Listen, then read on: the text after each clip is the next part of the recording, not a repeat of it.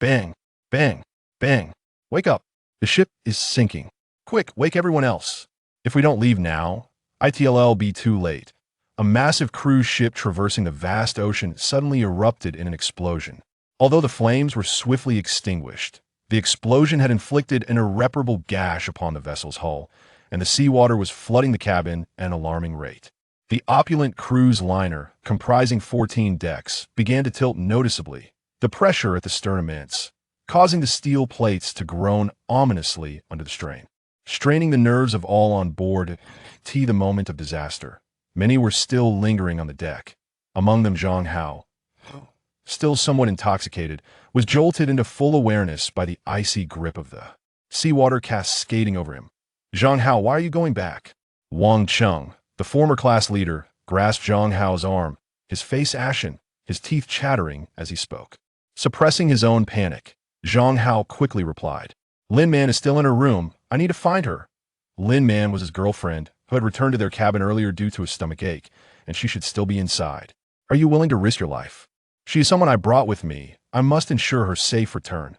With that, Zhang Hao inhaled deeply, cast a glance at Wang Cheng's complex expression, and without looking back, dashed toward the cabin. The wind and waves grew increasingly tempestuous, the ship rocking violently at this moment. Standing steady on the deck was a luxury, let alone walking. Yet compared to the inundated cabin, the deck was undoubtedly the safest place on the cruise liner. However, it could scarcely accommodate the thousands of passengers, each gripping the railing for dear life, refusing to let go. The tumultuous sea swelled, and the cruise ship swayed dangerously, the deck overflowing with panicked individuals. Help! A woman clad in a swimsuit suddenly slipped from the deck, desperately attempting to grasp the bodies or clothing of those nearby, seeking a lifeline. Yet, in this critical moment of survival, no one wished to bear the burden of another's weight. No matter how alluring now, they could hardly bear to glance at her, filled with disdain and revulsion. Get away from me. A man kicked her aside mercilessly. At that moment, the instinct to survive eclipsed all else. Amidst the chaos of pulling and kicking, the woman was ultimately pierced in the abdomen by a shard of metal flung from a sudden explosion, her innards spilling forth in an instant. Witnessing this, Zhang Hao felt a pang of sorrow for the fallen. Yet for him, the paramount objective was to locate his girlfriend Lin Man and devise a means to survive this maritime calamity. In fact, it had been less than 5 minutes since the explosion, and many still lingered in their cabins, largely oblivious to the unfolding chaos, simply feeling the violent rocking of the ship. Zhang Hao sprinted onward, swiftly reaching Lin Man's room. The next moment, he opened the door to the room and was met with the sight of his close friends, Shun Bai and Lin Man, entwined in a passionate embrace. Condoms lay scattered across the floor, and a familiar scent of heather lingered in the air. The room felt as if it had been struck by a sudden timer, their eyes locked in mutual shock and bewilderment. This scene shattered Zhang Hao's heart into fragments. He and Lin Man had been in a confirmed relationship for 3 long years, yet they had never crossed the boundaries of intimacy, sharing only hand-holding and kisses. Yet here she was, in bed with his dearest friend. No one could fully grasp his anguish. Zhang Hao felt as though his heart had ceased to beat. The silence from the other two offered no defense, and it was evident that this was not the first occurrence. In that moment, unable to contain his fury, Zhang Hao advanced, delivering a punch that sent Shun Bai sprawling to the ground. Perhaps fueled by guilt, Shun Bai lay there, stunned and motionless. Meanwhile, Lin Man's face drained of color as she clutched a nearby blanket to cover her pale form. Her mouth, once open in a plea for words, was now firmly shut, as if any explanation would be rendered futile against the stark reality. Zhang Hao, fixated on the woman before him, clenched and released his fists multiple times before finally uttering a single line as he bolted towards the deck. The ship is sinking, you should escape too. Though the day had begun with clear skies, the night brought an unexpected tempest, with monstrous waves relentlessly battering the cruise ship. Water surged into the cabin, causing the vessel to tilt perilously. More and more people fled from the cabins, rushing towards the deck, their cries drowning out the roar of the waves, creating a cacophony of terror. The Golden No. 1 cruise ship, capable of accommodating over 5,000 passengers, was now overwhelmed, and as the crowd swelled on the deck, the instinct for survival erupted. Some latecomers began to frantically pull others. Even sacrificing lives in their desperate quest for survival, humanity revealed its darkest and most horrific nature in that moment as Zhang Hao burst forth from the cabin. His gaze fell upon a lifeless body, the head skewered by a steel plate, with a mixture of red and white fluids bubbling and oozing out. Suppressing the nausea rising within him, Zhang Hao quickly glanced towards the starboard deck before turning away, heading towards the center of the ship. The bridge was already submerged, and the ship could no longer withstand the mounting pressure. Numerous sections had begun to fracture, creating jagged cracks. Many people slipped from the deck, meeting their tragic end below. In that moment, Zhang Hao's face turned pale, his hands gripping the railing tightly. Though fewer people were here, they were less than 3 meters above the turbulent sea, beneath which lay the crumbling steel plates. At the current rate of descent, he realized he would soon be engulfed by the waters. "Help me!" Another individual slipped from the bow, but no one dared to assist. Nearby lay the jagged steel plates, and it was clear that within moments, another body would join the others. Below, as the other party passed by Zhang Hao, he couldn't help but extend his right leg, effectively obstructing her path. However, this action caused the woman to wrap her arms around Zhang Hao's thigh, adding extra weight to him, which significantly increased the burden he bore. At that moment, Zhang Hao felt a twinge of regret, having clearly overestimated his own physical endurance. "Don't cling to my leg. Hold on to my waist." Moments later, a graceful body rested in his embrace, the seawater soaking their clothes, and in the face of life and death, the usual thrill of the moment dissipated entirely. Yet, Zhang Hao could not help but admire her figure, particularly in that refreshing swimsuit. As he glanced down, the exaggerated curves exuded softness and elasticity, driving him to madness. In the dim depths of the sea, faint outlines of orange lifeboats could be discerned, the very rescue equipment provided on the cruise ship. Yet, amidst the tumultuous waves, those aboard the small vessels were too preoccupied with their own peril to assist anyone else. As the cruise ship continued to sink, its demise became inevitable. Zhang Hao's complexion paled as he looked down at the woman and shouted, "Since we are destined to be submerged, do you want to jump out with me?" The woman nodded decisively, a touch of determination gracing her beautiful face. "Can you swim?" "A little," she replied. "Then follow my lead." Without a moment's hesitation, Zhang Hao firmly wrapped one arm around her waist and plunged into the sea. The icy water enveloped him, and a suffocating danger surged forth. Zhang Hao immediately released his grip on the woman with his right hand and swam vigorously towards the surface. However, he soon realized that his right calf had begun to cramp, a wave of anxiety disrupting his normal breathing. To make matters worse, with each struggle, despair settled in deeper. The self-rescue knowledge he had once retained was of no use in this dire moment. After involuntarily swallowing several mouthfuls of seawater, the cramping in his leg intensified. Zhang Hao, in utter despair, closed his eyes, pondering that if he hadn't obstructed the woman with his leg earlier, perhaps he might have had a chance of survival. They say saving a life is worth more than building a 7-story pagoda. What a lie, Zhang Hao thought, feeling an unwillingness to surrender, yet powerless to change his fate. At the moment his body was engulfed by the sea, a delicate white hand suddenly grasped his arm, using the buoyancy of the water to pull him back to the surface. Even a fleeting second above the water created an illusion of rebirth, and he gasped for air. "Don't die on me," the woman in the swimsuit cried, her voice tinged with desperation, as tears mingled with the seawater at the corners of her eyes. Boom! Suddenly, behind them, the sinking cruise ship erupted in a violent explosion, sending debris flying in all directions. Many were struck, their cries piercing the air. Bang! The shockwave from the explosion hurled Zhang Hao and the woman several meters away, as though they had been struck with tremendous force, the metallic scent of blood filling his nostrils. Then, darkness enveloped him, and he fainted. Uncertain of how much time had passed, Zhang Hao felt water splashing against his face, and his muddled consciousness suddenly recalled that he was experiencing a maritime disaster. With a sudden jolt, he opened his eyes to find a golden sandy beach beside him. Turning his head, he beheld a forest, resplendent like emeralds, while the air was thick with a briny tang.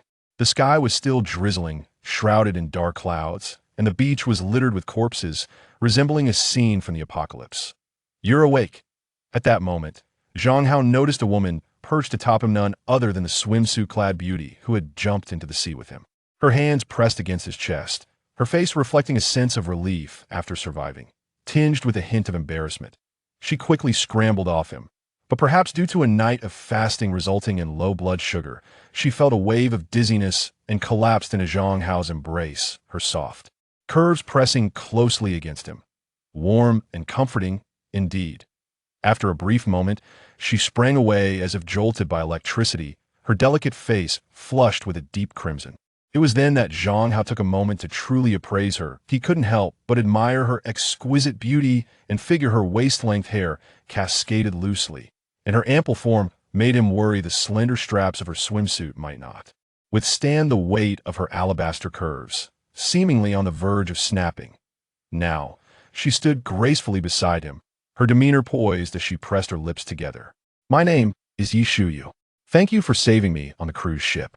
As she spoke, a shadow of sorrow crossed her face, for after the disaster, her colleagues had abandoned her, leaving only a stranger, whom she had never met before, to lend her a hand in the face of death.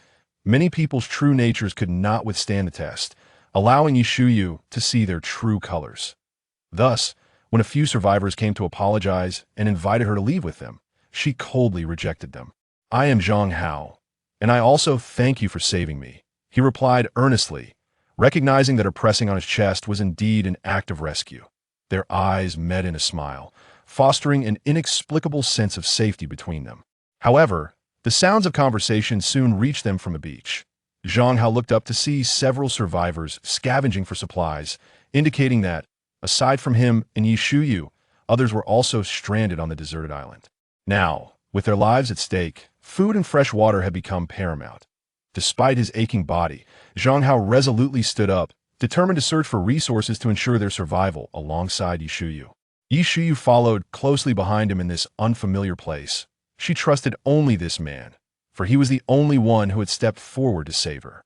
As time passed, the bodies at sea continued to wash ashore with the tide, their cold, exposed limbs taking on a ghastly green hue, sending shivers down one spine. Wai Xiao was overcome with goosebumps, clad in a swimsuit that accentuated her exquisite figure, capturing the attention of numerous survivors, particularly the men, whose gazes were laden with unspoken implications. Realizing this, Zhang Hao voluntarily removed his shirt and draped it over Yi Xiao, donning a tattered t-shirt that belonged to a deceased individual, utterly unperturbed. This gesture brought a sigh of relief from the woman, her eyes reflecting a newfound gratitude toward him. "Zhang Hao, do you have a girlfriend?" Yi Xiao suddenly inquired. Zhang Hao shook his head, acknowledging that his relationship with Lin Man had definitively ended, leaving him once again a solitary M. As time passed, the two scavenged for supplies along the beach, occasionally encountering the bodies of acquaintances, which evoked a mix of sorrow and a resolute commitment to survival. Unfortunately, the useful items were scarce, and food and fresh water were nearly non-existent. Before long, the sky grew increasingly dim. Zhang Hao glanced at the watch he had salvaged from a corpse, noting it was 4 in the afternoon. Based on his observations, darkness would descend in approximately 2.5 hours. Looking up at the gathering clouds, he turned to Yi Xiao and said, "A heavy rain is imminent. We must swiftly locate shelter, ideally somewhere that can shield us from the deluge, and allow us to dry our clothing." Yi Xiao nodded, casting a glance toward the horizon before hastily following Zhang Hao away from the beach. As they traversed the island's forest, both moved with caution. Zhang Hao retrieved a small knife from the backpack he had gathered, his body slightly hunched, prepared to confront any lurking dangers behind him. Yi Xiao gripped a wooden stick, her apprehensive gaze scanning the ominous underbrush surrounding them. Fortunately, it wasn't long before they safely reached the base of a cliff. Ahead lay a narrow, recessed cave, impervious to rain and remarkably concealed, appearing to fulfill their criteria for a refuge. However, a vertical drop of 3 meters loomed before them, flanked by steep slopes choked with dense foliage. Zhang Hao assessed the situation, leaped down, and after confirming the area was secure, signaled for Yi Xiao to descend.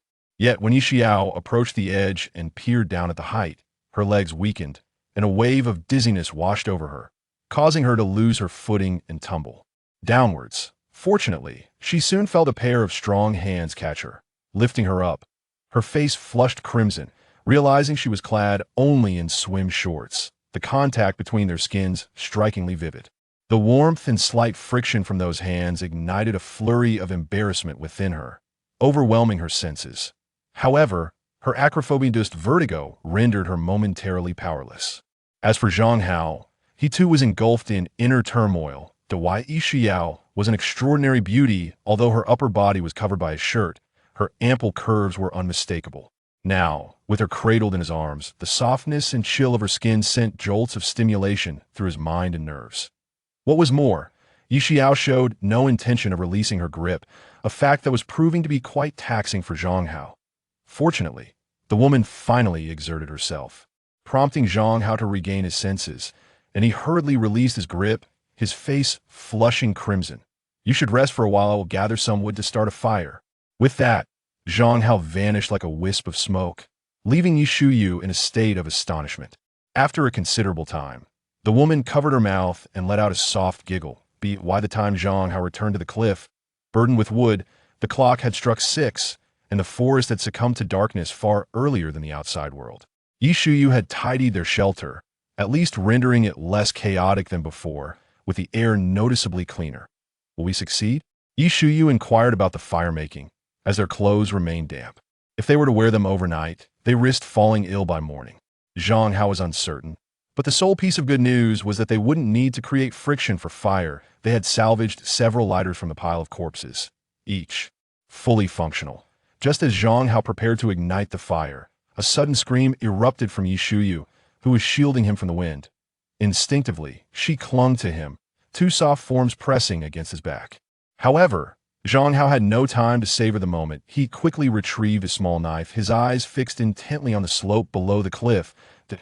In the darkness beneath the cliff, Zhang Hao gripped the knife tightly, his heart racing. On the slope beside them, a wild wolf with glowing green eyes emerged, traversing the thorns and advancing towards them. Yishuyu had been startled by the two emerald eyes of the wolf, and now, upon recognizing the creature, she trembled, goosebumps spreading across her fair skin. Zhang Hao felt the tension rise within him as he hunched low, retreating step by step, every nerve taut. However, he soon became aware of the two soft forms continuously rubbing against his back, their weight igniting a fever within him. "You need to find a place to hide." At Zhang Hao's words, Yishuyu blushed and slid off him, but she had barely moved a few steps when the wolf bared its teeth, attempting to circumvent Zhang Hao and launch an attack on Yishuyu. This unexpected turn left Zhang Hao astonished, beads of cold sweat forming on his forehead. "Zhang Hao." Yishuyu's voice trembled with fear. Suddenly, the wolf lunged at Zhang Hao, its speed so great that it sent fallen leaves swirling into the air in a desperate bid for survival. Zhang Hao gritted his teeth and thrust the knife forward with all his might. Witnessing this, Yishuyu felt her legs weaken, a breath caught in her chest, nearly suffocating her. In a moment of peril, the wolf, attempting to evade Zhang Hao's attack, lost its footing due to its own velocity and crashed to the ground with a whimper, rising again with one of its legs limping. Zhang Hao was startled but quickly regained his composure, seizing Yishuyu and fleeing from the clearing beneath the cliff. However, soon their faces turned pale, for the night forest was filled with the chilling echoes of wolves howling. In the heart of the forest, a subtle rustling echoed, as if some entity lurked in the shadows, eluding identification in the darkness. Yishuyu found herself devoid of any rational thought, while Zhang Hao felt a chill enveloping him, uncertain of the safest path to take. It was not until a piercing scream shattered the stillness that both were jolted back to reality. "Let's head to the beach," Zhang Hao exclaimed immediately. Although the beach offered an expansive view, making it easier for wolves to spot their prey, the forest was teeming with survivors, and with the impending torrential rain, the sandy shore appeared the safer option. With this realization, Zhang Hao grasped Yishuyu's hand, and they sprinted forward, regretting that he had not been gifted with longer legs.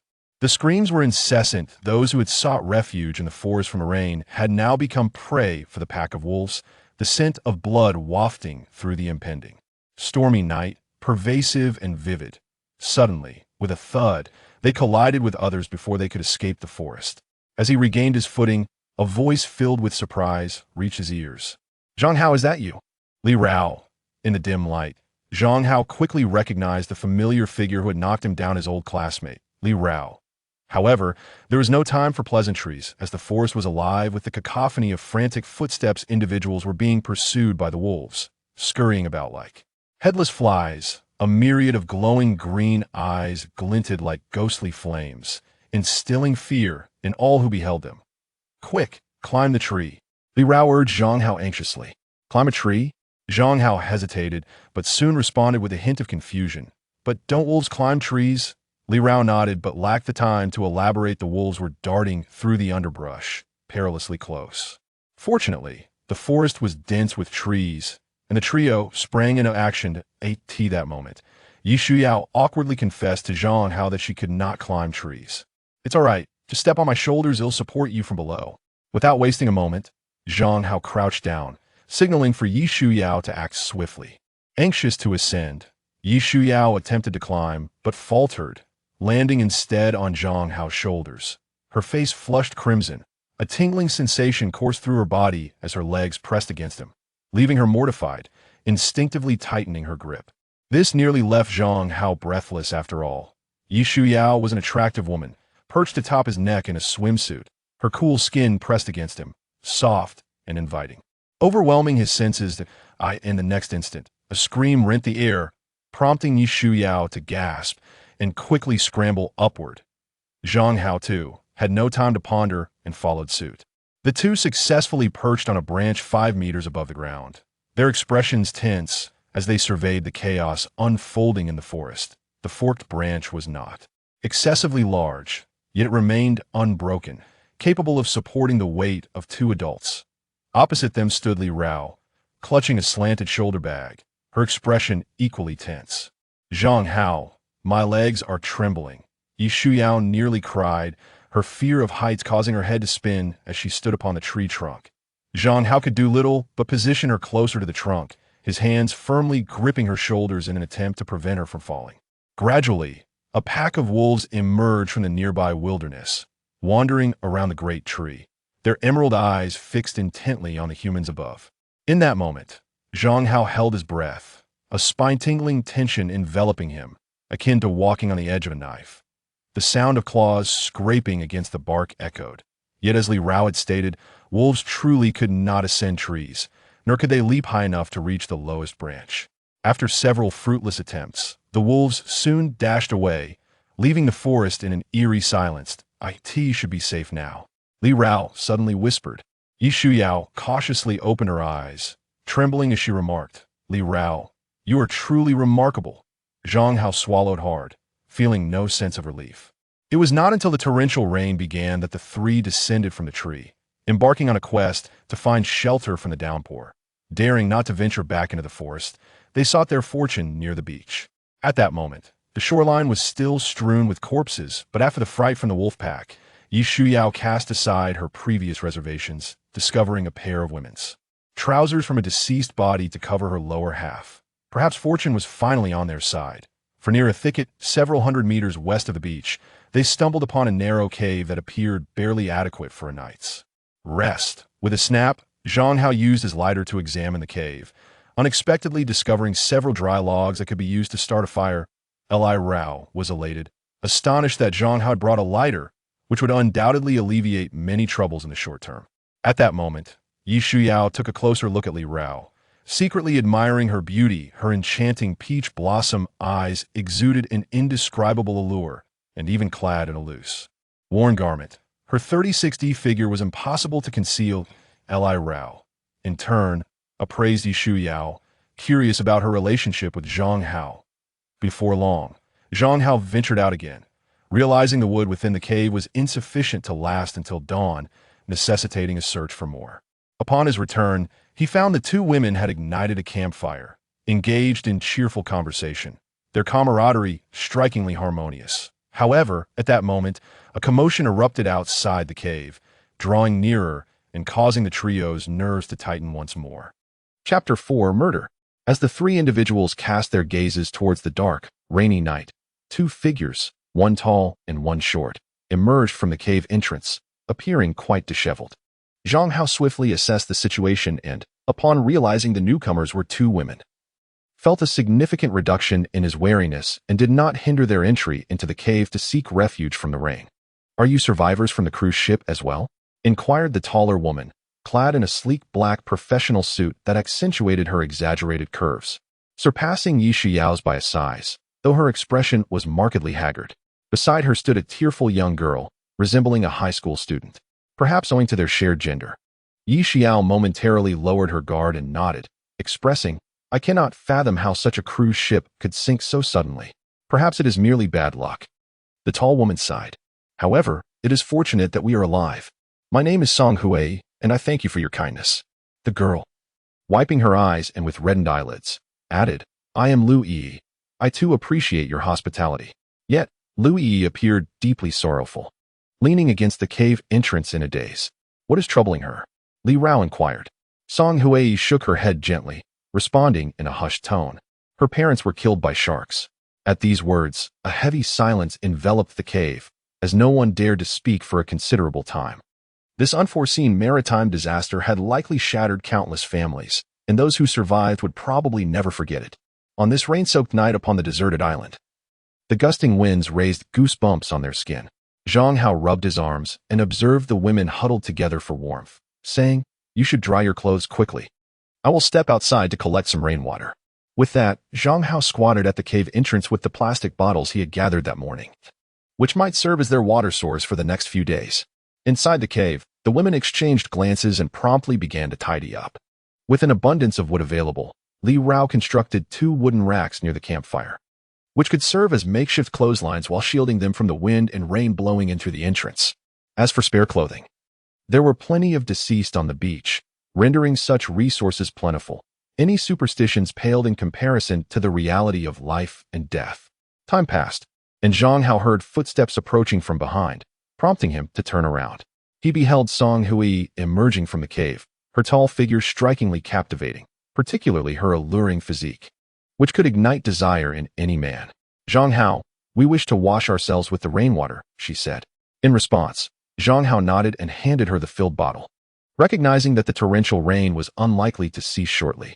However, Song Hui did not depart. Instead, she crouched down and recounted the tale of Zhang Hao rescuing Yi Xiao aboard the cruise ship, evidently having shared numerous maritime disaster stories among the women in the cave. "Zhang Hao, you are a good person," Song Hui remarked with a smile before turning to leave the cave entrance. Zhang Hao touched his nose, momentarily feeling a sense of melancholy at the label of good person bestowed upon him by Song Hui. Soon, Li Rao and Yi Shuyao emerged, each adorned in a simple, monochromatic hoodie, their appearances markedly more vibrant than before, and their camaraderie was palpable, surprising Zhang Hao. In his memory, Li Rao had always been solitary, largely due to her habit of keeping her head down, speaking little, and donning heavy black-rimmed glasses, her demeanor excessively modest during her academic years. Had it not been for that unfortunate incident, few would have realized that a girl of such exquisite charm existed among them.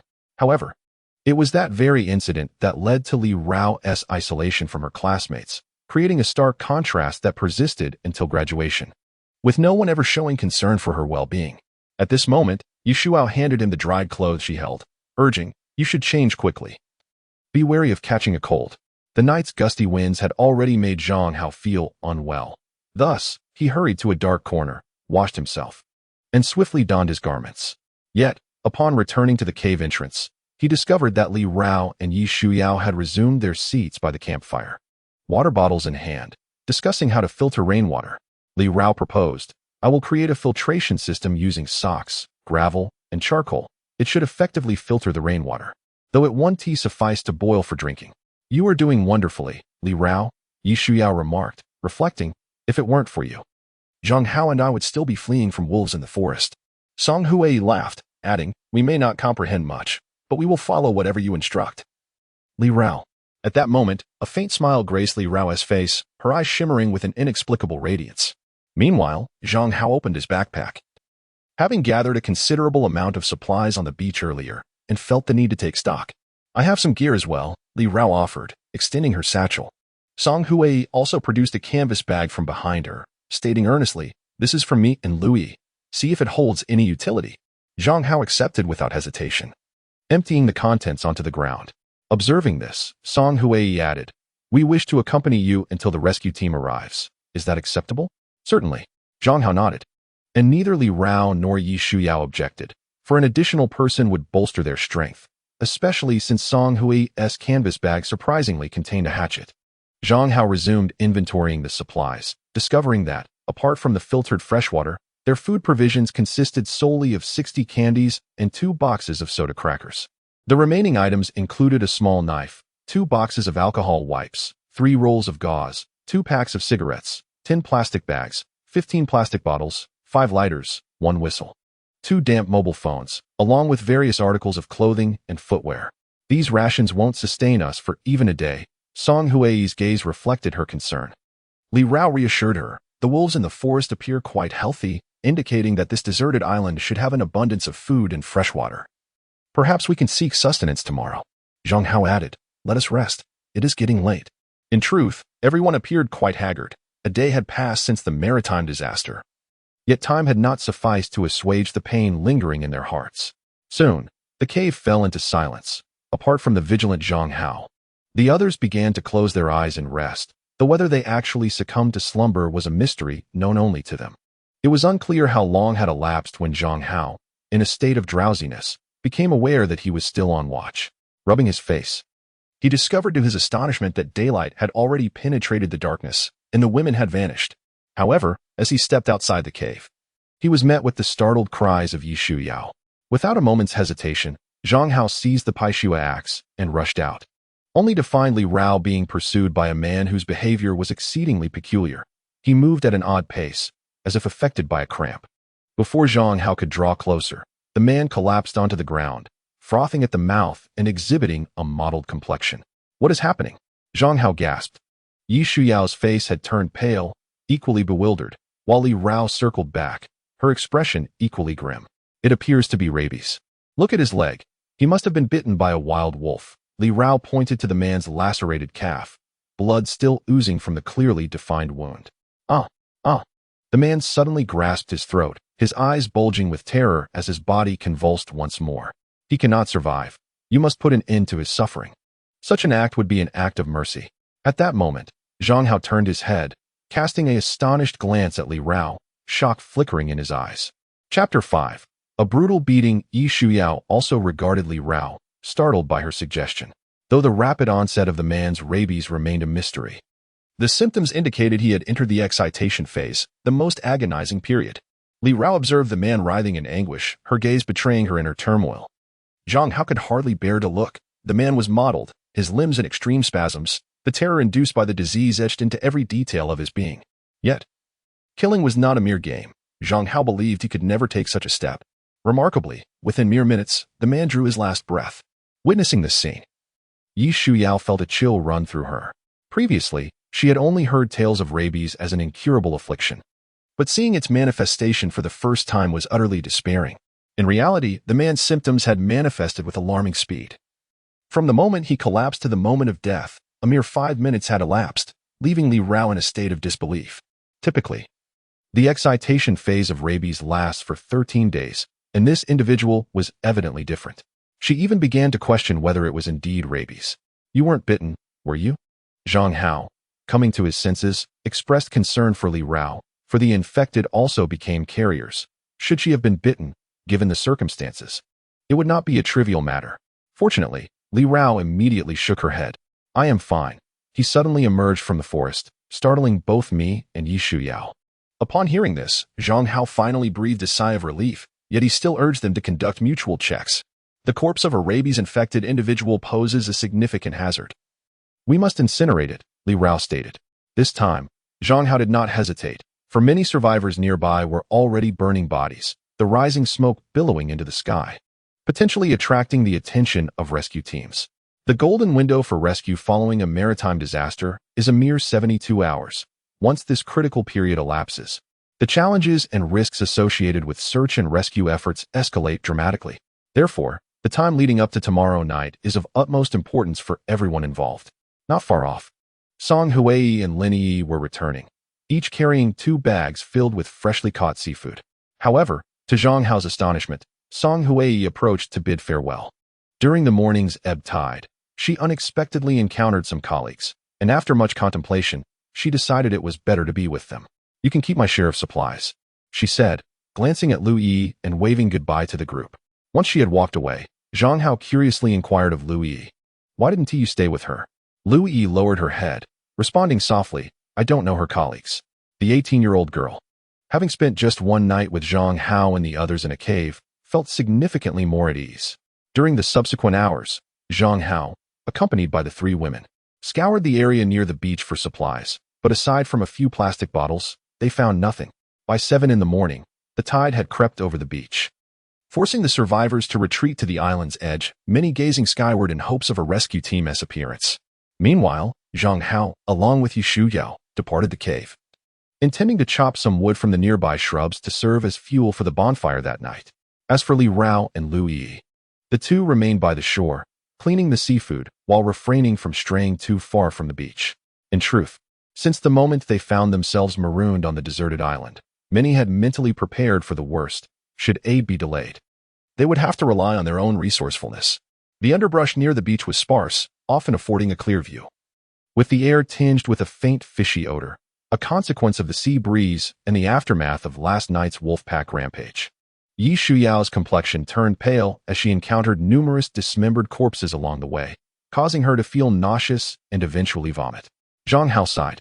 There were still bodies in the forest that had not yet been dealt with, all of which had been savagely killed by wolves. Many bore grotesque expressions, tongues lolling, and eyes bulging, their demise tragically horrific. "Have some candy." Zhang Hao offered the sweets he had prepared to Yi Shuyao, who felt somewhat better after consuming them. "Zhang Hao, where are we headed now?" Yi Shuyao inquired, closely following him while casting wary glances toward the depths of the primordial forest from which they had fled the previous night. Zhang Hao surveyed their surroundings carefully, and when his gaze fell upon the western side, his eyes brightened. "Let us head that way. It appears to be a grove of coconut trees." "Are there coconuts?"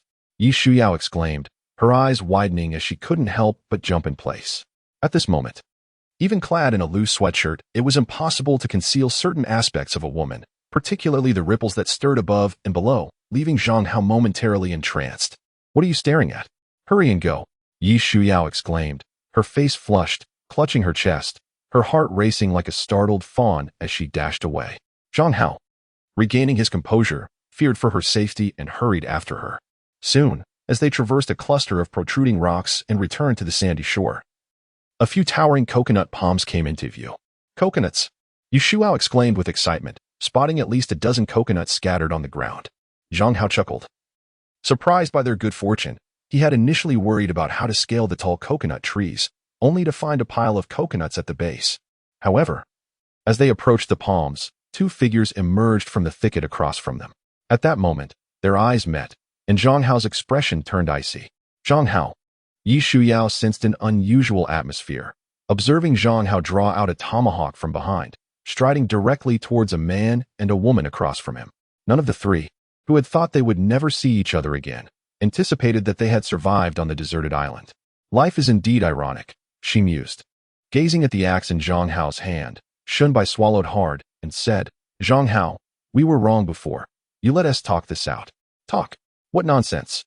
Zhang Hao shot a glance at Lin Man, who had remained silent and head down since their encounter, and barked, "Put down the coconuts and get lost."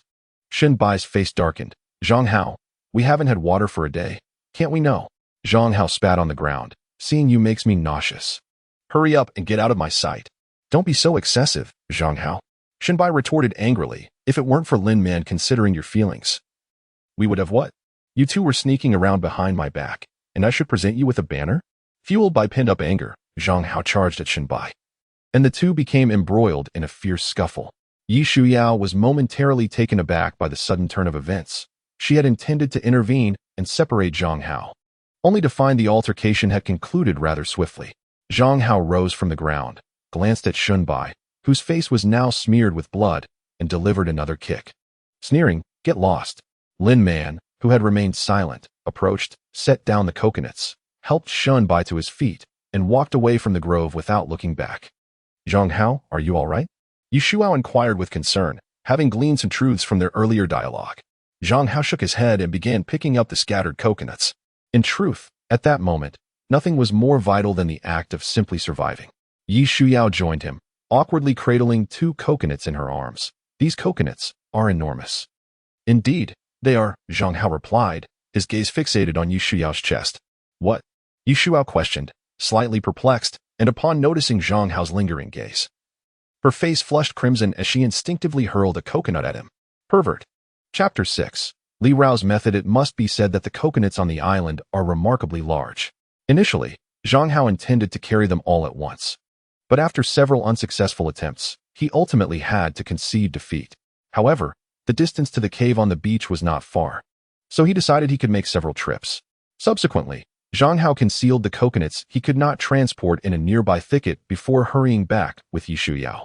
Along the way, neither of them mentioned the recent altercation, yet it was evident that Zhang Hao remained in a foul mood, his brow furrowed with a hint of frustration, and his lips turned downward as he focused intently on the path ahead. Following closely behind, Shuao occasionally stuck out her tongue, glancing at the coconuts in her arms, her cheeks flushing with a rosy hue. Upon returning to the cave, the clock struck 9. The temperature on the island was gradually rising. Having shed the coolness of the previous night in favor of the true heat of summer, most survivors had retreated from the beach back into the forest, and Li Rao and Lin Yi had only just returned. Upon seeing the coconuts, a look of surprise broke through their previously troubled expressions. Finding these coconuts could significantly alleviate their survival struggles. Earlier, on the beach, Li Rao and Lu Yi had attempted to borrow food and drink from others, only to be met with unyielding refusals. In the face of disaster, everyone was on edge, and mutual assistance had become a luxury. This also served as a stark reminder that as time passed, resources would dwindle. There are still over a dozen coconuts left. I will go retrieve them now. With that, Zhang Hao entered the cave to grab a plastic bag and, accompanied by Shuao and Lin Yi, made his way back to the beach to collect the remaining coconuts. In total, they gathered 20 coconuts. Even if each person consumed 1 per day, it would last them 5 days, sufficient time to await the arrival of a rescue team. More importantly, the coconut water could serve as hydration, and the flesh could be consumed as food, effectively transforming into a miniature supply station. The coconut shells could also be utilized as containers for boiling water. Li Rao suggested, let us try that later. While coconut water could replenish fluids, it could not replace the efficacy of fresh water. If the shells could indeed be used to boil water, the rainwater filtered out last night could be purified once more, ensuring safer drinking. Shuao remarked once again, Li Rao, you possess such extensive knowledge. In comparison, we seem utterly foolish. Zhang Hao, you must protect Li Rao. You are the only man in our group. Upon hearing this, Zhang Hao suddenly felt a heavy burden of responsibility. Shuao was right. Among the 4 of them, he was the sole male, and he could not rely solely on 3 women for survival. With this thought, he took up the axe and began chopping wood in the nearby underbrush to prepare materials for the evening's bonfire. It was now 10 in the morning, and 36 hours had passed since the shipwreck. Lu Yi approached a rock, retrieving 2 mobile phones from its surface. After several hours of exposure to the sun, the moisture within the devices had mostly evaporated. The phones could be turned on, but there was no signal. Allow me to ascend to a higher vantage point, Zhang Hao declared, as he sprinted to the opposite cliff, only to find himself still unable to establish contact with the outside world. The signal bars on his phone remained resolutely at 0. On the path back to the cave, he noticed a massive distress signal inscribed on the beach, the efficacy of which was subject to interpretation. Meanwhile, some individuals continued to ignite trees and corpses, hoping that the billowing smoke would attract the attention of rescue teams. In the face of calamity, everyone was exerting their utmost to survive. Under the shade of trees near the cave, Li Rao and her companions had commenced cooking. Despite the lack of proper utensils, they managed to roast shellfish. Moreover, Shuao skillfully wielded a small knife to open a coconut, pouring out its juice and scooping out the flesh, while attempting to use the remaining shell to boil water with surprisingly effective results. Alas, fresh water was scarce. Shuao licked her lips, took a couple of sips, and then passed the coconut shell to Lu Yi. Although they had collectively gathered 15 plastic bottles of rainwater, this meager supply would not sustain them for long. They had already consumed 3 bottles. Zhang Hao returned, drenched in sweat, as the temperature on the island soared to around 40 degrees Celsius.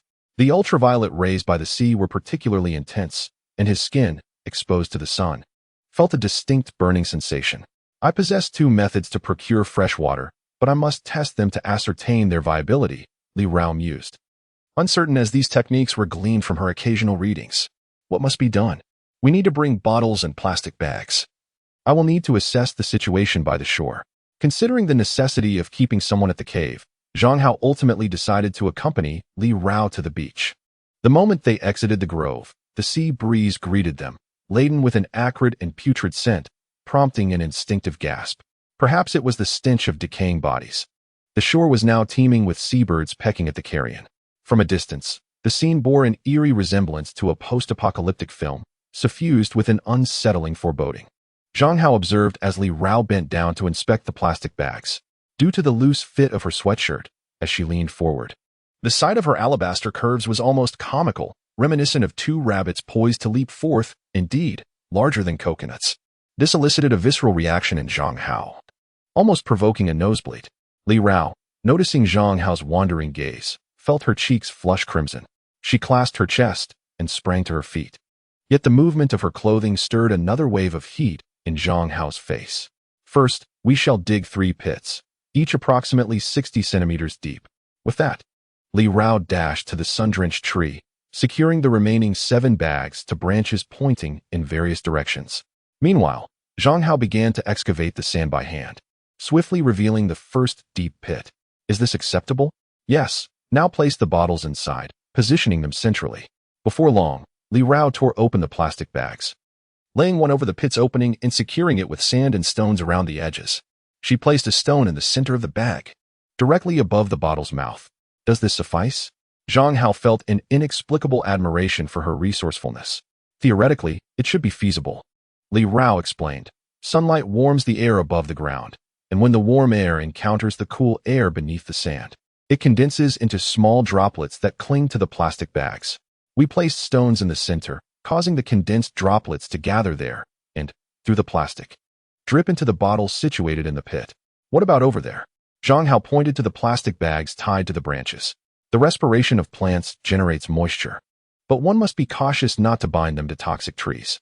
Zhang Hao nodded, grasping the general process, increasingly impressed by Li Rao's ingenuity. Without her, they would surely struggle far more on the deserted island.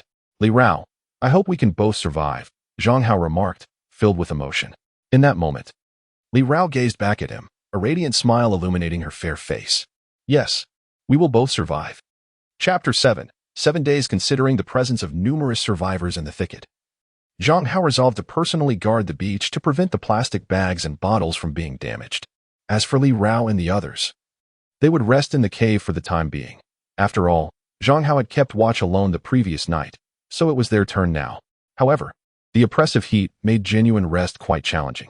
Hiding in the cave, Yi Shuyu had changed into a tank top, her splendid figure on full display, sparking envy and Lin beside her. Sister Yao Hao, yours are even bigger than coconuts. Yi Shuyu's cheeks flushed, remembering Zhang Hao's earlier remarks, her expression turning adorably vexed. Li Rao had also donned shorts and a short-sleeved top. Her fair skin resembled tofu, glowing even in the dim environment. Yet the heat was stifling, rendering conversation exhausting. As dusk approached, the temperature on the island plummeted abruptly, as if transitioning from the peak of summer to autumn in an instant. The sea breeze ravaged the deserted isle, causing goosebumps to rise instantly. In the thicket, Zhang Hao was observing the plastic bags hanging from the branches, and upon closer inspection, he noticed a transparent liquid at the bottom of the bags. Not much, perhaps the width of a finger. It truly can generate fresh water. Zhang Hao inhaled deeply, glancing around the vicinity of the thicket and, finding no one, hurried to the sandy area. He removed the plastic covering, discovering a shallow layer of fresh water accumulating in the bottle beneath the deep pit. Gathering all the water sources together, he found it amounted to nearly half a cup, just under a pound. Unable to resist, Zhang Hao took a small sip, noting that aside from being slightly warm, it tasted indistinguishable from ordinary fresh water. I should collect more bottles and plastic bags, or other materials similar to plastic film. While pondering this, Zhang Hao quickly gathered the bags and bottles and made his way back to the cave. Upon seeing the small half-bottle of fresh water, Li Rao and the others appeared quite excited. Although the quantity was limited, it was undoubtedly a promising start. You lecher, Yi Shuyu suddenly shot a fierce glare at Zhang Hao, realizing that his gaze had been wandering, and she remembered she was still wearing a tank top. Her exaggerated figure a formidable allure for men. Zhang Hao chuckled softly, glancing at the sky and his watch, contemplating that there remained 1 to 2 hours before dusk. At this moment, the time since the shipwreck was approaching the critical 48-hour mark. The rescue team had yet to arrive, yet many stood atop the treetops, gazing at the twilight sky, their eyes still glimmering with the hope of survival. Meanwhile, Zhang Hao was scouring the beach for supplies alongside Lin Yi. Compared to the previous day, the number of bodies had significantly diminished. Lin Yi's complexion was still far from radiant. Just a day prior, she had endured the anguish of losing a loved one, now forcing herself to survive on this desolate island. A cruel ordeal for a second-year high school girl. On the beach, it was a common sentiment that the utility of plastic bags and bottles was not as substantial as anticipated. Yet, surprisingly, Zhang Hao's haul today exceeded that of yesterday. As darkness fell, he and Lin Yi had collectively gathered 20 bags and 19 beverage bottles, in addition to 2 intact backpacks. With these bags, they might procure a pound of fresh water over the course of a day, Zhang Hao exclaimed with excitement. However, at that moment, a piercing wolf howl echoed from afar, startling Lin Yi. "Zhang Hao, let's hurry," she urged, nodding in agreement. Zhang Hao cast a glance into the depths of the island before swiftly guiding Lin Yi back to the cave. Inside, Li Rao and Yi Shuyao were tending to the fire, and upon hearing the wolf howl, they felt a chill race down their spines. Fortunately, the flames quickly ignited, illuminating the cave and dispelling their unease. "Will the wolves find us?" The women voiced their apprehensions while sheltering in the cave. Zhang Hao reassured them. "I carefully surveyed the area during the day and found no signs of wild wolves. Even if they come, we have fire to keep them at bay." His words provided some relief, though only Zhang Hao understood that when confronted with a pack of starving wolves, fire would merely serve as a deterrent, incapable of halting their assault. Yet that night, the cave remained tranquil, untouched by the carnage of the forest. On the third day, the critical window for rescue was irreversibly counting down. If the rescue team does not arrive in the next 2 days, we must prepare for prolonged survival on this island, Zhang Hao remarked as he descended from a tree, both phones still lacking signal. Yu Shuao wore a somber expression while Li Rao appeared grave. In contrast, Lin Yi seemed to regain some vitality, her gaze fixed on the azure sea, her face emanating an unusual calm. This is the worst-case scenario. If we surpass the golden rescue window, the chances of being saved will drastically diminish. Zhang Hao observed the women for a moment before stating, "You all stay in the cave. I will search the shoreline for more supplies." "I'll come with you." Yi Shuyao immediately responded to Zhang Hao's words, realizing that with 3 women in the group, their needs were somewhat more nuanced and perhaps not understood by the men. It wasn't long before the two arrived at the beach, where, relative to the previous days, the number of bodies had notably lessened once again. Perhaps it was midday, and the desolate beach was scarcely graced by survivors. Zhang Hao, accompanied by Yi Shuyao, meticulously rummaged through the garments of the deceased, an overwhelming stench assaulting their nostrils. Yi Shuyao, suppressing her discomfort, now scrutinized the bodies of women, leaving no item, including undergarments, unexamined. As for Zhang Hao, he was focused on seeking out plastic bags and bottles, deeming these items invaluable and plentiful. They did not return to their cave to rest until 3 o'clock, exhausted. That night, a full 72 hours had elapsed since the maritime disaster, yet no rescue team had appeared. Unbeknownst to them, another 7 days slipped away. With the rescue team's absence, the atmosphere on the island gradually grew increasingly tense. "Hey, could you spare some water? I can pay." In the small grove, Zhang Hao turned to see a portly middle-aged man, accompanied by a weary young woman. Zhang Hao shook his head. The island had been sweltering for days, and the fresh water they managed to procure barely sufficed for their survival. Any extra was a luxury they could not afford. Moreover, being stranded on the island rendered any amount of money useless. As he watched the pair depart, Yi Shuyao, who had been gathering firewood, slowly straightened her back, her silhouette accentuated by the curve of her figure, causing Zhang Hao to worry that the buttons of her shirt might burst from the strain. It seemed the number of survivors in the grove was steadily increasing. Yi Shuyao felt a growing anxiety. The way those individuals regarded her was unsettling. Not only had the number of people risen, but conflicts had also become more frequent. At that moment, Zhang Hao furrowed his brow as he spotted Lin Yi rushing toward him. Upon closer inspection, he noticed blood trickling from her mouth and her cheeks swollen. "Brother Zhang." Someone came to the cave and took everything, she exclaimed. Sister Li Rao is still over there. Chapter 8. Moving without waiting for Lin Yi to finish. Zhang Hao seized his axe and dashed out. Behind him, Yishua observed Lin Yi, who had been struck, her face marred with swelling, skin broken and oozing blood. Igniting a pang of anguish within her, Lin Yi, gripping Yishuyao's hand, hurried back toward the cave. In truth, the cave was merely a 3-minute walk from the grove. And by the time Zhang Hao returned in a fury, he spotted one of the assailants dragging Li Rao toward the underbrush. Li Rao's clothing was torn, her attire disheveled, revealing expanses of alabaster skin. Damn it! Zhang Hao's eyes reddened with rage, his expression contorted in fury as he swung the axe at the man's neck. In that moment, Zhang Hao truly wished for the man's demise. However, Li Rao continued to struggle in the man's grip, and as the axe descended, their tussle caused him to evade the fatal blow, though it ultimately struck his foot. The next instant, a heart-wrenching scream pierced the air, accompanied by agonized moans that sent shivers down everyone's spine. A bloodied foot lay on the ground, blood gushing from the wound like a fountain. In this moment, Zhang Hao swiftly assisted Li Rao to her feet, casting a glance at the chaotic cave, his inner fury erupting like a volcano, utterly uncontainable. The peaceful axe in his hand danced once more, striking at anyone in sight. On this desolate island, such formidable weapons were scarce, and upon witnessing Zhang Hao's frenzied demeanor, the others were instantly paralyzed with fear, daring not to linger near the cave any longer, hastily fleeing with their supplies. As for the man whose foot had been grievously severed, he wept bitterly, dragging himself towards the forest in a clumsy retreat. Enough, Zhang Hao, Li Rao cried. Embracing him tightly, she had been genuinely terrified moments ago, and even now, the memory sent shivers down her spine. I shall slay them. Zhang Hao was nearly consumed by rage. Not only had their supplies been destroyed, but Li Rao had also nearly lost her virtue, now exposed and vulnerable.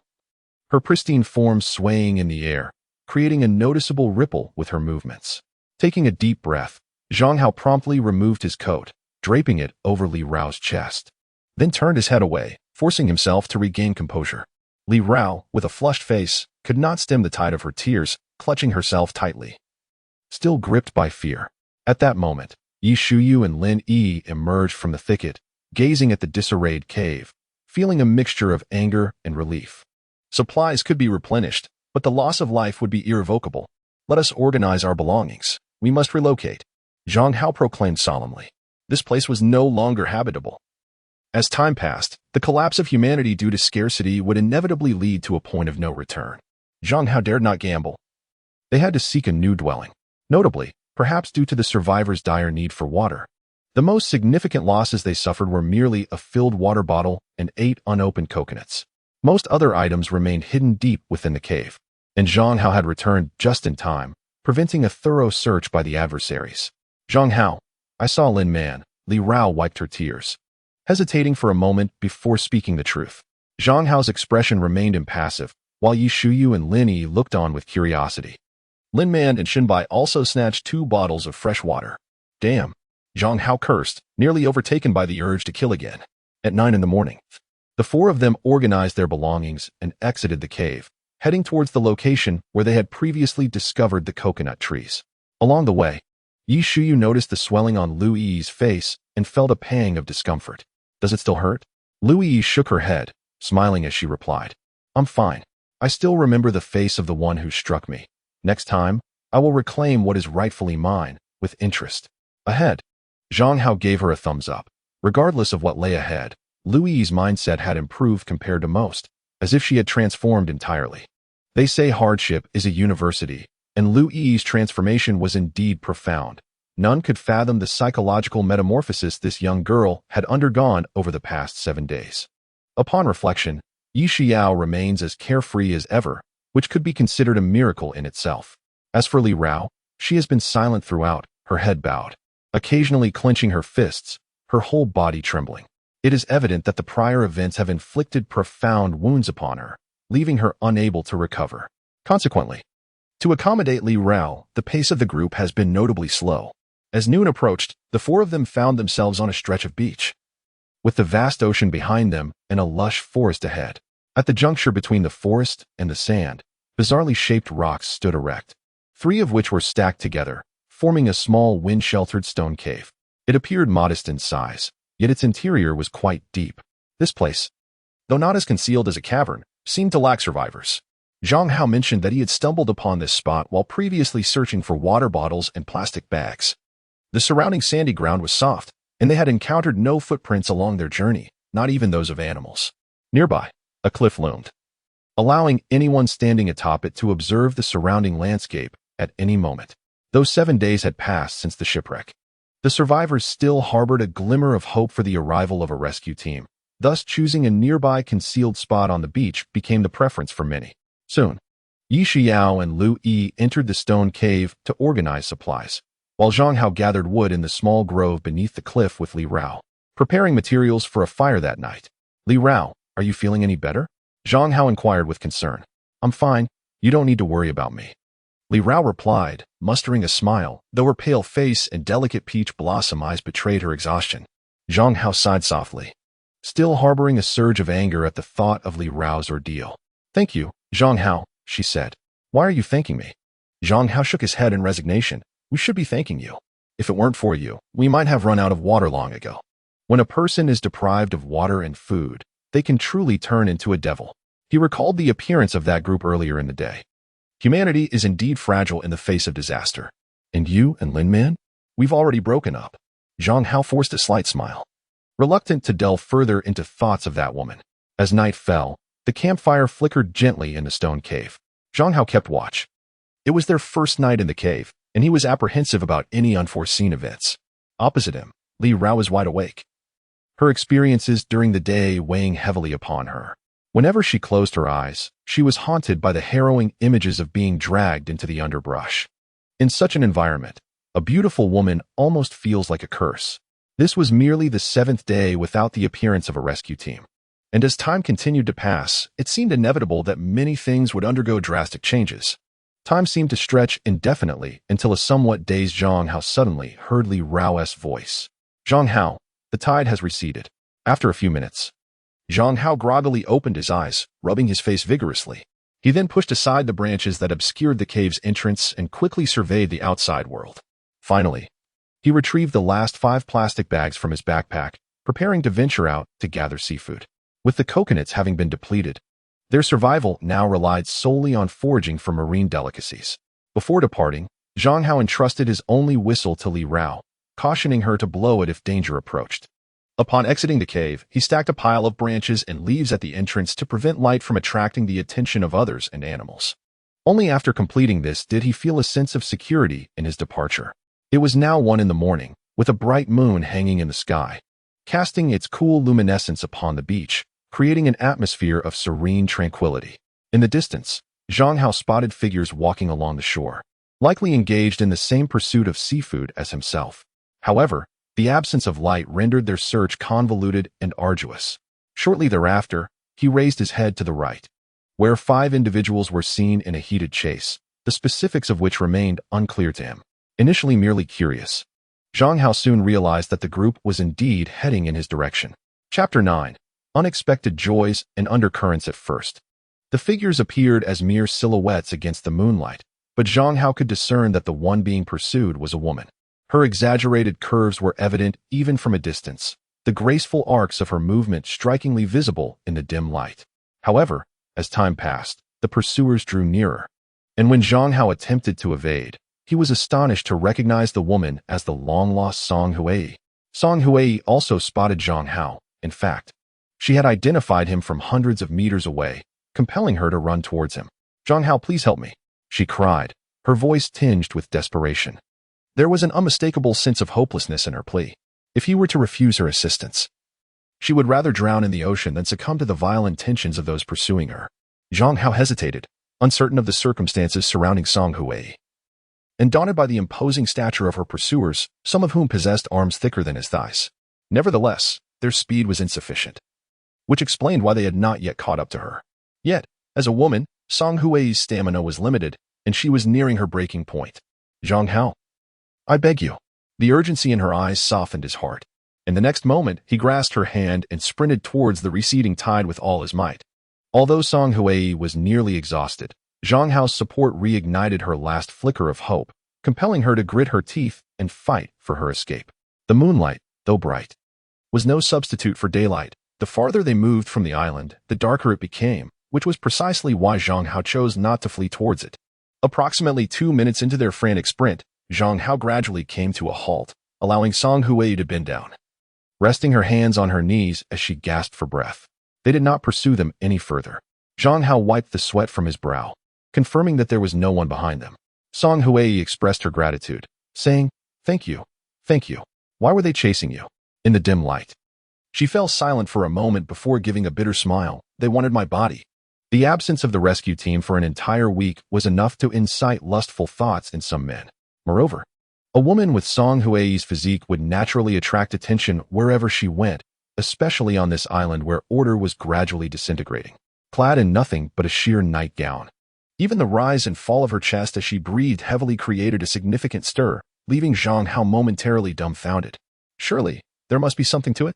Furthermore, Newton's law of universal gravitation seemed to have no effect on this woman.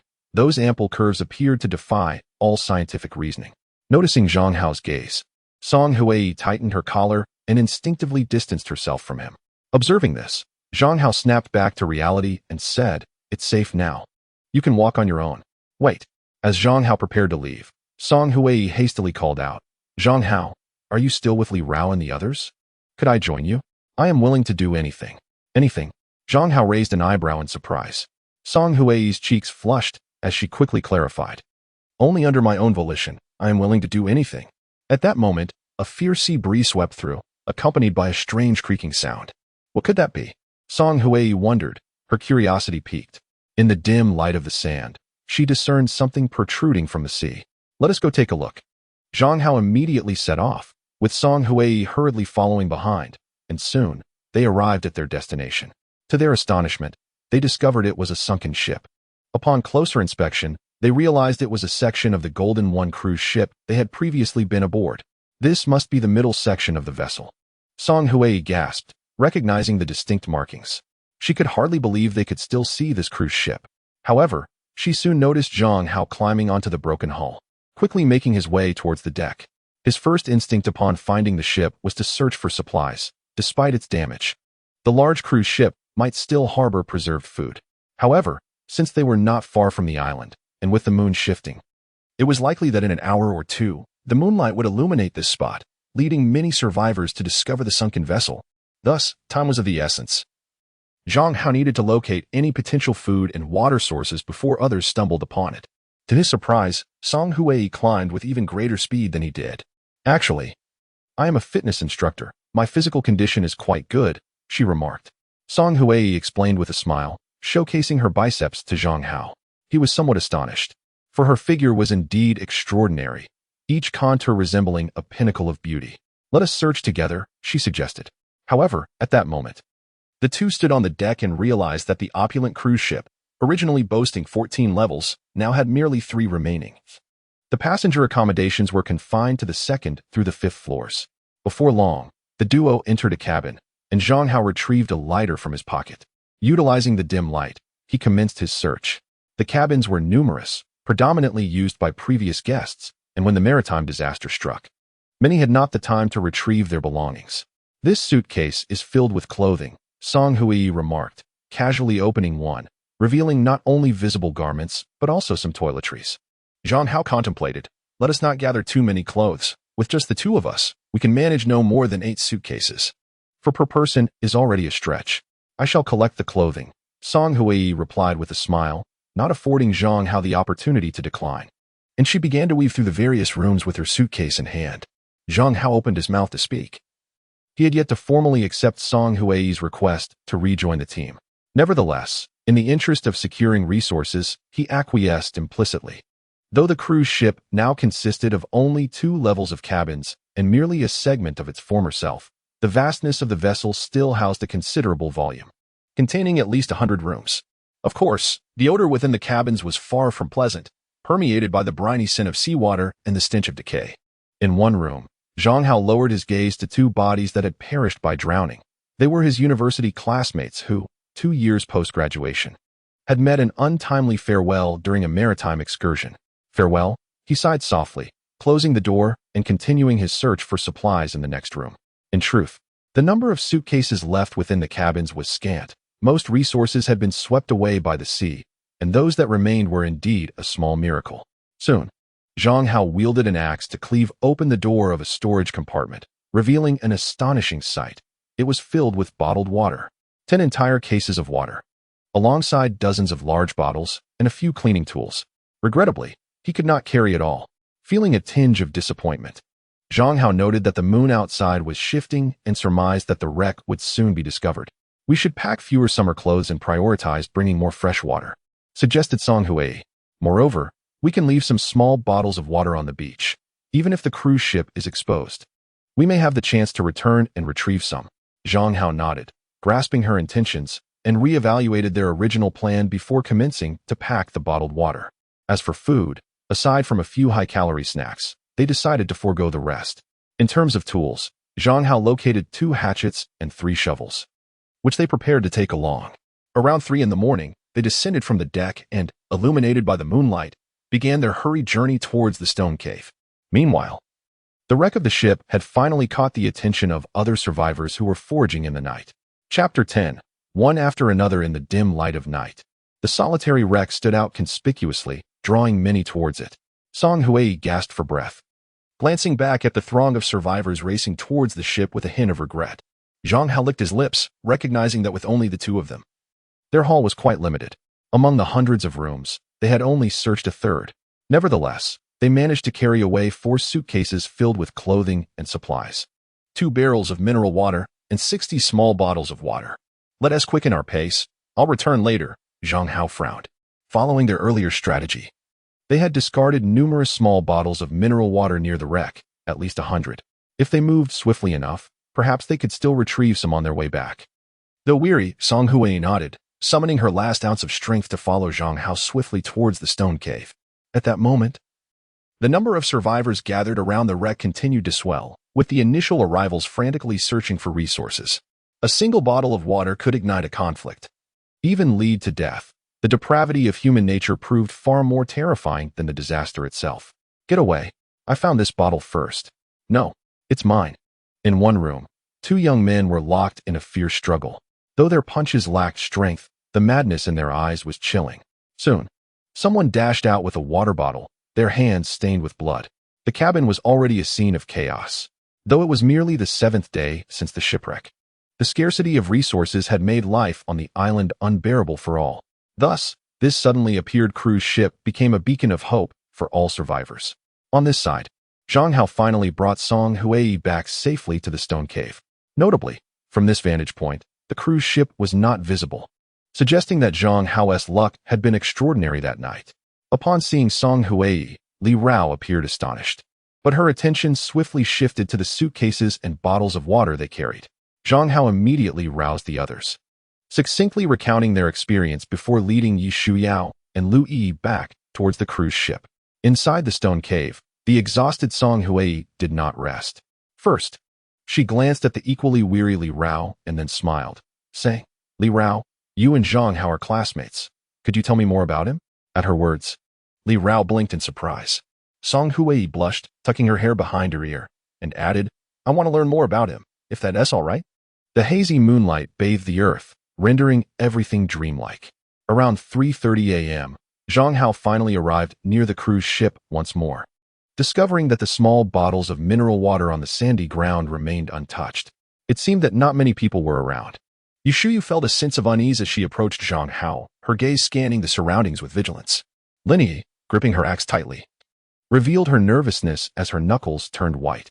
Indeed, the ship was teeming with too many people. Zhang Hao lifted his head, his eyes landing on a section of the ship's hull not far away, where individuals continuously streamed in and out, their excitement reverberating in the air. It was evident that many were engaged in transporting supplies, with the largest group consisting of around a dozen men, likely the most populous survivor crew on the deserted island. In addition, there were several smaller clusters fiercely competing for resources, creating an atmosphere of intense rivalry. We should refrain from approaching. It's far too perilous, Zhang Hao declared, shaking his head. Although he felt regret, the preservation of life was paramount. A closer inspection of the beach revealed some individuals lying motionless on the ground, likely deceased, while a few scattered suitcases and backpacks lay nearby. You two can search for water bottles in the vicinity. I will retrieve those suitcases, he instructed. Be careful, Yi Shuyu urged, unable to suppress her concern. Zhang Hao nodded, striding forward with his axe in hand, his eyes alert to the movements of the passing survivors. One for each, someone shouted. After a moment's thought, Zhang Hao nodded, acknowledging that avoiding conflict was preferable. Ultimately, he selected 3 backpacks, justified by the presence of his axe. Why not take the suitcases? Yi Shuyu inquired, and Lin Yi cast a puzzled glance his way. Zhang Hao elucidated, consider this, when traveling. Do you store food in your backpack or your suitcase? Realization dawned upon Yi Shuyu and Lin Yi. Typically, clothing and toiletries would occupy suitcases, while snacks were predominantly stored in backpacks. At this moment, their most pressing need was sustenance. Upon opening the backpacks, they indeed found an assortment of snacks, along with a few umbrellas and raincoats, a pleasant surprise. This food will only sustain us for a few days, Zhang Hao sighed, recognizing that snacks, while welcome, could not truly satiate hunger. Nevertheless, it was better than nothing. In the ensuing hours, the trio continued to scavenge for water bottles near the cruise ship. Throughout this time, people continuously boarded and disembarked from the vessel, with altercations escalating to violence, resulting in fatalities. A sudden crash echoed as someone was pushed off the deck. From a height of several meters, the fall was lethal. Witnessing the splatter of crimson and ivory liquid from the body, both Lin Yi and Yi Shuyu were overcome with nausea, their faces paling. Zhang Hao glanced towards the horizon, his brow furrowing. Dawn is approaching.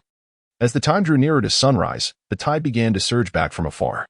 No one could predict whether this sunken ship would still be here after the next retreat of the tide. Perhaps this uncertainty explained the increasingly frenzied behavior of those on the deck over the past half hour. The sandy ground surrounding them already bore witness to a dozen corpses. Each met with a tragic end. Some were not entirely deceased, yet lacked the capacity for movement, awaiting only the slow embrace of death. Have they all gone mad? Yi Shuyu found herself bewildered. The sunken ship had seemingly brought hope for survival, yet the toll of death had only increased. Lu Yi, tense and breathless, clutched the axe tightly. Zhang Hao sighed as he observed the figures on the deck scrambling for supplies.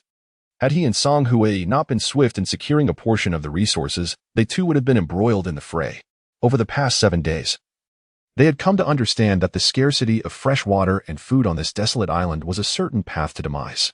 However, the baseness and greed inherent in human nature made them all, including Zhang Hao, wish for an abundance of resources, an insatiable desire that seemed endless. More critically, no one knew whether a rescue team would ever arrive. As fatalities continued to mount on the island, some even hoped that the rescuers would not come at all. Gather your belongings. We must leave swiftly, Zhang Hao declared without hesitation, taking advantage of the dim light before dawn to ensure their safe departure. With their luggage and backpacks in tow, the trio hurriedly vacated the cruise ship, making their way towards the cave. However, not far along the path, Yi Shuyu abruptly halted, pointing towards the brightening horizon with a look of astonishment. Look, is that not another sunken ship? Is there? Zhang Hao turned back to gaze at the horizon. The waves rolled tumultuously, appearing devoid of anything unusual. Lin Yi also claimed she saw nothing, and given the distance, could it have been a mere illusion? Am I truly imagining things? Yi Shuyu squinted, yet at that moment, the horizon was indeed bare. Subsequently, the three ventured into a small thicket, circumventing the beach before finally reaching the cave. Inside, Li Rao and Song Hui had yet to rest, upon seeing Zhang Hao and the others return. Their anxious hearts began to settle. I will rest for a while. Everyone should stay put today, Zhang Hao announced, exhaustion weighing heavily upon him as he reclined at the cave entrance, quickly succumbing to sleep. Before long, Li Rao and Song Hui, having endured a sleepless night, could no longer maintain their energy and lay down to rest as well.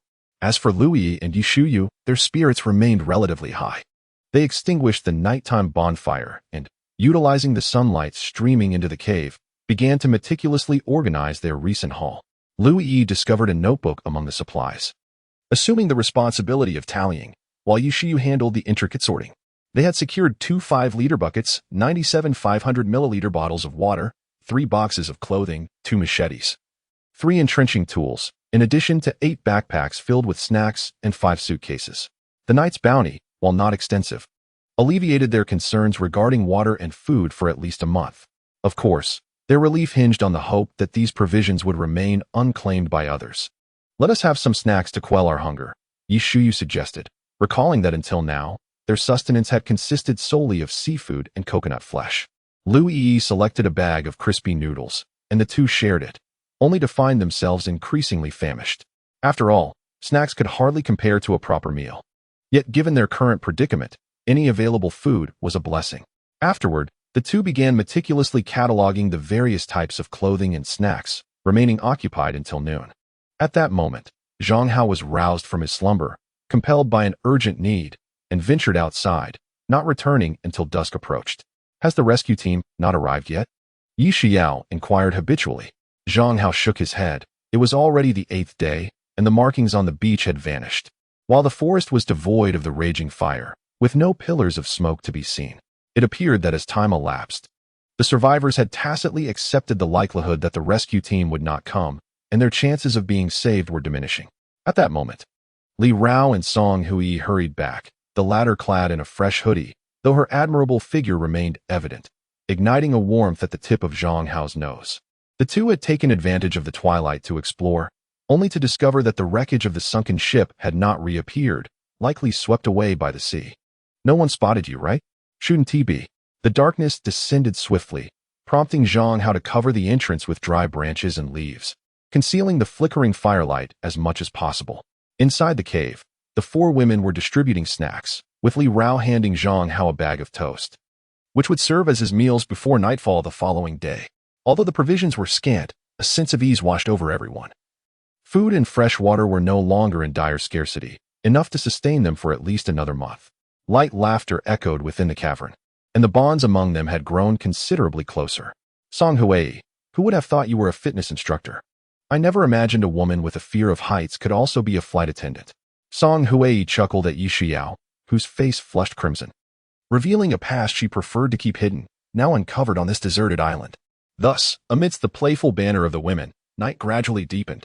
At some unknown moment, Song Hui found herself beside Zhang Hao, gently nudging him with her elbow, her cheeks aflame as she whispered, "If you feel hungry tonight, you can have my chips.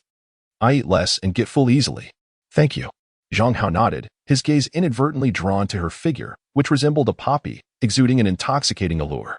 However, after their exchange, Song Hui slightly distanced herself, accentuating the curve of her silhouette in the firelight. Zhang Hao inhaled deeply, striving to divert his gaze, swallowing hard as a wave of heat washed over him. Thus, casting a glance at the others who were fast asleep, he resolutely stood up. "I'll step outside for a bit. It's too warm in here." At that moment, Song Hui watched the man's retreating figure, her eyes flickering with unspoken thoughts. Outside the cave, Zhang Hao stood on the beach, a short distance from the stone dwelling, allowing the breeze to cool his restive spirit. Suddenly, he noticed a faint red glow flickering on the pitch-black horizon, a sight so subtle that it was easily overlooked.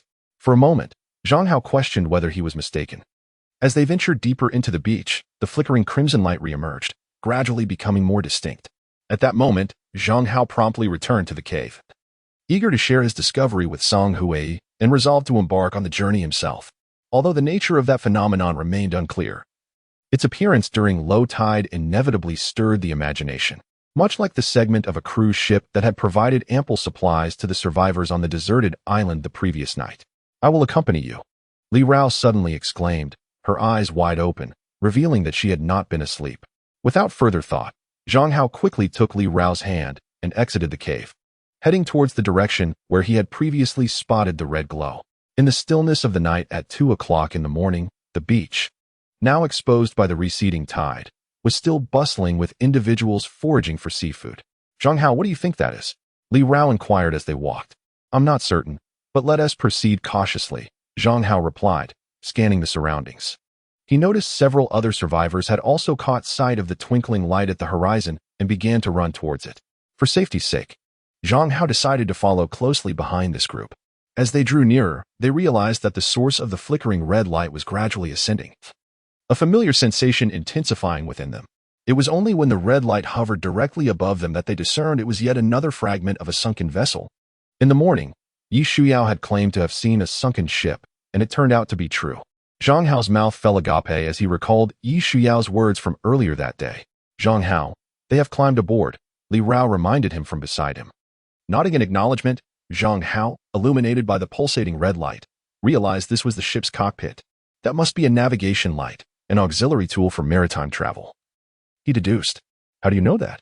Zhang Hao asked, surprised by Li Rao's knowledge. Have you forgotten? We studied logistics management, which included maritime navigation, she replied nonchalantly. Zhang Hao scratched his head, recalling that he had indeed forgotten. Yet he was puzzled as to how Li Rao still remembered such details after opting for medicine in her university studies. This is the cockpit, if fortune smiles upon us. We might find equipment aboard that could directly transmit location information to a designated rescue center. I wonder what the situation is with this Golden One cruise ship. Upon hearing Li Rao's words, Zhang Hao's eyes gleamed with newfound determination. Chapter 12. Secrets even if we cannot directly send our location. Perhaps we could locate a satellite phone or other communication device to establish contact. Then let's head up and investigate. Initially, Zhang Hao intended for Li Rao to remain below, but he found himself compelled to bring her along, as he was entirely unfamiliar with the launching apparatus or satellite communication tools. The path upward was treacherous in the darkness, with many individuals stumbling and crying out in despair. Perhaps you should wait for me on the sand. I'll go up first to take a look. Zhang Hao hesitated. No, we must ascend together. Fearing that Zhang Hao might abandon her alone beneath the ship, Li Rao clutched his arm immediately after speaking, their bodies pressing closely together. A soft warmth enveloping him. She resembled a pitiful kitten, exuding an air of fragility. Zhang Hao felt a jolt run through him, akin to an electric shock. Although he was aware of Li Rao's commendable figure, experiencing it intimately for the first time was overwhelming, the sensation akin to being cocooned in cotton. At last, Li Rao released her grip, her delicate face flushed crimson, and fortunately, in the darkness, Zhang Hao could not behold her breathtaking beauty. A refreshing sea breeze swept through, startling both of them back to reality. Zhang Hao, we must act swiftly, Li Rao urged, her voice tinged with urgency. Not every survivor is familiar with this equipment. If it gets damaged, we may lose our chance of rescue, perhaps even our only opportunity. Seeking assistance from other survivors seems unrealistic. They might even suspect you of deliberately spreading this information to secure supplies for yourself. Her words illuminated the gravity of their situation to Zhang Hao. However, the only nearby route for climbing was the fractured section of the ship, where uneven steel plates awaited them. It was the only way to ascend to the deck. Let us give it a try, but if it proves too difficult, do not force it, Zhang Hao said, taking Li Rao's hand, only to discover her palm was clammy with cold sweat. I understand. Soon, guided by the faint crimson light above, Zhang Hao began to lead Li Rao upward. The steel plates were exceedingly slippery, and they tread carefully, pausing to rest after each level. While this approach ensured safety, it undeniably slowed their progress and drained their strength more rapidly. Time passed, though it felt interminable, and as Li Rao stepped onto the steel plate, her right leg suddenly felt weak, causing her to slip downwards. Ah! She cried out, her face paling as her hands instinctively grasped at the steel plates. The jagged edges of the metal tore through her sweatshirt, momentarily slowing her descent. This delay afforded Zhang Hao the time to react. He swiftly grasped her legs and gently lowered her to safety. However, as Li Rao landed securely, the torn sweatshirt fell to the ground with a resounding thud, leaving Zhang Hao utterly stunned, his mouth agape, captivated by the dim, flickering light. Goodness, that's quite ample, he thought, his gaze fixed. Zhang Hao, turn around quickly. Li Rao's face was crimson, her sweatshirt rendered unwearable, leaving her to shield her chest with her hands, though it provided scant coverage, exuding an irresistible allure. To make matters worse, in her pursuit of comfort for the night, she had foregone wearing a bra. Zhang Hao swallowed hard, his eyes wide, yet upon regaining his composure, he promptly removed his shirt and draped it over Li Rao. Nevertheless, the earlier image lingered in his mind, refusing to fade. Li Rao, even clad in garments, felt her entire being weaken at the recollection of earlier events. Let us continue, she suggested, her voice trembling, as she averted her gaze from Zhang Hao. He shook his head. I need to rest a while longer. The vivid imagery from moments prior lingered in his mind, igniting a fervor within him. And he pondered the striking beauty of Li Rao, her complexion fair and radiant. Li Rao, too, kept her head bowed, her heart racing like a startled deer. her thoughts in disarray. After an indeterminate span of time, they gradually regained their composure and resumed their ascent of the vessel's hull. This time, however, Li Rao exercised greater caution, while Zhang Hao, concerned about potential mishaps, focused intently. At last, having traversed the final steel plate, they stood safely on the deck. Observing the distant beacon lights, the surroundings laid bare before them. Before them lay a section of the ship larger than what they had discovered the previous night, with 7 levels of preserved cabins. It seemed that the survivors had ventured in search of supplies, leaving only a few lingering on the deck. The control room was located on the first level, a detail Zhang Hao was well acquainted with, having perused the introduction of the Golden One prior to boarding. Due to the pressure of the seawater, the doors and windows surrounding the cockpit had been completely obliterated, allowing Zhang Hao and Li Rao to easily enter and immediately begin their search for the locator and satellite phone. However, Zhang Hao soon noticed Li Rao staring blankly at a piece of equipment. "What is it?" he inquired with concern.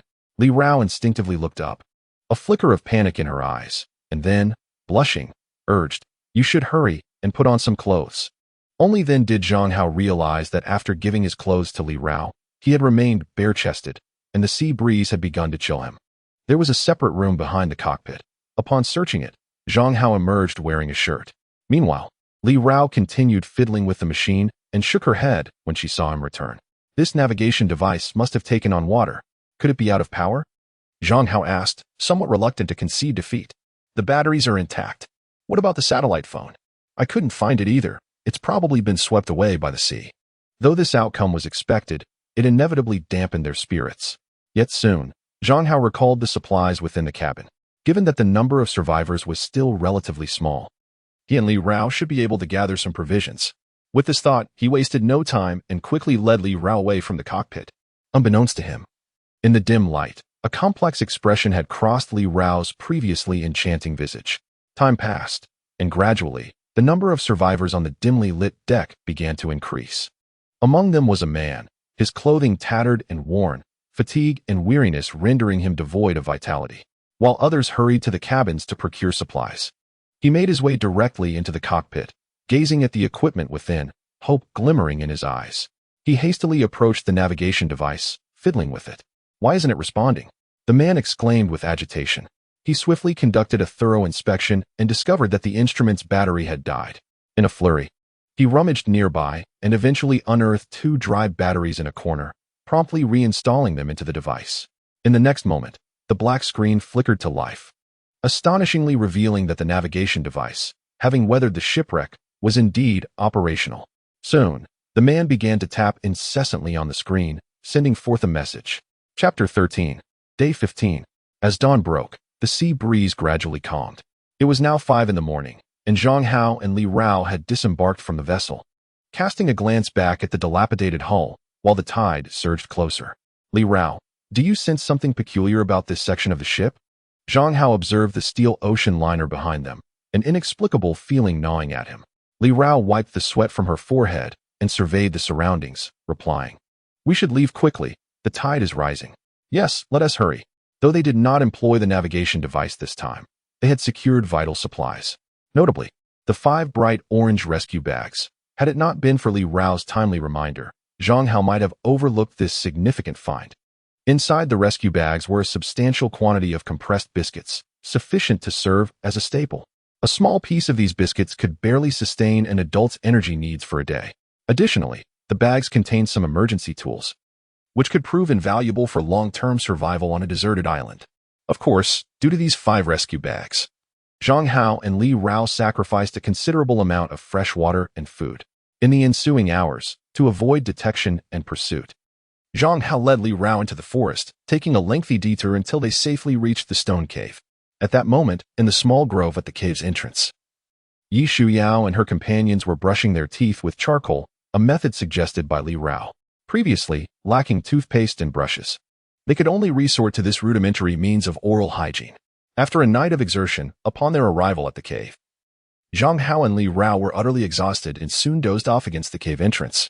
Meanwhile, Yi Shuyao and the other 2 women began to inventory their resources, preparing for an extended survival on the island. Time passed swiftly, and a significant period had elapsed since the shipwreck. It was already the 15th day. Lu Yi etched a mark on the wall with a stone, tallying it with the previous inscriptions, resulting in a total of 3. She turned to Zhang Hao, who sat at the cave entrance, and sighed softly. Brother Zhang Hao, do you think the rescue team has given up on us? For a full 15 days, they had yet to catch a glimpse of any rescue team. Zhang Hao furrowed his brow, based on the section of the ocean liner discovered 8 days prior. It could be inferred that the site of the shipwreck should be in close proximity to the island, logically suggesting that they should not be in this predicament. Lu Yi approached and sat beside Zhang Hao, her youthful cheeks slightly flushed. Do not worry. Zhang Hao extended his hand, intending to caress Lu Yi's head, only to have her deftly evade his touch. I am no longer a child, Lu Yi exclaimed, exasperated. Zhang Hao chuckled softly, considering that he was merely 7 years her senior. However, a disastrous shipwreck had rendered him the sole male member of their group. What of Song Hui and the others? They must have ventured into the small grove. Although the cave was stocked with ample fresh water, the absence of a stable water source would inevitably lead to depletion. Thus, during clear weather, everyone would fashion tools from plastic bags and water bottles to collect fresh water, managing to procure roughly a pound by nightfall. The sole issue, however, was that the number of people traversing the beach had steadily increased since yesterday. This morning, 3 groups of survivors appeared on the sands before the cave, their wary gazes directed at Zhang Hao and Lu Yi, which could be described as decidedly unfriendly. It resembled the dynamics of predatory animals, each possessing an instinctual territoriality and a sense of ownership. Zhang Hao surmised that it would be safer for them to vacate the cave come nightfall. As midday approached, the temperature on the beach soared to an almost scorching level. 3 disheveled women trudged towards them from a distance, looking quite haggard. For the past 15 days, none had bathed, and even the sea water had failed to cleanse the persistent saltiness clinging to their skin, creating an unpleasant odor. I am parched. Yi Shuyao collapsed beneath the shade of a tree, her body glistening with sweat that had crystallized into salt. Zhang Hao instinctively handed her a bottle of water and, through her collar, glimpsed a fleeting flash of alabaster, which stirred a rush of blood to his cheeks. For reasons unknown, as their interactions deepened, Zhang Hao found his self-control waning. Meanwhile, Yi Shuyao noticed the way Zhang Hao's gaze lingered upon her, shooting him a fierce glare. Her hand pressed against her chest as her heart raced. Li Rao and Song Hui were also gulping down water. The oppressive heat on the island had been relentless, turning the cave into a stifling sauna by midday. They had relied heavily on the sea breeze and the shade of trees to endure until nightfall. Consequently, their supply of fresh water was dwindling rapidly. It was June, and such sweltering temperatures were likely to persist for at least 2 months. This place is not safe, Li Rao remarked. The number of people arriving at this beach is increasing. Earlier, the 3 women had encountered a small team of 4 in the woods, nearly sparking a conflict over their water bottles. It was worth noting that although remnants of 2 cruise ships had been sighted nearby 7 days prior, not everyone had benefited from them. With abundant resources still available in the cave, it was inevitable that some individuals might succumb to desperation and commit unspeakable acts. Perhaps we should store our supplies separately, Zhang Hao suggested. Beside him, Song Hui nodded, remarking that it would be challenging to find another dwelling akin to the stone cave in such a short time. Thus, minimizing the risk was a prudent approach. The others concurred, but the urgency of finding a new shelter was palpable.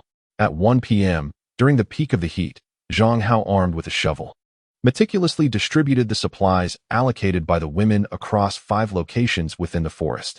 Each site was enveloped in waterproof and moisture-resistant rescue bags, effectively safeguarding against both water and insect incursions. Once this task was accomplished, they returned to the thicket to rest, awaiting the arrival of dusk. Zhang Hao gazed upward through the gaps in the leaves at the blazing sun, a shadow of worry creeping into his heart. The temperature variance between day and night on the island was considerable. As daylight waned and darkness enveloped the earth, the warmth of the bonfire in the stone cave offered a stark contrast to the oppressive humidity of the day, necessitating blankets in the later hours. The cave entrance remained concealed by branches, and it was now Zhang Hao and Song Hui's turn to keep watch. They crouched at the cave's mouth, the nearby beach and forest exuding an air of profound stillness. Suddenly, in the deep of night, Zhang Hao heard a rustling sound nearby, instantly heightening his alertness. He turned to caution Song Hui to be careful, while he cautiously approached the source of the noise with his axe in hand. However, the surrounding bushes revealed no presence of either person or creature, allowing Zhang Hao to breathe a sigh of relief as he turned back toward the cave. To his dismay, he discovered that Song Hui was missing, and the cave was devoid of anyone. Concerned for her safety, he roused Li Rao and began a swift search in the vicinity. After traversing several meters around the underbrush, he suddenly glanced toward a cluster of trees on his left, where he detected a peculiar sound reminiscent of water trickling. Curiosity piqued. Zhang Hao grasped his axe and leapt over, arriving at the thicket's edge. There, he and Song Hui locked eyes, time seemingly frozen in that moment. Song Hui remained half-squatting on the ground, her pants still not pulled up, her expression one of shock. Zhang Hao's gaze instinctively fell downward, revealing a sight that astonished him as well. "Close your eyes." Song Hui finally reacted, letting out a scream, her face flushing crimson. Yet, the gentle sound of water continued unabated. "I'm sorry. I didn't see anything." Zhang Hao turned and took a few steps forward, his mind preoccupied with the earlier scene, completely unaware that Song Hui had been attending to her personal needs.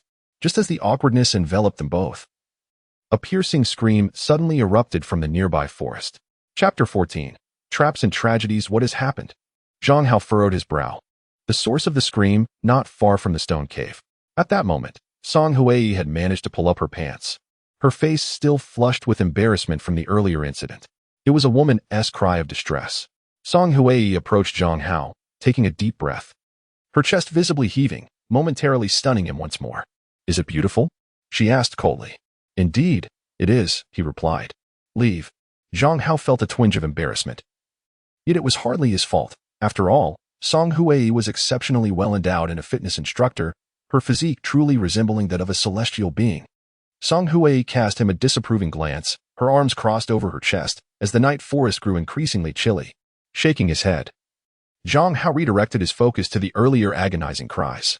Ever since they were located to the cave, such an occurrence had never transpired. Gripping his axe tightly, he advanced cautiously toward the source of the sound, with Song Hui trailing closely behind, frequently glancing over her shoulder, clearly anxious. It is worth noting that they had been lacking outdoor lighting tools. Fortunately, the moonlight was particularly bright that night, and the nearby thicket was not overly dense, allowing them to discern some shapes. Lying on the ground appeared to be a woman.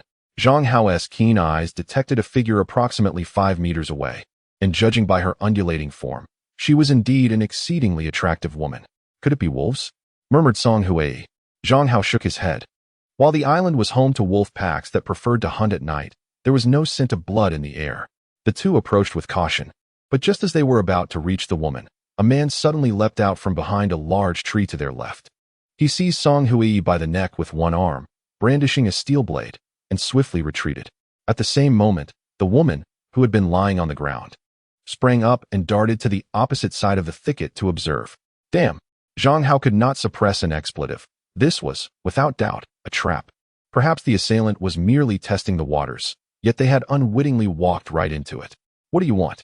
Zhang Hao demanded, gripping his axe, his eyes scanning the surroundings anxiously for any hidden threats.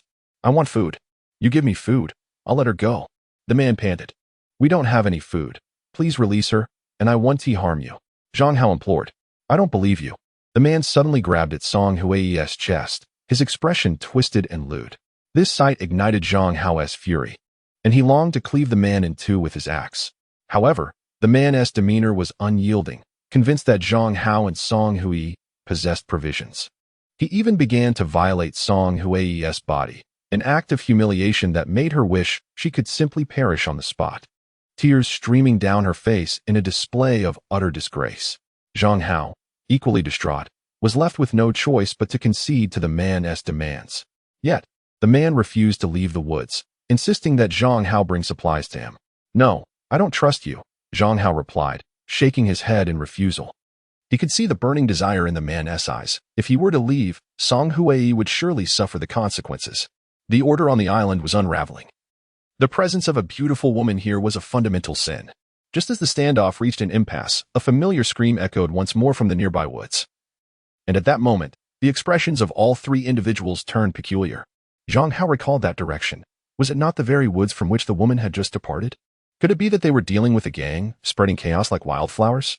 In that instant, both Zhang Hao and Song Hui felt a surge of tension.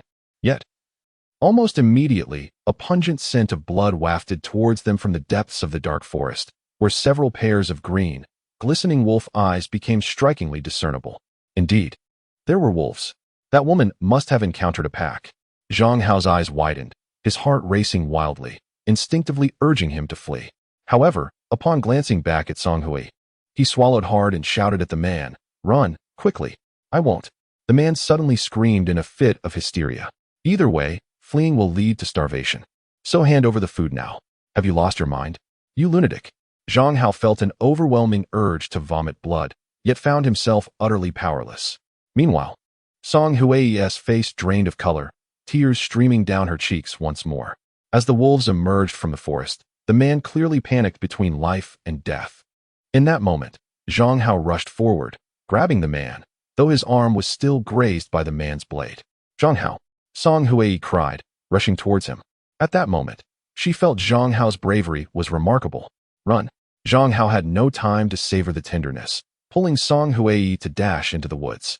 As for the man, he had long since vanished without a trace. Rustle, rustle. Shadows of wolves flitted about the underbrush. What to do? Song Hui grasped Zhang Hao's hand, nearly collapsing against him as they paused.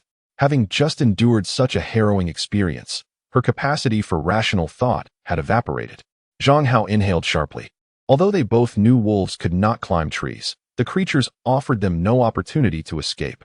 The moment they halted, the wolves too came to a standstill, their green eyes gleaming with a menacing glint. "Zhang Hao." Song Hui wiped her tears and suddenly embraced the man beside her. As for Zhang Hao, he nearly bled from his nose. The two soft mounds pressed tightly against him were nearly overwhelming. Yet in the next heartbeat, a wolf lunged forward, aiming for Song Hui. Without a moment's thought, Zhang Hao instinctively shoved her aside, raising his arm to shield her from the wolf's assault. In the ensuing chaos, his arm was bitten, a wave of excruciating pain coursing through him, causing his eyes to turn a furious crimson. The wolf, unwilling to relent, seemed intent on dragging Zhang Hao to the ground. "Die!" The agony drove Zhang Hao into a frenzy. Wielding an axe in his right hand, he struck the wolf's neck with ferocity several times. In an instant, the mournful howl ceased, the wolf collapsing into a pool of blood, its neck nearly severed. Zhang Hao, witnessing this scene, Song Hui clung tightly to him.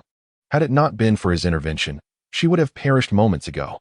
"Loosen your grip a bit," Zhang Hao gasped, struggling to breathe, as Song Hui's form was almost suffocating him. At his words, Song Hui, blushing, finally eased her embrace. However, upon noticing the pack of wolves still lurking menacingly around them, her fair visage paled once more. Zhang Hao exhaled deeply, lowering his gaze to his bleeding left arm, managing a bitter smile. "Zhang Hao, if we survive this ordeal, I shall express my gratitude to you in my own way." Song Hui suddenly regarded him with earnestness. Upon hearing her words, Zhang Hao swallowed hard, a surge of excitement flashing through him. Yet he was about to inquire about her intentions when a sudden clap of thunder echoed from the heavens. The sky rumbled ominously, causing the pack of wolves to scatter in fright. "What is happening?" Both Zhang Hao and Song Hui looked up, only to discover dark clouds gathering ominously over the island, heralding an impending storm. "Tonight truly is a roller coaster of events," Zhang Hao lamented, though his expression soon contorted with pain as the agony from his left arm began to radiate throughout his body. Noticing his pallor, Song Hui quickly supported him towards the stone cave. Chapter 15. In quick succession, what on earth? Inside the cave, Li Rao gazed at Zhang Hao's injured arm, her face turning pale as snow. A closer inspection revealed that the wound was inflicted by a wolf, the puncture marks horrifyingly vivid. "We must tend to the wound at once." Song Hui's eyes brimmed with tears. Had it not been for Zhang Hao, she might have perished by now. The sensation of being rescued from the brink of death was almost unbearable. The previously slumbering Yi Shuao and Lu Yi awoke, their faces tightening at the sight of Zhang Hao's gruesome injury. Li Rao promptly opened the first aid kit, retrieving 2 boxes of alcohol swabs, their only medical supplies. Hiss! The moment the alcohol touched the wound, Zhang Hao couldn't help but gasp in pain. "Bear with it." Li Rao pressed down on his arm, diligently wiping the wound with the swabs to cleanse it of any impurities. Throughout this ordeal, silence enveloped the cave. "Yi Shuao, do you still have the earrings you were earlier?" Li Rao suddenly inquired. Yi Shuao paused for a moment, then nodded and produced 2 exquisite earrings from her backpack. After taking them, Li Rao swiftly removed their decorative elements, leaving only the sharp pins. "Zhang Hao, endure just a little longer. We'll have this sorted soon," she assured. rubbing the needle against a stone until it appeared razor-sharp. She then tore a strip from her clothing, fashioning it into a thread to bind to the other end of the needle. In the ensuing moments, Li Rao began to swiftly stitch the torn flesh of Zhang Hao's arm together. By this point, the pain had rendered him nearly numb, his complexion ashen as he murmured, "Li Rao, do you think I will get infected?" His words plunged the cave into an unsettling silence. Song Hui, unable to contain her emotions, covered her face as tears streamed down. She was acutely aware that many on the island had succumbed to rabies after being bitten by wild wolves, left to await their grim fate. Yishuao bit her lip, her eyes reddening, while Lu Yi turned away, tears cascading from the corners of her eyes. Only Li Rao remained quietly stitching the wound, yet her trembling hands betrayed the turmoil within her, revealing that her composure was merely a facade. Though infection was not a certainty, if he remained unscathed through the night, safety would be assured. Zhang Hao managed a feeble smile, yet internally, he had already prepared for the worst. Thunder rumbled ominously above the island, and a torrential downpour descended without warning. The dry branches that shielded the flames were instantly swept away by the fierce sea winds, and the rain surged in, nearly extinguishing the campfire. Fortunately, Lu Yi reacted swiftly, drawing out an umbrella to shield the cave's entrance, successfully keeping the tempest at bay. However, the ferocious winds persisted, allowing rainwater to trickle into the cave from both sides. Beside the fire, Li Rao had finished tending to Zhang Hao's injury. He wore a weary expression, the night's tumultuous events having drained him of energy. Similarly affected by the chaos, Song Hui crouched beside Zhang Hao, her heart heavy as she gazed at his dire condition. Should Zhang Hao perish by dawn, she feared she would never find solace in her life again. In truth, at that moment, Zhang Hao was also filled with regret, reminiscent of the time he had saved Yi Shiyao on the cruise ship. Had he not acted recklessly, perhaps he could have prolonged his own life. Yet now, the die was cast, and he felt he had no right to lament, at least not while Song Hui remained alive. As he looked upon her delicate visage, a thought stirred within him, and he whispered, "What did you mean earlier in the woods?" Song Hui's cheeks flushed as she glanced around before leaning closer to his ear to utter a response. The fatigue that had initially weighed down Zhang Hao was quickly replaced by a flicker of excitement upon hearing her words. "At the very least, you must ensure your wound heals," Song Hui said, her concern evident as she regarded Zhang Hao, for the fatality rate of rabies stood at a grim 100%.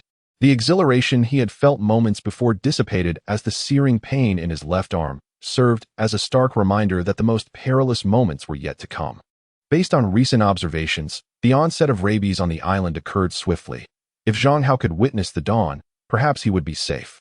Soon, as the storm intensified, rainwater began to accumulate in the cave, compelling the women to tirelessly scoop it out. Yet, no one anticipated that the tempest would surpass their expectations. A tree, uprooted by the violent winds, crashed down upon the cave, producing a deafening sound. The women inside were startled, while Zhang Hao, now feverish and delirious, had Song Hui by his side to tend to him. Could it be a typhoon? Yi Xiao expressed her concern for the cave's safety. "It seems so. We must be cautious," came the response. Observing the storm's ferocity, it was clear that this typhoon was formidable enough to uproot trees.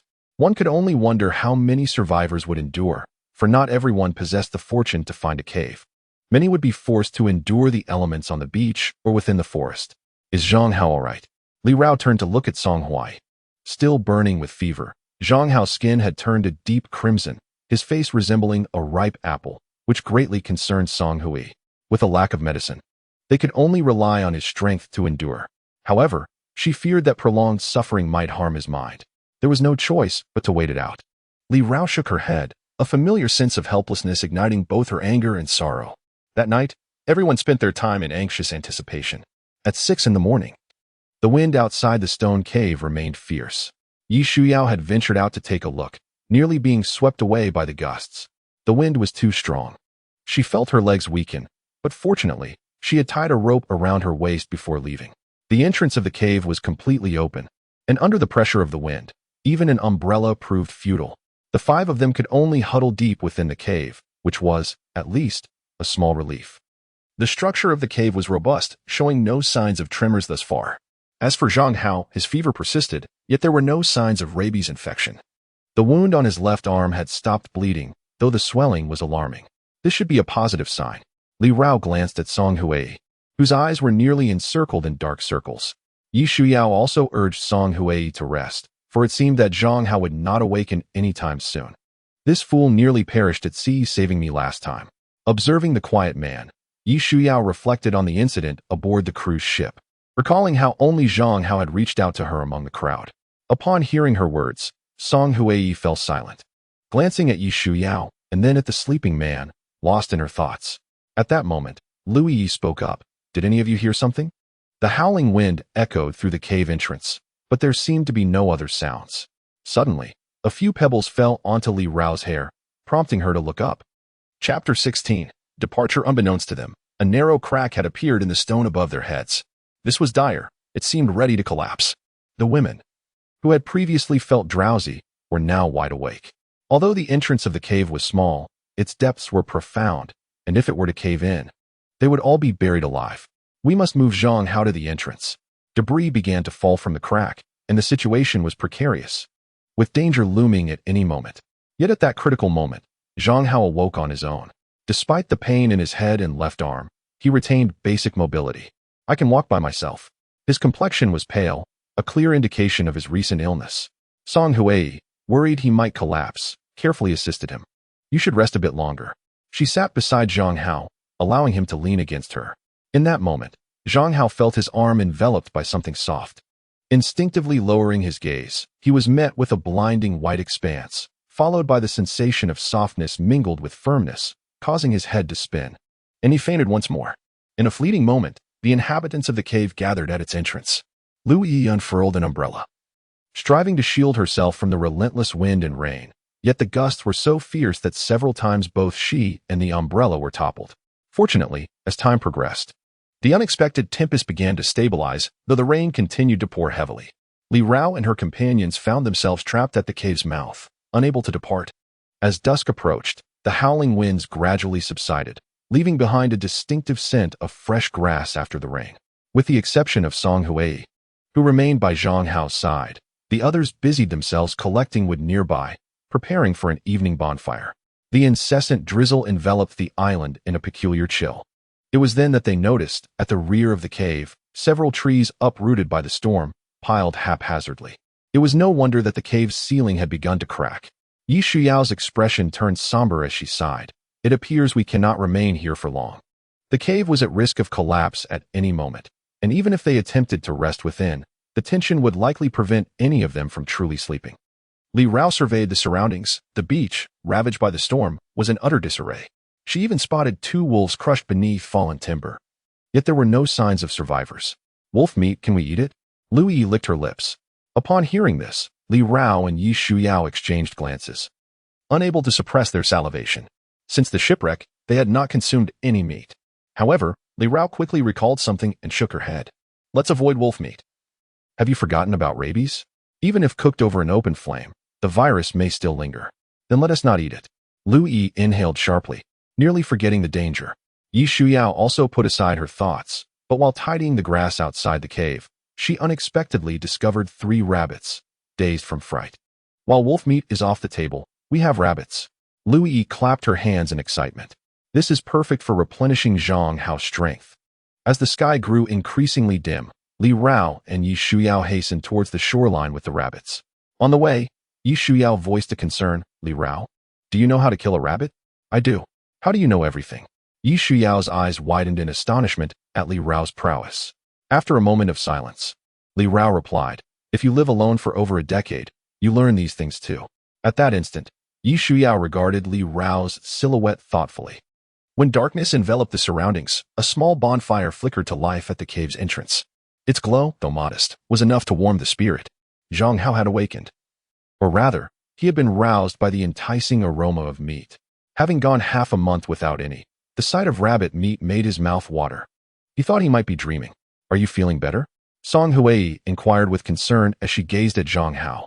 Her sleeveless shirt revealed a patch of pale skin, enhancing her beauty in the firelight. Zhang Hao rubbed his nose, his gaze slightly unfocused. From his position, he could just glimpse through the gap in her sleeve, revealing an exquisite sight. Noticing the man's stare, Song Huai playfully admonished, you should behave yourself despite your injuries. Hey, he chuckled. Zhang Hao chuckled awkwardly twice, but soon realized that the woman did not shy away from revealing her allure. her complexion becoming increasingly radiant, especially beneath her slender, fair neck, too soft. Snow-white mounds were partially exposed, stirring an irresistible desire to behold the entirety.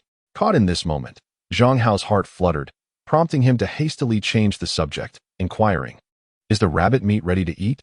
"It should be."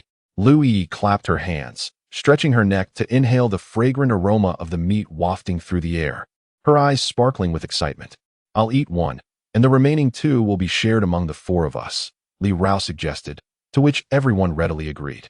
However, Zhang Hao waved his hand, saying, "I'll have half. Lu Yi is still growing and should have a bit more." Suddenly, Song Hui turned to him, her expression serious. "You are the only man in the group. You must recover quickly. Moreover, the cave could collapse at any moment, and we need to find a new shelter as soon as possible." Her words left Zhang Hao at a loss for words, looking at the rabbit in his hands. He suddenly felt a weight on his shoulders. "I understand." Zhang Hao took a deep breath, gazing into the dark, dense forest surrounding the cave. A sense of foreboding washing over him. Due to concerns of a cave-in, the group opted to spend the night in the forest. Fortunately, after enduring the ravages of wind and rain, the forest had accumulated a plethora of logs, resembling a natural barrier that made it difficult to spot the flickering flames from a distance. The following morning, the women began organizing the supplies in the cave, while Zhang Hao, having rested through the night, had regained considerable strength and was able to walk without issue. "Don't waste water," he uttered. "No, the wound needs to be cleaned," Li Rao insisted, using the water source to cleanse his injury and then bandaging it, the entire process exuding warmth. Zhang Hao, however, felt somewhat uneasy, his gaze frequently drawn to the floral print on Li Rao's shirt, which had originally been circular but now stretched into an elongated shape, appearing remarkably elastic at first glance. In an unexpected moment, he blurted out, "Isn't your shirt a bit tight?" "Huh." Li Rao lifted her head, following his gaze, her face instantly flushing crimson as she hurriedly exclaimed, "Don't look." Zhang Hao chuckled softly, thinking that Li Rao's temperament was too gentle. She would undoubtedly be taken advantage of once she graduated and entered society. At that moment, Yu Shiyao emerged from the woods, wiping the fragrant sweat from her forehead. "The supplies are nearly sorted. When shall we depart?" "Right now." Zhang Hao glanced at his watch. It was precisely 7 o'clock. After a night, the rear section of the cave had begun to collapse, clearly no longer suitable for habitation. With a light rain falling from the sky, the weather was now perfect for traveling. Although injured, Zhang Hao willingly shouldered a rescue bag filled with essential food and fresh water, crucial for their survival. "We'll continue westward. If we don't find a place to stay by noon, we'll head into the forest," Zhang Hao declared. Soon, the five of them picked up their belongings and continued westward along the sandy beach of the island. But no one could have anticipated that a far greater disaster was quietly approaching. Chapter 17. Yi Xuyao's Doubts. The beach, after the storm, lay strewn with debris. However, for Zhang Hao and his companions, this refuse was worth its weight in gold. For instance, those plastic bags buried in the sand, whether intact or tattered, could be utilized in fair weather to collect fresh water through special methods. Even in limited quantities, they could offer a glimmer of hope for survival to the remaining souls. "We won't leave just yet. Let us gather the bags or any plastic sheeting we can find," Zhang Hao declared. The last time, supplies in the cave had been seized by survivors, resulting in the loss of some bags. Now was the perfect opportunity to collect more in preparation for their ongoing survival. Meanwhile, Li Rao and Song Hui were already digging into the earth with shovels, while Zhang Hao accompanied Lu Yi and Yu Shuyao to scour the nearby shoreline for refuse. Perhaps the prior tempest had been so fierce that it had swept debris from the sea onto the island, making it appear that there was an abundance of items. Zhang Hao picked up a flashlight, shook it, and found that the interior had been corroded by sand. The switch and battery were rendered useless. "What a shame," he sighed. The team had long been in need of a reliable source of light. As for the flashlight on their mobile phones, they were reluctant to use them excessively due to dwindling battery life. Deep down, they still harbored a desire to connect with the outside world through their phones, yet regrettably, signal on the island remained non-existent. Furthermore, it would not be long before the phone's batteries were entirely drained, and with that, their hopes of rescue through this means would fade to nothing. "Zhang Hao, help me pull this," Lu Yi exclaimed, drenched in sweat as she struggled with a fishing net that had presumably drifted ashore from some fishing vessel.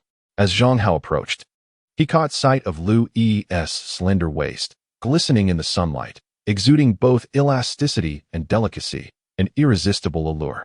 Bent over, A nearly perfect arc formed from her delicate chin, a sight far beyond what one would expect from someone her age. Swallowing hard, Zhang Hao glanced around nervously, relieved to see that Li Rao and the others were engrossed in their tasks. "Let me help," Zhang Hao said, pulling on the fishing net with force, only to discover that it was in remarkably good condition, perfect for crafting a trap. Having savored the taste of rabbit meat, the group had been contemplating ways to secure more protein. Lu Yi, with a charming smile, exclaimed, "I found this." She then skipped over to Li Rao, excitedly recounting her discovery of the fishing net. Everyone was in good spirits, and after swiftly gathering the refuse, they continued their trek along the beach. However, by noon, after 4 hours of searching, they still had not encountered a suitable place to reside. "This island seems quite expansive," Song Huai remarked, wiping the sweat from her forehead. Although it was an overcast day, the temperature was steadily rising. Zhang Hao nodded. For the past 4 hours, they had traversed the beach, yet their general direction remained unchanged, revealing that this island was far larger than they had anticipated. Li Rao interjected, "We cannot continue walking, although there is still time before nightfall. Let us head into the forest."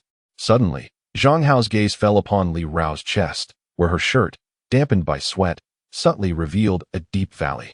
He swallowed hard, reflecting on how his resolve had waned during this period, with temptations surrounding him. The beach transitioned into a forest, which lay approximately to the south of the island. With no time to rest, the group set forth once more, with Zhang Hao leading the way. Despite his injuries, a man's inherent strength was evident, even surpassing that of the fitness coach, Song Huai.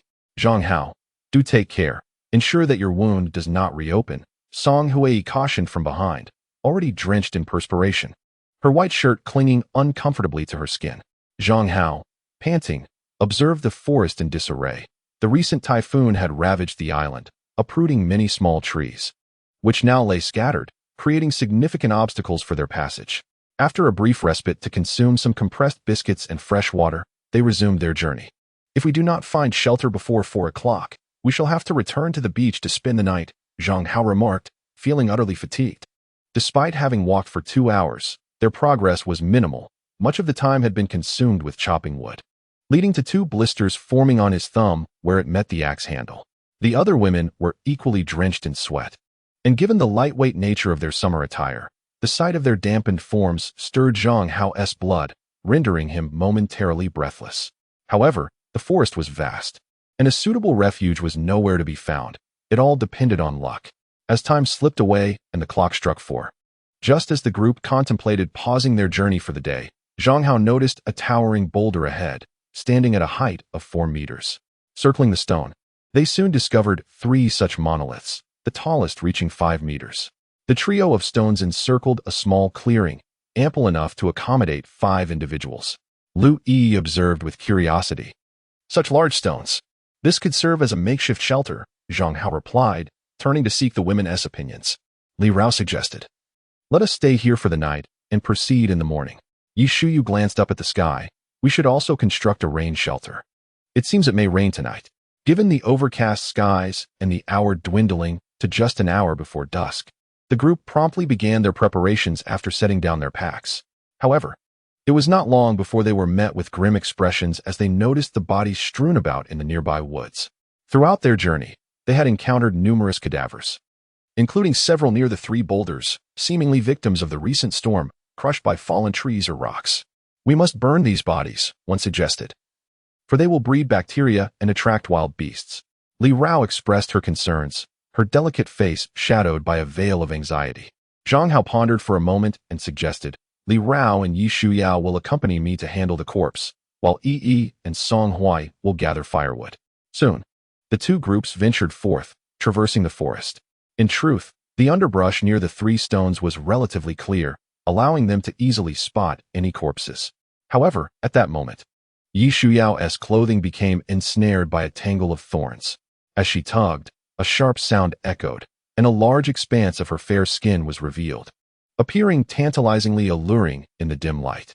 Yi Shuyao's face flushed crimson as she glanced around, only to catch sight of Li Rao nearby, prompting her to seek assistance. Yet, she quickly noticed that Li Rao was trembling, her eyes brimming with a panic that seemed on the verge of spilling over. Outside of Li Rao's line of sight lay a corpse nestled within the thorns, which struck Yi Shuyao as peculiar. They had long since lost their fear of corpses. After more than 20 days on the deserted island, they had grown accustomed to the sight of these decaying bodies, particularly on the first day of their arrival, where they had encountered all manner of grotesque remains. Such an emotional reaction seemed unwarranted. Li Rao, Yi Shuyao called out tentatively. In the next instant, Li Rao suddenly shuddered, leaping into the air, her complexion as pale as a sheet. Her eyes widened in horror as they fixated on the decaying flesh before her. Chapter 18. A startling revelation. Yi Shuyao was taken aback by Li Rao's reaction, akin to watching a horror film where the plot takes an unexpected twist, causing her to jump in fright. In the process, the branch that had snagged her clothing tore it asunder, exposing her alluring upper body to the air, and inadvertently to the gaze of the turning Zhang Hao. Stunned, Zhang Hao's mouth dropped open, a trickle of saliva escaping, utterly captivated. "Ah!" Yi Shuyao screamed, her face aflame with embarrassment as she snatched up the torn fabric from the ground and fled, leaving no trace behind. Her mind too preoccupied to ponder Li Rao's earlier reaction. Zhang Hao swallowed hard. Despite having seen what he shouldn't have, the allure remained undeniable. Alas, the unattainable always ignites desire. Approaching Li Rao, Zhang Hao glanced down at the corpse on the ground, its features seemingly mangled by some beast, reduced to a mere blur. "Let us incinerate it," he declared, grabbing hold of the corpse's trousers and dragging it to a thicket that had already been prepared. Li Rao hesitated, words caught in her throat, before finally exhaling and resuming her grim task of dragging the body.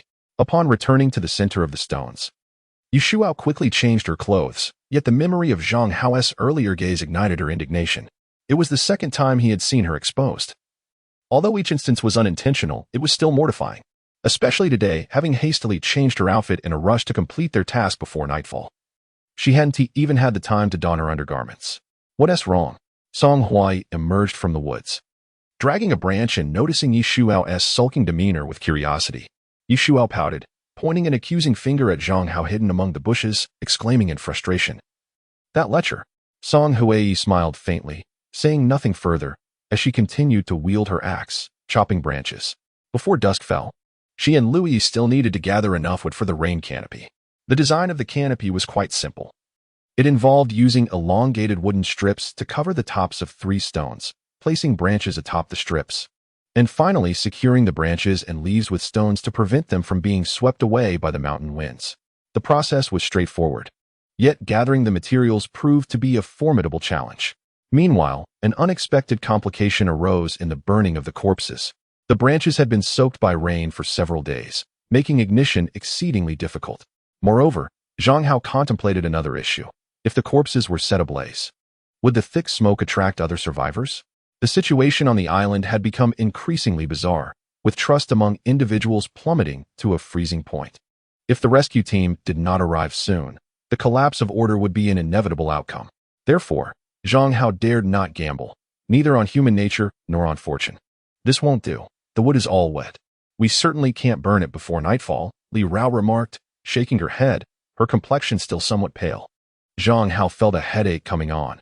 After much deliberation, he decided he could only cast the bodies into the forest, at least 100 meters away from the 3 stones, which was the only scenario in which he felt secure. "It's almost dark," Li Rao warned. Due to the overcast weather, twilight descended unusually quickly. Zhang Hao, with Li Rao and Yi Shuyao in tow, hurriedly began to dispose of the bodies at a distance. When they finally returned to the 3 stones, they found that Song Huai and Louis had only just begun to set up the rain canopy, and the bonfire had yet to be lit. "Zhang Hao, the fire won't catch. The wood is too damp." Song Huai stood atop a stone, her face obscured, but her voice clearly conveyed her anxiety. Furthermore, they had already exhausted one lighter. By this time, darkness had enveloped the surroundings. Zhang Hao then retrieved the candle he had found that morning from his backpack, igniting it and placing it at the base of a large rock. The dim flame flickered gently, perilously close to being extinguished by the mountain breeze. He glanced around and thought aloud.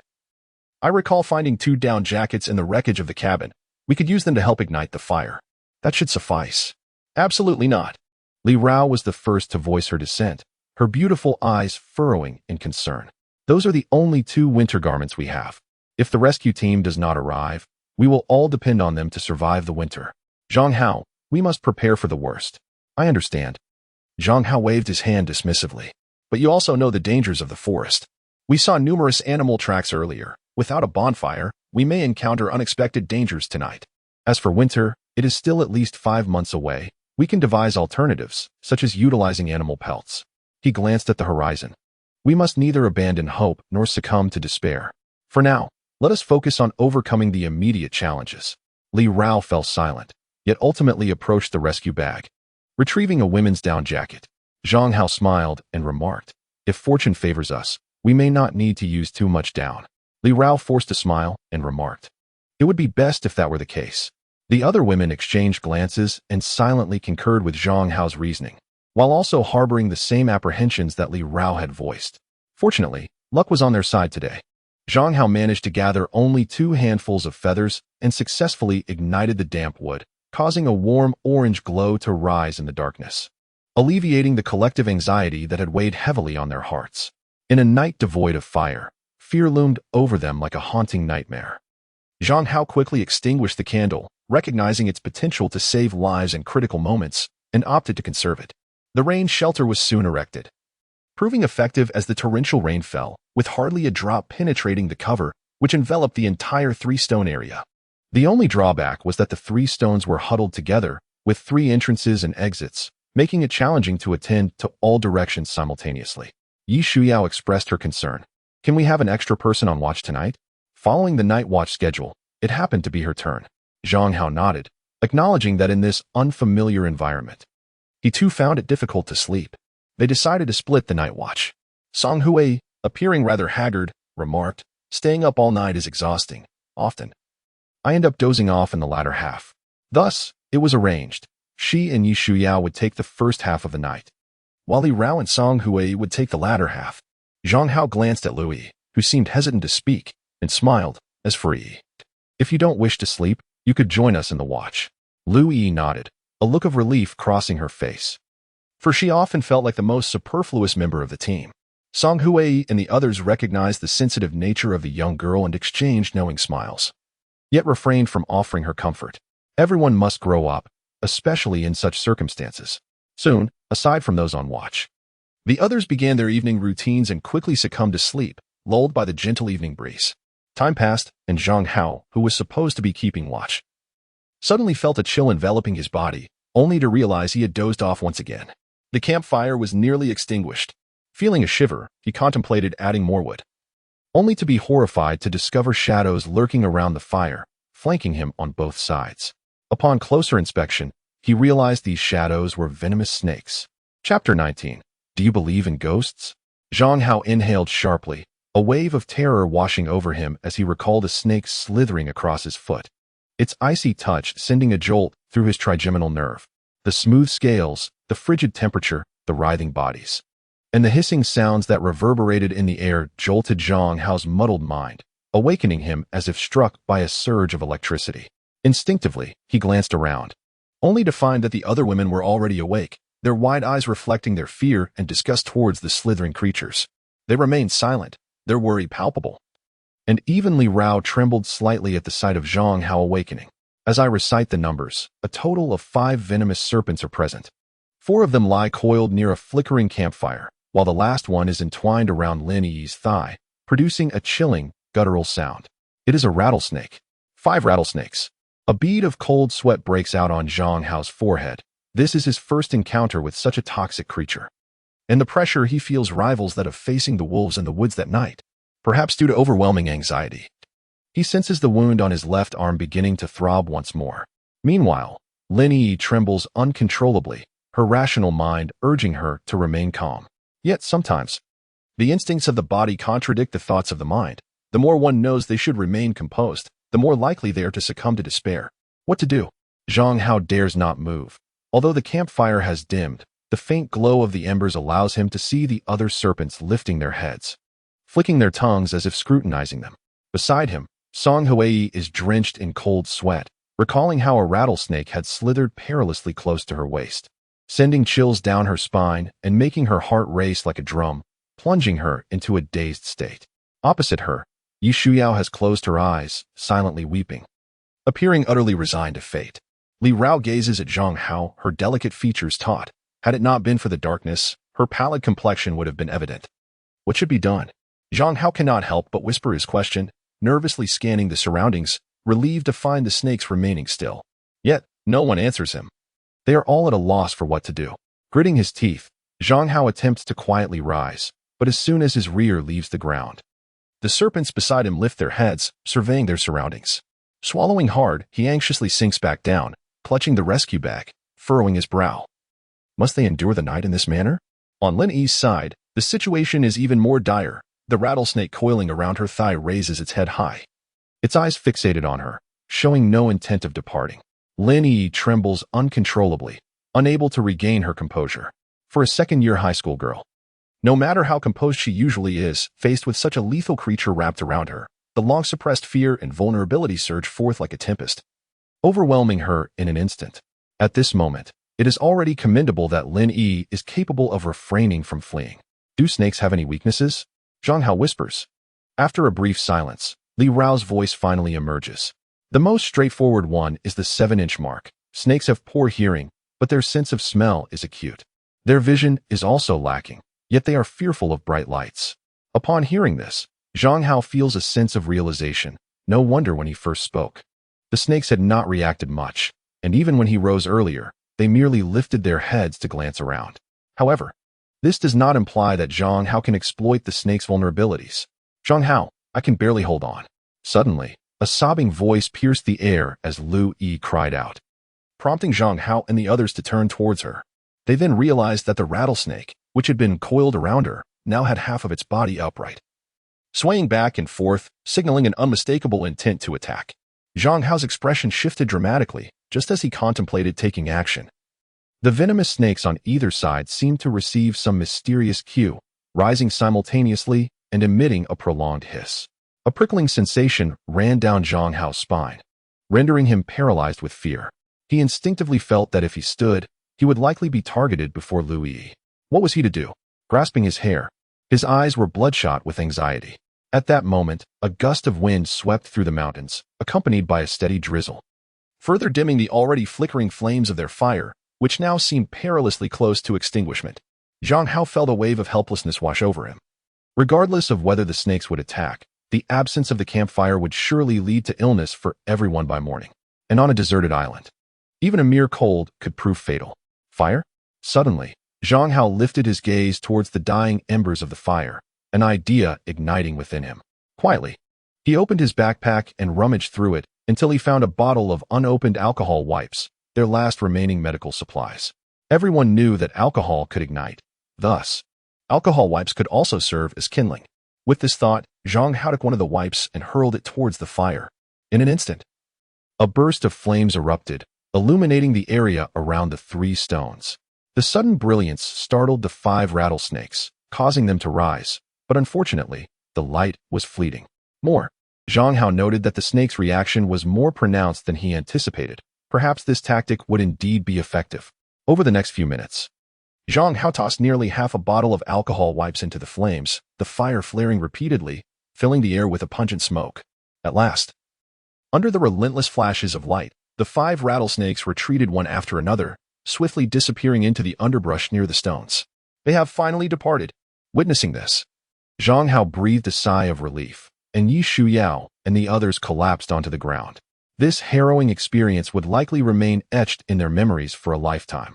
Moments later, Lu Yi, clutching Li Rao, burst into tears. Her fear had overwhelmed her. Yet, with Li Rao's continual reassurances, Lu Yi soon fell asleep, though her body twitched occasionally, a clear sign of nightmares. As for the others, having endured the earlier ordeal, sleep eluded them, and with less than 2 hours until dawn, they decided to forego sleep entirely. I was so exhausted earlier that I dozed off for a brief moment, Yi Shuyao admitted, crossing her arms, her face betraying a mix of shame and lingering dread. Song Hui glanced at Zhang Hao, suggesting, in the future, it might be best if you don't push yourself to keep watch. You've exerted yourself too much during the day, and with your injuries still unhealed, it's too taxing. Zhang Hao sighed, nodding in agreement, his gaze fixed on the dark forest, as the hairs on his body stood on end once more. The following morning, as dawn broke, Lu Yi hurriedly sought out Zhang Hao. What is the matter? Zhang Hao inquired, as he busily packed his bag. preparing to leave San Kuai-shi in search of a suitable refuge. Lu Yi pursed her lips, remaining silent for a moment before asking, "Brother, do you believe in ghosts?" Chapter 20. Retreat awakened by Lu Yi's inquiry. Zhang Hao felt a prickling unease creep over him as he glanced around. The day was still dimly lit, and the forest loomed ominously nearby, evoking a sense that something malevolent lurked in the shadows. "Brother Zhang, I dreamed of my parents last night," Lu Yi stated earnestly. "They said thank you for saving me yesterday and promised they would repay you in the future." Upon hearing this, Zhang Hao released a sigh of relief, a mix of amusement and exasperation as he affectionately ruffled her hair. "Don't overthink it. To be fair, it was my drowsiness during the night watch that put you in danger." Lu Yi shook her head. "Regardless, you saved me. This was my first dream of them since my parents passed away." She then chuckled, "But how strange it is that you're named Zhang Hao, and yet my parents called you Su Hao. Dreams truly are odd." With a clatter, the shovel slipped from Zhang Hao's grasp, leaving him momentarily lost in thought. "What's wrong?" Lu Yi asked, concerned. Shaking his head, Zhang Hao replied, "Nothing. Quickly, go help them gather supplies. We must depart soon." He bent to retrieve the shovel, his expression grave. Years ago, he had indeed gone by the name Su Hao. Although this was not a secret, he was certain he had never divulged this information within this team on the island. Could it be that he had truly encountered a ghost? A chill swept over him as he surveyed his surroundings. Considering the efficiency of their travel the previous day and to conserve both time and energy, they collectively decided to temporarily stash some supplies near San Kuai-shi. Zhang Hao dug a pit, discarded 2 rescue bags of provisions within, covered them with soil and foliage, and camouflaged the area with thorns. Even if they returned, it would be challenging to locate this hidden spot without markers. Having completed this task, it was now 8 in the morning, the sun fully risen, casting a stifling humidity over the forest. Temporarily departing from San Kuai-shi, the group pressed onward towards the south. Although they had inhabited the island for nearly 20 days, each person possessed a limited understanding of it. They knew neither its size nor its precise coordinates. Song Hui was drenched in sweat. The odor emanating from her was so unpleasant that even she found it distasteful. Yet, in this desolate isle, her condition was relatively fortunate. Sustenance and fresh garments were available, rendering the discomfort of her odor a trivial matter. Can you hold on?" "I can." Lu Yi, the youngest in the team, naturally had the least stamina, and today, the forest's environment proved even more harsh than the previous day. Oppressive humidity and the looming threat of a torrential downpour in the afternoon. The island's forest is deep and lush, particularly with the thorns that rise to waist height, their branches adorned with barbed hooks that can easily scratch the skin and draw blood. As midday approaches, Zhang Hao forges ahead, wielding his axe, sweat cascading down his brow like a gentle rain. After 3 hours, he has consumed a single bottle of water. The earlier exertion on the beach had not been nearly as taxing. "Just a little further, once we ascend this gentle slope, we can rest," he encourages. Alas, fatigue has already settled in. The appearance of a venomous snake at dawn had roused them 2 hours earlier than usual, leaving them utterly exhausted, their legs feeling as though they were at odds with one another. Yi Shuyao swallows hard, wiping her face, now coated in a white residue of salt. The sweat she has shed today could suffice to sod a meal. "Li Rao, what's the matter?" Li Rao turns to see Yi Shuyao with her back to her. "Could you check my neck? I can't seem to remove something." As Yi Shuyao releases her grip, Li Rao gasps in horror, for upon Yi Shuyao's nape, there clings a leech. A leech, adorned with circular spots, is voraciously drawing blood, its body expanding to the girth of a thumb. "Don't pull at it," Li Rao cautions, urgently signaling the others to halt. Zhang Hao glances back, seemingly unfazed, and jestingly remarks, "Yi Shuyao, you must be quite popular. Even leeches are drawn to you." An urge to cry wells up within Yi Shuyao, and upon hearing Zhang Hao's teasing, she feels a mix of anger and indignation, promptly pinching him at the waist, causing him to wince in pain. "All right, enough of this." Song Hui interjects, exasperated. Zhang Hao, grimacing, recognizes that the leech is swelling larger and knows they cannot delay any longer. He retrieves a lighter from his pocket, ignites a piece of wood, and brings it directly to the leech's body. In an instant, the leech drops from Yi Shuyao's neck, crushed under Zhang Hao's foot. All is well, he shrugs nonchalantly, recalling how he had often been bullied by such creatures in his youth, and he knows precisely how to handle them. Let us continue. Yet soon, the procession halts once more. At this moment, Zhang Hao surveys the dense thicket ahead, a sense of trepidation creeping over him, his scalp prickling. All around the towering trees, leeches cling in droves, one end affixed to leaves while the other arches high, their mouths agape, poised to drop onto any passing creature. How can there be so many leeches? Song Hui exclaims, her voice trembling as she hurriedly inspects her own body. The others finally grasp the reality. They have traversed this forest for quite some time, and the likelihood of being besieged by leeches is high. Let us retreat. We must leave this place, Zhang Hao declares, aware that the thick underbrush around them makes it impossible to avoid contact with the leeches. Swiftly, they all turn back, remaining vigilant of the encroaching foliage. Eventually, they arrive at a clear grove, where the five of them promptly begin to examine one another. Consequently, they discovered leeches clinging to each other, varying in size. Yet each one was well fed. Fortunately, they had noticed them in time, averting a greater calamity. They could not proceed any further today and decided to return to the three-stone site. Zhang Hao furrowed his brow as he gazed back at the forest they had just exited, his heart laden with trepidation. It was a forest that devoured its victims without a trace, which explained the absence of any animal tracks along the way. Meanwhile, Li Rao gathered some fallen leeches, intending to assist Zhang Hao in drawing out the stagnant blood from his wounds once they returned. The remedy should prove effective. As they made their way back, the sky began to drizzle, the rain gradually intensifying. By the time they approached the three-stone encampment, twilight had already begun to cloak the surroundings. They needed to hold on a little longer. They were almost there. Zhang Hao was drenched, strolling through the woods without any means to shield himself from the rain. The other women were equally disheveled, their garments completely soaked, clinging to their bodies in a manner that exuded a primal beauty. The desire to pause for a bath was palpable. Yi Shuyo's cheeks flushed, as it had been several days since they had last freshened up. Zhang Hao jested. If you need assistance, I can help you wash. Get lost, Yi Shuyu retorted, playfully chasing after Zhang Hao. The flight attendant, with her alluring figure, appeared even more enticing as she dashed through the rain, her curves swaying enticingly, captivating Zhang Hao's gaze and causing his cheeks to flush. Amidst their playful banter, the group finally spotted the three stones just before darkness enveloped the land. However, as they drew nearer, they discerned that others were already present at the site. Chapter 21. The feigned death ability. Zhang Hao halted abruptly in the downpour, causing Yi Shuyu, unprepared, to collide with his back. Zhang Hao, what are you doing? She exclaimed, her face flushed with embarrassment. Zhang Hao, momentarily taken aback, felt a jolt throughout his body but quickly explained, it seems there are people at the three stones. Everyone be cautious. His words instantly captured the women's attention, their gazes piercing through the curtain of rain to focus on the three stones ahead. Indeed, beneath the canopy, several individuals were sheltering from the rain, a flickering campfire illuminating the scene, though the number of people appeared to be limited. This is our discovery first, Louis pouted, her small face clearly displaying discontent. Seizing the opportunity, Song Hui ruffled her hair in a comforting manner, saying, in truth, we are all outsiders on this island. With no nearby refuge from the downpour, they had no choice but to enter the three stones and assess the situation. Zhang Hao reminded them, everyone, take out your weapons. His words heightened the women's anxiety, yet they steeled themselves for the worst. The three stones were the only shelter from the wind and rain, and with darkness approaching, they had no alternative. Soon, under Zhang Hao's guidance, the five of them entered the three stones one after the other, only to discover that the interior was quite different from what they had initially envisioned. Beneath the awning, a man with a bushy beard was dragging a bespectacled woman across the ground, his face contorted in mockery.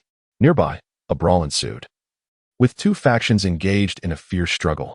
The sudden arrival of Zhang Hao and his companions introduced an unexpected twist to the fray. Instantly, the fighting ceased, and all eyes turned towards Zhang Hao's group, a mixture of apprehension and fleeting greed flickering in their gazes. Simultaneously, Zhang Hao and his companions scrutinized the two factions, led by the bearded man, comprising three young men and two women, all appearing to be in their early 20s. The bespectacled woman on the ground was encircled by two men, both bespectacled themselves, of average height and somewhat frail build. At that moment, the bespectacled woman cried out, "They are trying to steal my locator. Please help me." The bearded man's expression darkened instantaneously as he raised his hand to strike the woman, his fierce countenance resembling that of a predator. "They want to destroy it. Please save me." Her desperate plea jolted Zhang Hao into action, and he charged forward, axe in hand. Meanwhile, Li Rao and the others, after their initial shock, quickly pulled nearby individuals into the fray, though their strength was lacking. Their efforts significantly stabilized the situation. Zhang Hao's axe sliced through the air, causing the bearded man to loosen his grip. The bespectacled woman sprang to her feet and took refuge behind Zhang Hao. "You've got guts," the bearded man remarked. Choosing not to attack, but instead casting a meaningful glance at Zhang Hao before returning to his seat by the campfire. The skirmishers nearby also halted, creating an atmosphere that felt both strange and tense. Zhang Hao's group retreated to the southwest, where the space was relatively ample. Yet they remained only a few meters from the bearded man and his cohort. "Thank you," the woman said, introducing herself as Shuya. She gestured towards the two disheveled young men beside her. "These are my colleagues, Su Tao and Jin Kan." The two young men managed a strained smile in acknowledgement. Zhang Hao appraised Shuya, noting her short hair and youthful beauty. Her shirt was thin, with the buttons at the front missing, revealing a significant expanse of her fair skin, which appeared exceedingly alluring. Suddenly, Zhang Hao inhaled sharply, glancing down to find Yu Shuao pinching his waist, her phoenix eyes radiating a warning signal. He offered an awkward smile, while Song Huei, curious, inquired, "What do you mean by locator?" Shuya pressed her hand against her chest and explained, "It is a directional information transmitter that allows the receiver to ascertain the geographical location of this island." Upon hearing this, Zhang Hao and the others widened their eyes, excitement coursing through them. Could it be that a rescue team was on its way? However, Li Rao frowned. "If you truly possess such a locator, why hasn't the rescue team arrived yet?" Indeed, another added, 20 days have passed since the shipwreck occurred. If that locator were real, the rescue team would have come by now. The group promptly calmed down, casting skeptical glances at Shuya, who then elaborated. "This locator has a dead man switch feature." A dead man switch? As they exchanged puzzled glances, it became evident that none of them comprehended the words spoken by Shuya. "In truth, I serve as the head of research and development at a technology firm, and this locator device was developed under my guidance. My purpose for being here is to monitor this machine, which was originally designed for evasion, embodying what I refer to as the playing dead function. During the device's dormant phase, it ceases to transmit location data, only resuming after 30 days. Upon hearing this explanation, Yi Shuyuan could not help but exclaim, "What on earth is this? Shouldn't a locator continuously transmit its signals? Otherwise, what purpose does it serve?" "Not necessarily," Li Rao countered, shaking her head. "Certain individuals require such devices to ensure their safety in the aftermath, while also evading tracking for a specified duration." Shuya glanced up at Li Rao, her expression tinged with surprise. "So, is this locator currently with you?" Zhang Hao inquired. Shuya cast a glance at the bearded man and shook her head. "I fear it might be seized, so I have placed it in a location known only to me. Now that 20 days have passed since the shipwreck. Do we have to wait another 10 days? Lu Yi inhaled sharply, her excitement palpable. "It should take several more days. After the signal is transmitted, the rescue team will require about 23 days to arrive," Li Rao explained. "Thus, if all goes well, they may leave the island in a fortnight." At this thought, joy spread across their faces. However, Zhang Hao noticed that Shuya and her companions did not share the same exuberance. Rather, their expressions were clouded with concern, their gazes frequently drifting towards the forest shrouded in rain. "What is the situation with that bearded man?" Zhang Hao asked. "He is the captain of our company's security team," replied a young man named Jin Kan, his eyes fixated on the bearded figure, unable to suppress a shiver as if haunted by a terrifying memory. "His name is Hu Tianyi. He intends to seize the locator and then eliminate us." Su Tao's face darkened. They had once been colleagues, but now, due to a maritime disaster, they had become bitter enemies. Surely, it cannot be that dire? What could possibly motivate him? Zhang Hao questioned, perplexed by Hu Tianyi's intentions to both steal and murder Shuya and her companions. Zhang Hao.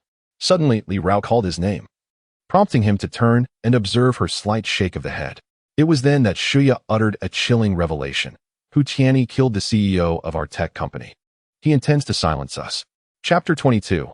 Evidence. Shuya's voice was barely audible, yet Zhang Hao felt a chill envelop him, suddenly grasping the implication of Li Rao's earlier gesture. The current state of the island did not favor the arrival of rescue teams. For instance, survivors who had resorted to murder for sustenance and inadvertently left evidence behind would dread the arrival of rescuers, knowing that witnesses and physical evidence could condemn them to an inescapable fate. Everyone yearned to escape the forsaken island, but it was imperative to do so without lingering concerns.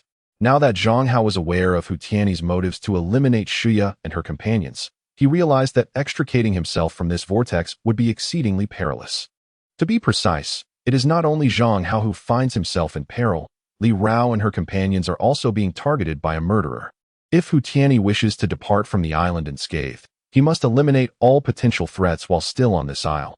Otherwise, any moment of negligence or unforeseen circumstance could spell his doom. At this juncture, Shuya, seemingly belatedly aware, spoke with a pallid complexion. I am sorry. I should not have divulged this to you. Zhang Hao's countenance darkened. Although he could not ascertain whether Shuya had acted with intent, the outcome remained unchanged. The burly man was observing him with a gaze that was both profound and inscrutable. You have endangered us. Yi Shuyao reacted vehemently, even rising as if to confront Shuya. Faced with a murderer, anyone would lose their fundamental sense of judgment and reason. Li Rao grasped her arm, shaking her head. In truth, even if we were unaware of the reality, we would still be ensnared in this vortex. For our desire to leave the island necessitates reliance. Nearby, Song Hui interjected. Let us not dwell on this for the moment. Night is swiftly approaching, and we must kindle a fire. The sky was on the verge of complete darkness. Apart from the bonfire near the burly man, their surroundings remained shrouded in gloom and coldness.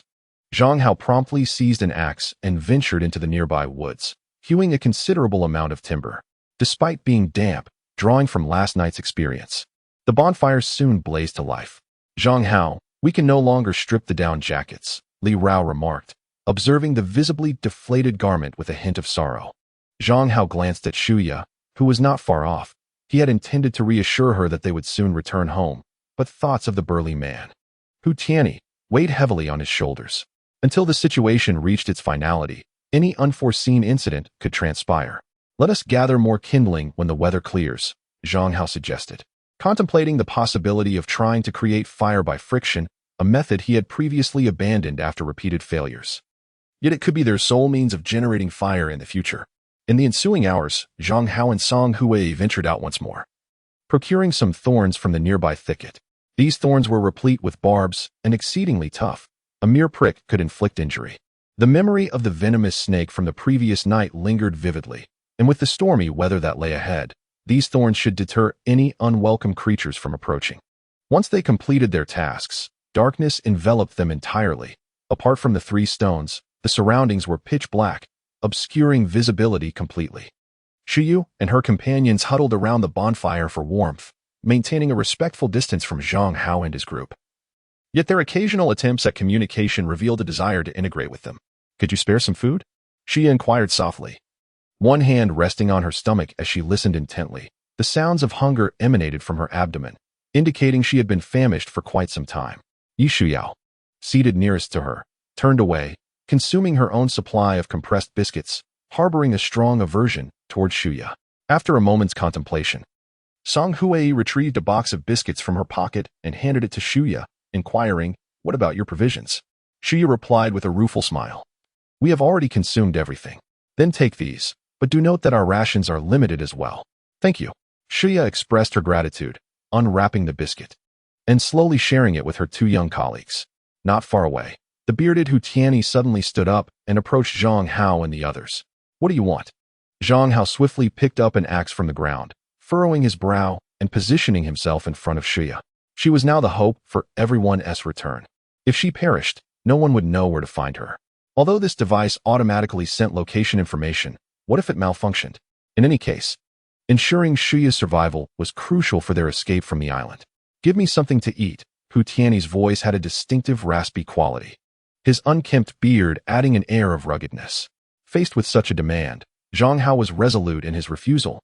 Not only was food scarce, but Hu Tianyi was also no good man. Are you certain you won't give me anything to eat? Hu Tianyi stood across from Zhang Hao, arms crossed, observing their group with keen interest. No, Zhang Hao replied decisively. Hu Tianyi, however, showed no anger nor did he attempt to seize anything. He glanced at the composed Shuya before meeting Zhang Hao's gaze. This woman is no pushover. You'd best not trust a word she says. With that, Hu Tianyi chuckled a couple of times and returned to his previous spot. The atmosphere around the campfire once again fell into silence. Shuya, you have evidence of Hu Tianyi's murderous deeds, correct? Li Rao suddenly inquired. Indeed, it's on my phone. Xia quickly produced her mobile device from her pocket, opened it, and handed it to Li Rao. The phone still had some battery life left, though not much. I have made backups. This is not the only one. Feel free to examine it. Li Rao nodded, and together with the others, they quietly began to watch the video. The footage was brief, lasting only about 3 minutes. With somewhat unclear quality, yet it was sufficient to discern the details of the murder as well as the faces of both the perpetrator and the victim. It was because I captured this video that I became a target for Hu Tianyi's stalking and attacks, Shuya stated, her eyes reddening once more. Beside her, the two young individuals were also filled with indignation. Had it not been for Hu Tianyi, their stored food and fresh water could have easily lasted 30 days. Li Rao also made a copy of the video. It was a double-edged sword. If mishandled, it could bring harm to both others and themselves. But possessing it also provided a certain level of security. However, when Zhang Hao inadvertently glanced at Hu Tianyi, the latter's profound gaze left him with the unsettling feeling that matters were not as straightforward as they seemed. After satisfying their immediate hunger, Li Rao and the others began placing plastic bottles outside. Recently, the consumption of fresh water had surged, a consequence of the increasingly hot weather on the island, compounded by their arduous journey, which had exponentially increased their water needs. Although rainwater was not clean, it could still be rendered drinkable after basic filtration and boiling. I'll help too. Shuya, perhaps unwilling to partake without contributing, proactively stepped outside to assist. Meanwhile, Song Huai, resting by the campfire, suddenly turned to the two young individuals. Have you been with Shuya since the shipwreck began? No, not at all. In a secluded forest, an encounter unfolded. It was perhaps the first time two young individuals found themselves in the company of someone as exquisite as Song Huai, and both felt a certain shyness, barely daring to glance at one another. Initially, Song Huai intended to inquire further about various matters, but just then, Shuya returned from outside. Her white shirt drenched by the rain, clinging to her form and revealing her flawless figure. Chapter 23. Severed finger. Shuya instinctively covered her chest with her hand. Her already fair skin took on an enchanting glow in the firelight. What are you discussing? She inquired with a smile. Song Huai replied with a gentle smile. Oh, nothing much, just curious about you tech enthusiasts. Shuya, lost in thought, bent down to pick up 2 empty water bottles from the ground before stepping out again to fetch water. By 7 in the evening, Zhang Hao and his companions returned. Having filled all their containers with rainwater, Li Rao ingeniously fashioned a filter using socks, charcoal, and gravel, with the charcoal serving a preliminary sterilization purpose. In the ensuing hours, they utilized the few remaining coconut shells to begin boiling the rainwater. Though the process was not efficient, the resulting boiled water significantly mitigated the risk of illness. I never imagined coconut shells could be employed in such a manner, Shuya mused, marveling at how the wooden material could serve as a cooking vessel. Unfortunately, the island was sparse in coconut trees. Li Rao sighed, lamenting that they had once possessed over 20 coconut shells, but after several mishaps, only 5 remained. And they wouldn't suffice for long. At that moment, Zhang Hao, who had been discreetly observing, noticed a young man approaching, his complexion pale. The sudden change in atmosphere heightened everyone's vigilance as they speculated on his intentions. Could you spare me some food? The man pleaded as he drew near. Realizing it was merely a request for sustenance, Zhang Hao felt a wave of relief, but still shook his head. We do not have much food ourselves. You must find a way. Please, just a little bit. I beg you. Just a morsel will do. His voice resonated with desperation and helplessness. Yet, Zhang Hao and his group truly had limited provisions. They had buried 2 bags of supplies nearby, and what remained would barely last 2 days. Moreover, due to the presence of a locator, it was highly likely that the bearded man would follow them, making it difficult to retrieve the buried supplies in the near term. With Shuyu and 2 men now added to their ranks, both food and fresh water would grow increasingly scarce. After several refusals, the man finally lowered his head and returned to the bearded man, his frail body trembling.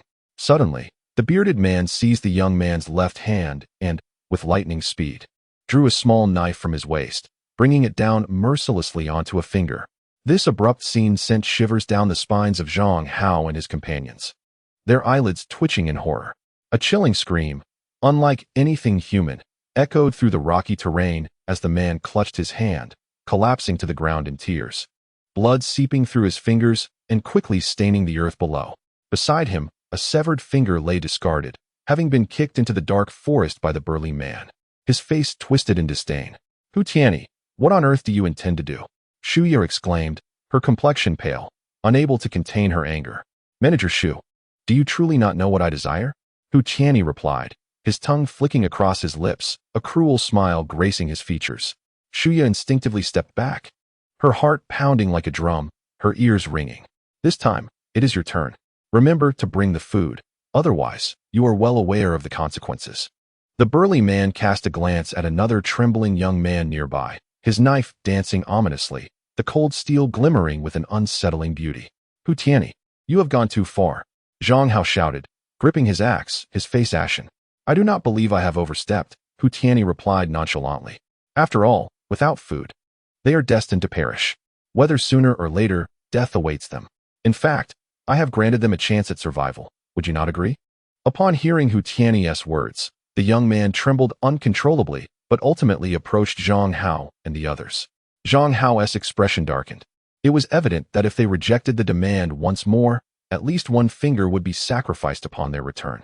As the man drew closer, Yi Xiao, hidden behind, could not help but ask, why do you not resist? Hu Tianyi is not invincible. What is there to fear? The actions of the burly man had reshaped Yi Xiao's understanding of the so-called villains in this world. The man, his face drawn in despair, replied, he has a gun. Instantly, the atmosphere around the campfire plunged into an icy silence. Really? Zhang Hao swallowed hard, feeling as though his throat was constricted. Fear gnawed at him unrelentingly. The others wore expressions of anxiety. After all, a gun was an unimaginable terror to ordinary individuals. In the hands of a villain, it signified the ever-present specter of death. In that moment, Zhang Hao gazed at the man seeking food and finally comprehended why they would approach despite the knowledge of potential harm. In comparison to death, a severed finger was a trivial sacrifice. Are his bullets not scarce? Shuya inquired suddenly. The man nodded, glancing at Shuya with a hint of surprise before hastily responding. The gun was found on a police officer's corpse, and at the time, it had only 4 bullets. Later, one companion, unable to endure Hu Tianyi's threats, attempted to flee and was shot dead. The gun targets the first to rise, so you are understandably cautious. She inhaled deeply, turning to face Li Rao and the others, her expression tinged with guilt as she explained, I have not seen Hu Tianyi in over 10 days.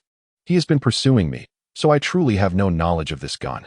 The expressions of Zhang Hao and the others darkened, although their adversary had only 3 bullets. No one wished to confront such a dire situation. This evening, faced with Hu Tianyi, their circumstances had become increasingly precarious. Please, I beg of you, give me something to eat.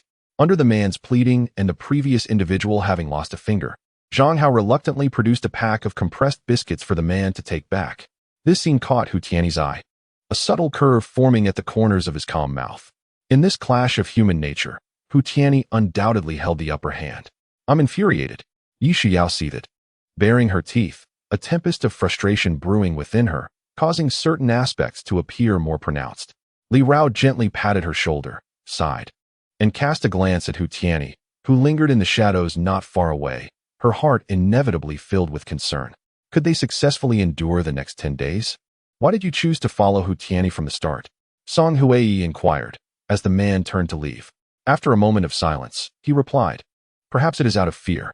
It is fear that compels submission, engendering a trepidation towards danger. The unpredictability of human nature is indeed bewildering.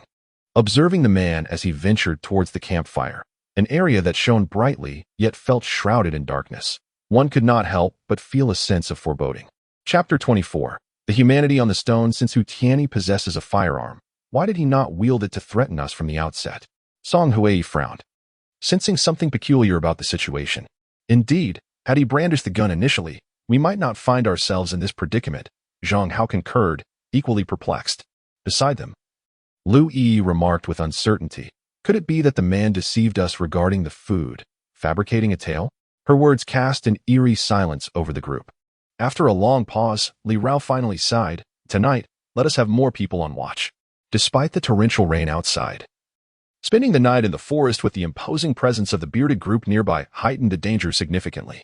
We should take turns keeping watch. We cannot simply consume without contributing, Shuya volunteered earnestly.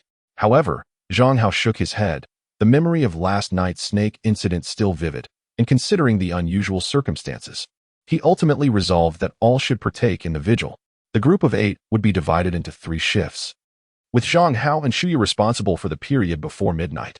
Is that agreeable? Zhang Hao asked, directing his gaze toward Shuya, suddenly realizing that her physique was remarkably comparable to Song Hui's. Shuya met his gaze, a blush blooming on her fair face, and she nodded. Taking a seat beside Zhang Hao, evidently prepared for the watch, Zhang Hao, towering above her, found that their proximity allowed him to behold many delightful sights. Moreover, with the button on Shu Ya's attire missing, the contrast between the deep, unending valley of her neckline and her milk-white skin was striking. The man could barely restrain his salivation. Shu Ya, it is chilly at night. Why not change into another garment? At that moment, Song Hui's voice cut in, rather inopportunely. Zhang Hao, feeling a pang of guilt, glanced back only to find Song Hui glaring at him, evidently having caught sight of his earlier indiscretion. With a slight touch to his nose, Zhang Hao felt a twinge of embarrassment.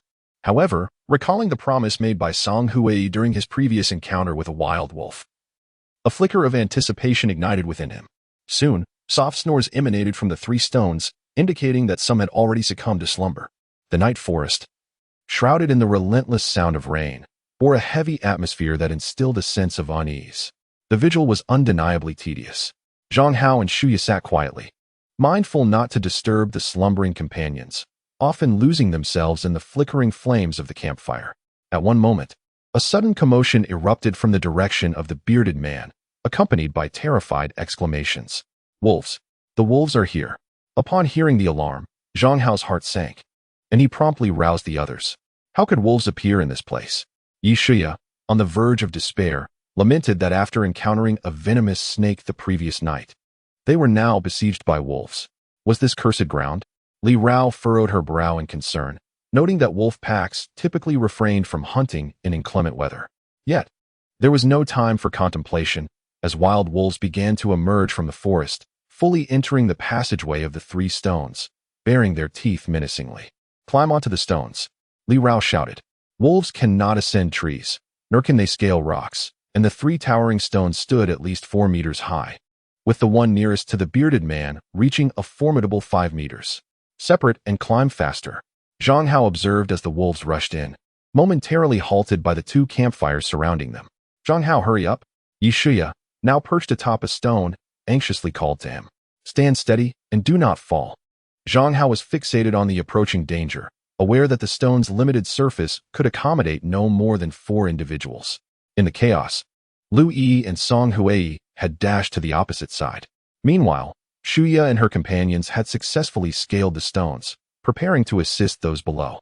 Yi, you go first. Sister, you go first. My legs are trembling. Lu Yi, stop delaying and hurry.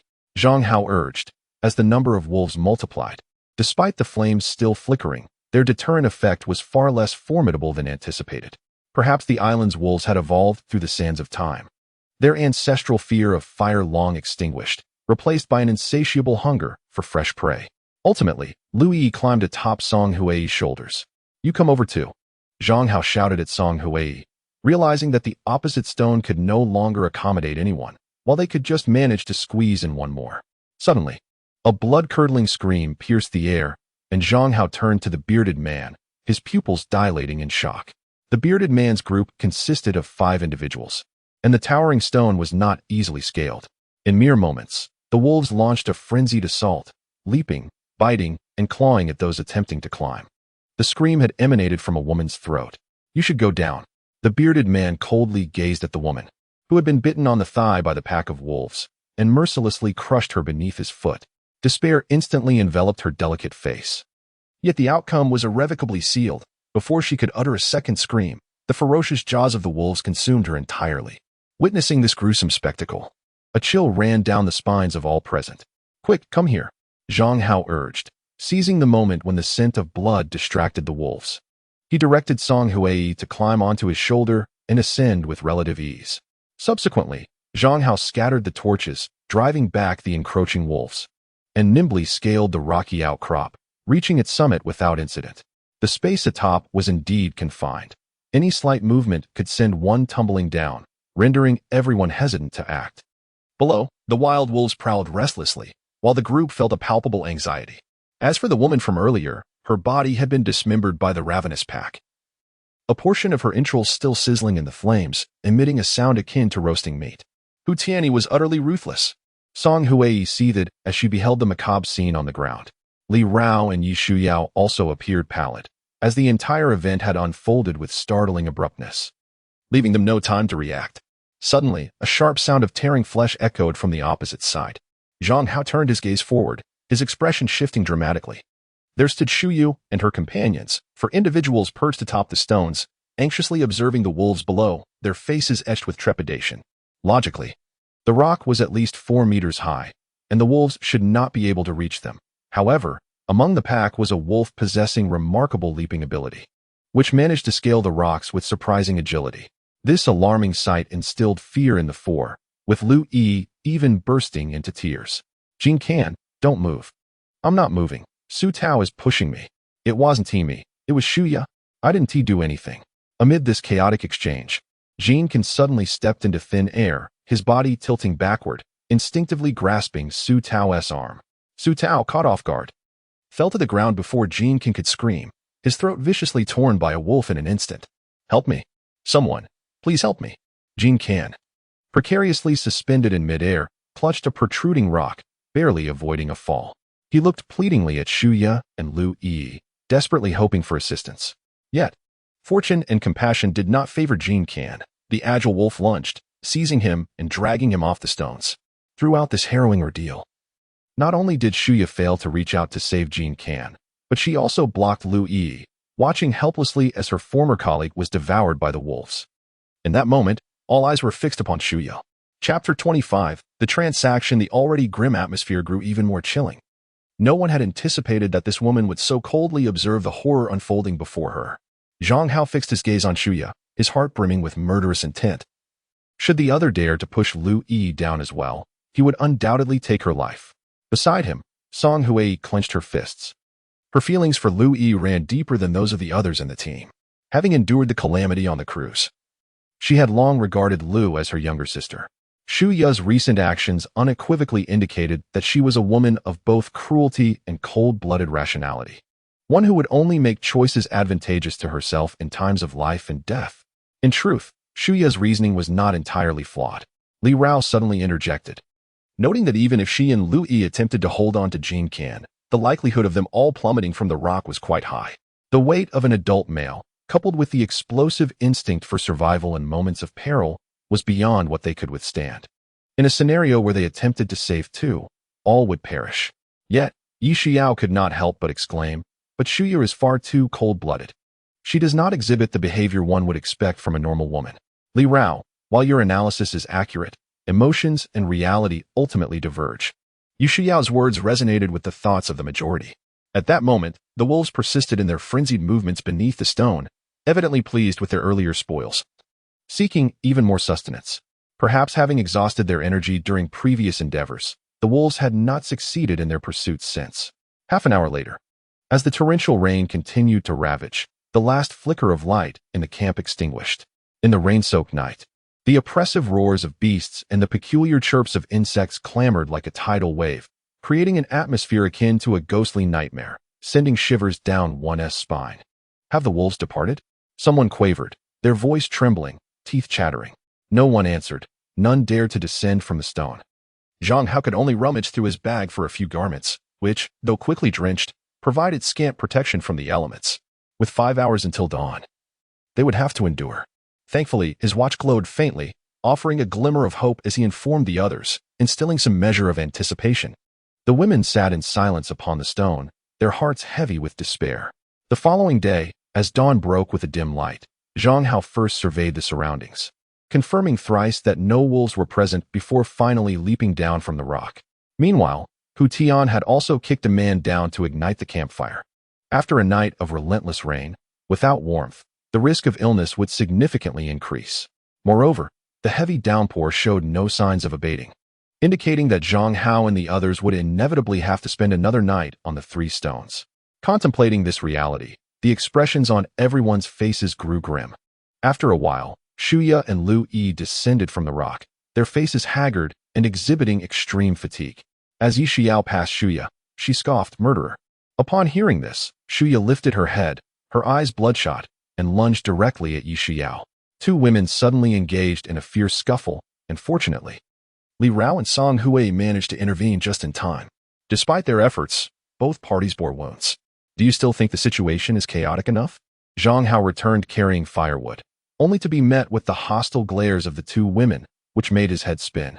Emotionally, Shuya appeared excessively cold-blooded, able to remain indifferent while witnessing a colleague, with whom she had shared countless days, being viciously attacked. Yet, rationally, Shuya had indirectly saved Lui's life, making it difficult to harbor resentment against her. Let us all calm down and gather around the fire. Unconsciously, Zhang Hao raised his voice a few notches.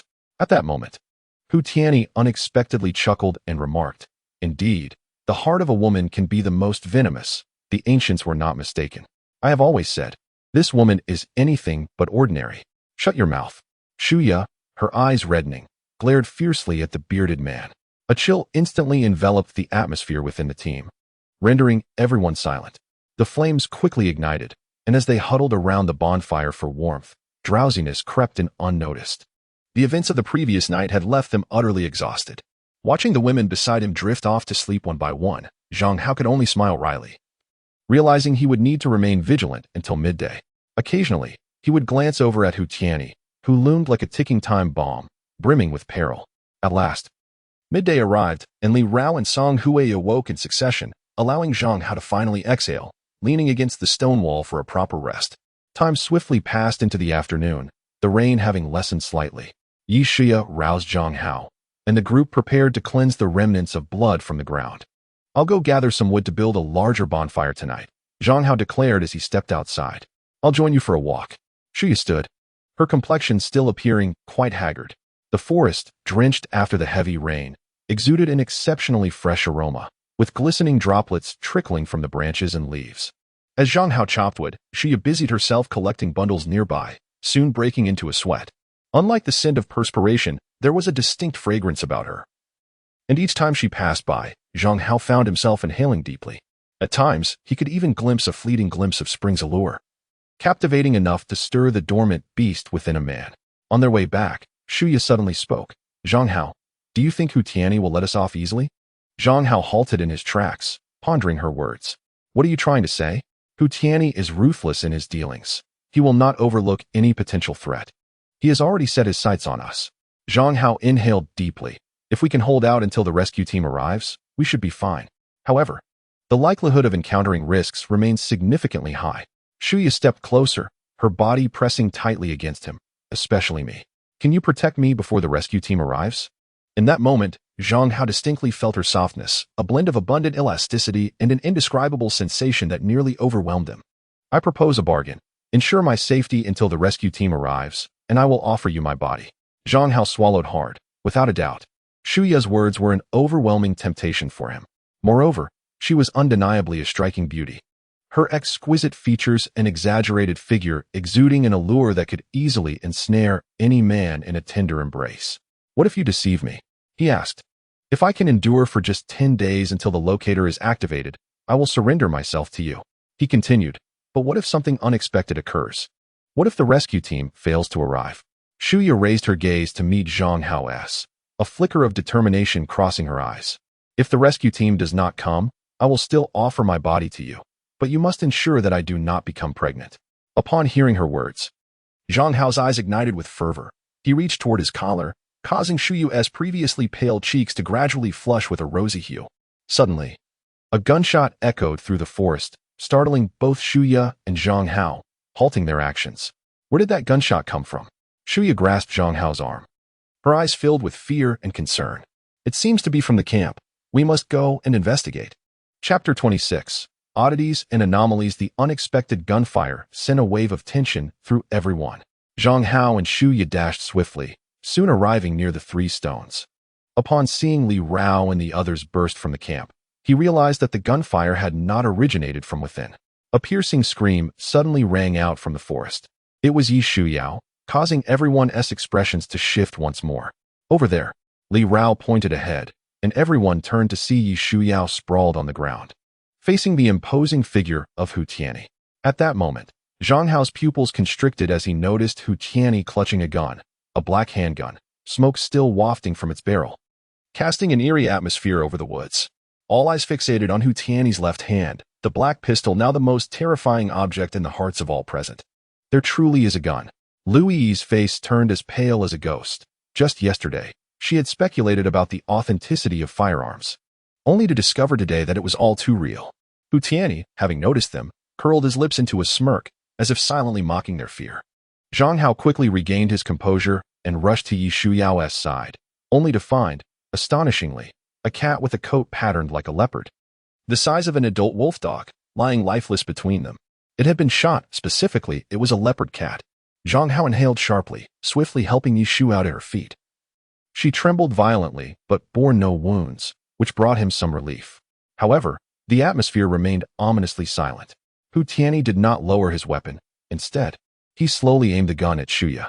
At that moment, everyone's hearts raced, particularly Shuya, who clenched her fists, struggling to maintain her composure. Hu Tianyi. Shuya called his name, her voice quivering, uncertain whether from fear or desperation. Zhang Hao suppressed the fear within him and stepped forward, declaring, "You cannot take her life. Doing so would benefit none of us." Song Hui also cautioned him, "You have little ammunition left. If you wish to eliminate all threats, merely relying on a handgun and bullets will not suffice." The bearded man glanced over the crowd and chuckled, "Indeed, my bullets are few, but rest assured, I shall not harm her until I locate the signal device." In that moment, Hu Tianyi appeared remarkably composed, yet the gun remained unwaveringly aimed. "However, should there be no resolution, I shall reserve the last bullet for you, Manager Shu. I hope we all return safely to civilization. Otherwise, you comprehend the implications." Having said that, Hu Tianyi suddenly fixed his gaze on Shuya, his expression devoid of emotion. Shuya's face reflected sheer terror as Hu Tianyi bent down to pick up the leopard cat on the ground, humming a tune and appearing remarkably at ease. This man truly possesses a firearm. Li Rao exhaled deeply, only then realizing she was drenched in cold sweat. That was terrifying. Yi Shuya also wore a troubled expression, having been startled twice in a mere moment. Yet the subsequent events struck her as peculiar. What happened? It was Hu Tianyi. Had he not fired, I would have perished. Yi Shuyue's words gradually stirred the others from their stupor. The leopard cat had first attacked me, and only then did Hu Tianyi shoot it. Thus, from this perspective, he saved my life. Zhang Hao furrowed his brow. Logically, Hu Tianyi could have stood idly by, yet the reality was otherwise. Indeed, it was strange. He cast a glance at Shuya, who remained dazed, suspicion flickering in his eyes. Yi Shuyue clutched her chest, exhaling, still feeling a sense of dread. However, Hu Tianyi's marksmanship is remarkable. I witnessed that leopard cat struck in the forehead, killed instantly. Oh, stop pondering so much. We must return, as darkness is approaching. Zhang Hao urged from the side, gathering the scattered wood on the ground to prepare for a fire. Huh. Zhang Hao suddenly halted, looking at the shrubs on the ground, and asked, "Li Rao, did we not cut thorns here yesterday?" Li Rao glanced down and nodded, quickly comprehending why Zhang Hao posed the question. The vegetation grows rather swiftly. Zhang Hao gestured with his hand. In just one day, the plants had grown a finger's length, at least 8 or 9 centimeters. "Oh dear, do not linger. The rain is coming. We must run," Yeshua shouted, promptly pulling Li Rao towards the 3 boulders.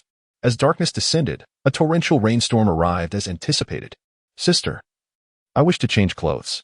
Taking refuge in the camp, Lu Yi tugged at Song Hui, her small face betraying shyness. Song Hui pulled at Zhang Hao's clothing. The latter, having overheard, fashioned a makeshift clothesline from the wood on the ground, placing it behind a passage to obscure the view. "You mustn't look either." Song Hui glared at him. Zhang Hao smirked slightly. "Even if you change, you will still get wet. We are girls, you wouldn't understand."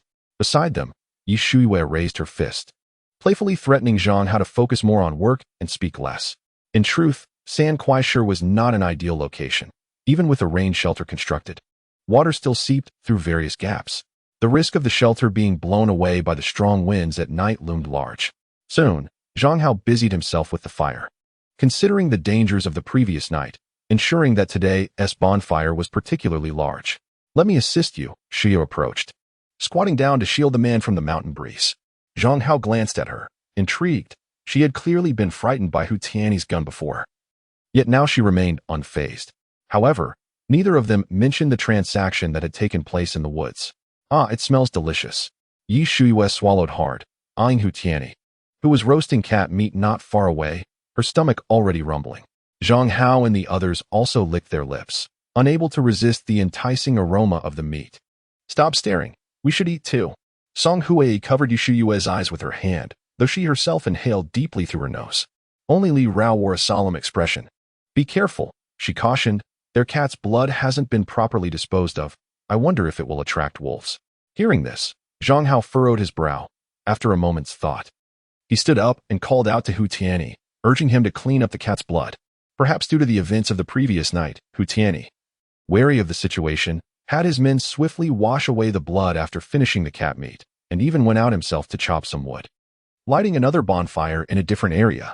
You guys are in charge of adding wood, he casually tossed out as he passed by. Zhang Hao glanced at him but did not refuse. The wood they had collected today was more than sufficient for the night. The bonfire flickered gently in San Kuai Shi. But tonight, the wind and rain seemed particularly ferocious. Chapter 27. Seeking death. Having taken a nap in the afternoon, Zhang Hao felt spirited and far from sleepy. Checking his watch, he noted it was already 9 in the evening. Li Rao and the others had begun to squint, yet none were truly asleep. The memory of the ferocious wolves from the previous night lingered, keeping them on high alert. However, weariness was an unrelenting foe. You should rest as well. Zhang Hao observed Shuya beside him, who had appeared calm earlier but now seemed somewhat off. Hearing someone speak to her, Shuya lifted her head, her gaze slightly dazed. You really should go rest. Hu Tianyi won't harm you, Zhang Hao urged once more. Over here, Shuya's face flushed slightly as she said, I need to use the restroom. Then go, Zhang Hao replied, puzzled. Did one need to report such things? I'm scared. Shuya lowered her head.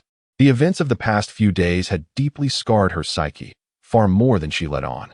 Each night, she was haunted by nightmares, yet had no one to confide in. Then I'll take you, but let us be quick. Just as both individuals stood up from the ground, Zhang Hao suddenly recoiled, startling Shuya. There was something on the boulder. Zhang Hao gripped his axe tightly, his eyes darting around the vicinity. Shuya clung to Zhang Hao's clothing, her legs trembling with fear. What was it? Leopard cats. A multitude of leopard cats. No sooner had the thought crossed her mind than a series of green-eyed leopard cats silently emerged atop the boulder. When had they appeared? Wake up, don't sleep.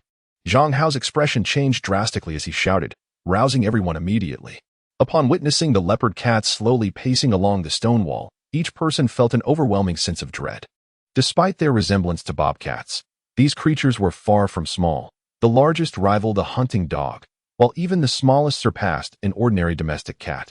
Their sleek, spotted coats glistened, and their exposed fangs could effortlessly rend the flesh of any living being. Grab the shovels and axes, gather together. Zhang Hao quickly organized a defense. Fortunately, the bonfire was immense, and any branch could serve as a torch, with ample wood nearby to sustain a fire throughout the night. At that moment, Li Rao pointed towards another direction, her voice trembling. You all must look over there at Hu Tianyi. The sight that met their eyes caused everyone to gasp in horror. Even without counting, they could see layers upon layers of leopard cats encircling Hu Tianyi and his group, at least 30 of them. Surely, Hu Tianyi had devoured one of their kin, and now they had come for revenge. Yi Xiao was so frightened that her teeth chattered, goosebumps rising on her arms. Zhang Hao bit his tongue, forcing himself to remain calm. Yet, in the next instant, Hu Tianyi unexpectedly shoved aside those beside him and sprinted towards Zhang Hao and the others. The expanse of the 3 boulders was not vast, and by the time everyone reacted, Hu Tianyi had already seized 2 orange life bags from the ground, vanishing into the dark forest. Damn you, Hu Tianyi! Zhang Hao cursed, unable to suppress the urge to pursue him. But Li Rao restrained him, explaining that a dozen leopard cats had vanished into the woods alongside Hu Tianyi. We can search for lost items, but a lost person is truly gone, Li Rao insisted, gripping Zhang Hao tightly, hoping to dissuade him from acting recklessly. Ultimately, Zhang Hao spat on the ground in frustration, feeling an overwhelming sense of despair. However, soon, with screams echoing in the air, everyone grew tense. The 2 individuals who had been knocked down by Hu Tianyi were now being torn apart by the leopard cats, the air thick with the pungent scent of blood. The only one still standing was frantically striking at the leopard cats with a burning stick, but the sheer number of these creatures was too great. A single person could not attend to all directions, and thus, the piercing screams became increasingly agonizing. These leopard cats fear fire. Do not give them the chance to approach. Zhang Hao astutely observed that, unlike wolves, these leopard cats possessed an innate terror of flames. Each person wielded a stick of wood, leaning against the towering bonfire, their hearts consumed by a singular belief: to endure, to persist, to hold on. As time passed, the women began to realize that these leopard cats were not as formidable as they had imagined. In fact, under the flickering flames, they appeared somewhat blusterous and hollow. Zhang Hao continued to stoke the fire, ensuring it remained in an optimal state of combustion. Gradually, the number of leopard cats began to dwindle, while the humans' range of movement expanded. Hu Tianyi had fled, leaving his return uncertain, while the men and women who had once stood by his side now lay motionless on the ground. Zhang Hao approached with Shuya, and near the bonfire lay two female corpses, their abdomens torn open by the leopard cats, intestines strewn across the earth.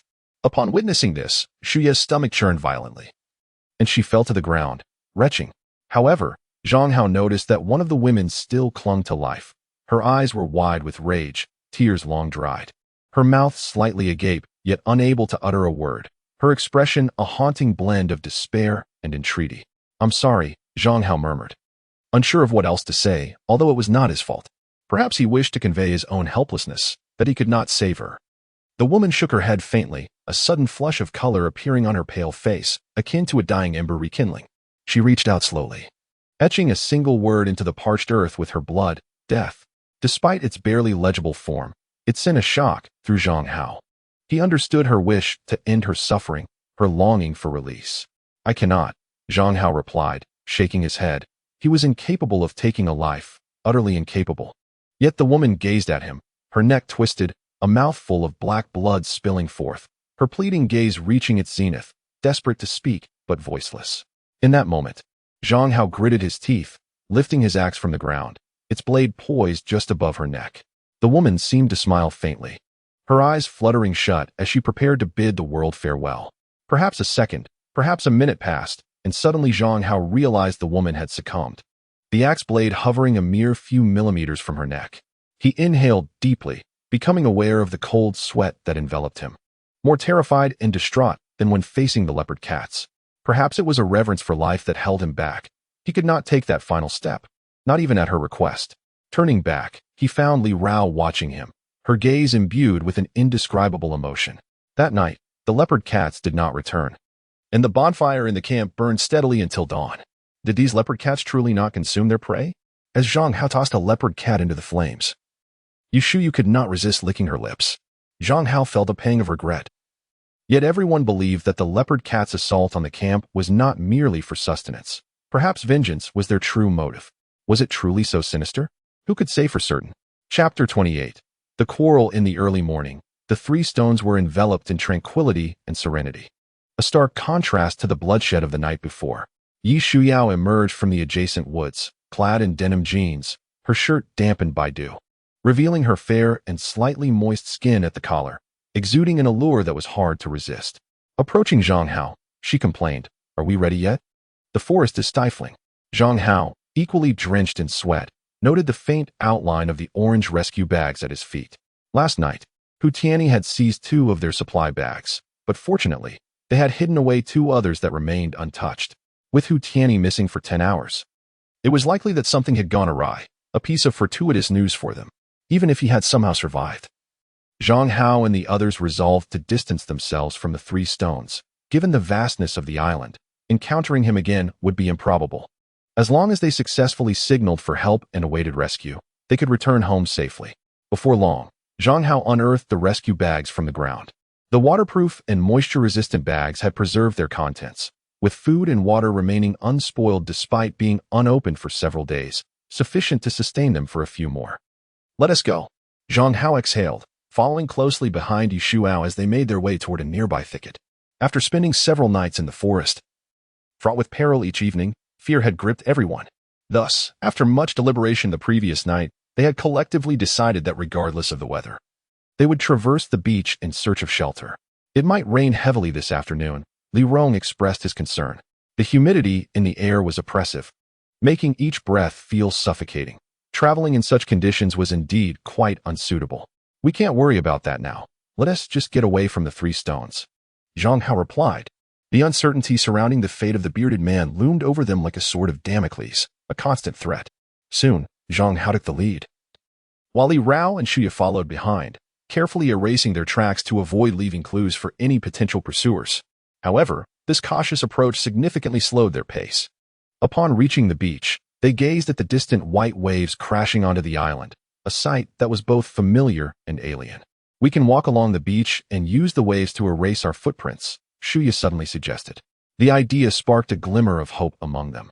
Though memories of Shuya's previous actions left many feeling uneasy, particularly Yi Shuyao, whose innocent nature made her even more direct than Lu Yi. "Don't you think the sea looks bluer than before?" Song Huiyi remarked, blinking, as even under the overcast sky, the water shimmered with a vibrant blue. "Perhaps this area of the ocean is deeper," Zhang Hao responded without hesitation. As they continued their journey, the six of them walked along the beach, their footprints gradually consumed by the advancing tide, leaving no trace behind. Along the way, they occasionally encountered plastic bags and bottles, which Li Rao diligently collected. Having lost the supplies in the 2 rescue bags, their survival faced new challenges. In the afternoon, a gentle rain began to fall, enveloping the sea in a layer of mist that obscured vision, giving rise to a subtle sense of dread. The fog was dense. Zhang Hao noticed the transformation of the beach. Although the tide was receding, nothing was visible. Raindrops landed on the sand, producing a muted sound.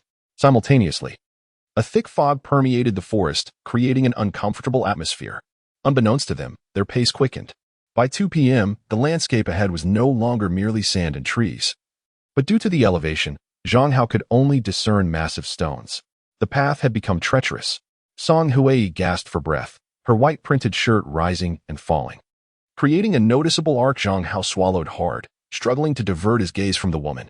Ahead, it appeared to be nothing but rocks. However, given the current weather, detouring was unwise. The fog in the forest was so dense that Zhang Hao feared someone might get lost, which would lead to greater peril. Indeed, moments later, the fog crept over the beach, limiting visibility significantly.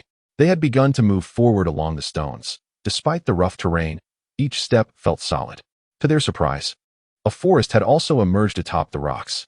Lu Yi found it marvelous, with trees lining the path, starkly contrasting her earlier expectation of barren stones. Song Huiyi cautioned, "Don't wander too far, watch your step." Lu Yi pouted at the rocks and then ran to Li Rao's side, whispering excitedly. Soon, they halted before a colossal rock. Yishi remarked, "This stone is too high. We shouldn't attempt to climb it. Let us proceed forward. Perhaps we can find a way around." Zhang Hao nodded, but upon reaching the forest, he realized the fog had thickened to the point where visibility was nearly non-existent. Li Rao pointed to a large tree on the rock, saying, "The rescue bag contains 2 ropes. Although they are a bit short, we can extend them from both ends, tie them to the stone, and then toss them over. At that point, we can grasp the ropes with both hands and attempt to climb." Time was of the essence, and the women sprang into action. Minutes later, Zhang Hao successfully looped the rope tied to the stone around the tree. "It's sturdy, it should hold," he declared, tightening his grip on the rope, which felt robust. The trees on the rock remained steadfast, capable of supporting an adult. However, apart from Song Huiyi, the other women lacked sufficient upper body strength to ascend independently. "Song Huiyi and I will pull the rope from below. You all need to move quickly," Zhang Hao instructed. Song Huiyi, concerned about Zhang Hao's arm injury, which had been exposed to the rain and had not healed properly, watched him closely. At that moment, Shuyu stepped forward, asserting, "I have enough arm strength. I often go rock climbing." Shuyu, however, scoffed, "You may have strength, but I worry you might suddenly let go." Shuya's expression darkened at the remark. "Why do you always target me? I am now a member of the team. I pose no threat to you. However, one cannot be too certain. Previously, Su Tao and Jin Ken were also members of your team, serving as a cautionary tale.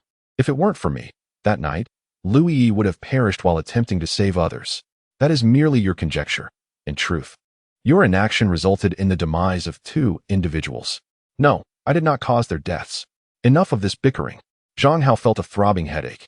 The 2 women arguing sounded akin to 1,000 ducks quacking in his ears. At that moment, Li Rao turned to Shuya, her tone calm. "Shuya, where is your item concealed?"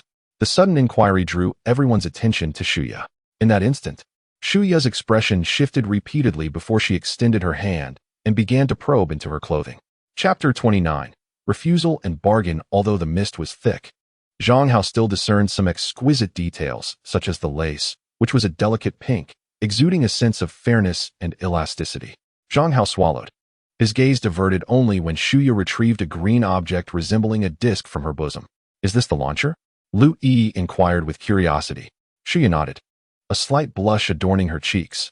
This has been with me all along. My previous deception was merely to mislead Hu Tianyi. Had it not been for that, I fear I would have met my end at his hands long ago. No one found fault with Shuya's explanation. After all, Hu Tianyi wielded a gun. And in the face of such madness, anyone would exercise greater caution. Zhang Hao, this is now entrusted to you. As she spoke, Shuya handed the device to Zhang Hao, informing him that once it was activated, it would emit a green light. Zhang Hao was taken aback. This was the key to Shuya's survival. Shuya smiled. For now, we are temporarily safe. I have kept it to myself for too long. The pressure is overwhelming. So I ask you for a favor. Beside them, Song Hui added, Zhang Hao, take it. If we encounter any unforeseen circumstances, you are our only hope for escape. Though gender equality is espoused, in most instances, men tend to hold the advantage. This time, Zhang Hao did not refuse again. He accepted the device and concealed it close to his person. I remained with Song Hui, while the others advanced one by one. Zhang Hao promptly urged everyone to take action. Soon, Li Rao was the first to step forward, fastening a simple safety clip around her waist. Are you ready? Yes. Despite being the first to attempt it, Li Rao displayed no fear, even appearing eager. Zhang Hao could not help but remind her, be cautious.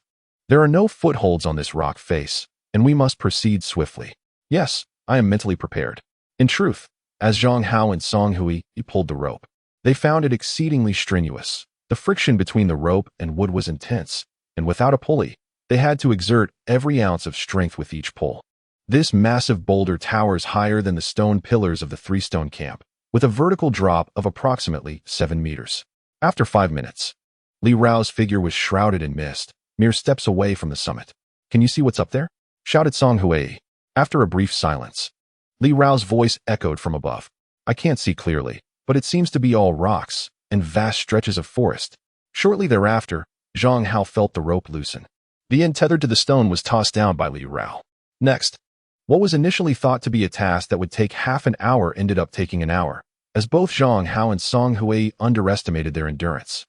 At this moment, everyone stood atop the mist-laden stone, visibility reduced to nearly 3 meters. Wrap the rope around your waist. Let us continue. As the sole male in the group, Zhang Hao chose to lead the way, axe in hand, though his heart was far from tranquil. Recent experiences had made him acutely aware that this island was not a paradise, but rather a solitary land inhabited by wild beasts. Even in daylight, the sudden thick fog heightened everyone's anxiety. They trekked for over 2 hours, and as the clock struck 5, the temperature seemed to drop, causing the fog to thin considerably. Zhang Hao observed that they were near a pile of stones close to the sea, densely packed and bizarrely shaped, creating a uniquely treacherous landscape where one could easily stumble. To the right lay the ocean, roaring with perilous currents. Even though it was low tide, more stones were exposed, entangled with abundant seaweed. The 6-person team had become scattered, the ropes that once bound them now untied, as many were exhausted, including Song Hui, a seasoned coach who had never traversed such rugged terrain in a single day. Only Zhang Hao pressed on ahead, navigating around a towering pile of stones when he noticed a bend behind him, yet no one was in sight. Ahead loomed a sheer rock face. Zhang Hao intended to circumvent it when a seabird suddenly vanished into the perilous rocky thicket. Had it met its demise? Zhang Hao, his mouth watering at the thought of flesh, approached the spot, only to discover a hidden cave. This cavern, nestled among the stones, faced the sea, offering an expansive view. More importantly, its entrance was quite large, with ample space inside, perfect for shelter. As for the seabird, it now lay quietly on the ground, its black eyes darting about, appearing somewhat dazed. Minutes later, the women followed one by one into the cave, and upon witnessing the spacious interior, their earlier concerns dissipated like smoke. What do you think this place was used for? Yi Xiao suddenly felt a wave of concern wash over her. After all, she had previously encountered wild wolves, and she feared that this pristine cave might serve as a lair for certain formidable carnivores, such as bears. Li Rao shook her head and remarked, it must be a naturally formed cave. The path we traversed earlier was already treacherous. If it were inhabited by animals, they would likely not reach this place. Moreover, the cave is remarkably clean. At that moment, she also interjected. Hearing this, Yi Xiao rolled her eyes. still harboring disdain for this cold-blooded woman who had joined the team midway. With an hour remaining until dusk, Zhang Hao and the others ventured out once more, hastening to gather firewood. The mist in the forest remained thick, and Zhang Hao was busy chopping down a small tree. The nearby branches that could be collected were limited, far from sufficient to ignite a campfire for the night. Suddenly, Shu Ya's voice emerged from a nearby thicket. Zhang Hao instinctively turned to look, discovering her approaching with a radiant smile, her face blooming like a flower. The difficult terrain caused each of her steps to create an exaggerated curve at her chest, setting his senses ablaze.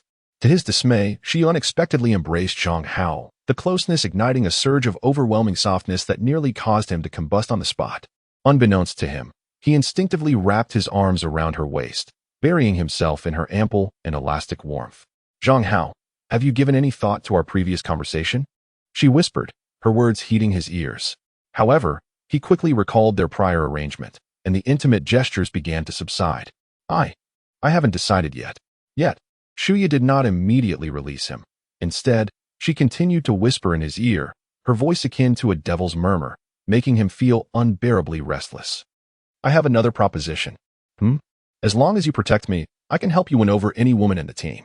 In that moment, Zhang Hao's pupils constricted, a surge of electricity coursing through his mind, causing him to shudder.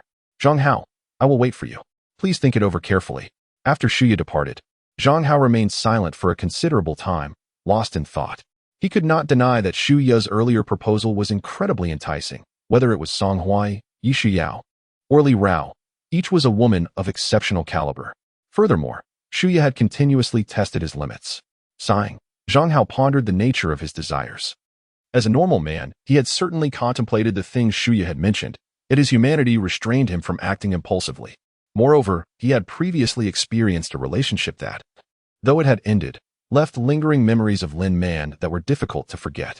In simpler terms, he no longer believed in love and was reluctant to allow such matters to distract him. It is worth noting that he had always been a man of sentiment over reason, once considering love the most vital aspect of his life. However, this journey aboard the cruise had illuminated the folly of such beliefs.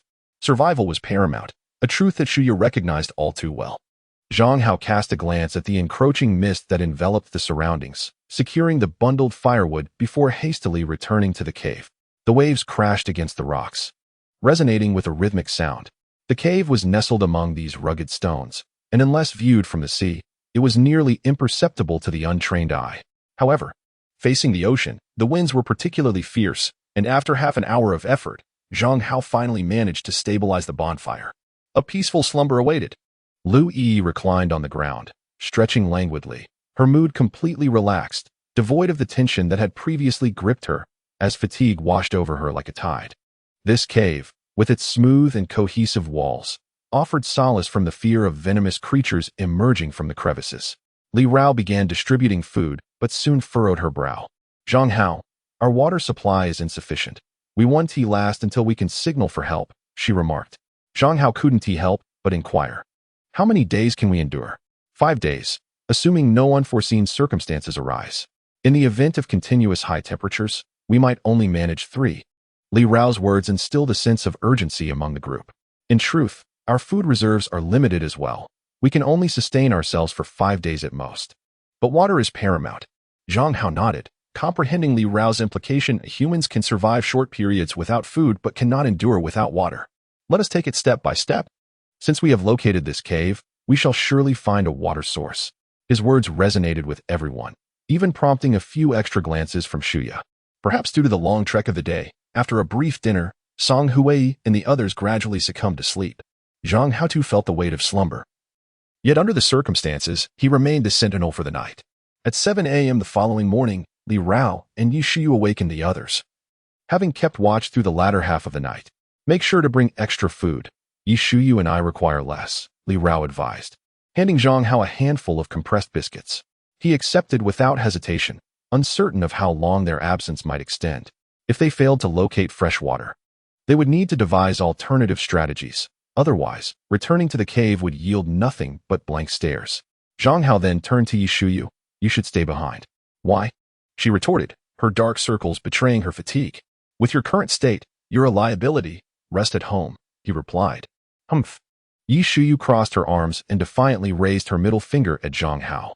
After thoroughly checking their supplies, Zhang Hao led Shuya, Lu Yi, and Song Hui out of the cave, carefully traversing the jagged rocks before stepping into the forest. Song Hui inquired, "Which direction shall we head toward?" Zhang Hao surveyed the distance. The morning mist had dissipated, revealing a vast expanse of forest thriving amidst the stones. In areas rich with humidity, the likelihood of discovering a water source increased significantly.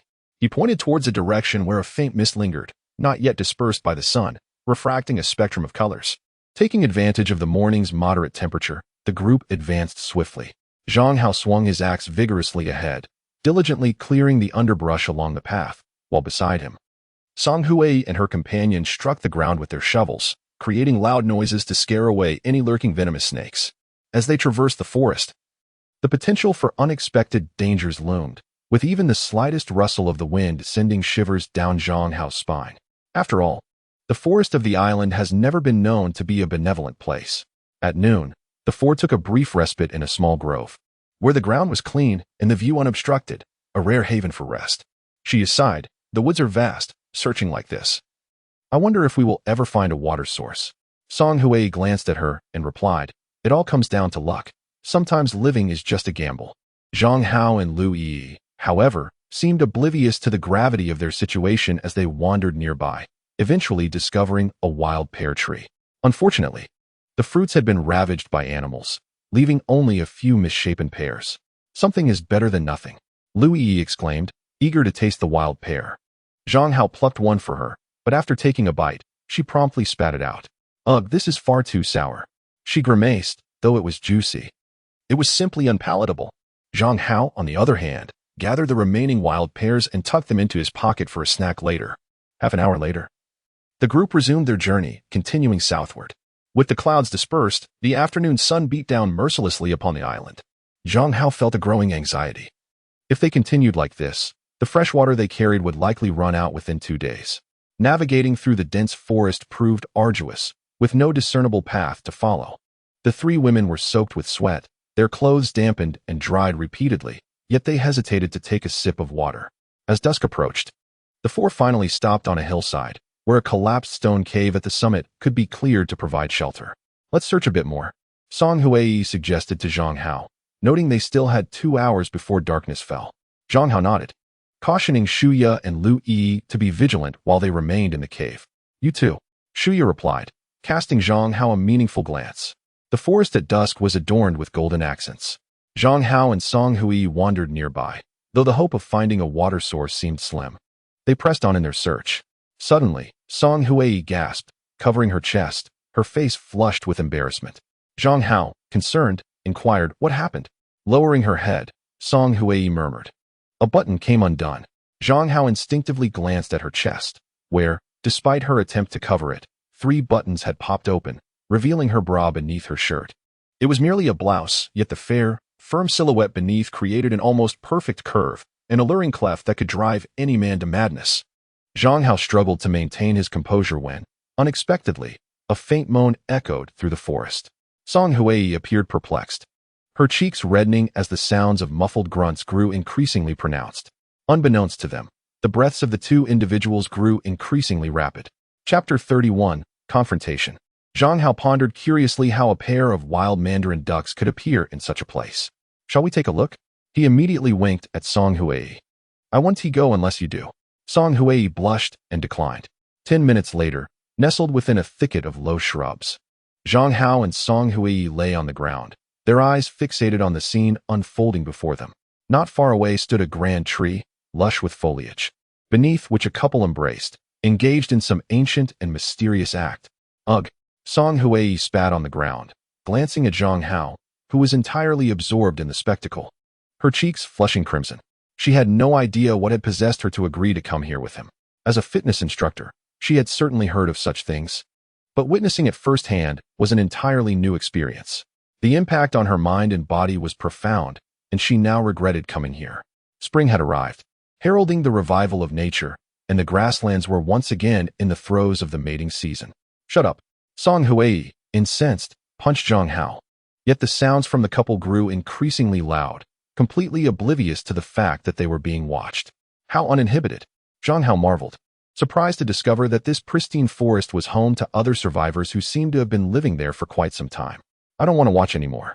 Upon uttering this, Song Hui attempted to rise, but Zhang Hao grasped her firmly. Taken by surprise, she stumbled and fell into Zhang Hao's arms, inadvertently pressing against him, which caused her body to bounce slightly from the pressure. What are you doing? Let go of me. Song Hui blushed deeply. In that moment, she could distinctly feel the innate desire emanating from the man, his warm breath brushing against her face, igniting a simmering heat within her. Indeed, who could remain unscathed when pressed beneath the body of a stunning woman? Zhang Hao looked down at Song Hui, swallowing hard. Does what we discussed last time still hold? At his words, Song Hui felt her cheeks flush anew. The last time Zhang Hao had selflessly saved her from a wolf, resulting in his arm being bitten. She had been genuinely touched, which had led her to impulsively utter those words. She was willing to reciprocate in her own way, including with her body. Be my girlfriend. Zhang Hao's arms tightened around her waist. Even through the fabric, he could feel the tautness of her skin and its cool temperature, especially where their bodies pressed together.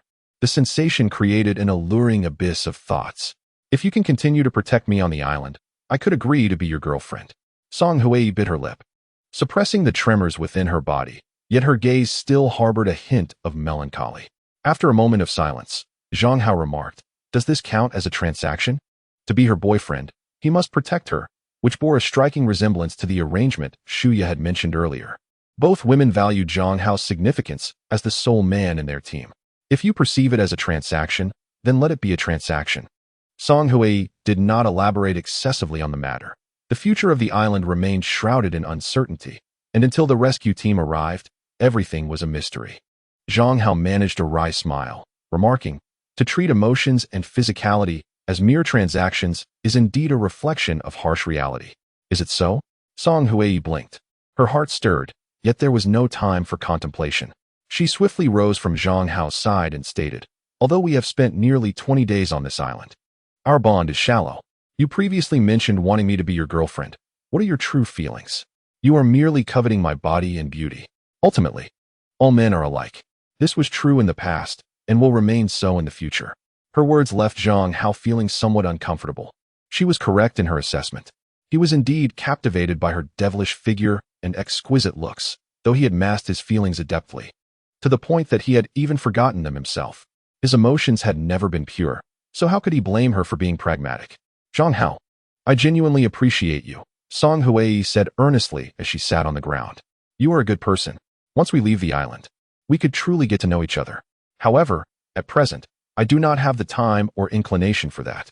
Zhang Hao remained silent, preferring not to speak, which rendered the atmosphere between them somewhat heavy. At that moment, the couple under the large tree was nearing the end of their encounter, dressing and preparing to depart. Suddenly, Zhang Hao noticed a bucket beside them, rippling with water. They actually had a bucket of water. His eyes widened in excitement. Song Hui also realized that the couple likely had discovered a water source. Otherwise, how could one explain the sudden appearance of the bucket? Moreover, they recalled that the couple's bodies were quite fair, unlike their own, which were smeared with grime. Clearly, they were not lacking in water resources, and might even have surplus to cleanse themselves. There must be a water source nearby, Zhang Hao exclaimed, turning swiftly. These two are probably fetching water to take home. I will follow them. You should head back first. Song Hui glanced at the darkening sky, frowning. Let us go together. It gets dark too quickly, and being alone is too perilous. I can manage on my own. You should return. Zhang Hao, can you stop being so petty? Song Hui's eyes glistened as her voice rose slightly. Zhang Hao bowed his head, remaining silent, his heart heavy. Hurry. Song Hui glared at him and quickened her pace, following the couple that had vanished into the dense forest. Zhang Hao hurried after her, anxious for her safety. It was now 5:30 in the afternoon. The sunset's afterglow was still visible outside the forest, yet within, shadows began to creep in, and a chill pervaded the air. There are so many wolf tracks here. Zhang Hao furrowed his brow, wanting to call out for Song Hui to halt, but she was too close to the couple, and any sound could easily be overheard. Furthermore, Song Hui seemed to be acting on impulse, her pace quickening. In a state of trepidation, a valley concealed within the depths of a dense forest finally came into view. Yet, the faint metallic scent of blood lingering in the air compelled Zhang Hao to urgently halt Song Hui. Do not proceed. At that very moment, A blood-soaked man burst forth from the valley, his eyes brimming with terror and despair. Wolves. So many wolves. You must, before he could finish, a wolf, the size of a calf, lunged forth, overpowering the man with its powerful limbs. With a swift motion of its head, it severed his neck with a single bite. Blood gushed forth like a fountain, cascading in the air and forming blossoms of crimson. This ghastly scene rendered Zhang Hao and his companions as tense as coiled springs, their minds still grappling with the preceding events, when suddenly, a dozen more individuals emerged from the valley.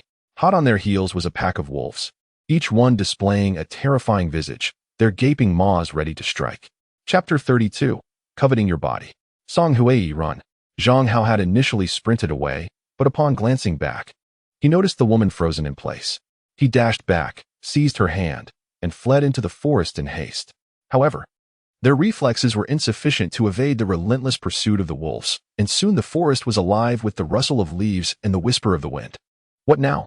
A chilling scream pierced the air, sending shivers down their spines as darkness enveloped the woods, creating an atmosphere of dread. Song Huai closely followed Zhang Hao. Her psychological defenses shattered by the sequence of events. Survival was now her sole desire.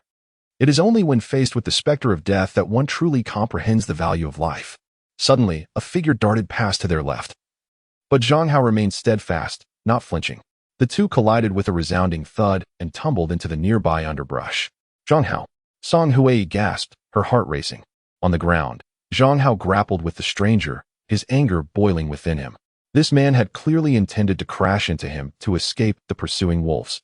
But he had underestimated Zhang Hao's speed, leading to their simultaneous fall. Zhang Hao swiftly regained his footing just as a wolf emerged from the thicket, baring its teeth at the trio. Song Huai, paralyzed with fear, would have crumpled to the ground had it not been for Zhang Hao's firm grip on her hand. The other man, upon witnessing Zhang Hao's immobility, mistakenly assumed he was paralyzed by fear and wasted no time in turning to flee. In an instant, the wolf merely cast a fleeting glance at Zhang Hao before sprinting after the man. We must hurry, Zhang Hao urged, pulling Song Huai along as the dense woods behind them teemed with wolves, their eyes glinting ominously in the shadows. Zhang Hao, why didn't that wolf pursue us? Song Huai panted as they fled. Initially, she thought Zhang Hao was merely frightened, but recalling how he had held her shoulder firmly, it was clear he wanted to prevent her from moving recklessly. Zhang Hao glanced back and swiftly explained, wolves are drawn to living creatures. So why are we still running? Wolves are not foolish. They will consume dead flesh as well. The two of them dashed through the forest, with the pack of wolves in relentless pursuit, while other survivors emerged from the valley, desperately fleeing through the woods. Suddenly, Song Huai fell to the ground, exclaiming in pain. Zhang Hao turned around to help her up, only to discover that she had twisted her ankle. Her right wrist was quickly swelling, rendering her unable to walk. Observing the wolves closing in, despair etched across Song Huai's face. She looked up at the hesitant Zhang Hao and, summoning her courage, shouted, "You must go. Don't concern yourself with me. Every escapee counts." Zhang Hao inhaled deeply, secured his axe at his waist, and squatted down. "Let us not waste time. Quickly get on." Song Huai shook her head in despair, insisting, "We truly cannot waste any more time. If you carry me, we want to escape. How would you know unless you try?" Zhang Hao remained squatted, showing no inclination to stand. "Are you foolish? I don't even like you, so why would you want to save me?" Song Huai's pale countenance belied a heart that trembled uncontrollably. "Without me, you could climb a tree and escape. I cannot disregard that." Zhang Hao turned back, his eyes wide with urgency. "We can either wait here to die or fight for our survival."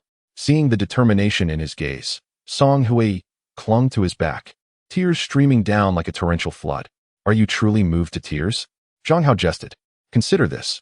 How about being devoted to me? Dream on." Song Huai cursed vehemently. Yet her tears continued unabated. "I will never like you. I despise men." Zhang Hao remained silent as he pressed on, his pace noticeably slowed by the burden of carrying a woman. The anguish cries reverberating through the forest heightened their already frayed nerves. "Zhang Hao, please set me down. Just a bit longer. Haven't you noticed the noises in the woods have diminished? Do you think I'm a fool? While the rustling may lessen, the danger has not waned. It has only become more perilous. As wolves prepare to strike, their movements will slow, and for the survivors, a quieter forest signifies imminent death." The night darkened, and the moonlight cast an eerie beauty across the landscape. On a gentle slope, Zhang Hao finally halted. He could no longer bear the weight of Song Hui. The moonlight fell between them, creating a tense atmosphere. Moments later, a distinct sound of heavy breathing emerged from the thicket behind them. Zhang Hao's expression shifted. The wolves were coming. Zhang Hao, Song Hui softly called his name, her tone imbued with an unprecedented gentleness. A surge of emotion coursed through Zhang Hao as he inhaled deeply, suddenly lifting her up and gently placing her amidst the nearby blades of grass. He then retrieved a wild pear from his pocket, smashing it open and applying the juice liberally across the woman's body. In a mere span of seconds, he returned to the gentle slope. "What are you doing, Zhang Hao?" Song Hui exclaimed, her complexion paling as she attempted to rise, only to be thwarted by the excruciating pain in her ankle, forcing her to collapse back to the ground. Zhang Hao turned back, offering a reassuring smile as he swiftly replied, "I confess I am captivated by your beauty." Who wouldn't entertain such thoughts when confronted with someone so exquisite? Moreover, as you rightly pointed out, I am a good person. Being a good person, how could I allow you to suffer? At that moment, Song Hui trembled, particularly as the scent of wild pear wafted through the air. It dawned upon her that from the very onset of being pursued by the wolf, Zhang Hao had meticulously devised a plan. The wild pear juice could mask her scent, implying that even if Zhang Hao were to meet his demise, she could simply remain hidden here, awaiting the dawn when everything could begin anew. Yet, thereafter, there would be no more Zhang Hao. Moreover, his earlier words were tinged with frustration, reflecting his own ire for having spoken so thoughtlessly. Realizing the entirety of this situation, the woman covered her face, tears streaming through her fingers and swiftly saturating her attire. Meanwhile, Zhang Hao had tossed an axe to Song Hui, securing a shovel at his waist, before bending down to gather a few stones. Moments later, the formidable gray wolf emerged. To his astonishment, Zhang Hao soon discovered that only a single wolf had been pursuing them. Just one? He stood still, fixated on the wolf's eyes as it lingered at the entrance of the slope, refraining from launching an attack. Witnessing this, Zhang Hao silently exhaled a sigh of relief. The advice imparted by Li Rao was finally proving its worth. Chapter 33, Tenderness when encountering a lone wolf in the wilderness. One must never falter. Maintain eye contact to convey that you too await an opportunity. Li Rao's voice echoed in Zhang Hao's mind. Having faced a pack of wolves on 2 occasions, his apprehension was not as profound as one might expect. In truth, after ensuring Song Hui's safety, he had adopted a resolute mindset, though moments of trepidation still occasionally surfaced. No one desires to passively await death. Every so often, Zhang Hao would glance towards the underbrush, spotting Song Hui peering out, the urgency in his heart unmistakable. "Hide," he silently urged, his mouth forming the words. Song Hui, with a tear-streaked face, caught sight of his gestures, feeling more desolate than ever. On the slope, the wolf suddenly lunged forward a few paces. Zhang Hao instinctively considered retreating, yet recalling Li Rao's counsel, he forcefully held his ground. The distance between him and the wolf, initially 5 meters, swiftly diminished to 3. Without hesitation, Zhang Hao drew the shovel and swung it fiercely at the wolf's lower limbs. Upon encountering the ferocity of Zhang Hao, the wild wolf instinctively recoiled a few steps, yet the malevolence in its eyes remained undiminished.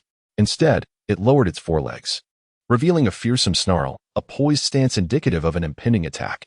Zhang Hao's heart sank at the realization humans could not engage in close combat with wolves, for such an endeavor would be tantamount to courting death. Thus, ranged attacks became his sole recourse. The ground was strewn with stones, and he had gathered a few, which he now began to hurl towards the wolf's lower limbs. Having previously experienced a chase with a wolf in the woods, Zhang Hao understood that the creature's legs were not as resilient as one might presume, and targeting its minions could serve as a means of intimidation. However, he was cautious not to throw the stones too forcefully, fearing that it might provoke a defensive reaction from the beast. Occasionally, the wolf would startle him with sudden movements, swift as lightning, causing cold sweat to beat on his forehead. As time passed, fatigue began to weigh on Zhang Hao, who noticed the wolf no longer crouched, but instead paced slowly, stirring anxiety that this confrontation might become a protracted struggle. In the shaded underbrush, Song Hui had transitioned from initial sorrow to quietly observing Zhang Hao, her tear-streaked face occasionally breaking into a mysterious smile. Suddenly, a prolonged howl echoed through the forest, causing Zhang Hao's pupils to constrict. It was the call of the wolf. Though its meaning eluded him, it was unmistakably close. Hidden in the shadows, Song Hui clutched her clothing. Her expression pained as she attempted to rise, but the untreated injury to her leg had worsened. The anguish in her heart, however, was far more debilitating than her physical pain. With a guttural growl, the gray wolf turned its gaze towards Zhang Hao, baring its triangular fangs. Its head low to the ground as it emitted a low, menacing roar. The sound sent a shiver down Zhang Hao's spine. Just as he contemplated a desperate fight to the death, the wolf unexpectedly turned and sprinted back into the forest, vanishing in the direction of the howl. The wolf had fled. This scene shattered Zhang Hao's composure. He collapsed onto the ground, realizing he was drenched in cold sweat, his body trembling uncontrollably. Seeing the wolf depart, Song Hui, despite the pain in her leg, slowly crawled out from the underbrush. "What are you doing out here?" Zhang Hao lay on the ground, watching her approach in a disheveled manner, somewhat at a loss for words. After all, he had just managed to drive the wolf away. If it returned, both their lives would be in jeopardy. With a wry smile, Song Hui asked, "Are you all right?" "I'm fine, just exhausted," Zhang Hao replied, rising from the ground. Though the wolf had retreated, no one could guarantee it would not return. "Zhang Hao."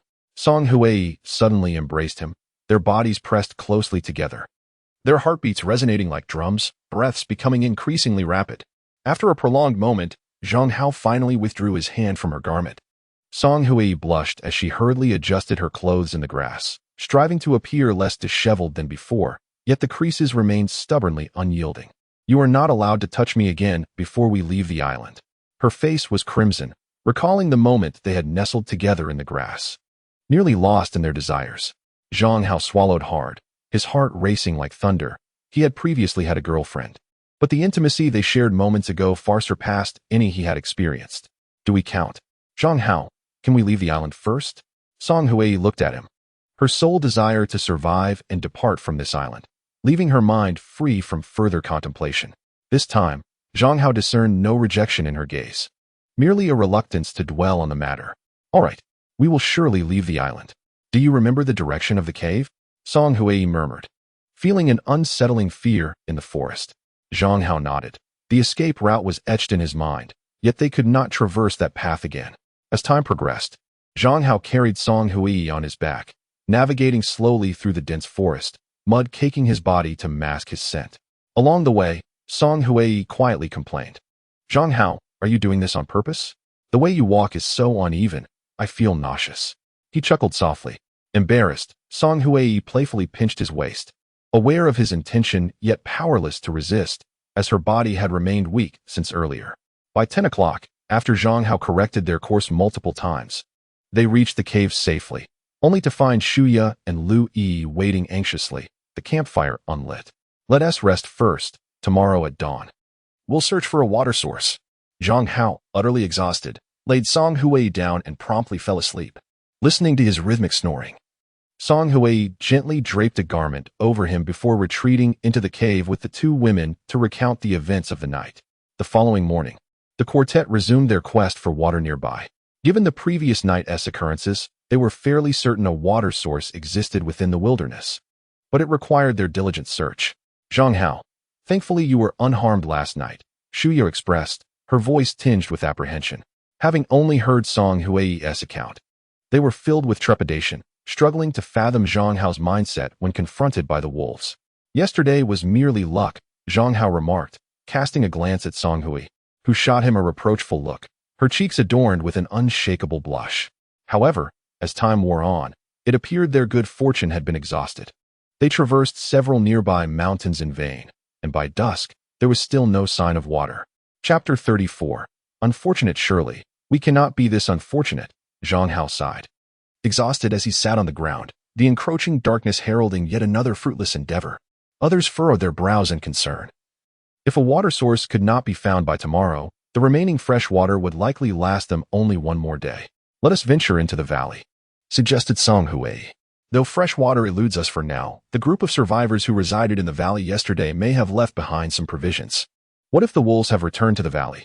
Shuya felt it was too perilous, and if there were any supplies, they might have already been claimed by the living. Zhang Hao and Song Hui exchanged glances, recalling the grim scenes from the past. The likelihood of the survivors enduring seemed rather slim. However, with only half an hour until dusk, it was impossible to head to the valley today. Seizing the last flickers of twilight, the four hurried back to the dilapidated cave just before darkness enveloped them. Zhang Hao groped in the dark to gather some wood, which he ignited upon his return, while the women constructed a makeshift stone wall at the cave's entrance to obscure the light somewhat.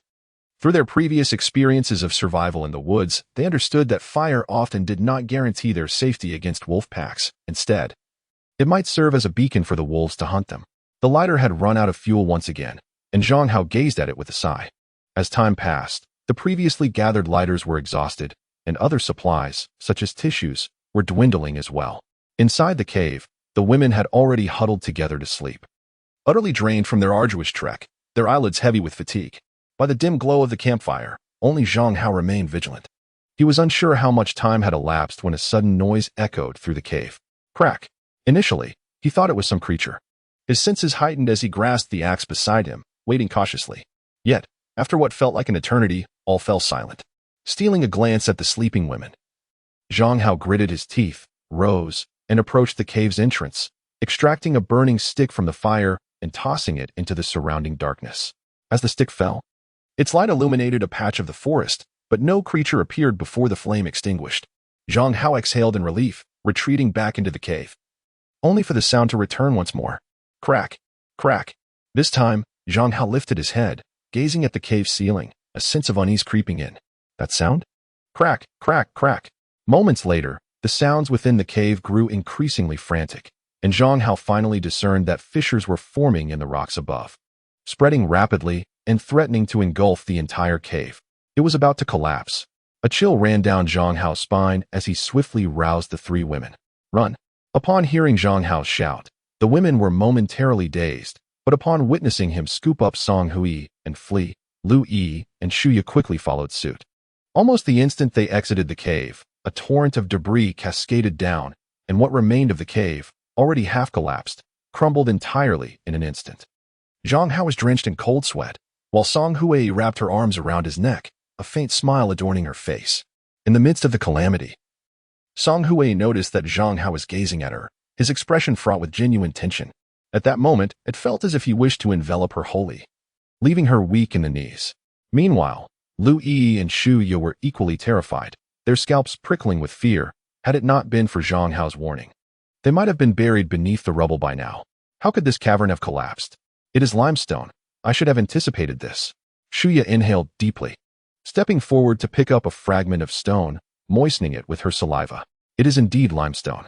When exposed to high temperatures, its internal structure expands, creating pressure that can lead to fractures or even explosions. It dawned on Shu Ye that the cavern had previously been only half intact, likely due to thermal effects. What should we do tonight? The cave is certainly uninhabitable. We must head to the summit of the opposite mountain. Zhang Hao glanced at the sky, relieved that the moonlight was bright, which promised an excellent view from the peak. Throughout the journey, Zhang Hao kept holding Song Hui, with Lu Yi and Shu Ye trailing behind. Yet, unnoticed by anyone, a fleeting expression of disappointment and envy, along with a hint of hesitation, crossed Shu Ye's face. The following morning, the four of them set off, making their way toward the valley. After spending the latter half of the night outdoors, none of them had slept well, their fears lingering for hours until the sun finally rose, offering a semblance of relief. As they approached the valley, the evidence of desolation became increasingly apparent, dried bloodstains and remnants of human limbs. These must have belonged to survivors from the day before. Zhang Hao sighed, feeling a sense of shared sorrow. Perhaps his own fortune would soon be exhausted as well. Song Hui's expression mirrored his gloom. She had seen over a dozen individuals escape from the valley, a considerable group of survivors, yet they were still no match for the wolves. Time passed swiftly, and soon they stood at the footpath leading to the valley. Zhang Hao descended from a nearby tree, shaking his head at the women. There are no wolves in sight within the valley. As for the unseen areas, those are merely blind spots. After waiting so long, it is highly unlikely that any creatures remain. Before long, Zhang Hao led them cautiously into the valley, vigilant of their surroundings. Yet, upon entering, he was astonished to see the same couple he had encountered in the forest. Song Hui's eyes widened in shock, but soon her expression turned sorrowful, her gaze dimming. The man was dead, his body gruesomely dismembered, as if torn apart by wolves. The woman, though still alive, was gravely injured.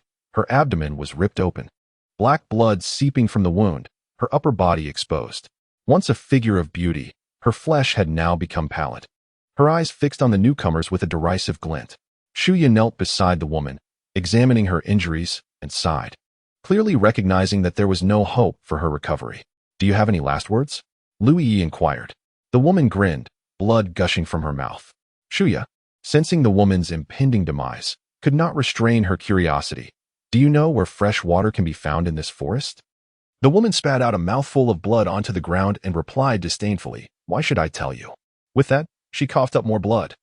The dark liquid a ghastly sight. Consider it a favor, Zhang Hao implored, knowing their supply of fresh water would only last until today. Yet the woman gazed at him with contempt, declaring, Men, I have loathed them all my life. Each one has humiliated me. I despise this island even more, wishing for the demise of everyone upon it. As the woman's lament echoed, Zhang Hao felt a mix of helplessness and indignation, while Shuya and the others shared a somber expression. Ultimately, the woman uttered nothing more and perished before their eyes. Chapter 35. The Mound. Zhang Hao sighed. Observing the woman's unblinking gaze, her bloodshot eyes aflame with rage, a testament to the shipwreck's horrors. The trials she faced on this disordered island might well foreshadow their own fate. At this thought, Shuya shivered. Song Hui and Lu Yi turned pale. Haunted by memories of men who had overpowered them, their fear palpable. After a moment's reflection, Zhang Hao spoke. As our time on this island extends, the number of survivors is likely dwindling. Without secure camps, tools, and sustenance, it is nearly impossible for humans to endure here for long. As time progresses, the remaining survivors will be few. He added, If we can hold on for just a few more days until the rescue team arrives, all our troubles will vanish. She glanced at Zhang Hao, her eyes betraying a complex mix of emotions. Let us first explore what the valley has to offer, given the current state. It is unlikely that any other survivors have returned. Zhang Hao hastened towards the valley, a vast terrain ripe for concealing treasures. The three women dispersed cautiously, searching the vicinity with care. In due course, an excited voice rang out from Song Hui. Zhang Hao, I found the water bucket from yesterday. It seems to still have water. The group hurried over as Song Hui pointed to a blue bucket perched steadily upon a nearby rock. Zhang Hao climbed onto the stones and lifted the bucket, placing it on the ground. Gazing at the shimmering surface of the liquid, he could not resist cupping his hands to scoop a bit, bringing it to his lips. Yet, in the next moment, he spat it out. The elation in his eyes extinguished. This was not fresh water, it was seawater. Song Hui, incredulous, exclaimed, How can this be? She quickly dipped her finger into the water and tasted it. Her tongue met with the briny sting. Shuya speculated, they must have taken seawater to extract some salt. Initially hopeful of discovering remnants of fresh water from fellow survivors in the valley, the revelation of seawater was a crushing disappointment, casting a shadow over their spirits. The previous hopes were once again dashed, and they could only continue their search, hoping for a discovery. In a meticulously tended corner, Zhang Hao stumbled upon 2 half-used bars of soap, indicating that the survivors in the valley had indeed been bathing. Surely, one could not rely on seawater for such purposes. Zhang Hao still believed that a water source might exist within the nearby forest, yet they had yet to find it.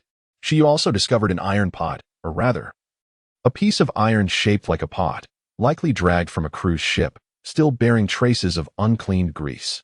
Lu Yi and Song Hui also made a find, 2 bloodied backpacks, half of their contents consisting of disposable items for women, which were of great importance to them. However, food and fresh water had yet to be unearthed. Let us continue searching, Shuya remarked. The fresh water would only sustain them for half a day. If they failed to locate a source today, they would have to devise alternative means. As they prepared to leave, Lu Yi suddenly mentioned burying the woman's body. Is it necessary? She sighed. Even if we bury her, wild wolves will scent her out and dig her up. As for cremation, the thick smoke would only reveal our whereabouts. Zhang Hao recalled the woman's loathsome gaze before her death and sighed, picking up a shovel to find a clearing near the valley. Witnessing this scene, Shuya could not help but frown. The pit was quickly dug, shallow, merely half a meter deep. Let us carry her out together, Zhang Hao suggested. The woman had been leaning against the granite wall before her demise, and as they moved the body, the wall's features began to emerge more clearly.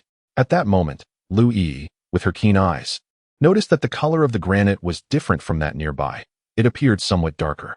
Curiously, she reached out to touch it and found her fingers dampened. Initially, Lu Yi thought the valley's humidity was simply condensing on the cool granite. However, she quickly observed a cluster of moss on the rock dripping water, approximately 1 drop every few seconds. How can moss drip water?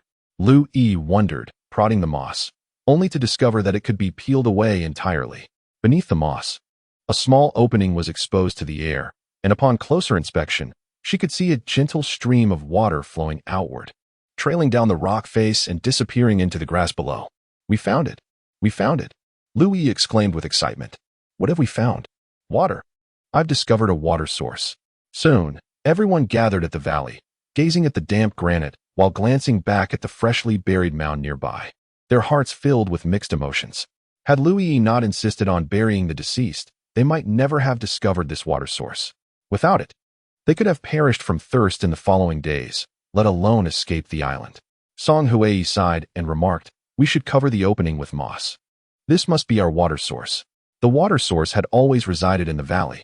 Xia hurried to one side and retrieved the water bucket, which had previously held seawater, now empty and desolate.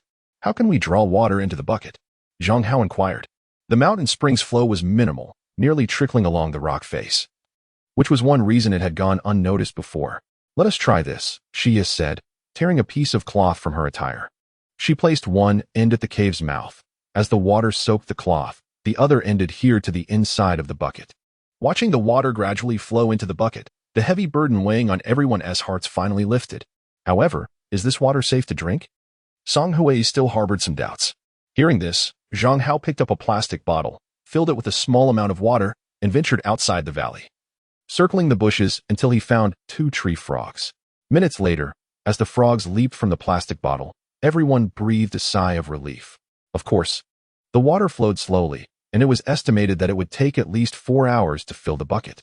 During this time, Zhang Hao ventured out again to search for food, but regrettably, aside from traces of wolves, he found no other animal tracks in the forest. Even wild fruits were absent. Zhang Hao shook his head. Upon returning to the valley, he found that everyone except Lu Yi had fallen asleep. Zhang Hao Lu Yi looked at him, a hint of sorrow on her face. "What is it?" Zhang Hao sat beside her. "I can't shake the feeling that, after finding the water source, I'm not as happy as I imagined I would be." As she spoke, Louis's gaze drifted to a gently rising mound outside the valley. Chapter 36. Fresh water and doubts. "Don't overthink it," Zhang Hao reassured her. "As long as I am here, even if matters come to that, I will protect you." "Thank you, Zhang Hao." Louis rested her head on Zhang Hao's shoulder, yet tears of fear still slipped uncontrollably down her cheeks. At that moment, Zhang Hao looked up at the sun, realizing for the first time that he could gaze directly at it. Thus, when the women awoke once more, it was already 4 in the afternoon. "Have we really slept that long?" Song Hui stretched and noticed Zhang Hao staring intently at her. She lowered her gaze to discover that the area on her black shirt where the button had burst was revealing large patches of white, and in one corner, there was a purplish mark left by someone's kiss. Song Hui's face instantly flushed as memories of that night, when the two had almost ignited a spark in the grass, flooded her mind, leaving her body feeling weak. "Humph." Noticing the woman's huff, Zhang Hao chuckled awkwardly and turned his gaze to the dusk-laden horizon. At some point, Xia had leaned in closer. "Did you find it appealing just now?" Zhang Hao instinctively glanced over, only to find her leaning forward, hands on the ground, the white collar revealing soft, fair skin, offering a striking visual allure. He swallowed hard.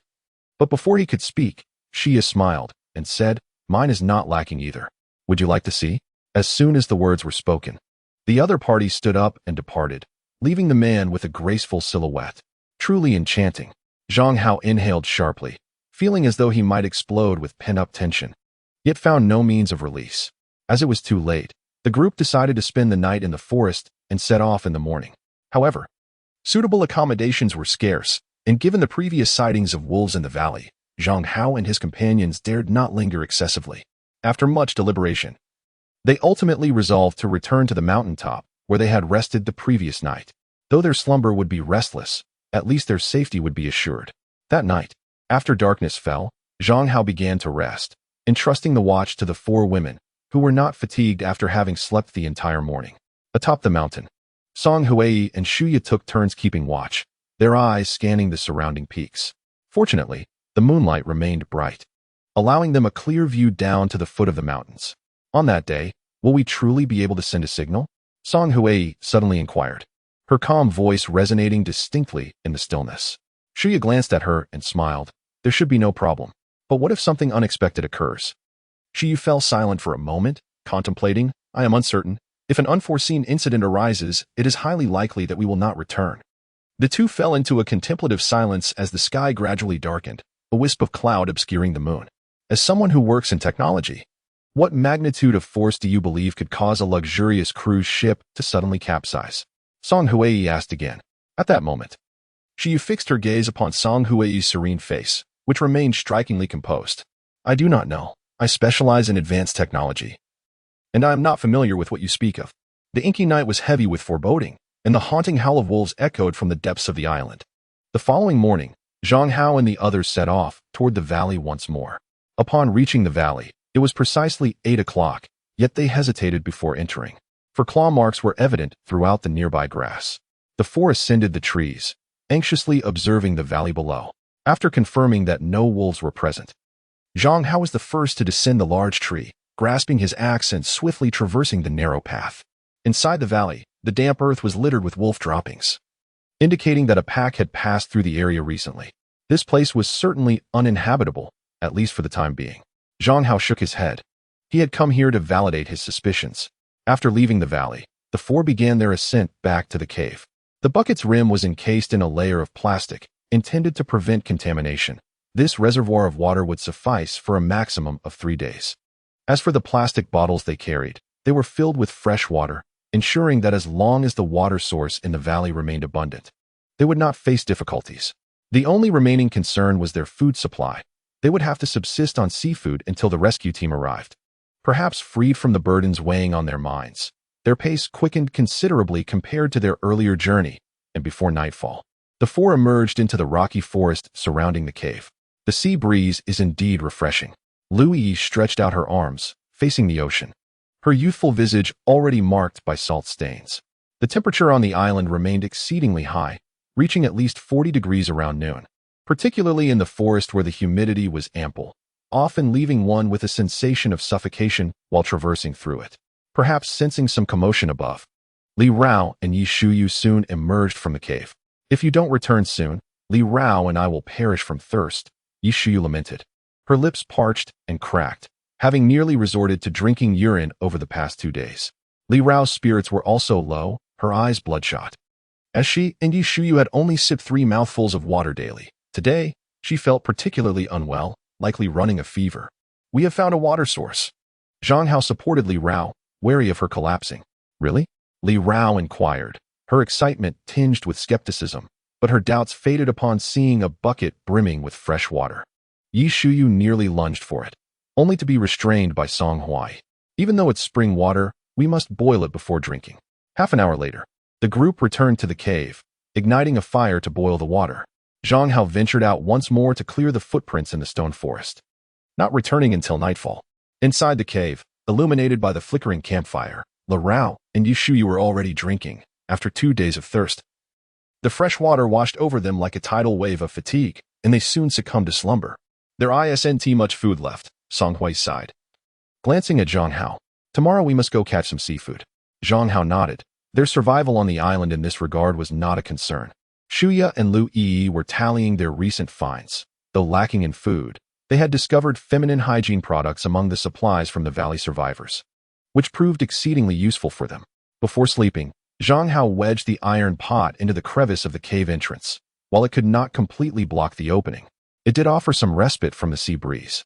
That night, everyone huddled within the cave, and even if Zhang Hao did not sleep, he felt an unusual sense of security.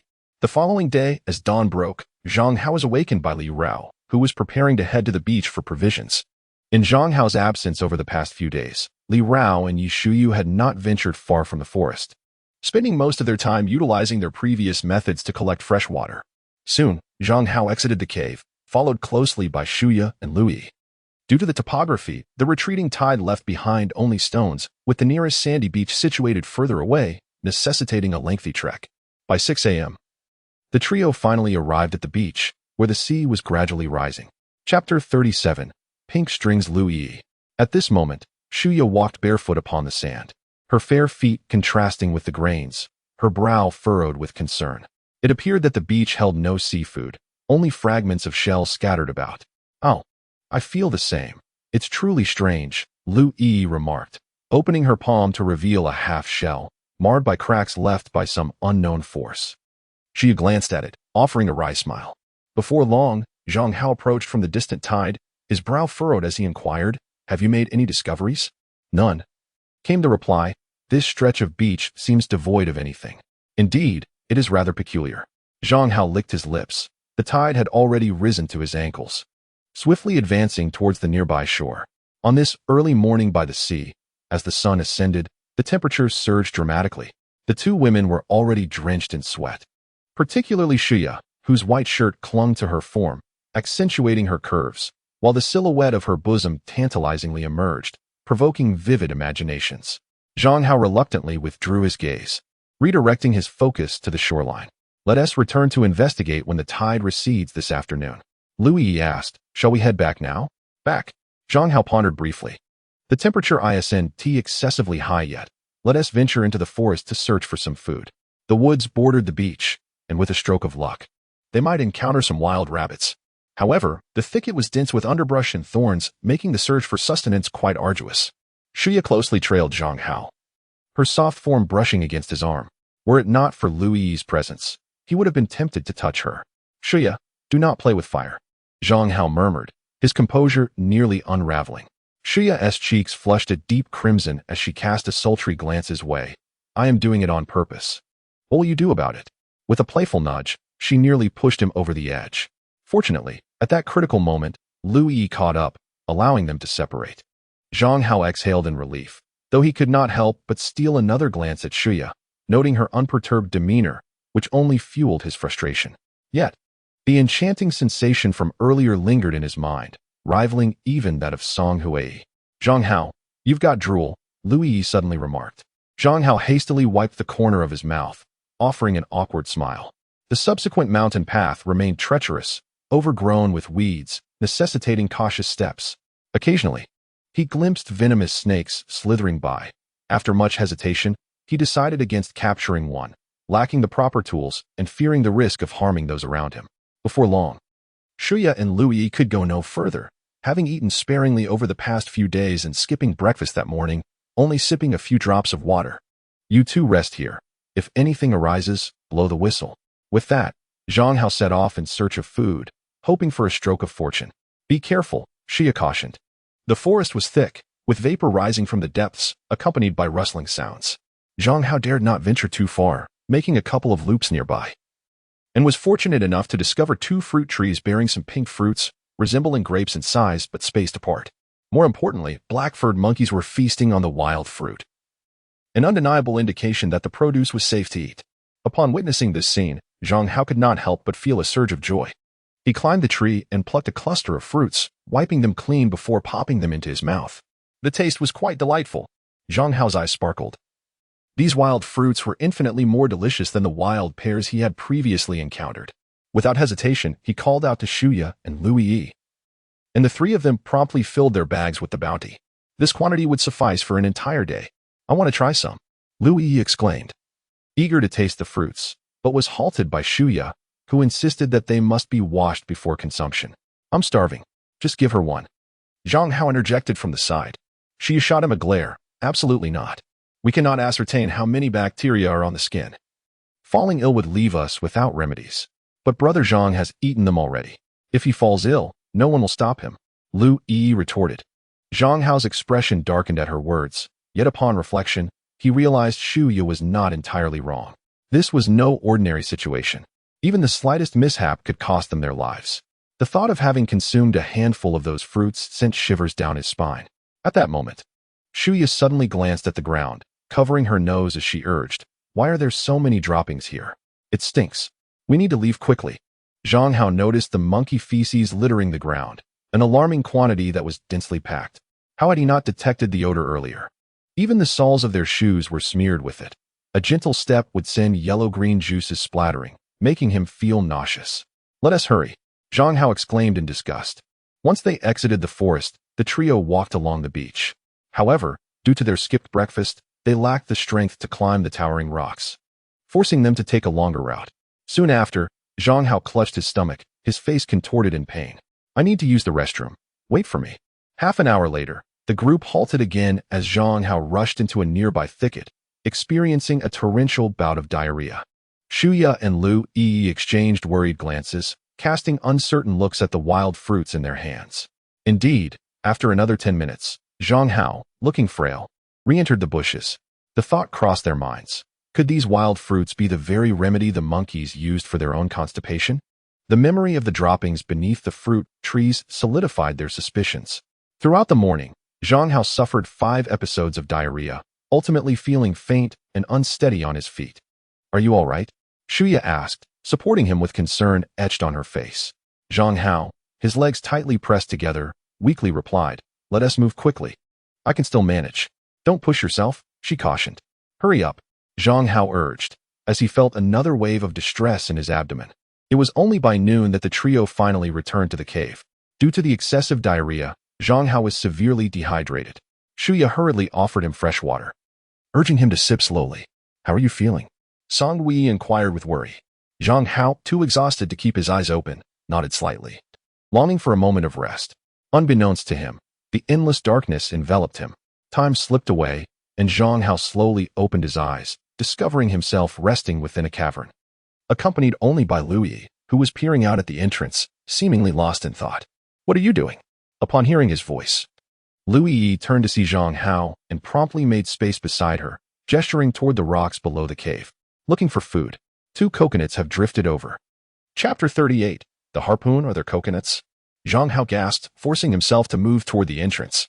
Having endured 2 days of insufficient nourishment and suffering from a bout of diarrhea, he felt exceedingly weak.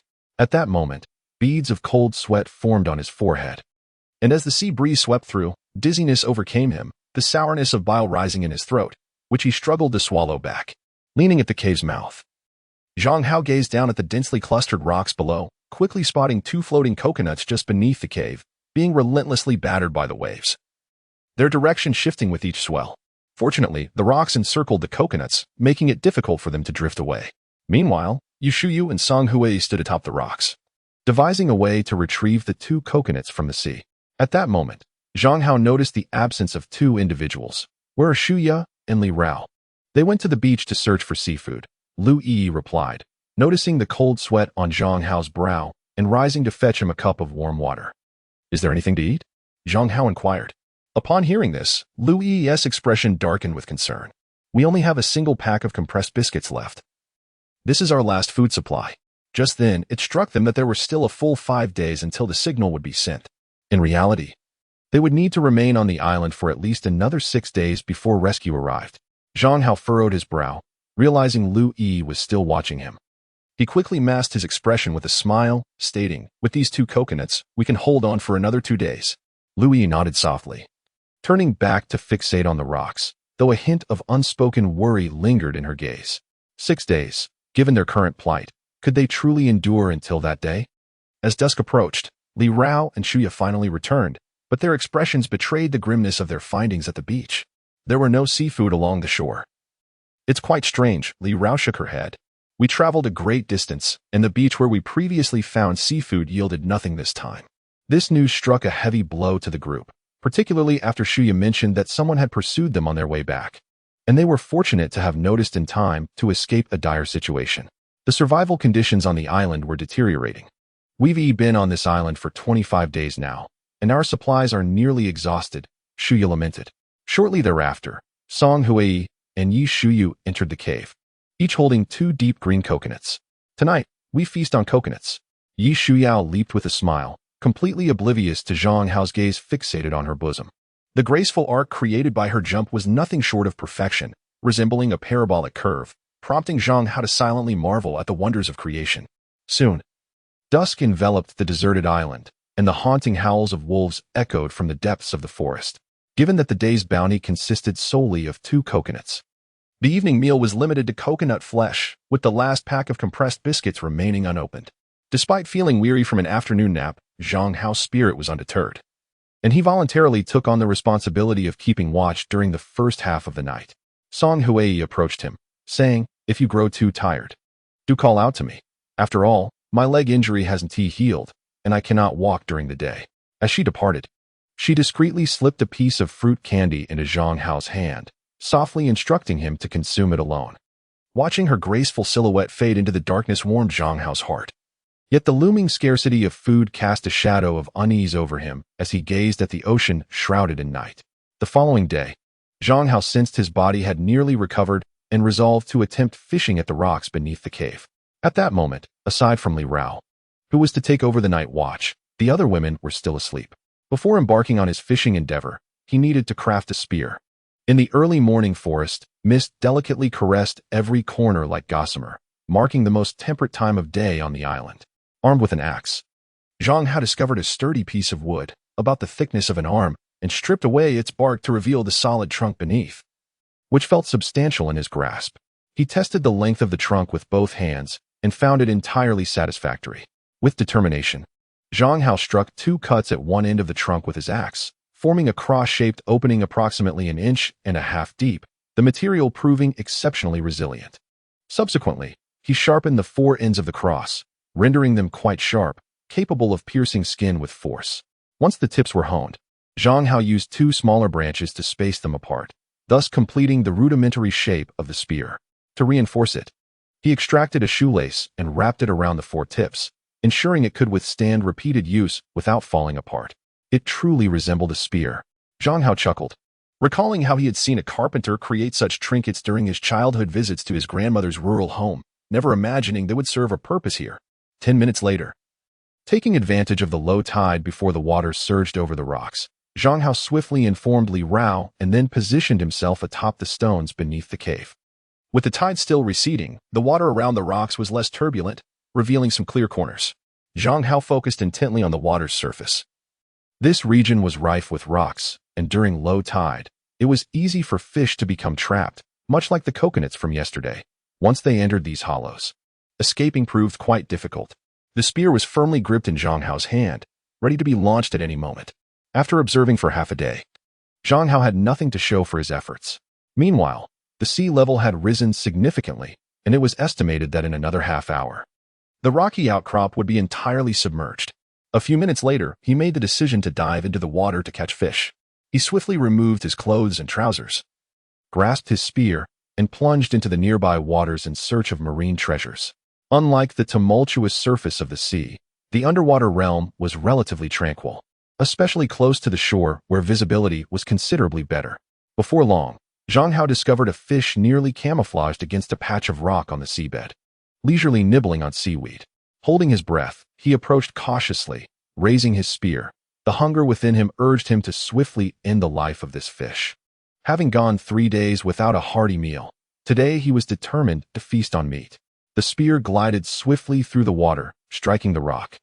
But at the last moment, the fish flicked its tail and escaped. Zhang Hao quickly surfaced to catch his breath, his face ashen. However, upon seeing Li Rao peering out from the cave, he suppressed his frustration and continued his search for fish in the sea.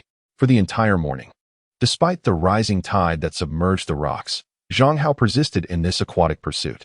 Logically, he should have been exhausted by now, but his obsession continued to cloud his senses. This, however, caused great concern for the woman in the cave. After all, Zhang Hao had suffered from dehydration the previous day, and now he was diving for fish in the vast ocean. Should any misfortune occur, they would be utterly helpless, especially now, as the tide had fully covered the rocks. They could neither intervene nor could Zhang Hao come ashore. Chapter 39. The disappearing seafood as noon approached. Zhang Hao was scanning the sea surface rapidly from a beach several hundred meters away from the cave. The earlier rocky area had been too deep, and after several unsuccessful attempts, he decisively shifted his focus to other beaches. Li Rao and the others were also scouring the beach for large containers akin to buckets, to facilitate the later transport of fresh water from the valley. Currently, the beach was devoid of any other survivors, rendering the expansive island seemingly inhabited solely by 1 man and 5 women. At noon, Zhang Hao finally spotted a fish, approximately 80 centimeters long, with its black fins spread wide, appearing like a stone when still. This time, Zhang Hao had a vague intuition that if he continued to use the spear, the fish would likely evade capture once more. Thus, he discarded the spear, plunging both hands into the water as he approached the fish directly. Perhaps it was sheer luck, or perhaps a sudden insight from a past moment, but Zhang Hao instinctively reached for the fish's head with his left hand. By covering the fish's eyes, it would become relatively calm, mistaking itself for safe. In that moment, Zhang Hao was entirely unaware of the origin of this information. He simply acted on instinct, following the guidance as if it were second nature. In the instant Zhang Hao grasped the fish's head, his heartstrings tightened. It was not until he noticed the fish remained motionless that his free right hand swiftly seized its tail, gradually lifting the entire creature from the depths of the sea. Remarkably, it was indeed possible. Zhang Hao grinned, his smile radiant under the sunlight, imbued with genuine joy and satisfaction. This scene caught the attention of the women returning from scavenging, who hurried over in excitement, their fair thighs shimmering in the sunlight, momentarily dazzling Zhang Hao. What a magnificent fish! Is it edible? Why are its eyes so dark red? Yes, it is a grouper, he replied. The women chattered animatedly, their eyes sparkling with enthusiasm. This sizable catch was sufficient for a meal. Li Rao approached, clad in a blue denim shirt, her bosom prominent, revealing ample expanse of alabaster skin. The graceful swaying of her form hinted she wore no undergarments, yet she stood tall and proud. Perhaps noticing Zhang Hao's somewhat assertive gaze, Li Rao slightly turned her head. Her cheeks flushed as she said, "We just discovered broken roots in the grass. There should be wild rabbits nearby." Beside her, Yishuyu added, "We set a few traps, though we're uncertain of their success. As for the bait to lure the rabbits." The women utilized the pink wild fruits Zhang Hao had retrieved from the cave the previous day. The remainder had been dried by Li Rao for preservation. Zhang Hao nodded, glancing back at the beach, resuming his search for prey in the adjacent waters. However, as evening approached, the six of them had yet to secure any further bounty. With darkness imminent, they reluctantly returned to the cave, prepared to consume their solitary catch of fish. "How peculiar," Shuya remarked, her brow furrowed. "The shores used to be littered with shells, yet now they have entirely vanished." In truth, it was not merely the shells. Other marine life had similarly disappeared. Occasionally, a fish would appear, but their numbers were exceedingly sparse. Initially, they had hoped to rely on seafood until the rescue team arrived, but now they must explore alternative avenues. Any unforeseen mishap during this interim could lead to significant troubles. Moreover, they faced the risk of being without a campfire, as their lighters had been entirely depleted. They needed to experiment with new methods. Otherwise, should the fire extinguish, their safety and well-being would be jeopardized. By 7 p.m., within the cave, they held coconut shells as bowls and used sharpened sticks as chopsticks to begin sharing the cooked grouper. "Delicious," Lu Yi exclaimed, placing a piece of fish in her mouth. Its freshness was incomparable to any fish she had previously tasted. Even Shuya and Song Hui were equally impressed. This tender fish flesh seemed almost otherworldly. "Zhang Hao, you should eat more," Yishuyu suddenly suggested. Zhang Hao widened his eyes slightly, looking at her, while she blushed and hurriedly explained, "You should eat more so that you can help us catch more fish tomorrow." At her words, Zhang Hao found himself both amused and bewildered, while Song Hui cast a contemplative glance at Yishuyu. After finishing his meal, Zhang Hao collected the fish bones and, carrying a bucket of water, made his way to the forest above the cave. Recently, the island had been frequented by numerous seabirds, and he intended to craft a birdcage trap, hoping to secure tomorrow's meal. Finding a patch of soft earth facing the sea, Zhang Hao drove a wooden stake, about the thickness of his finger, into the ground.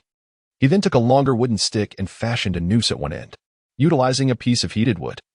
He had already drilled 2 appropriately sized holes in the rim of the bucket. He tied the ends of the noose to these holes, placing the noosed end of the stick atop the stake while the other end rested against the edge of the bucket. The fish bones were placed beneath the noose.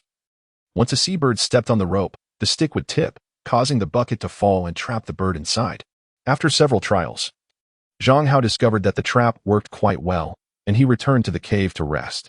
As he passed over the rocks near the cave entrance, a gentle figure suddenly pressed against him. Without needing to look, Zhang Hao knew it was Shuya. Neither spoke, yet Zhang Hao was far from idle. His desires stirred uncontrollably. At a pivotal moment, Shuya let out a soft laugh, pushed him away, and dashed into the cave. That night, Zhang Hao dreamt of a tender and enchanting body, breathless and affectionate, yet he could never discern who it truly was. The following morning, Zhang Hao and Yu Shuao emerged from the cave and, from a distance, spotted the bucket completely overturned on the ground. This sight filled Yu Shuao with excitement, as she anticipated a seabird meal, unable to resist licking her lips. The fish from the previous night had been exquisite, leaving her craving more, and she fancied that seabirds would taste delightful as well. Zhang Hao felt a flutter of excitement too. If this endeavor succeeded, it would signify that this method was indeed viable, providing yet another means of sustenance on the island. They hurried to investigate. As the two approached the bucket, they found that the trap had indeed been triggered. However, the deep blue bucket was opaque, obscuring the interior. Yi Shuyao could hardly contain herself and reached to lift the bucket, but Zhang Hao, concerned that the seabird might escape, quickly intervened. In that very moment, a fearsome snakehead suddenly emerged from the bucket, sending their hearts racing. With quick reflexes, Zhang Hao positioned himself in front of Yi Shuyao, pressing down on the bucket. Even so, he was drenched in cold sweat from the scare. The snake thrashed inside the bucket, producing a series of dull thuds. Shaken, Yi Shuyao trembled at the sight of Zhang Hao, who lay motionless over the bucket, blood seeping from his ankle, nearly bringing her to tears. Zhang Hao, don't scare me, Yi Shuyao cried, struggling to stand and gripping his hand tightly, worry etched across her face. However, she soon realized that Zhang Hao had not been bitten by the snake. Rather, his ankle had merely been scraped by a sharp rock. At this moment, Zhang Hao felt a sensation in his arm and instinctively glanced down, discovering that his limb was being pressed against her. After a considerable while, Yi Shuyao finally released him, her face flushed with embarrassment. Rising early that day, the heat of the weather had left her without any undergarments, and recalling the recent events made her feel somewhat weak.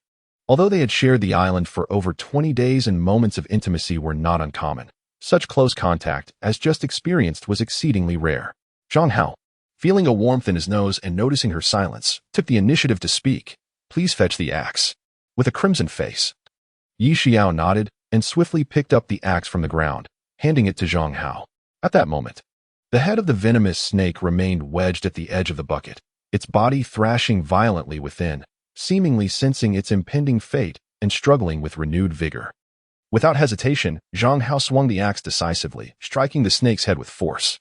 A sharp crack echoed as the snake's neck snapped. Yet its resilient skin still bore a slender white line. Though the seabirds had not caught anything, they could now prepare snake soup for the evening. Zhang Hao smiled, delivering another blow to the snake's head before tossing it into the sea, then taking the snake's body back to the shore. However, upon returning to the cave, he found Li Rao and the others still asleep, their bodies languid. Upon touching his forehead, he realized he had developed a fever.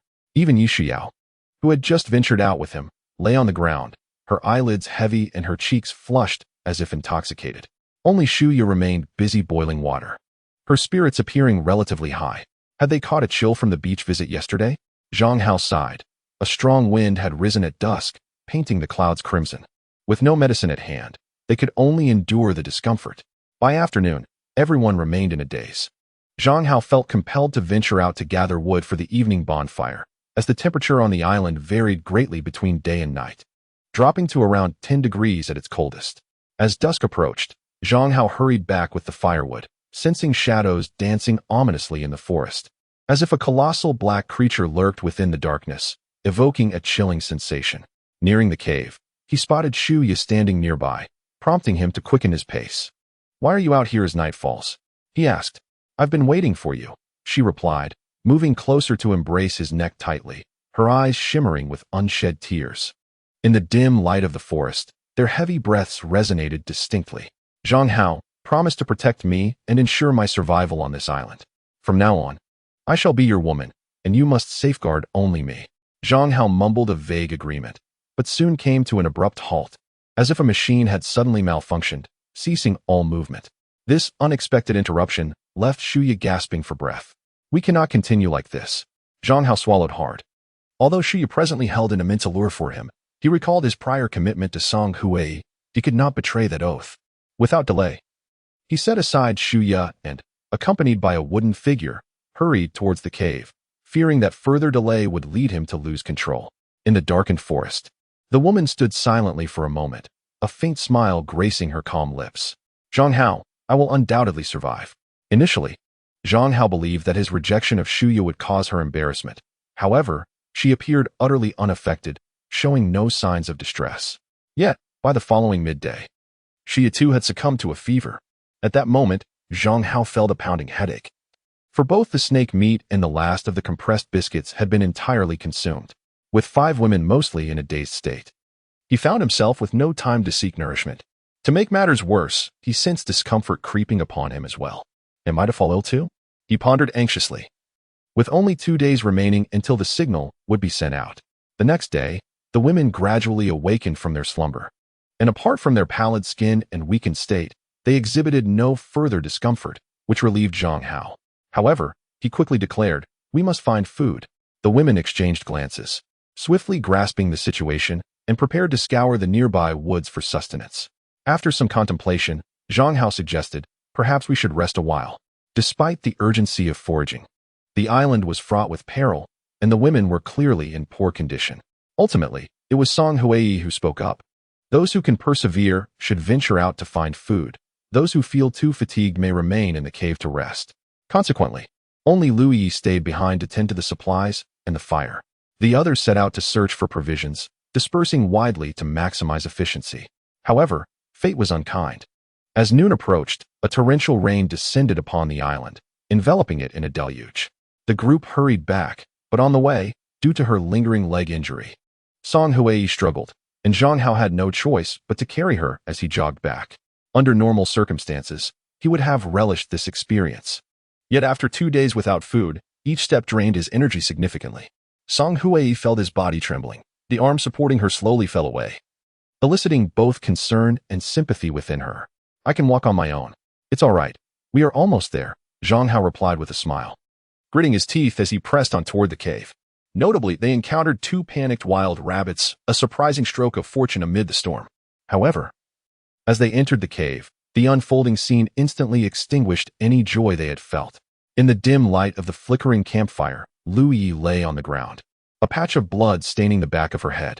The entire cave resembled a scene of a recent robbery, with signs of frantic searching scattered everywhere. The others swiftly gathered around Lu Yi, lifting her gently and inspecting her wounds, their faces etched with concern. Suddenly, Li Rao recalled something and approached a corner of the cave where a crack was visible. "Zhang Hao, he has gone." Chapter 41. Clouds of suspicion. The women who had been tending to Lu Yi turned at the sound of Li Rao's voice, their expressions reflecting disbelief. Zhang Hao's heart tightened, and he hurried over. The distress beacon had originally been kept by Shuya, but she later entrusted it to Zhang Hao. Fearing that it might be lost in the forest due to his frequent absences from the cave, he had placed it in a crevice within the cave. Everyone present was aware of this arrangement. Yet now, with Lu Yi clearly having been attacked, the cave ransacked, and the fresh water depleted, the beacon was also missing. Most crucially, this meant that at this moment, a pall of despair enveloped everyone. The absence of the beacon signified the loss of their chance to escape the island, condemning them to continue their existence there. Suddenly, Zhang Hao dashed out of the cave, emerging into the torrential rain outside. Initially, he had hoped to find some traces or clues, but under such conditions, every hint was washed away, leaving no evidence behind. Dejectedly returning to the cave, he noticed the expressions of his companions were filled with despondency. Yi Shuyao was discreetly wiping away tears, and upon seeing him return, she could no longer contain her emotions and broke down in sobs. "I want to go home. I don't want to stay here. Zhang Hao, I want to go home. Please think of a way, will you?" Song Hui, her eyes reddened, suppressed her emotions and quietly sat beside Yi Shuyao, gently resting her head on her ample thigh. Meanwhile, Li Rao and Shuya continued to clean Lu Yi's wounds in silence, the atmosphere thick with tension. Everyone understood that without the beacon, their last glimmer of hope would vanish. "I hope the person who took the beacon hasn't damaged it," Li Rao suddenly said. Her words jolted Zhang Hao back to reality. Although it was missing, it did not mean the signal could not be activated. The best-case scenario would be that the thief had taken it and carelessly discarded it, allowing it to automatically send out a signal 2 days later, with the rescue team arriving as expected, ultimately saving everyone. In despair, any flicker of hope would be magnified infinitely. However, a single remark from Shuya sent shivers down everyone's spine. "This morning, I saw someone lurking in the woods." Shuya paused for a moment, lifting her gaze to Zhang Hao, her eyes filled with fear. That figure looked very much like Hu Tianyi. Upon hearing this, Zhang Hao drew in a sharp breath. The previous fantasies of the launcher automatically emitting a signal shattered in an instant, leaving behind a sense of unease, as if a fishbone were lodged in his throat. The others shared his apprehension, their eyes meeting with an overwhelming sense of dread.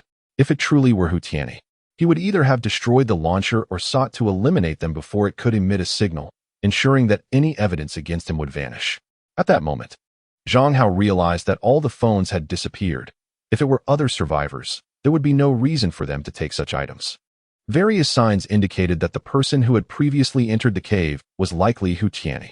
Zhang Hao's face darkened as he gazed at the rain curtain outside. Yearning to unleash his frustration, he awakened. By the campfire, Lu Yi opened her eyes, her face etched with pain. Upon learning that the cave had been ransacked, she displayed a sorrowful expression, yet she endeavored to recall the events preceding her unconsciousness. That person struck me from behind, thus I could not discern who it was. Lu Yi shook her head, a hint of shame crossing her features, then touched the wound on the back of her head, which was still bleeding. Zhang Hao approached and said, "Rest well, do not dwell too much on it." Lu Yi nodded sadly, soon falling asleep in Li Rao's embrace. As for the others, the sense of loss weighed heavily on their hearts, leaving them disinterested in preparing dinner. Zhang Hao sighed, reflecting on their days of survival on the island. Understanding that once a person loses their spirit in such an environment, it is undoubtedly a path to demise. Regardless of whether Hu Tianyi was the one who took their belongings, they must proceed with utmost caution in the days to come. Zhang Hao rose from the ground and declared, "Even if matters reach their worst, shall we simply await our demise?" Song Hui, her eyes reddened, responded, "But we cannot return." Zhang Hao gestured towards Shuya. "Before we obtained anything, did we not already consider the worst outcomes? Now, we have merely reverted to that reality. With only 2 days remaining until the launcher was set to emit a signal, they should at the very least survive until that moment." Though Zhang Hao's words were not thunderous, upon reflection, they rang true. As long as they were alive, there remained hope for escape. With this realization, the women gradually regained some spirit, their gazes falling upon the corpses of the wild rabbits on the ground, feeling the pangs of hunger. They had not stored any surplus food, and those 2 rabbits constituted their sustenance for the day. Yet, the atmosphere in the cave remained oppressive, the absence of their belongings leaving everyone in a state of shock. Only Zhang Hao felt it imperative to set an example at that moment, as he was the sole man in the team. However, unexpectedly, that night, after consuming the rabbit meat, Zhang Hao, Li Rao, and Yi Shuyao fell ill with fever once again. The following day, Shuya and Lu Yi also began to lose their senses, leaving only Song Hui in a state of clarity. Thus, it continued until the 3rd day, the final day of the launcher's dormant phase, when Zhang Hao and Li Rao gradually awakened from their stupor. After merely 2 days without sustenance, both individuals were utterly fatigued and their bodies exceedingly weak. With Song Hui in a similar plight, they could no longer remain in the cave. "I must venture out to seek food." Zhang Hao rose, cautioning Li Rao to stay behind, while he grasped 2 axes and staggered toward the outside. Li Rao wished to intervene, but upon seeing a group of unconscious women within the cave, the words caught in her throat. The island was drenched in a continuous drizzle. Though it was just past noon, the forest was enveloped in dimness. At that moment, Zhang Hao traversed through the woods, his eyelids drooping, appearing as if he could succumb to slumber at any instant. Suddenly, he jolted awake, drenched in cold sweat, realizing he had fallen asleep amidst the forest. Simultaneously, he discerned another human figure ahead, another survivor. Zhang Hao inhaled deeply, swiftly calming his astonishment, glancing around to find himself in an unfamiliar woodland, silently acknowledging that his poor physical condition had led him astray along the mountain path. Nevertheless, based on the direction he had taken upon leaving the cave, this area should belong to the southern part of the island. As the figure ahead began to vanish, Zhang Hao hurriedly pursued. However, the forest was too dense, and as he pressed on, he soon lost sight of the individual.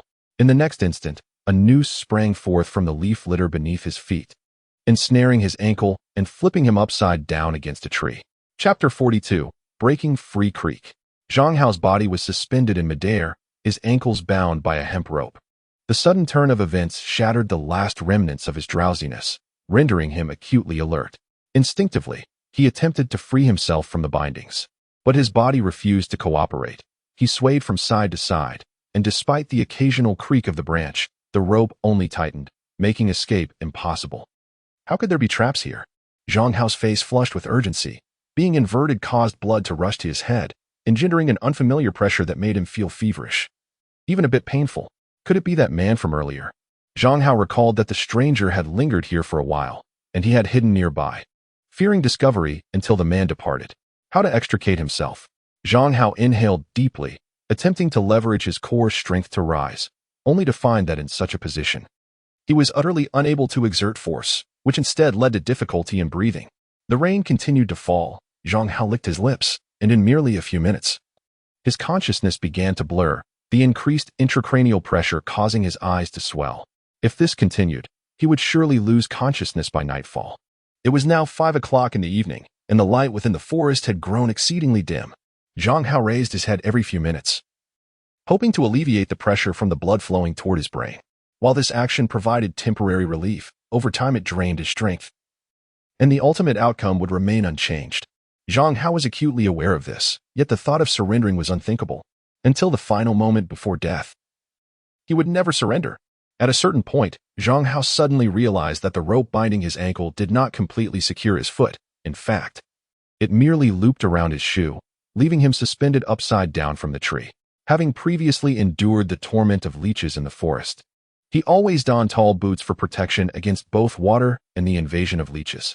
Witnessing this scene reignited a flicker of survival instinct within Zhang Hao.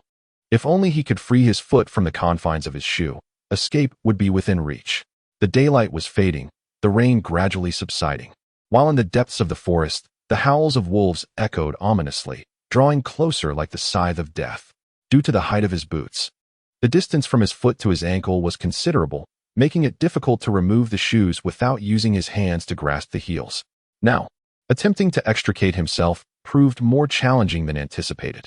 As time passed, wild wolves suddenly emerged from the nearby underbrush, baring their sharp teeth and claws, encircling Zhang Hao. Cold sweat, like yellow soybeans, dripped from his temples to the ground, and the twitching of his eyelids marked his struggle as he froze in place. Fortunately, he was suspended about 3 meters above the ground, a height beyond the reach of most wolves. Yet, Zhang Hao remained apprehensive about the presence of some extraordinary individuals within the pack. The wild wolves howled frantically below, even though the darkness obscured their forms. The fetid stench that wafted up sent shivers down Zhang Hao's spine. If I survive this, I shall slay you all, he seethed inwardly. Perhaps sensing the futility of their hunt, the pack soon darted away towards the distant shoreline. Zhang Hao dared not let down his guard, remaining quietly suspended for a while longer. He couldn't help but wonder how Lu Rao and the others were faring. With a silent sigh, he considered that the recent storms may have caused several team members to fall ill, with some still suffering from high fevers. Of course, prolonged malnutrition likely contributed to their weakened states. Half an hour passed, and upon confirming that the wolves had not returned, Zhang Hao began to shake his right leg. His foot was now exposed at the heel of the boot, and liberation from the trap was imminent. 10 minutes later, he fell to the ground, gasping for breath before quickly climbing back up the tree to retrieve his tall boots and put them on once more. After completing this task, he sought out a towering old tree from which he could clearly observe the trap's location. That night, a gentle rain fell, and sleep eluded him. When dawn broke the following day, Zhang Hao did not make an immediate departure. He believed the person he had encountered the day before might reappear today, and a new idea began to form in his mind. Rather than blindly scouring the forest for food, perhaps he could track this individual, locate their campsite, and pilfer a small amount of provisions. If Li Rao and the others continued to go without food, they would surely perish. Zhang Hao let out a deep sigh. Even he was beginning to feel overwhelmed. Searching for food in the forest or utilizing traps to capture prey was far more challenging than he had envisioned. As for thievery, despite his sense of responsibility, he found himself at a loss for alternative means to procure sustenance in the short term. If the food of others was scarce, he would simply have to abandon the endeavor. With a gentle sigh, Zhang Hao lifted his gaze towards the trap from the previous day, soon noticing movement in a nearby thicket. The underbrush rustled, leaves whispered, and a man appeared beside the trap. Zhang Hao squinted, realizing that this individual was different from the man he had followed yesterday.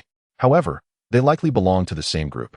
As the man approached the trap and halted there without hesitation, he examined the trap with some annoyance before discarding it and reconfiguring it on the spot.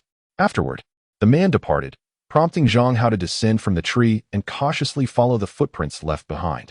To avoid losing him, Zhang Hao kept a close distance this time, grateful for the dense undergrowth that provided cover, coupled with the overcast weather that hastened the man's pace as he seemed reluctant to linger in the rain. Notably, Zhang Hao observed that there were numerous traps in the vicinity. Along his path, he counted a total of 15 traps, various in size, many resembling bird cages, which had indeed ensnared several wild chickens and pigeons.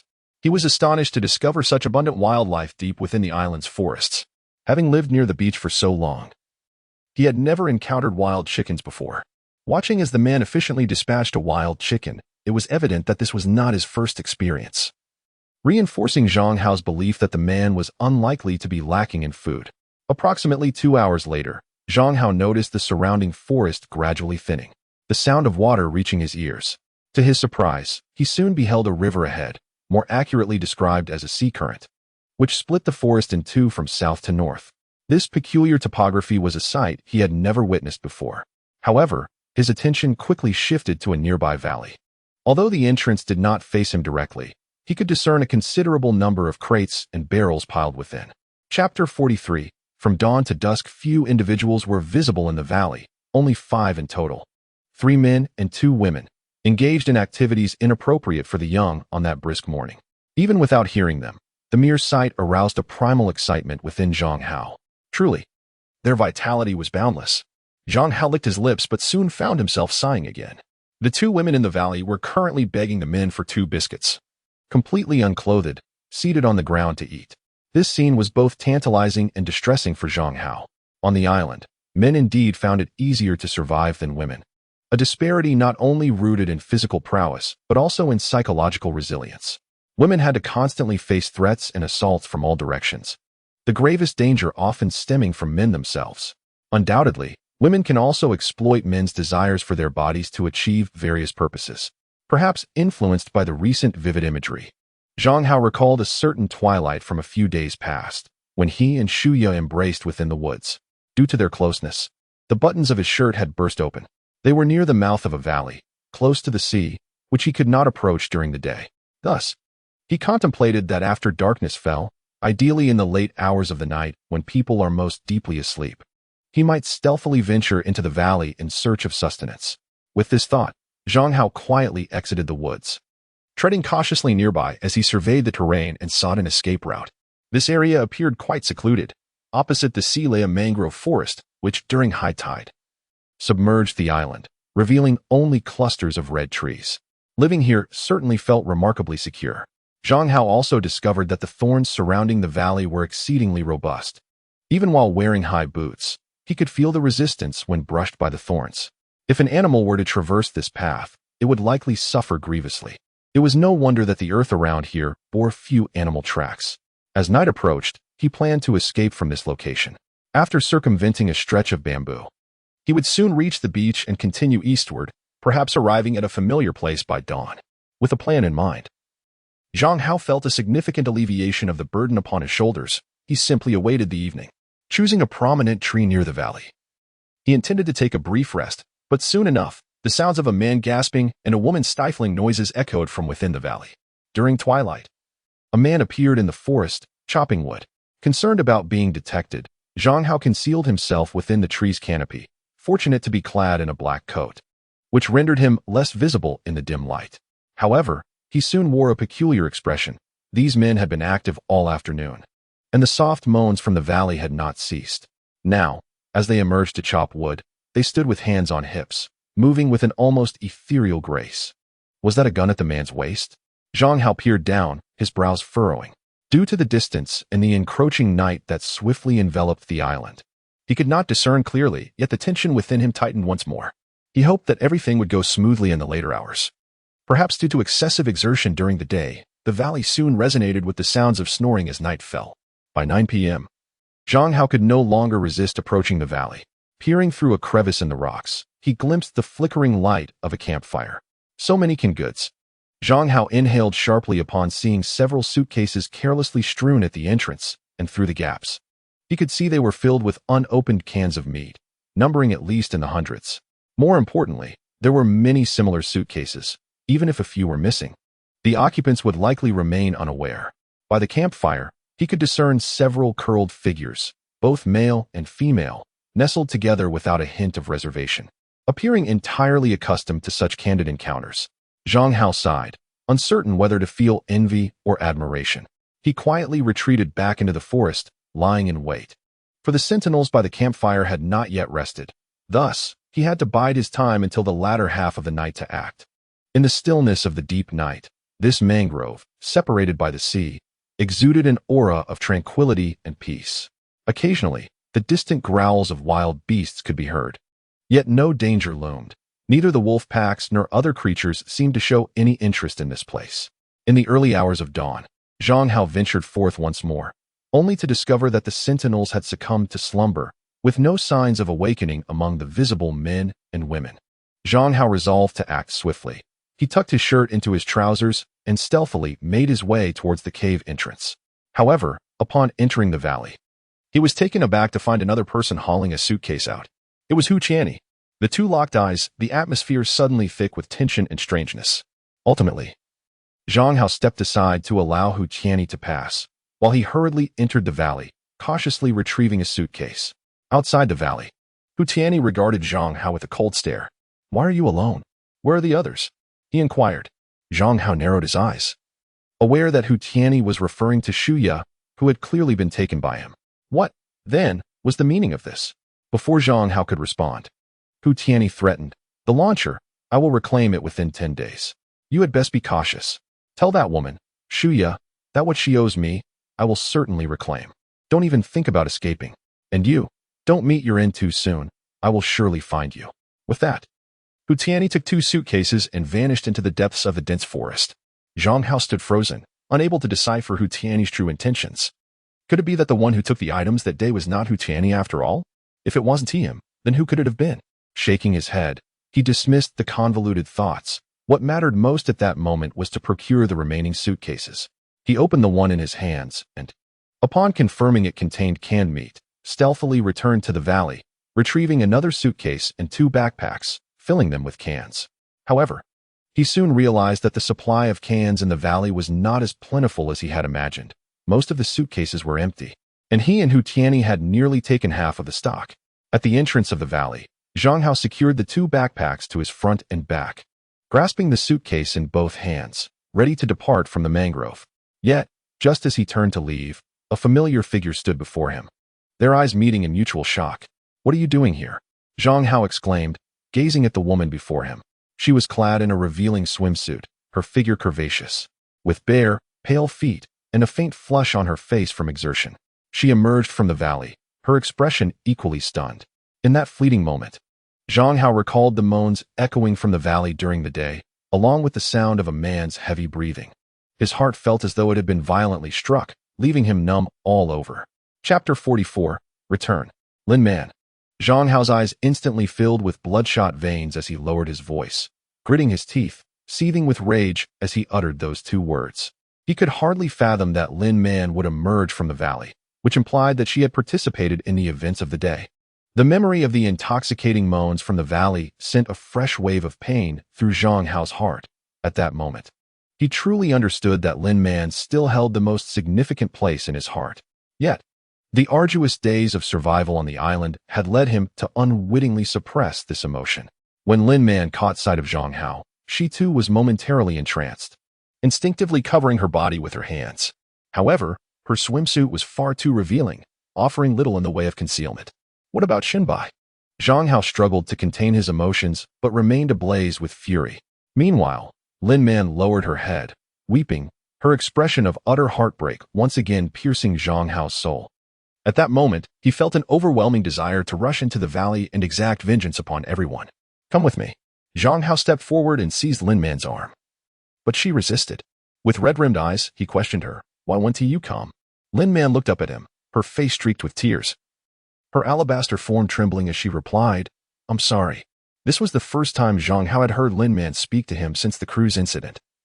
And in that moment, the anger that once consumed him dissipated, leaving only confusion and compassion.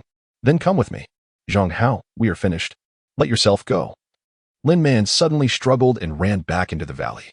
Zhang Hao clenched his fists, ready to charge in, but she quickly emerged again, tossing him a plastic container. "Little mouse, live well and forget me. And be careful of the animals with red eyes." Standing at the cave's entrance, Lin Man gazed at the man bathed in moonlight, her hands covering her face as tears of anguish and resentment streamed down once more. "Xiao Man." Within the cave, a man suddenly called out to Lin Man.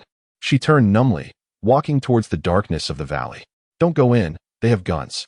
Before long, the familiar sounds of heavy breathing echoed hauntingly in the night. On the sandy beach at dawn, Zhang Hao wandered aimlessly, the events of the previous night feeling like a surreal nightmare. leaving him with a profound sense of absurdity. Around his neck hung the plastic container Lin Man had thrown to him, filled with identical pills. 100 anti-inflammatory tablets. Zhang Hao lifted his gaze to the rising sun on the horizon, a cold smirk escaping his lips. Remembering Lin Man and the couples from the valley, he suddenly fell to his knees, retching violently. After a long moment, he rose from the ground, dragging his weary body eastward. On this day, Zhang Hao remained in a daze, consuming a box of jerky while experiencing discomfort in his stomach, his laughter echoing in a bizarre manner, scaring away countless birds. Finally, at 5 in the afternoon, he spotted the vast expanse of a stone forest in the distance, the cave located in that direction. After a challenging climb over the stone wall, Zhang Hao felt a sense of relief, yet thoughts of Lin Man still pierced his heart, leaving him bewildered as to why she had come to such a decision. Perhaps it was for survival, or perhaps she could not bear to face him. Zhang Hao could find no answers, nor did he possess the courage to question Lin Man further. Thus, when she returned to the valley last night, he chose to let go. Now, however, he felt a twinge of regret, pondering whether a firmer stance might have kept Lin Man by his side. Perhaps he had never truly understood her. Zhang Hao chuckled derisively at his own ignorance and timidity. As night fell, at the edge of a forest, Zhang Hao set down his suitcase and, navigating the rugged mountain path, soon found himself inside the cave. Zhang Hao, the first to discover him, was Song Huai, who had lost considerable weight over the 2 days. In her excitement, as she stood to greet him, a button on her blouse suddenly popped off, unbeknownst to her. Song Huai threw herself into Zhang Hao's embrace, her softness pressing against him. In truth, the others in the cave remained in slumber, entirely unaware of Zhang Hao's return. After a long moment, Song Huai playfully scolded, "Quick, extend your hand." Zhang Hao's face flushed, and he instinctively withdrew his hand, watching as she adjusted her clothing. Unable to suppress a gulp, though her face had grown gaunt, other areas had not diminished. Recalling her earlier leap into his arms, Zhang Hao embraced her once more. Feeling a slight alleviation of his discomfort, Song Huai froze, her cheeks reddening, as she gently wrapped her arms around his waist, all conveyed in silence. Minutes later, Song Huai roused the others while Zhang Hao retrieved his suitcase. Upon opening it, he stacked the jars of meat around the cave, a considerable quantity indeed. "Zhang Hao, did you go raiding?" Yi Shuyu exclaimed in astonishment, quickly succumbing to drooling.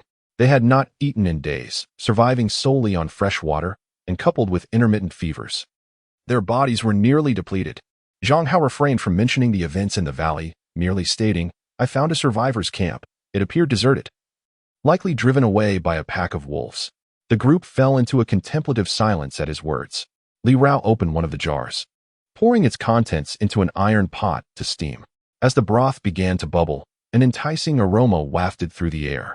Zhang Hao, despite previously feeling nauseous, found himself unable to resist swallowing, and the others were equally affected. "Wait." Li Rao suddenly halted their eagerness. She produced the anti-inflammatory medicine that Zhang Hao had brought and insisted it be taken before the meal for optimal effect. Gazing at the medicine in his hand, Zhang Hao's expression grew increasingly complex, a moment that did not escape the notice of Song Huai, who felt a twinge of anxiety. During that dinner, the group consumed 3 cans of food, each person remarkably satisfied, soon succumbing to a deep slumber. Meanwhile, Zhang Hao stood vigil at the cave entrance, watching the pitch-black sea, the sound of wind and waves intensifying. The following morning, Song Huai rose early and discovered Zhang Hao carving wood at the cave's mouth. "What are you doing?" she inquired. Zhang Hao turned at the sound, noticing Song Huai propped on her hands, the force of gravity revealing a glimpse of her delicate, fair skin at the neckline. An alluring curve that stirred memories of the previous night. Realizing Zhang Hao's gaze lingered on her, a blush crept onto Song Huai's cheeks as she softly asked, "Did you encounter any troubles while you were out?" Zhang Hao turned back to his task, continuing to carve the wood as he replied, "No, I was just exhausted. After 2 days of travel, I hardly had any rest." Song Hui regarded him for a moment before refraining from further inquiries, a relief for Zhang Hao. Yet a sense of melancholy lingered within him. Their relationship always seemed to dwell in ambiguity. "And what are you working on now?" Chapter 45. The football. I am constructing a fence. Zhang Hao meticulously sharpened the wooden sticks, arranging them in orderly lengths upon the ground. Intrigued, and with the others still asleep, Song Huai chose to sit beside him, observing his labor. The cave faced the sea, and during high tide, the sea breeze was particularly fierce. Zhang Hao suspected that the recurring fevers among the group were linked to the constant exposure to the sea winds, compounded by the sultry weather of the island, creating a damp environment in the cave that contributed to their prolonged ailments. Turning to look at Song Hui, Zhang Hao smiled, finding her blushing and hugging her knees, seemingly bored. "I will go outside to gather some branches," he announced, rising to venture into the forest. He found a variety of shrubs nearby, some soft and some sturdy, chopping off the thorns, leaving behind bare, resilient brambles. He also cut several small wooden sticks, roughly the diameter of his fingers and about the width of the cave entrance. Upon returning to the cave, he found Song Hui still resting against the rock wall, her shirt blown open by the sea breeze, revealing expanses of her fair skin, causing Zhang Hao's breath to quicken. After a moment's hesitation, he approached, gently lifting Song Hui and placing her deeper within the cave, covering her with a blanket. Back at the entrance, Zhang Hao arranged the sharpened wood again in an alternating pattern of lengths. He then took one stick, positioned it atop the others, and meticulously wrapped thorny vines around each contact point to ensure the fence's stability. The women remained in deep slumber. Although they had taken anti-inflammatory medication, the effects would require time to manifest. Fortunately, they no longer needed to worry about food and fresh water. Zhang Hao was acutely aware that the supply of canned meat would eventually be depleted, unless they could devise a sustainable method of food procurement. Survival on the island remained a daunting challenge. An hour later, he secured the makeshift barrier at the cave entrance, plunging the interior into shadows. Excellent. Zhang Hao clicked his tongue. The raging sea winds were now thwarted outside the cave. Though some gusts still seeped through the wooden crevices, their impact was negligible. Nevertheless, considering the risk of losing the barrier, he constructed an additional one, preparing for unforeseen circumstances. At midday, Li Rao and the others briefly stirred, consuming a meager meal only to expel it shortly thereafter. Their bodies burned with fever, and even Zhang Hao felt drained, his muscles aching. "Let us take some anti-inflammatory medication," Li Rao suggested, contemplating. "Perhaps 2 pills each." No one objected. After all, Li Rao specialized in pharmacology, and her condition was quite severe. Following their bout of nausea post-lunch, everyone swallowed 2 pills. Zhang Hao also took one to prevent his condition from worsening. The temperature outside remained a sweltering 40 degrees, yet within the cave, they all trembled from the cold. Fortunately, Zhang Hao's construction of the barrier during the day shielded them from the relentless sea winds, alleviating some of their distress. The following day marked the last of the transmitter's dormant phase. Zhang Hao refrained from disclosing his encounter with the bearded man to the women. From the man's words, it seemed evident that he had not taken the transmitter, implying that it might send a signal on the final day. This represented the most optimistic scenario. One of the reasons Zhang Hao chose to withhold this information. The greater the hope, the deeper the disappointment. Having previously navigated the psychological turmoil of loss, Zhang Hao recognized that the women were not as resilient as they often portrayed. In contrast, he, a staunch pessimist, tended to envision the worst possible outcomes. Continuing in this manner was unsustainable. Zhang Hao gazed at the cans of meat stacked against the wall. Although he had brought back over 100 cans, they would inevitably be exhausted day by day. Simultaneously, his foraging efforts in the forest yielded little progress, often resulting in unforeseen complications. The depths of the island must harbor abundant wildlife. Otherwise, the wolves would not be so well fed. After several encounters with the wolves, Zhang Hao concluded that the pack was not lacking in sustenance. Their glossy fur attested to a well-established food chain on the island, hinting at countless generations of their lineage. Should they relocate? Yet where could they possibly go? The journey itself could prove even more perilous. Zhang Hao sighed, murmuring to himself at the cave entrance, struggling to make a decisive choice. Of course, if they were to leave, they would have to wait another week. If the signal could indeed be successfully transmitted, then within a week, it would be sufficient for a rescue team to arrive by sea. During this time, they must remain near the beach, ready to signal their presence at the first opportunity. Inside the cave, the women continued to slumber, utterly vanquished by the cold and sickness that had beset their bodies. Zhang Hao gently touched Song Hui's forehead, and surprisingly, it felt even warmer than during the day. The others were not much different, fortunately, aside from the fever and drowsiness. No other issues seemed apparent for the moment. Occasionally, someone would awaken, drink some water, take a pill, and return to sleep on the ground. Zhang Hao felt powerless in this situation and could only stand by quietly. Thankfully, on the following day, the women gradually awoke, appearing much more spirited than before though. Of course, the odor emanating from them had intensified, reminiscent of sun-dried fish by the seaside. Observing this, Zhang Hao spoke up, "Tomorrow, I plan to venture out once more." "To do what?" Yi Shuyu, pinching her nose while sitting at the cave's entrance, remarked on the unpleasant smell within. Zhang Hao replied, "To test my luck. Perhaps I might procure some wild chickens." Over the past couple of days, he had been contemplating the valley near the mangroves. During his last visit to pilfer canned goods, he had discovered an abundance of chicken droppings nearby, as well as a grove of bamboo. Li Rao immediately chimed in, "I will accompany you." The other women also appeared eager, but Zhang Hao deemed a collective expedition too perilous, ultimately consenting only to Li Rao and Yi Shuyu. In truth, he did require assistance. At dawn the next morning, Zhang Hao and the two women departed the cave early, stepping into the morning sunlight as they made their way toward the mangroves. "How long until we arrive?" Li Rao panted. Though her fever had subsided, her body still felt weak. Yi Shuyu was not faring much better. She had intended to take a stroll, but found herself utterly fatigued.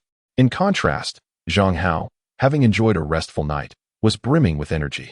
He had not even experienced a fever during this period. Was there truly such a significant disparity in physical resilience between men and women? "Should we take a break?" Zhang Hao inquired, glancing back.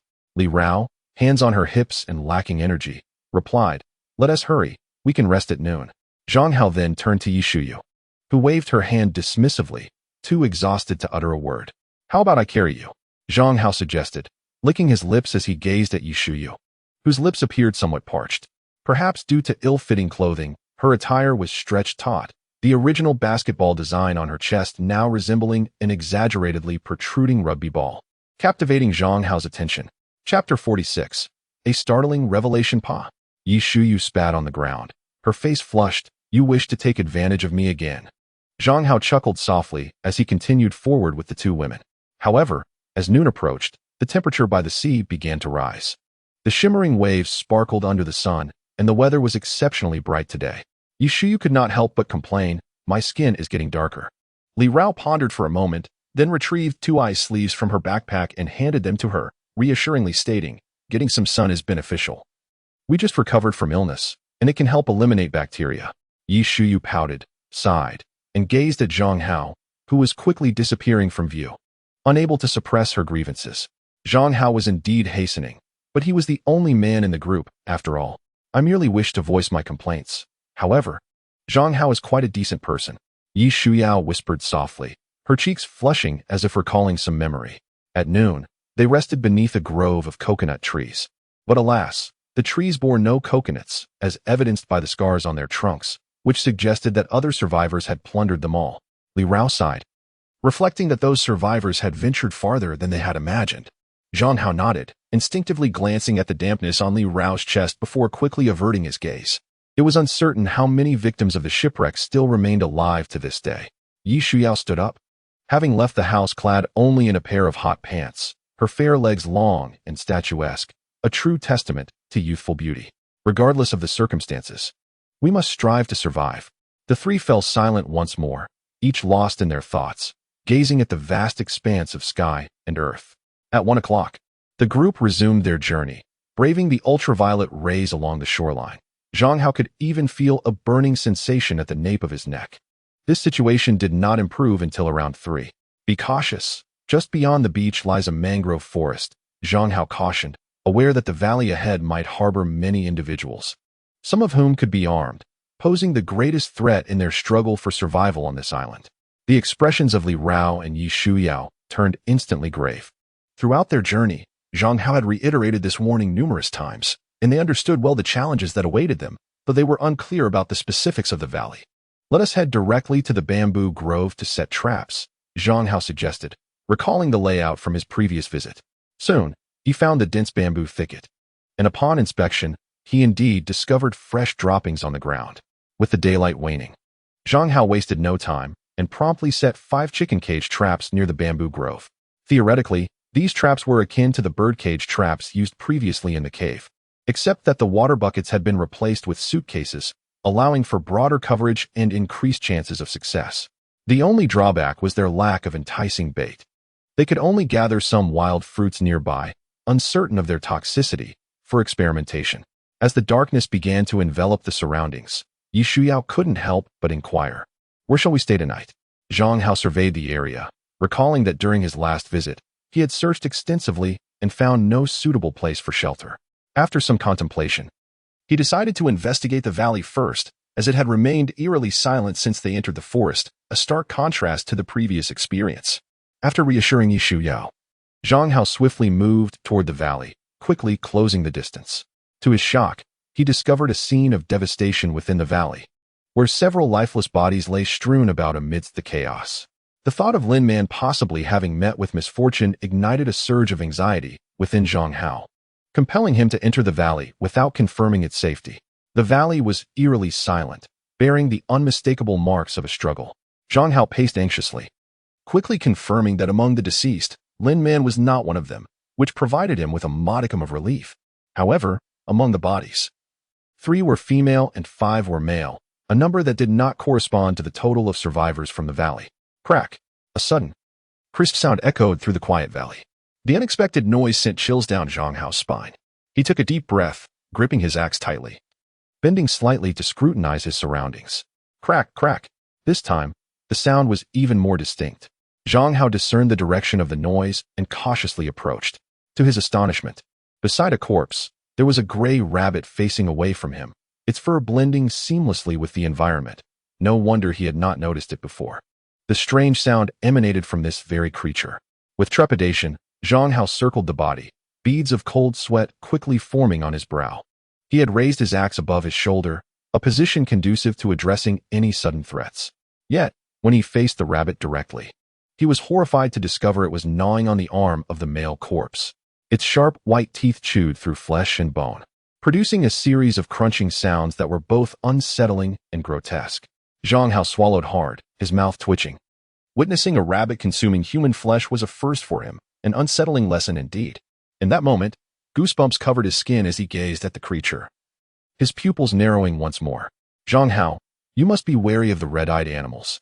Initially, he could not comprehend the meaning behind Lin Man's words. Even after returning to the valley, his memory had conveniently filtered out that warning. But now, seeing the flesh-eating rabbit, he noted its eyes were a dark crimson hue. At that moment of distraction, the red-eyed gray rabbit, which had been feasting on the corpse, suddenly leaped toward Zhang Hao's neck. By heaven! Zhang Hao's pupils contracted, his scalp tingling as he let out a startled cry, simultaneously swinging his axe and sending the rabbit flying. Yet the fallen rabbit, like a compressed spring, leapt back up with even greater speed. Blood and flesh clung to its glistening white teeth. Zhang Hao was drenched in cold sweat, but fortunately he had been prepared. He raised his axe once more, this time delivering a decisive blow to the rabbit. Although this creature was bizarre, it was not particularly swift. With human reflexes, he was able to manage. The rabbit was nearly bisected, yet Zhang Hao's expression remained grim, devoid of satisfaction. What had caused such an aberration in this rabbit? It seemed that the flesh of this wild creature was no longer suitable for consumption. Shaking his head, he suddenly heard footsteps approaching from the cave entrance, once again feeling a looming sense of danger. However, Zhang Hao soon exhaled a sigh of relief, for the individuals entering were Li Rao and Yi Shuyu, who had previously heard his cries and feared something had gone awry. What transpired just now? Zhang Hao inquired, casting a glance at the rabbit on the ground that was still convulsing, and swiftly recounted the events that had unfolded. Meanwhile, Li Rao began to examine the carcass of the rabbit, scrutinizing its eyes before ultimately shaking her head. Actually, Yi Shuyu interjected, her brows knitted and her lips pursed. The grouper we caught by the seaside a week ago also had red eyes, didn't it? It bore a striking resemblance to this dark crimson hue. At that moment, the three exchanged glances, an involuntary shiver coursing through them. Surely, it's merely a change in eye color. There can't be anything amiss. Yi Shuyu attempted to reassure them, patting her chest with a feigned nonchalance. Zhang Hao inhaled deeply, gazing at the wild hare he had just dissected. Its internal organs appeared unchanged. Were it not for the bizarre experience he had just endured, he might have doubted his own wakefulness. Wasn't it said that when rabbits are agitated, they turn red-eyed and bite? Yi Shuyu continued, striving to rationalize the behavior of the rabbit. But have you ever encountered a rabbit that consumes human flesh?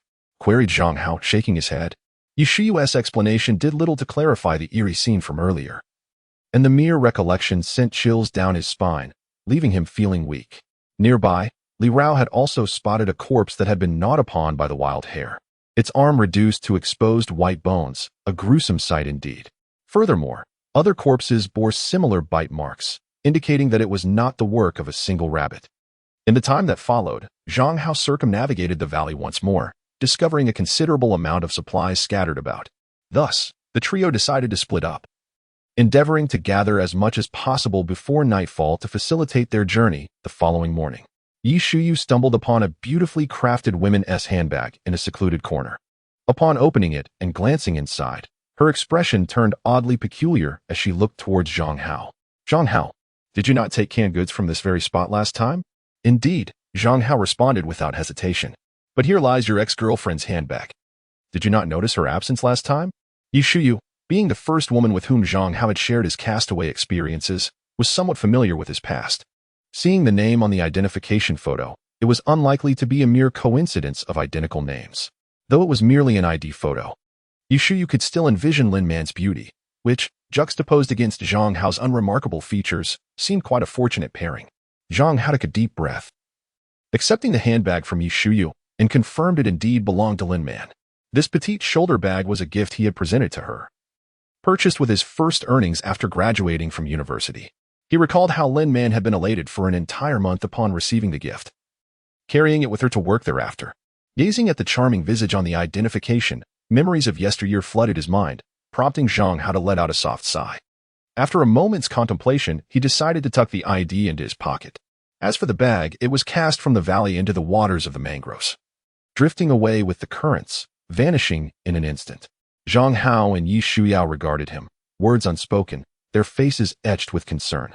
Any man, upon discovering infidelity, would likely succumb to despondency. Li Rao, too, cast a sympathetic glance at Zhang Hao's slightly hunched figure, her heart heavy with unease. It's nothing, it's all in the past.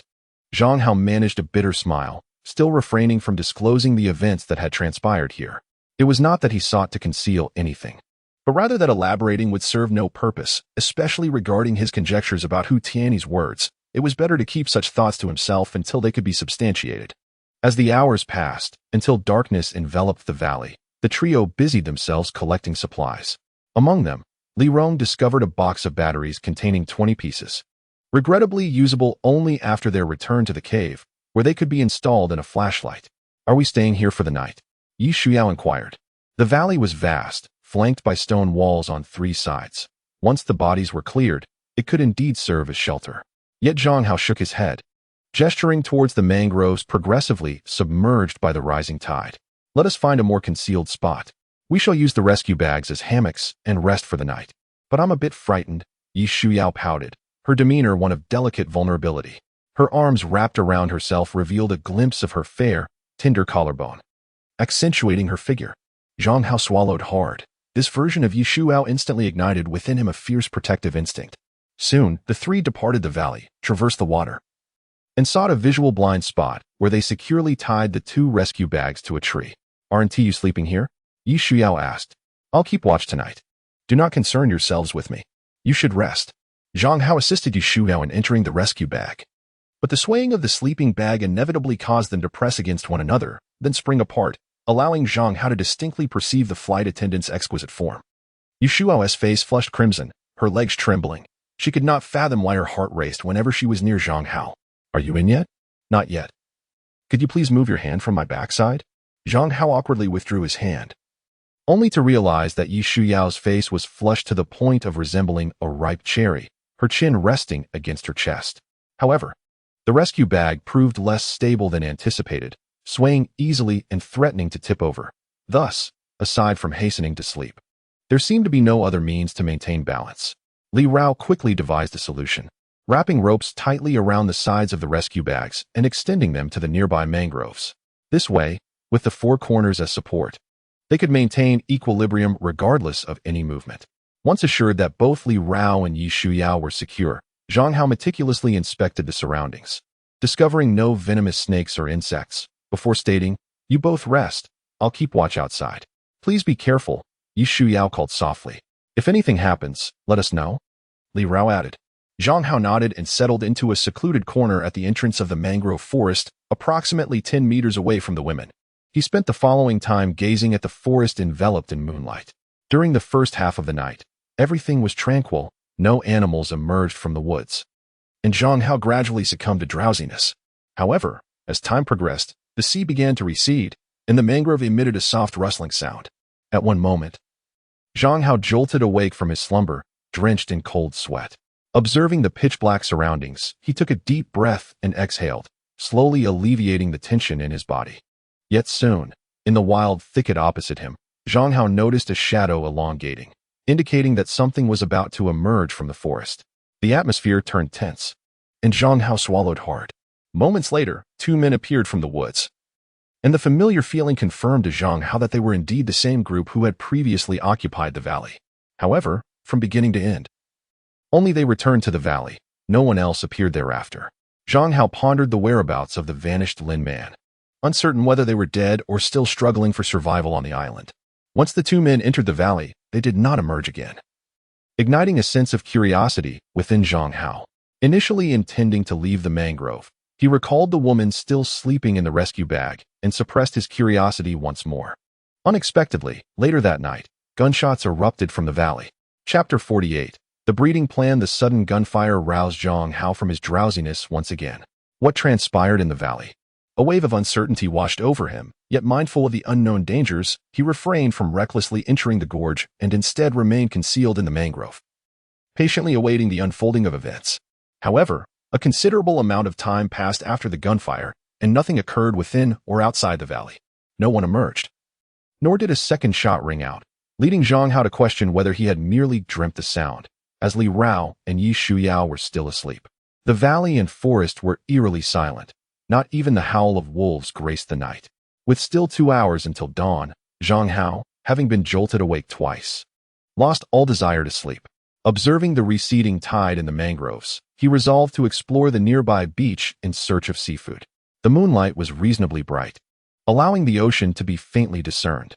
Yet after a thorough search, Zhang Hao found not a single morsel of seafood on the unfamiliar shore, a phenomenon that struck him as exceedingly bizarre. With 2 hours remaining until dawn, he glanced at the moving hands of his watch and could only return to the mangrove. Passing by the rescue bags where Li Rao and Yi Shuao slept, Zhang Hao noticed that the ropes, which had been tightly bound, had slipped from the tree trunk, indicating that it was not as secure as he had imagined. Time ticked away, and at 6 a.m., Zhang Hao wakened the women, preparing to venture into the valley.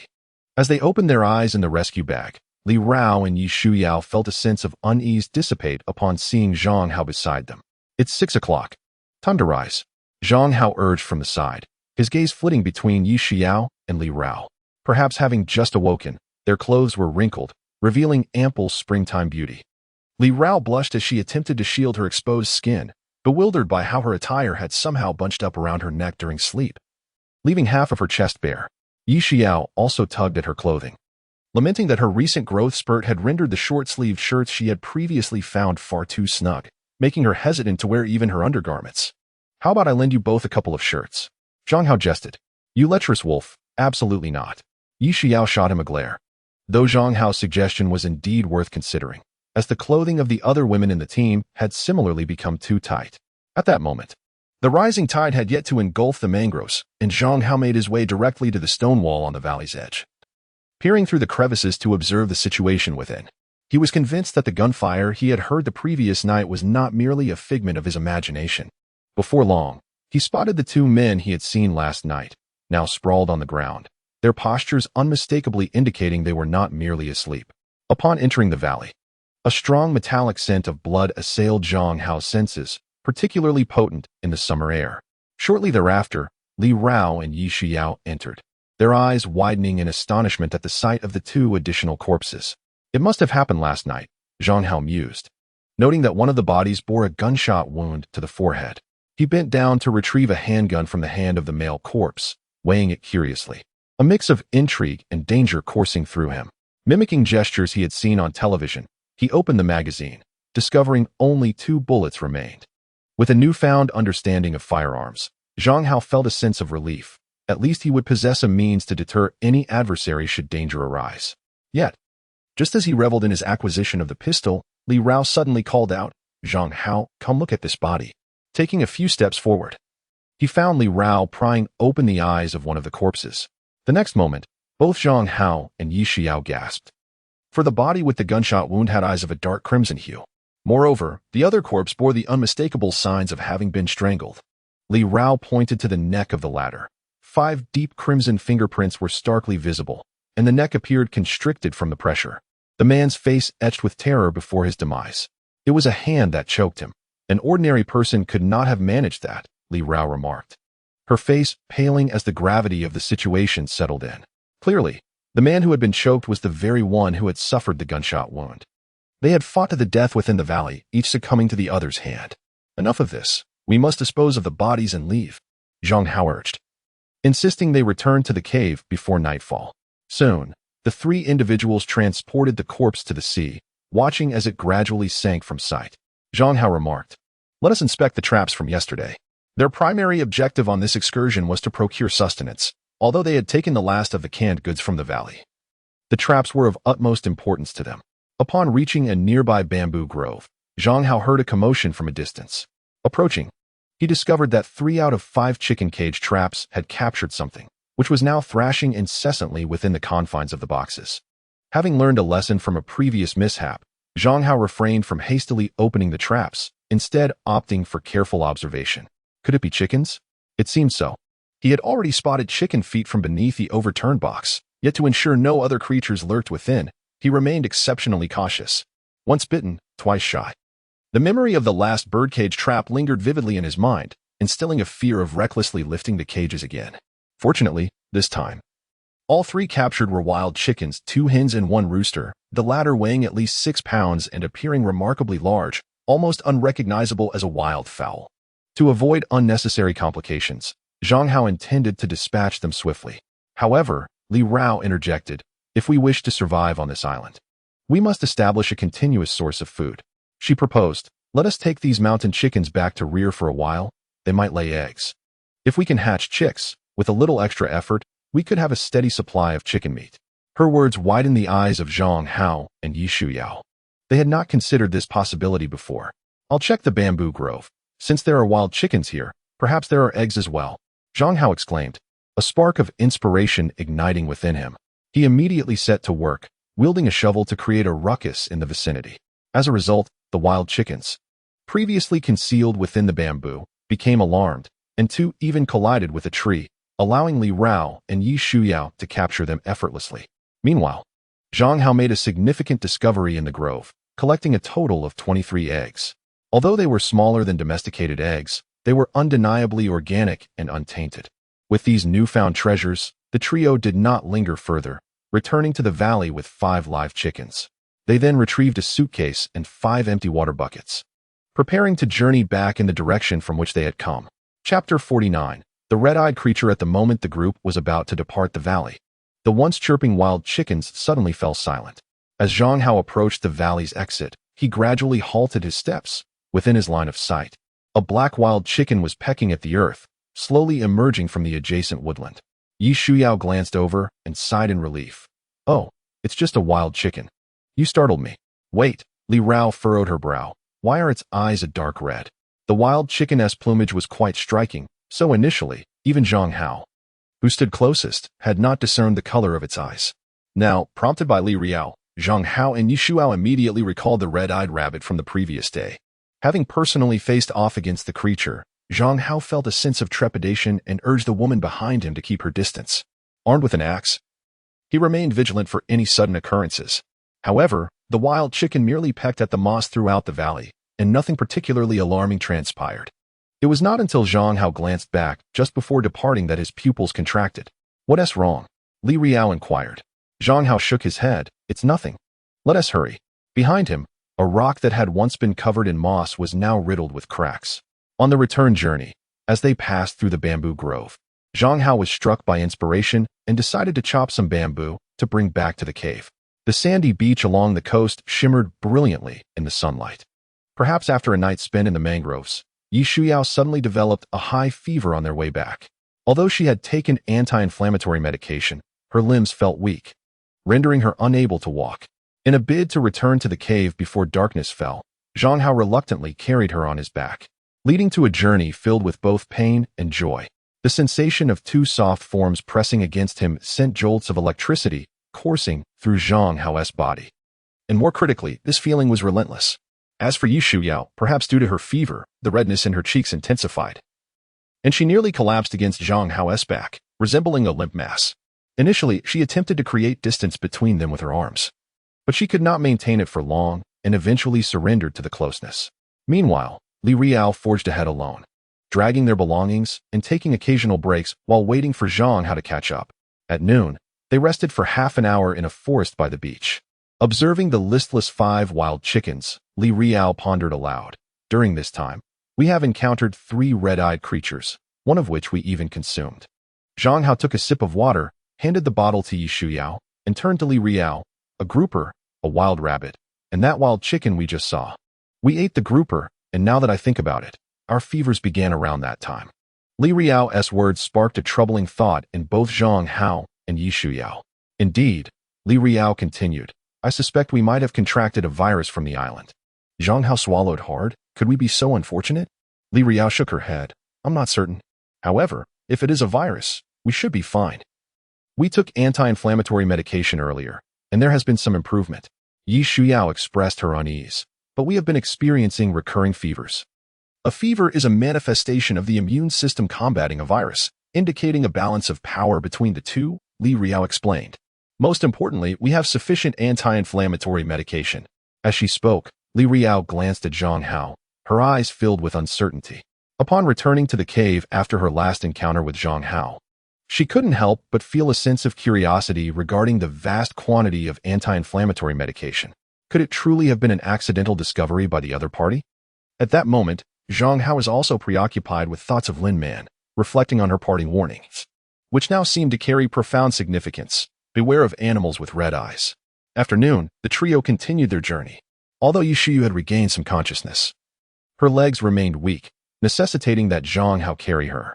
He was more than willing, for the flight attendant's physique was nothing short of exceptional. Suddenly, a sharp pain radiated from his waist, a clear indication from Yi Shuyao. You lecher, walk more steadily, don't bounce around. She chastised. It's your weight that's the issue. He retorted.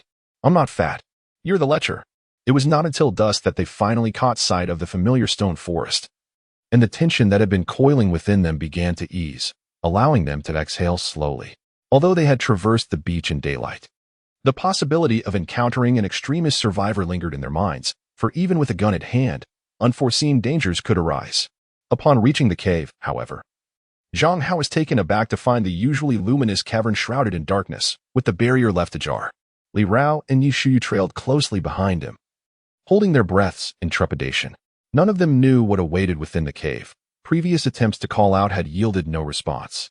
Summoning his courage, Zhang Hao ventured inside, and after a thorough inspection, he discovered that Song Huai and the others were inexplicably feverish and unconscious, the campfire extinguished due to a lack of firewood. Soon after, the 2 women approached the cave in search of a flashlight. Zhang Hao retrieved the batteries he had found in the valley. Upon installation, the cave's interior gradually came into view. Shuya, Song Huai, and Lu Yi were nestled together in a corner, asleep, while the fire had completely died out. Fortunately, their supplies remained neatly arranged, indicating that no unfamiliar individuals had stumbled upon their hideout. The lighter had been depleted, leaving them to rely on their own ingenuity to procure fire. Zhang Hao sighed, having initially intended to maintain a steady flame, only to be met with this unforeseen circumstance. Survival on the island demanded constant vigilance. Unexpected challenges could arise at any moment. Without fresh water and fire, life on the island was unimaginable. As night descended, the temperature plummeted rapidly, and with the women still feverish, the absence of a fire to maintain a suitable temperature within the cave could exacerbate their condition come morning. I shall attempt to create fire by friction, Zhang Hao declared, procuring a piece of wood from the nearby pile. He used an axe to carve a small groove and hole, positioning dry grass atop it. With the softer stick, he sharpened one end and began to rub it vigorously between his hands, hoping for the moment smoke would begin to rise. As for Li Riao and Yi Shuyao, they seized the opportunity during Zhang Hao's busy moments to swiftly tidy up their recent harvest. The 5 wild chickens were temporarily stowed away in the suitcase, with plans to deliberate on their fate the following day. Li Riao gently touched Song Huai's forehead and opened her eyes. Hold off on the fever-reducing medicine for now. Let's see if she can recover by tomorrow morning. Li Rao then assessed the conditions of Xu Ye and Lu Yi, particularly noting Lu Yi, whose head had suffered a blow and whose wound had yet to fully heal. In the center of the cave, Zhang Hao continued to exert himself in rubbing the wooden stick, yet despite the passage of time, all that emerged from the small hole was a wisp of smoke, with nothing else in sight. Chapter 50. Construction. Is it still not working? Yi Xiao squatted at the cave entrance, hugging her knees. As the night air on the island felt almost autumnal, sending shivers across her skin, Zhang Hao tirelessly rubbed the stick back and forth. But after more than half an hour, only a few wisps of white smoke had appeared from the dry wood. Let me give it a try, Yi Xiao said, taking the stick from Zhang Hao's hands. Initially intrigued, she quickly chose to abandon the effort after a few minutes. This is too difficult. Will it ever succeed? There's no other option. I'll try again. This time, Zhang Hao poured all his strength into igniting the dry grass, rubbing the stick rapidly through the small hole. However, contrary to his hopes, nearly an hour passed without success. Although the small hole had darkened, it was still far from igniting the dry grass. Suddenly, Li Rao suggested, "Why not try a different method of friction?" Zhang Hao was puzzled. Isn't this already friction? Let us change the approach and increase the contact area. With that, Li Rao grabbed a flashlight and went to the corner where the wood was stacked. Selecting two pieces of wood, one to serve as the friction stick and the other as the fire trough. The friction stick must be hard, while the fire trough should ideally be made of soft, dry wood. While explaining, Li Rao used an axe to mark a line in the center of the fire trough. As for the friction stick, she also shaped the base with the axe to fit snugly into the channel of the fire trough. Zhang Hao took a deep breath. Then I'll give it another shot. Yes. Yi Xiao clenched her fists, cheering him on. Zhang Hao, you can do it. Perhaps due to her enthusiasm, Zhang Hao noticed the movement of her clothing, which accentuated her form, making him swallow hard before refocusing on the wood before him. Regardless of the outcome, he decided to give it a go. Li Rao couldn't guarantee success either, but theoretically, this method of friction would significantly increase the chances of ignition. Nodding, Zhang Hao quickly grasped the friction stick, placing it in the indentation of the fire trough, and began to rub it back and forth with increasing speed. Initially, the fire trough only produced a bit of white smoke, yet it appeared far denser than the previous attempts at fire by drilling wood. And the reaction time was notably shorter, instilling Zhang Hao with newfound confidence. Moreover, he discovered that this method proved far more convenient than rubbing a stick. As time passed, the fire pit began to exhibit noticeable changes. First, black ashes appeared, accompanied by an increase in white smoke. Near the center, fleeting sparks could occasionally be seen. Continuing to rub, the frequency of sparks intensified, prompting Li Rao to crouch down and blow gently towards the friction area, while simultaneously placing some dry grass as kindling onto the fire pit. Gradually, the dry grass began to emit thick smoke, and a flicker of flame slowly emerged within the cave. Witnessing this scene, Zhang Hao and Yi Xiao hurriedly placed the prepared wood nearby, with Zhang Hao even positioning himself at the cave entrance to shield the flames from the coastal winds. A few minutes later, a bonfire reignited within the cave. Zhang Hao sat on the ground, gazing at the bright flames, feeling a wave of nostalgia. In the future, they would no longer need to worry about being without fire in the forest. Li Rao and Yi Xiao exchanged smiles. Though the process of igniting fire through friction required both speed and strength, a task likely beyond the capabilities of several women. Subsequently, the three of them busied themselves with boiling water and preparing meals. Meanwhile, Song Hui and the others had been unaware of how long they had been in a feverish state, but it was certain that during this period of unconsciousness, the women had not taken any medicine. Perhaps exhausted, Zhang Hao unknowingly fell asleep while waiting for dinner, only to awaken with the dawn of the next day.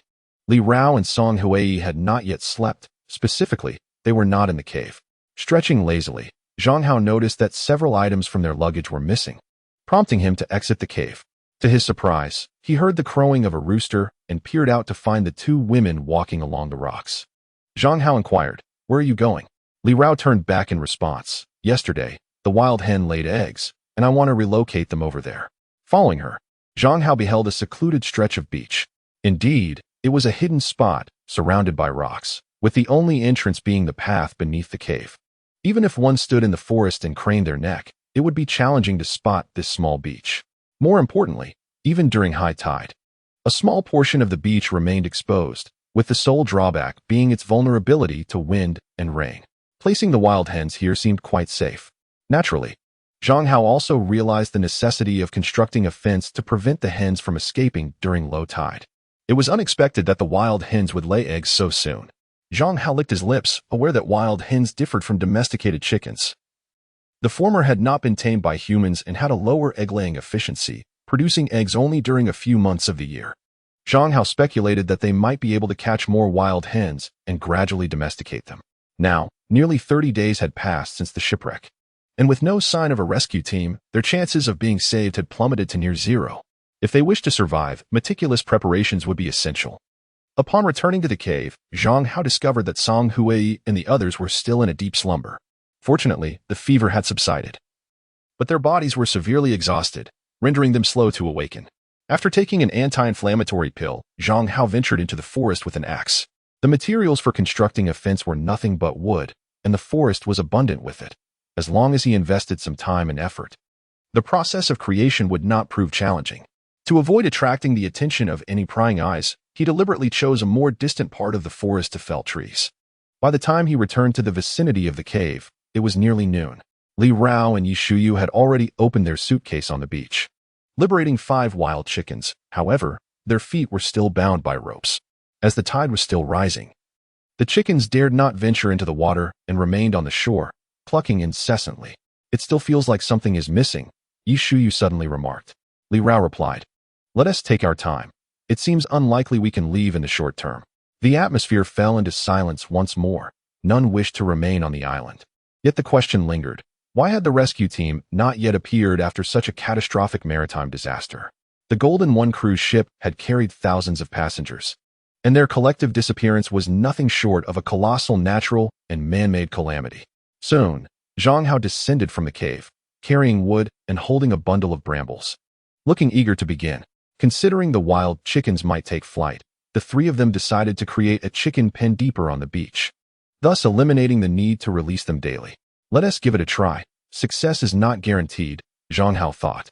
Uncertain about how to acquire materials for the chicken pen, Li Rao pondered and suggested, "Last time, Louis Yi found a fishing net by the sea. Perhaps it can serve as material for the chicken pen." In the past, chicken pens in rural areas were constructed using wire mesh, cost-effective and breathable, easily adjustable in size, and more convenient than those built from red bricks. The only drawback was that under strong winds, the wire mesh could easily deform and collapse. "We only have 5 wild chickens. That fishing net should be sufficient in coverage," she concluded. "Let us try it out." Upon hearing this, Yi Shuyu returned to the cave and retrieved the fishing net, which had been of little use previously. On the beach, Zhang Hao surveyed the area of the net and found that the single layer was indeed quite large. Using it as the primary material for the chicken pen would save them considerable trouble. However, since the fishing net lacked a sturdy structure like that of wire mesh, Zhang Hao still needed to prepare wooden supports at the chosen location before laying out the net. For the central support, he selected a piece of wood 2 meters tall, driven into the sand several decimeters deep, which would suffice. For the perimeter, he chose shorter wooden blocks to maximize the area of the fishing net. After binding the net, a rudimentary chicken pen began to take shape. In one corner, Zhang Hao added extra wooden supports for the net and placed dry twigs and leaves on top, forming a makeshift shelter for the chickens to take refuge during the rain. As for how long this chicken pen would last, that depended on the island's weather. Zhang Hao rose from the ground and remarked, "At least it can be used for a while. If the population of wild chickens increases in the future, we can relocate the chicken coop to the woods." Watching the wild chickens pecking at the gravel and the sandy ground, a faint smile graced the faces of the 3. That afternoon, Song Hui and the others finally awoke, their complexions more pallid than during their slumber, yet after consuming some canned food, they regained a modicum of vitality. After some contemplation, Zhang Hao decided to share Li Rao's conjecture regarding the virus. "For now, there is no need for concern," he assured. Observing the tension etched on their faces, "I was the one who ate the fish head, and I haven't had many fevers these past few days. Most have been manageable." Shuya, filled with unease, sensed impending trouble. This island was so remote that even a month after the maritime disaster, the rescue team had yet to appear. It was important to acknowledge that in such secluded locales, anything could happen. Among the group, the youngest, Lu Yi, trembled all over. The thought of having consumed food potentially contaminated with a virus sent her stomach into turmoil. "There's another matter," Zhang Hao continued. Our freshwater supply is nearly depleted. Tomorrow, we must venture into the valley to procure more. Given the time it will take to fetch the water, we won't return for another 2 days. Initially, Zhang Hao had intended to take Li Rao and Yi Shuao with him, considering that Song Hui and the others had just regained consciousness. However, the following morning, Li Rao developed a fever, and both Song Hui and Lu Yi also felt unwell. Ultimately, Zhang Hao departed with Shu Ye and Yi Shuyao, and fortunately, the two did not bicker along the way. By dusk, the trio finally arrived at the valley that concealed the water source. Before entering the valley, Zhang Hao diligently circled the vicinity, only to discover a significant amount of fresh wolf droppings, indicating that this valley was indeed a gathering place for wolves, or at the very least, a frequented locale in recent times. The spring water continued to flow, and to prevent contamination from the wolves, Zhang Hao had thoughtfully brought bamboo to serve as a conduit for transporting the water, thereby minimizing waste. Unsure of the size of the water hole, he brought several pieces of bamboo to experiment with. Moments later, the bamboo water pipes began to drip, significantly increasing the rate at which water collected in the bucket. At the current pace, they would fill a barrel long before darkness fell. They had brought 3 5-gallon and 2 3-gallon water containers, ample enough for those in the cave for some time. Yi Shuao even expressed a desire to bathe in the valley, hoping to cleanse herself thoroughly. As night fell, Zhang Hao had already secured 2 rescue bags on a sturdy branch of a large tree at the summit. These bags were specifically designed for women, and tonight, he would keep watch, destined to be accompanied by the moonlight throughout the night. Just before sleep, he noticed Yi Shuyao clutching her stomach, initially assuming she was hungry. He then reached into his pocket and retrieved a piece of candy. "No, I'm fine. I just need to rest for a while." Yi Shuyu pouted, curled up in her sleeping bag, unwilling to engage with Zhang Hao. As for Shuya, she had a fever yesterday and, after a long journey today, had already succumbed to exhaustion and fallen into a deep slumber. Time swiftly advanced to the latter half of the night, and Zhang Hao rubbed his eyes, intending to relieve himself when, from the underbrush beneath the great tree, a leopard cat suddenly emerged. This creature was not uncommon on the island, especially considering the profound impressions left by their experiences at Sanquaishur. Thus, each time Zhang Hao encountered such a leopard cat, he instinctively attempted to chase it away. Meow. The leopard cat bared its teeth at him before turning and darting back into the forest. Observing this, Zhang Hao let out a sigh of relief. However, upon his return from his brief respite, he was startled to find a dozen or so leopard cats of various sizes appearing in the nearby thicket. The largest among them was nearly as formidable as a wolf dog. They surrounded the great tree, lifting their heads, occasionally taking a few steps forward, their front limbs rubbing against the bark, displaying a clear intention to climb. Zhang Hao's heart skipped a beat as he sensed something ominous. What were these leopard cats plotting? At that moment, 2 women still lay asleep in the tree. Gripping an axe, Zhang Hao rushed forward, brandishing the weapon with a notably grave expression. The group of leopard cats retreated, yet they did not flee far, and as time passed, the presence of leopard cats in the vicinity only grew. Suddenly, a distinct howl of wolves echoed from the opposite forest. Zhang Hao's countenance changed dramatically, pondering if something on the great tree was drawing them in. Previously, their stays in this tree had never been marred by such absurd occurrences. With no time to deliberate, Zhang Hao swiftly climbed up to awaken the slumbering women. What's wrong? Shuya rubbed her eyes, but upon glancing down at the tree base, her expression shifted instantly. Zhang Hao approached Yishuyu and noticed that she was clutching her abdomen as she opened her sleeping bag. A strong metallic scent assaulted his senses. In that moment, Zhang Hao incredulously exclaimed, "Have you started your period?" Seeing the woman nod, his scalp tingled with dread as he finally comprehended the reason behind the gathering leopard cats beneath the tree. "Why didn't you bring any sanitary supplies?" I forgot," she stammered. Zhang Hao's eye twitched. There were some disposable items left in the valley, yet she had neglected to bring any. At that moment, the howls of wolves grew alarmingly closer, and the faces of the 3 grew increasingly pale. Chapter 52. Dramatic turn. What should we do? What else can we do? Run. However, before leaving the great tree, Zhang Hao instructed Yi Shuyu to hand over her underwear. "I only have 1 pair." Yi Shuyu, like a cat whose tail had been stepped on, turned a deep shade of red and white. "There's no time. Hurry." "Okay, but you must turn around. No peeking." Zhang Hao quickly turned his back, eyes fixed on the approaching leopard cats and the vaguely visible wolves not far away, his sense of urgency escalating once more. Yi Shuyu hastily removed her underwear, but as she handed it to Zhang Hao, she felt an intense wave of embarrassment. This intimate matter was a first for her to share with a man, and notably, it bore traces of blood. You and Shuya should run ahead. Do not look back. With that, Zhang Hao immediately leaped down from the towering tree, uncertain of how long the trousers in his grasp could delay their pursuers. Meanwhile, Shuya and Yi Shuyu had already fled a considerable distance. However, upon closer inspection, bloodstains were still seeping through Yi Shuyu's trousers, trickling down her inner thigh. At that moment, Zhang Hao was sprinting through the woods, clutching the bloody trousers, pursued by a pack of leopard cats, with wolves lurking at a distance, creatures whose sense of smell far surpassed that of humans. Minutes passed, and as the wolves began to close in, Zhang Hao quickly scooped up a handful of stones and rubbed the bloodied undergarment vigorously before discarding it along with the trousers. This was the only strategy he could conceive to buy time against the leopard cats and wolves.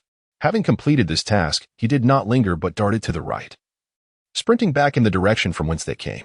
Approximately 10 minutes later, a glimmer of light flickered in the distant woods. It was the beam of a flashlight flashing intermittently.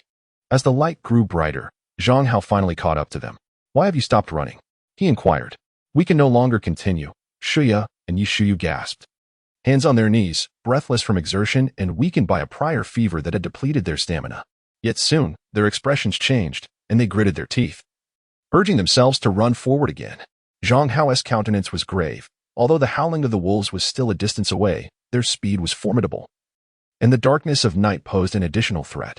Climbing trees to evade the wolves was not a viable option either, as leopard cats, with their agility, were hot on their heels. Before long, a group of leopard cats sprang from the nearby underbrush, their petite forms perfectly suited for stealth in the shadows. "Be cautious," Zhang Hao warned, only to find himself clawed by a leopard cat, a searing pain erupting from a gash on his ankle. At that moment, Shuya, pale-faced, declared, "Zhang Hao, we cannot outrun these beasts." The scent of blood emanating from Yi Shuyu was inescapable. If this continued, they would all be dragged down by her. "Can we leave her?" "Think carefully before you speak," Zhang Hao suddenly shouted, his gaze cold as he fixed it upon the women. Shuya hesitated, ultimately bowing her head and resuming the run. Yi Shuyu, too, looked at Zhang Hao, her eyes reflecting a deep complexity and regret. "I'm sorry," she murmured. Zhang Hao gently patted her shoulder, offering no words, but instead focusing on how to extricate themselves from their dire predicament. Yet, would the wolves and leopard cats grant him any reprieve? The answer was a resounding no.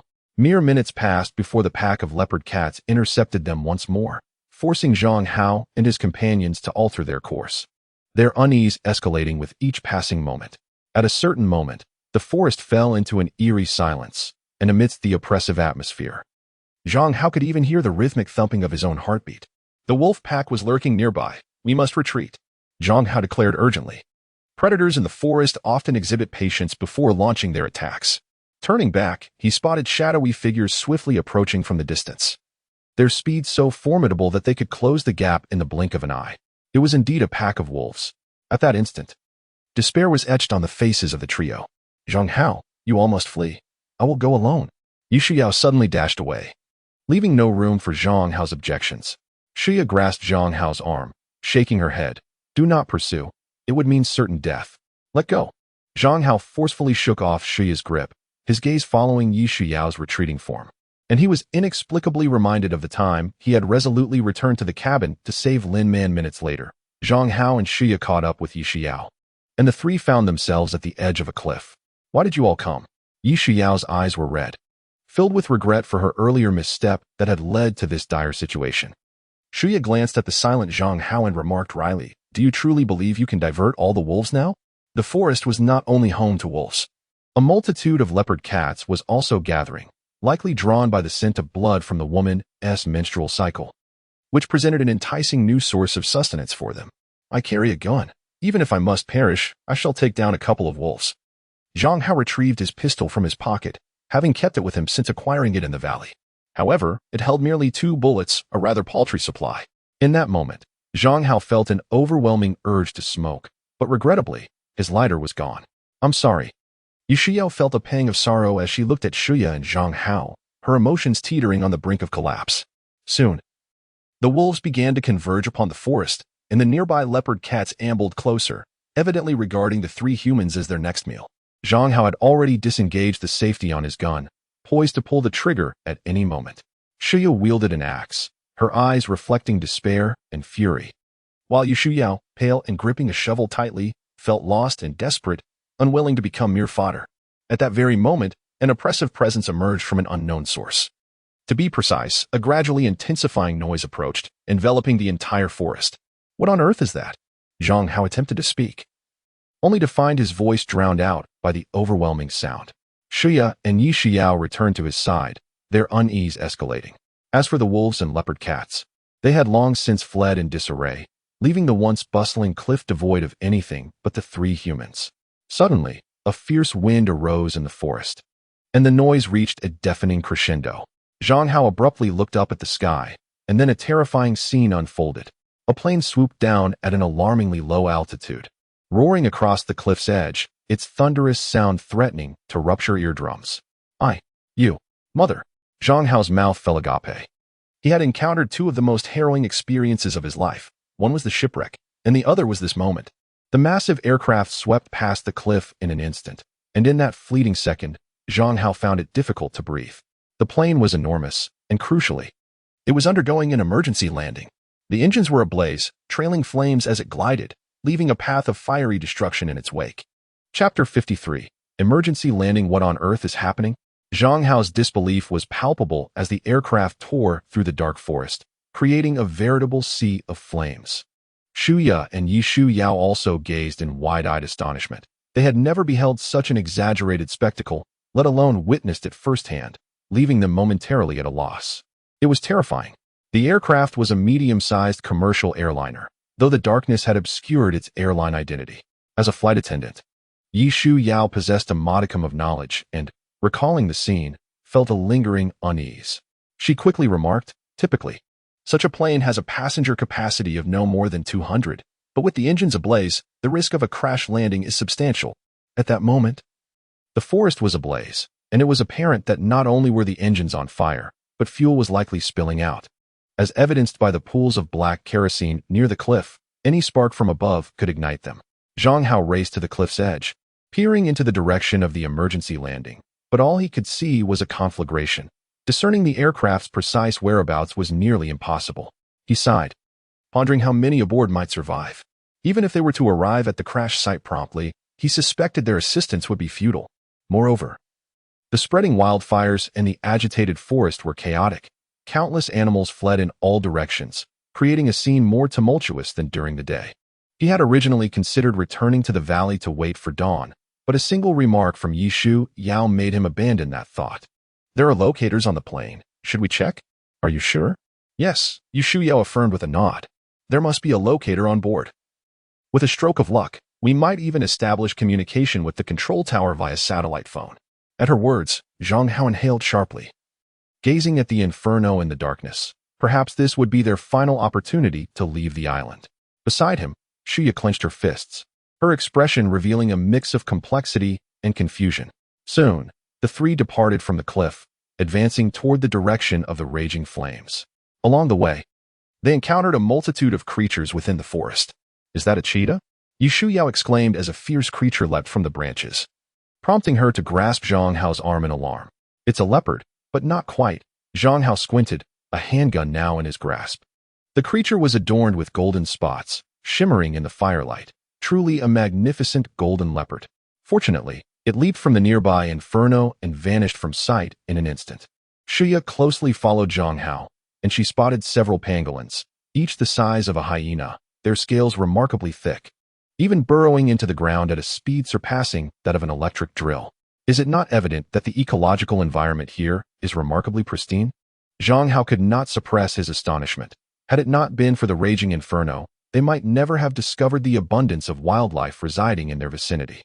The flames rapidly spread through the forest, engulfing the area in thick smoke, turning the island into a cacophony under the night sky. Fortunately, their pace was swift, and the direction of the emergency landing was easily discernible. A path of fire blazed, albeit exceedingly long. When the aircraft had skimmed past the cliff earlier, it had not yet fully descended, and the actual landing site was likely situated a considerable distance from the precipice. Along the way, Shuya inquired, could the plane have already exploded? The likelihood is minimal, Zhang Hao replied, gazing into the distance. Although the fire still raged, there were neither sounds of explosions nor thick plumes of black smoke, suggesting that after the emergency landing, the engines had ceased operation. Suddenly, a leopard cat leapt from the underbrush, hissing at Yeshiyu. Startled, Yeshiyu recalled that she had not yet cleaned herself properly, and the scent of blood was likely quite alluring to these creatures. Zhang Hao retrieved a bottle of water from his backpack and urged Yeshiyu to wash up while the surrounding fires continued to blaze. Such physiological matters were beyond a woman's control and required heightened caution on the island. With a flushed face, Yeshiyu took the water and retreated into the woods, emerging moments later. Thus, the trio continued their journey, pausing intermittently until dawn broke, finally emerging from a thicket to behold a massive aircraft grounded in the forest. This marked Zhang Hao's first opportunity to observe a plane up close. Prior to this, he had never even boarded one. At this moment, the nose of the aircraft was entirely buried in the earth, indicating the tremendous force of the emergency landing. Half of the fuselage was ensnared in the soil, and as a result, the rear section had been consumed by flames, yet was unable to burn further. Zhang Hao sighed. It appears that half of the supplies are gone. Throughout their journey, Yeshiyu had been enlightening him on matters related to aircraft. And Zhang Hao had learned that the cargo hold of most commercial planes is located at the rear of the fuselage and beneath the passenger cabin. Presently, it seemed that half of this aircraft's cargo hold had been reduced to ashes.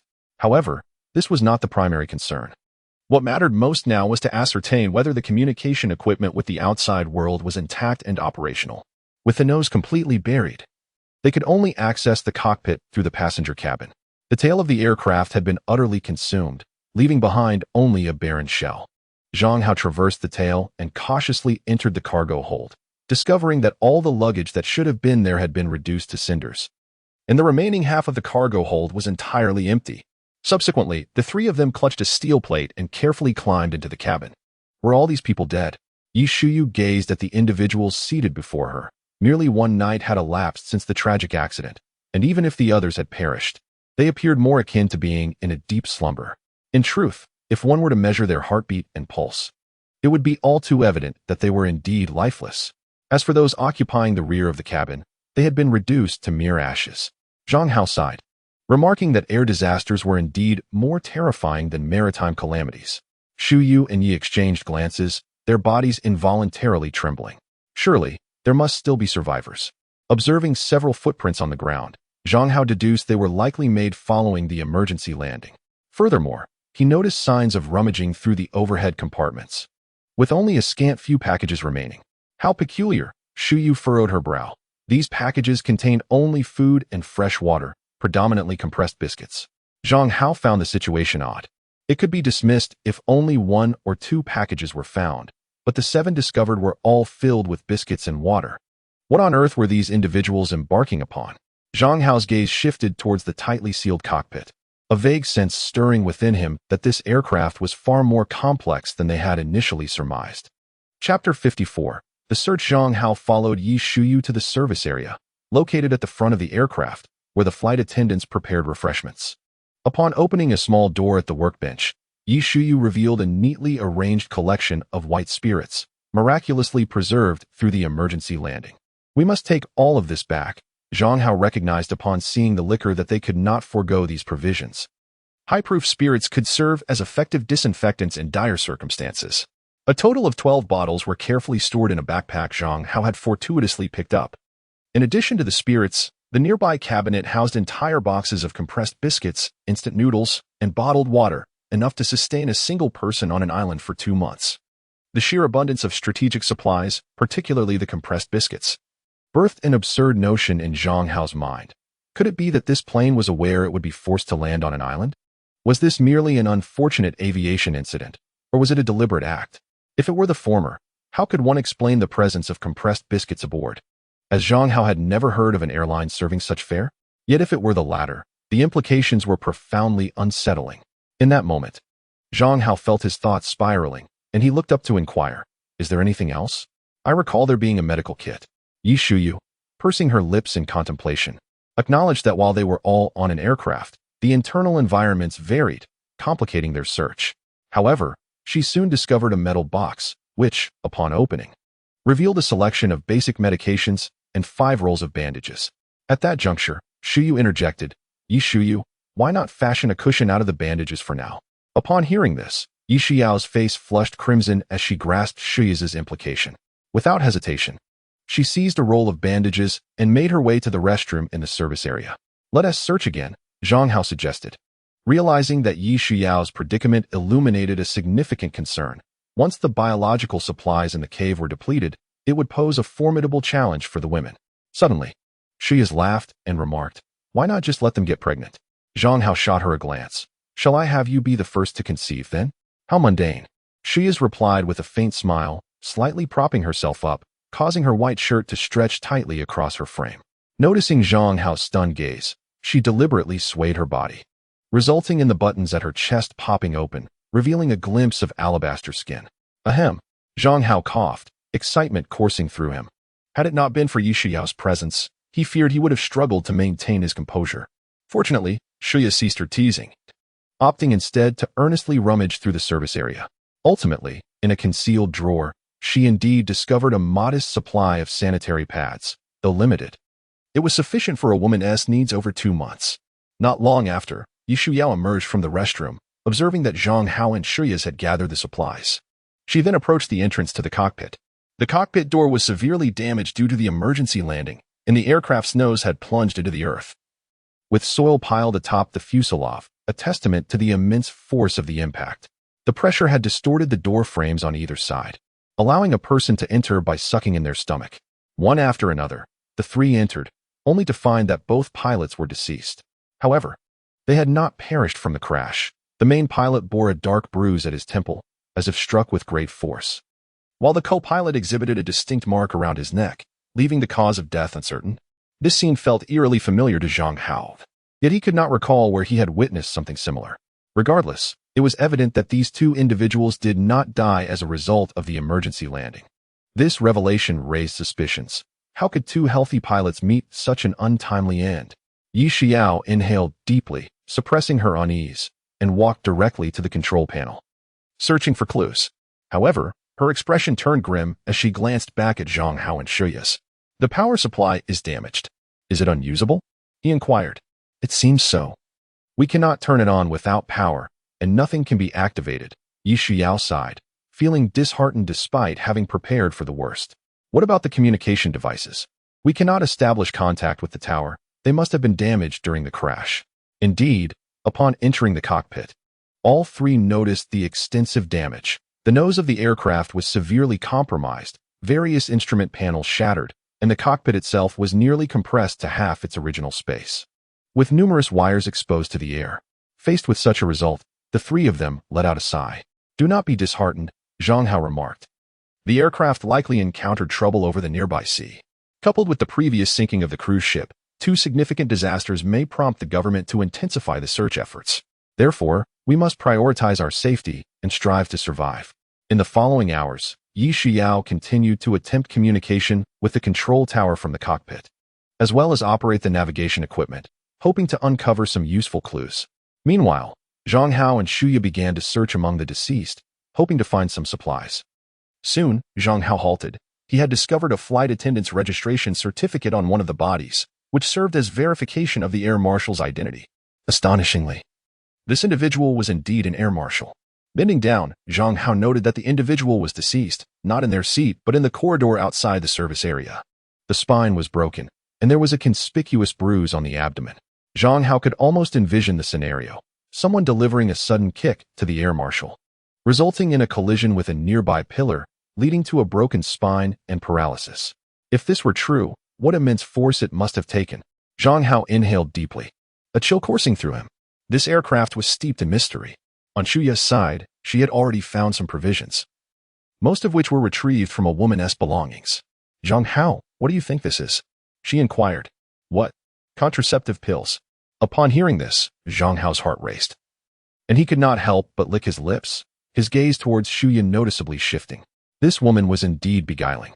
Shortly thereafter, Yi Xiao emerged from the cockpit, her face a mask of dejection. Neither attempts to contact the control tower nor any other efforts had yielded results. Just as Zhang Hao prepared to offer her comfort, a head suddenly appeared at the entrance of the cabin, followed by the appearance of someone they recognized.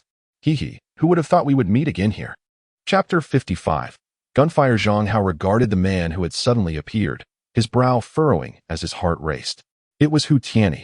The figure emerging from beneath the cabin was none other than the bearded Hu Tianyi. They had unexpectedly crossed paths once more on this emergency landing aircraft. Shuya's pupils dilated, her body involuntarily shuddering.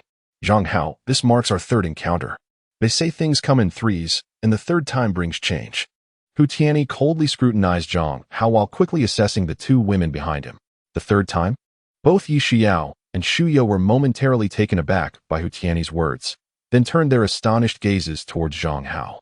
In their recollection, the encounter aboard the plane should only be the second since their separation at San Kuai Shi. Had Zhang Hao met Hu Tianyi alone previously?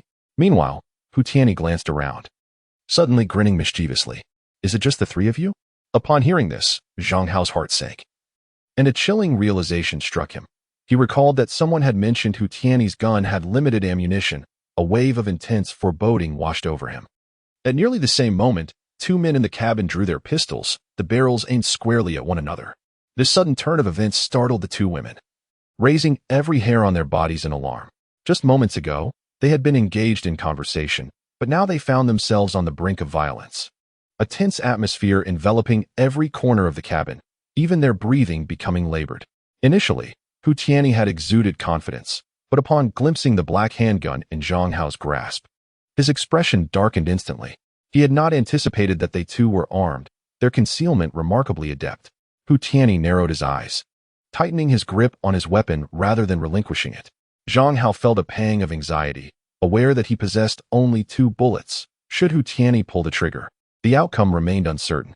More critically, he could not ascertain the true number of bullets in Hu Tianyi's gun, rendering any reckless move perilous.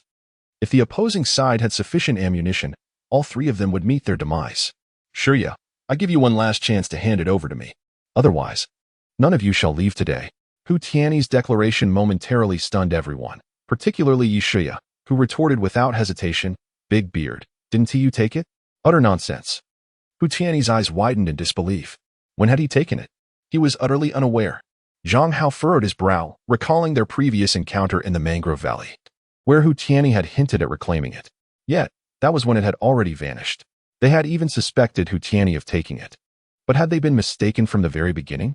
At that moment, Shuya, gripping the seat, inhaled deeply and declared, Hu Tianyi, you clearly took it. What do you mean by this now? Do you intend to kill us to silence us? You vile woman. I did not take it. Hu Tianyi's temper flared unexpectedly, his eyes twitching as he glared at the trio before him. What were they even talking about? Observing the trembling gun barrels, Zhang Hao's nerves heightened, his finger almost tightening on the trigger. Hu Tianyi, your intent is clearly to eliminate us. Shuya screamed, seemingly provoked by Hu Tianyi's demeanor. You stole it, and now you seek an excuse to murder us. But we, too, are armed, so we fear you not. The atmosphere in the cabin grew heavy once more. Zhang Hao glanced back at Shuya, whose eyes were red and whose emotional state seemed alarmingly erratic, a stark contrast to her usual self. As for Hu Tianyi, his face darkened further as he regarded Shuya. Had it not been for the presence of the rescue team and the evidence the others held, he would have already resorted to violence. Are you insulting my intelligence? Zhang Hao inhaled sharply. Hu Tianyi, calm yourself. If we truly possessed it, the signal would have been sent long ago, and the rescue team would have arrived by now. It has been nearly 10 days since the transmitter entered its dormant phase. So consider carefully why we would deceive you. As Zhang Hao finished speaking, Hu Tianyi's expression grew even more sinister. Are you suggesting that the rescue team has yet to arrive because the equipment has been compromised? Hu Tianyi gazed coldly at Zhang Hao. That seems to be the case. Zhang Hao sighed. Since their disappearance, a considerable amount of time had elapsed, yet the rescue team remained absent, and no signals had emerged from the island. The most plausible explanation was that the machinery had malfunctioned. Shuya had previously remarked that although the exterior of the device was remarkably sturdy, it could not guarantee absolute safety, especially since it was still in the experimental phase. The team had brought it aboard the cruise ship to validate its performance. Of course, there is another possibility, Zhang Hao mused after a moment of contemplation. Following the end of the dormant phase, the device can maintain power for an additional 10 days. If a signal is transmitted before the power runs out, the terminal should still receive information. At this, Hu Tianyi let out a cold laugh. though he gradually lowered the gun in his hand. Observing this, Zhang Hao felt a slight relief. He certainly did not wish to engage in a confrontation with Hu Tianyi. However, before he could fully relax, Shuya unexpectedly seized his weapon and aimed it directly at Hu Tianyi, pulling the trigger. Bang! Even with the cabin reduced to mere fragments, the deafening roar left Zhang Hao and the others momentarily deafened. When he regained his senses, Hu Tianyi had vanished, and Shuya ran out, seemingly possessed. Zhang Hao's anger surged. After all, Hu Tianyi had already lowered his weapon, yet this woman dared to act recklessly. More critically, Shuya had not only failed to eliminate Hu Tianyi, but had also squandered a bullet, ensuring that he would bear a grudge against them forever. The relationship between them and Hu Tianyi was unlikely to reverse. Shuya, stop! Zhang Hao shouted, his body propelling toward her. They had already distanced themselves from the plane by over 100 meters. Upon catching up to Shuya, he grabbed her arm, only to have her shake him off. Enough! Zhang Hao forcefully grasped her, inadvertently tearing the sleeves of her shirt. With 3 buttons already undone, the shirt now lay in tatters. Exposing her fair skin to the air, her alluring curves accentuated in a most exaggerated manner. Staring at the swaying figure, Zhang Hao found his mind momentarily blank, his mouth slightly agape, nearly drooling. Smack! Shuya retaliated with a swift slap, bringing Zhang Hao back to his senses. Hu Tianyi has already fled. Do not pursue him. He won't get far. He has more bullets than you. Remain calm. Chapter 56. The Malevolence of Kindness, Shuya. Enough. Zhang Hao grasped her hand, feeling the lingering sting on his cheek. Eventually, he managed to pull Shuya back into the cabin, their eyes locked in a fierce stare, while Shuya stood nearby, hesitant to speak. Soon, a gentle rain began to fall on the island, shrouding the forest in mist and drastically reducing visibility. In the cabin, Zhang Hao could not help but inquire. Earlier, Hu Tianyi had already lowered his weapon. Why did you still dare to shoot him? I was willing, Shuya replied, donning a vest. She was still somewhat agitated and cast a resentful glare at Zhang Hao. But what was the outcome? Zhang Hao inhaled deeply. Not only did you waste a bullet, but you also failed to kill him. Do you comprehend the implications of that? Shuya lowered her head, silent, resembling a child who had erred. Yet, she soon lifted her gaze, her eyes glinting with determination. Even if Hu Tianyi does not shoot us dead this time, when we cross paths again, he will undoubtedly eliminate us. Yi Xiao opened her beautiful eyes in confusion and asked, why? Huh? Shuya glanced at her. Regardless of whether it was Hu Tianyi who took it, he is now aware that it is no longer in our possession. Given the delayed arrival of the rescue team, Hu Tianyi will no longer regard the evidence we hold as a concern. The conditions for him not to kill us are twofold. First, the launcher must facilitate the arrival of the rescue team. Second, the evidence we possess must pose a threat to him. However, that evidence is no longer in our hands. The rescue team has not arrived, and as time elapses, our chances of rescue will dwindle to near zero. Upon hearing this, Zhang Hao sighed. This was also why he had ultimately mentioned the batteries. He hoped to instill some caution in Hu Tianyi, at least ensuring that he would not recklessly fire upon them this time. As long as there remained a possibility of operation, Hu Tianyi would temporarily refrain from attacking them. Yet, to his surprise, she was even more resolute, intent on killing him. With this thought, Zhang Hao suddenly asked, Shuya, are you not afraid of taking a life? A person may crush an ant by the roadside without any pangs of guilt, but if it were to kill a human, would there be no psychological burden whatsoever? Observing Shuya's suddenly pale countenance, Zhang Hao sighed, but could not help but admire the woman's decisiveness, at the very least. She dared to act upon her convictions. That shot, while it did not claim Hu Tianyi's life, had inflicted a severe gunshot wound, leaving a trail of blood from the cabin to the forest, and it was uncertain whether he would survive. In the ensuing hours, the three continued to search for supplies in the cabin. Despite the cabin being reduced to half its original size, upon careful rummaging, they discovered quite a number of items. By afternoon, the rain outside began to intensify. After a discussion, they decided to spend the night in the cabin, while Yi Xiao ventured to the cockpit once more, attempting to establish communication with the outside world. Meanwhile, Zhang Hao and Shuya were busy cleaning the bloodstains within the cabin, wary of certain animals being drawn to the scent of blood as night approached. Zhang Hao, do you think I am a villain as well?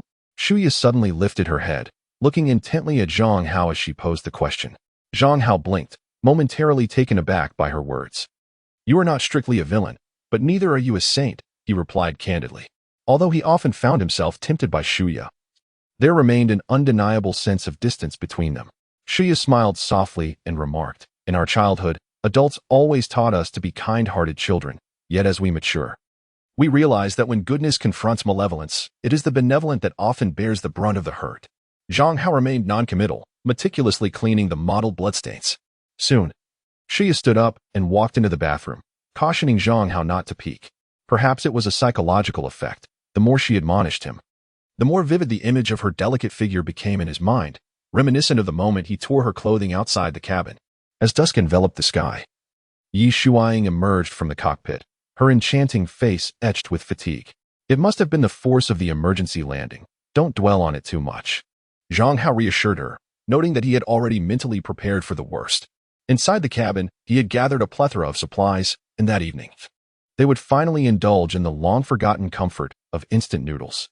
Regarding the source of fire, the rear half of the cabin was still ablaze, with pools of black kerosene on the ground. Zhang Hao had collected some fuel using fallen steel shards, igniting it and bringing it into the cabin.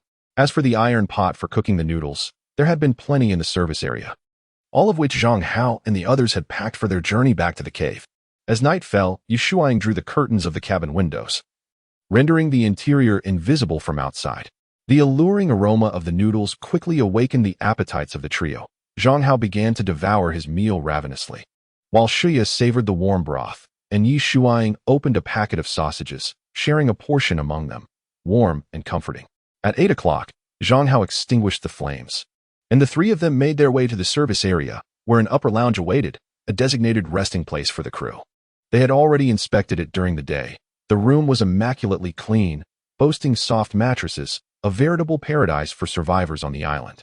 After illuminating the space with a flashlight and locking the doors and windows from the inside, they finally felt at ease to lie down, perhaps in the enclosed space. Zhang Hao could even hear the rhythm of his own heartbeat, his thoughts drifting to the two exquisite women sleeping beside him, desire quickly enveloping him in the darkness. Suddenly, a soft hand reached out, prompting Zhang Hao to instinctively extend his own. "Zhang Hao, what are you doing?" Yi Shuang's playful voice broke through the haze. Embarrassed, he chuckled awkwardly and shifted his body to regain composure. Time passed in a haze, and amidst his drowsiness, Zhang Hao sensed the presence of another person beside him. The alluring curves pressing against him, the warm breath brushing his face, Shia's unique fragrance enveloped him. Suddenly, a loud crash echoed through the room, jolting the three awake. Zhang Hao quickly retrieved his flashlight, but Shia swiftly covered it with her hand, urgently shushing him. Although the light flickered for only a moment, Zhang Hao caught sight of Shia clad merely in her undergarments. The memory of her body pressed against him, coupled with the earlier incident of her shirt being torn, ignited a flurry of thoughts in his mind, causing him to dismiss the earlier noise entirely. "Turn off the flashlight. No talking. Be quiet." Bang. A sudden cacophony erupted at the entrance, jolting Zhang Hao back to reality as he suppressed the rising tide of panic within him and cautiously approached the door. This time, an extended silence ensued, devoid of any further sounds, though faint footsteps could still be discerned, gradually retreating into the distance until they faded entirely. Chapter 57, Cold-Blooded? In the darkness, Yi Shuyao was engulfed in unease. What was that? It remained unclear. Zhang Hao's gaze remained fixed on the door. Despite his inability to see in the dark, it was their sole point of egress. A few minutes later, he retrieved his flashlight, illuminating the room with a warm orange glow. He beheld Shia, still clad provocatively, unabashedly winking at him, her intentions unmistakably teasing. Especially striking were her long, fair legs, an enticing allure that surpassed even the smoothness of fine porcelain.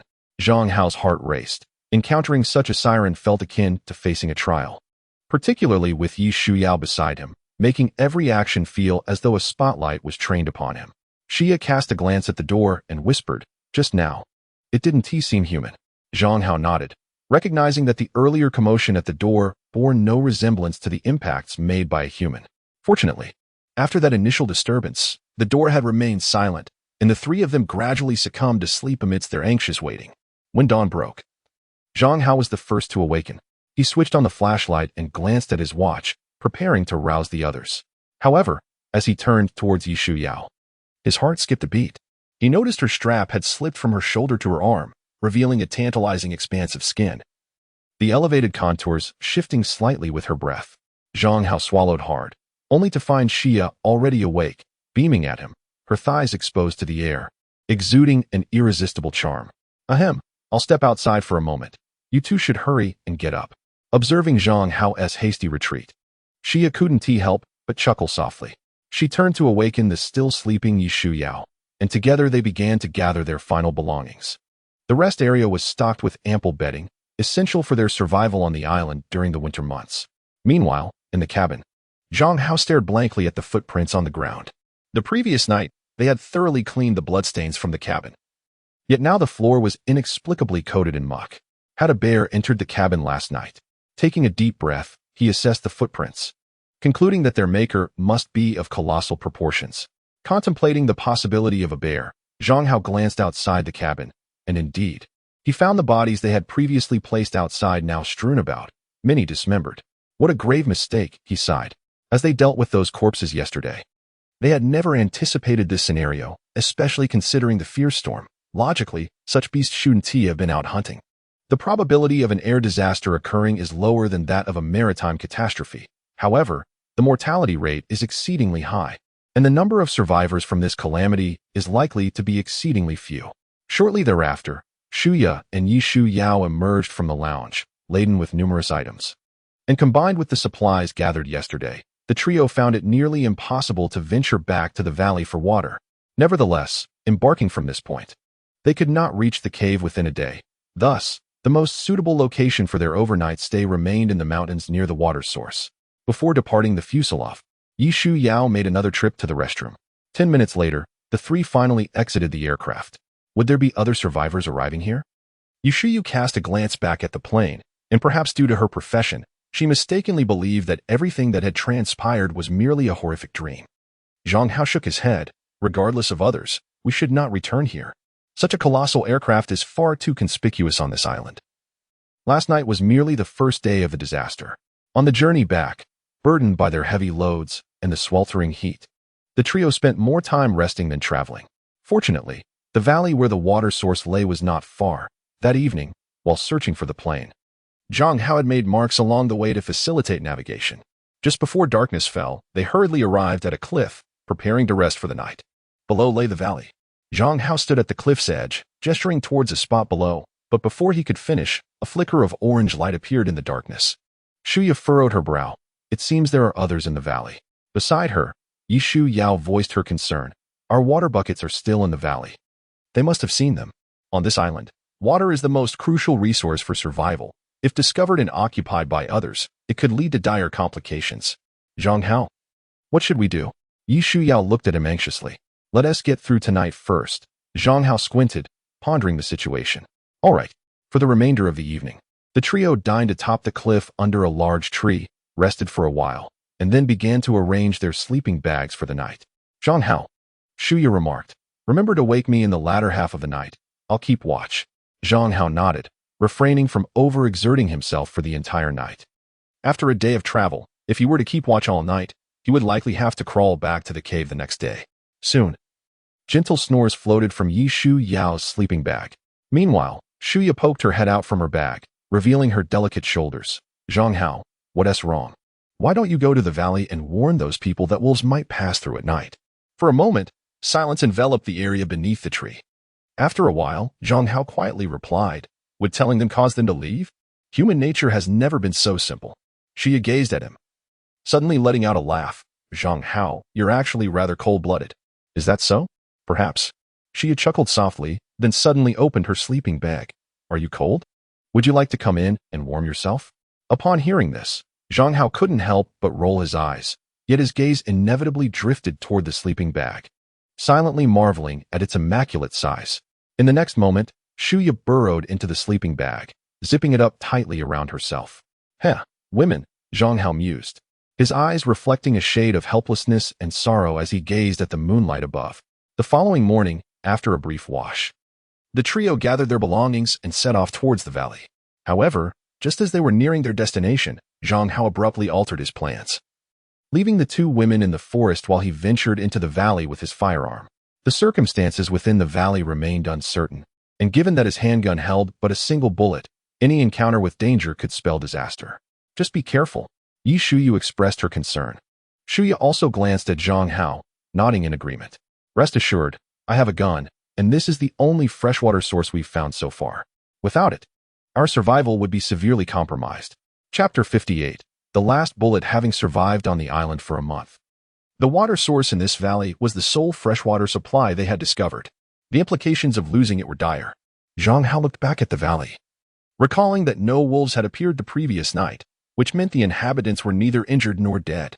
"Are you disappointed, Zhang Hao?" she suddenly inquired. "Not at all," he replied, casting her a sidelong glance, his expression inscrutable.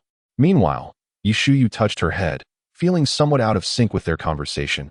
What were they truly discussing? "Just be cautious," she advised. "There's no need for your concern," Zhang Hao responded, patting the handgun at his waist as he strode purposefully toward the valley. Inside the valley, a group was gathered near the water source, filling containers. The original water buckets had been repurposed for washing, and among the mix of men, women, and children, there were 16 individuals in total. Due to the chaos, Zhang Hao entered unnoticed at first. It wasn't until a young man passed by and recognized his face that alarm struck.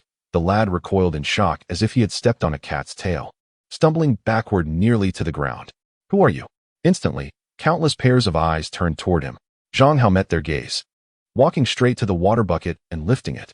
"This bucket belongs to me," he stated calmly. A murmur swept through the crowd, though all were survivors. The days of survival had led them to form their own factions. A middle-aged man stepped forward, his expression serious. "You cannot take that. We found it." At that moment, 5 men approached Zhang Hao, their expressions hostile and clearly intent on seizing the plastic bucket from his grasp. In this island setting, a large-capacity plastic bucket could facilitate numerous tasks far beyond merely holding water. Zhang Hao's eyes narrowed instantly. Before entering the valley, he had already anticipated the worst possible outcomes. Hence, at this moment, he felt no panic, but instead surveyed the others around him. In this group, 2/3 were men, while the remainder comprised women and children. However, the attire of the women was rather revealing, seemingly designed to cater to the desires of the men. A sight that could easily lead one astray in a sea of temptation. Zhang Hao furrowed his brows, a hint of displeasure stirring within him. "Brother, put down the bucket. You may leave," he said with a chuckle, suddenly drawing his pistol from his waist. The black muzzle glinted coldly in the sunlight, causing the men surrounding him to instinctively retreat, their faces betraying fear, clearly not perceiving it as a mere toy. The valley was immediately enveloped in silence. Zhang Hao gazed down at the dirty water in the bucket, dumping it out before moving to the water source to refill. This time, due to the excessive supplies carried from the plane, he could only take this one bucket of water. As he filled the bucket, the other people in the valley watched him intently, and Zhang Hao observed them in turn. At that moment, the middle-aged man who had spoken first stepped forward, a grin plastered on his face. "Brother, your gun is empty, right?" Zhang Hao maintained his stoic expression, though inwardly he felt a twinge of anxiety. Although his pistol was loaded, only a single bullet remained. "Why not test it with your life?" Zhang Hao replied coldly, a hint of mockery in his tone. The middle-aged man chuckled awkwardly, yet his gaze remained fixed on Zhang Hao, akin to a predatory wolf ready to pounce. Since the shipwreck, every survivor had endured psychological upheavals, and when faced with threats, their instinctive reaction was to flee. Yet, given the chance, these individuals would not hesitate to turn on him. "If you wish to live, then get lost," Zhang Hao said icily, glancing at the water in the bucket, which would take a long time to fill, feeling a sense of urgency. He realized that the mere act of drawing his gun had not held the impact he had imagined. Unbeknownst to him, the nearby individuals had unwittingly edged closer. This time the approaching figures were women. These women, clad in scanty garments, some barely covering their bodies, approached him. Zhang Hao gulped. The scene was undeniably alluring, especially after they had washed up, their skin radiating a tempting blush that stirred primal instincts. Yet, he recognized the emptiness in their eyes. They were merely surviving. Zhang Hao understood that these women harbored ill intentions, seeking not only to entice him, but also to ascertain whether his pistol contained any bullets. Without a trace of hesitation, he kicked away the woman who had come too close. "Get away from me," he coldly commanded. The atmosphere in the valley grew eerily silent. Zhang Hao had merely come to fetch a bucket of water, yet to those surrounding him, it signified an endless source of trouble. As he noticed the men gradually encroaching upon him once more, Zhang Hao inhaled deeply and drew his pistol from his waist. "I do not wish to take a life. It would be wise not to test my boundaries," he declared, slowly sweeping the gun's muzzle across every individual in proximity. However, one audacious voice called out, It's not that you don't want to kill, it's that your gun is devoid of bullets. If you dare, go ahead and pull the trigger. At this, Zhang Hao's gaze shifted instantaneously, and he pressed the pistol downward, pulling the trigger with resolve.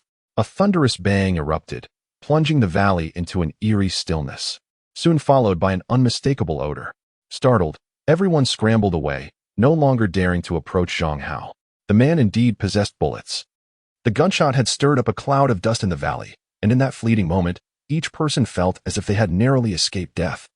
Sweat pouring down their faces.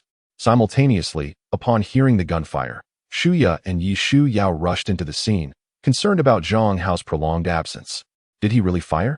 Yi Shu Yao asked, trembling with fear. Zhang Hao nodded, gesturing for them to come closer, while his cold gaze remained fixed on the adversaries before him. The sudden appearance of two stunning women in the valley stirred the men's interest once more, but the recent gunshot had instilled a healthy fear, preventing them from approaching. Zhang Hao regretted the loss of his last bullet, realizing that his pistol would now serve only as a mere ornament. An hour later, Zhang Hao departed the valley with the water bucket in hand, followed closely by Shuya and Yi Shu Yao. Upon reaching the valley's edge, he glanced back at the forest and noticed several men lurking, their eyes gleaming with avarice. Zhang Hao's expression hardened, and he swiftly withdrew his pistol, assuming a stance as if to shoot. Consequently, the men behind him turned and fled, not daring to linger. Chapter 59. A Close Call Scoundrels. Zhang Hao spat on the ground, though he felt a cold sweat trickling down his back. These men were evidently fixated on Shu Yu and Yi Shu Yao. As women had become mere tools for amusement on this island, where men inherently held an advantage for survival. We must hasten our journey, Shuya urged. Glancing at her watch, they had squandered too much time and energy in the valley, and it seemed unlikely they would reach the cave before nightfall. Yi Shu Yao, panting from their earlier sprint, expressed her exhaustion. Zhang Hao continued to lead the way at a steady pace. For the next few hours, they did not rest. And it was not until noon that the trio paused briefly by the beach. They retrieved biscuits and fresh water to quickly replenish their energy and hydration. However, the midday temperature by the seaside soared to at least 40 degrees Celsius, with the sun's rays reflecting off the water, becoming particularly scorching. Gazing at the distant azure sea, one might have deemed this a rare summer retreat, were it not for the shipwreck. Sitting amidst the grass, SHY turned to ZHO and inquired, "Did you inform them about the presence of wolves in the valley at night?" YSHY beside her also looked at ZHO, only to see him shake his head. "No, but doesn't that make them quite perilous?" YSHY furrowed her brow. "I noticed there were children in the valley." ZHO could not suppress a sigh, for he had intentionally refrained from mentioning it. Perhaps at that moment, the darkness within him overshadowed his better instincts. Particularly when faced with hostility from the other party, he had not contemplated the consequences. "I believe you acted rightly," SHY remarked, walking barefoot on the sandy ground, her fair soles revealing faint blue veins. "Regardless of whether you speak or remain silent, your actions will always be perceived with suspicion.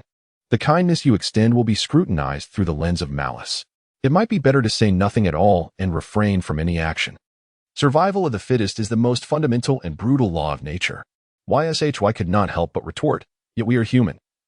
Creatures capable of thought and emotion. Those children are blameless.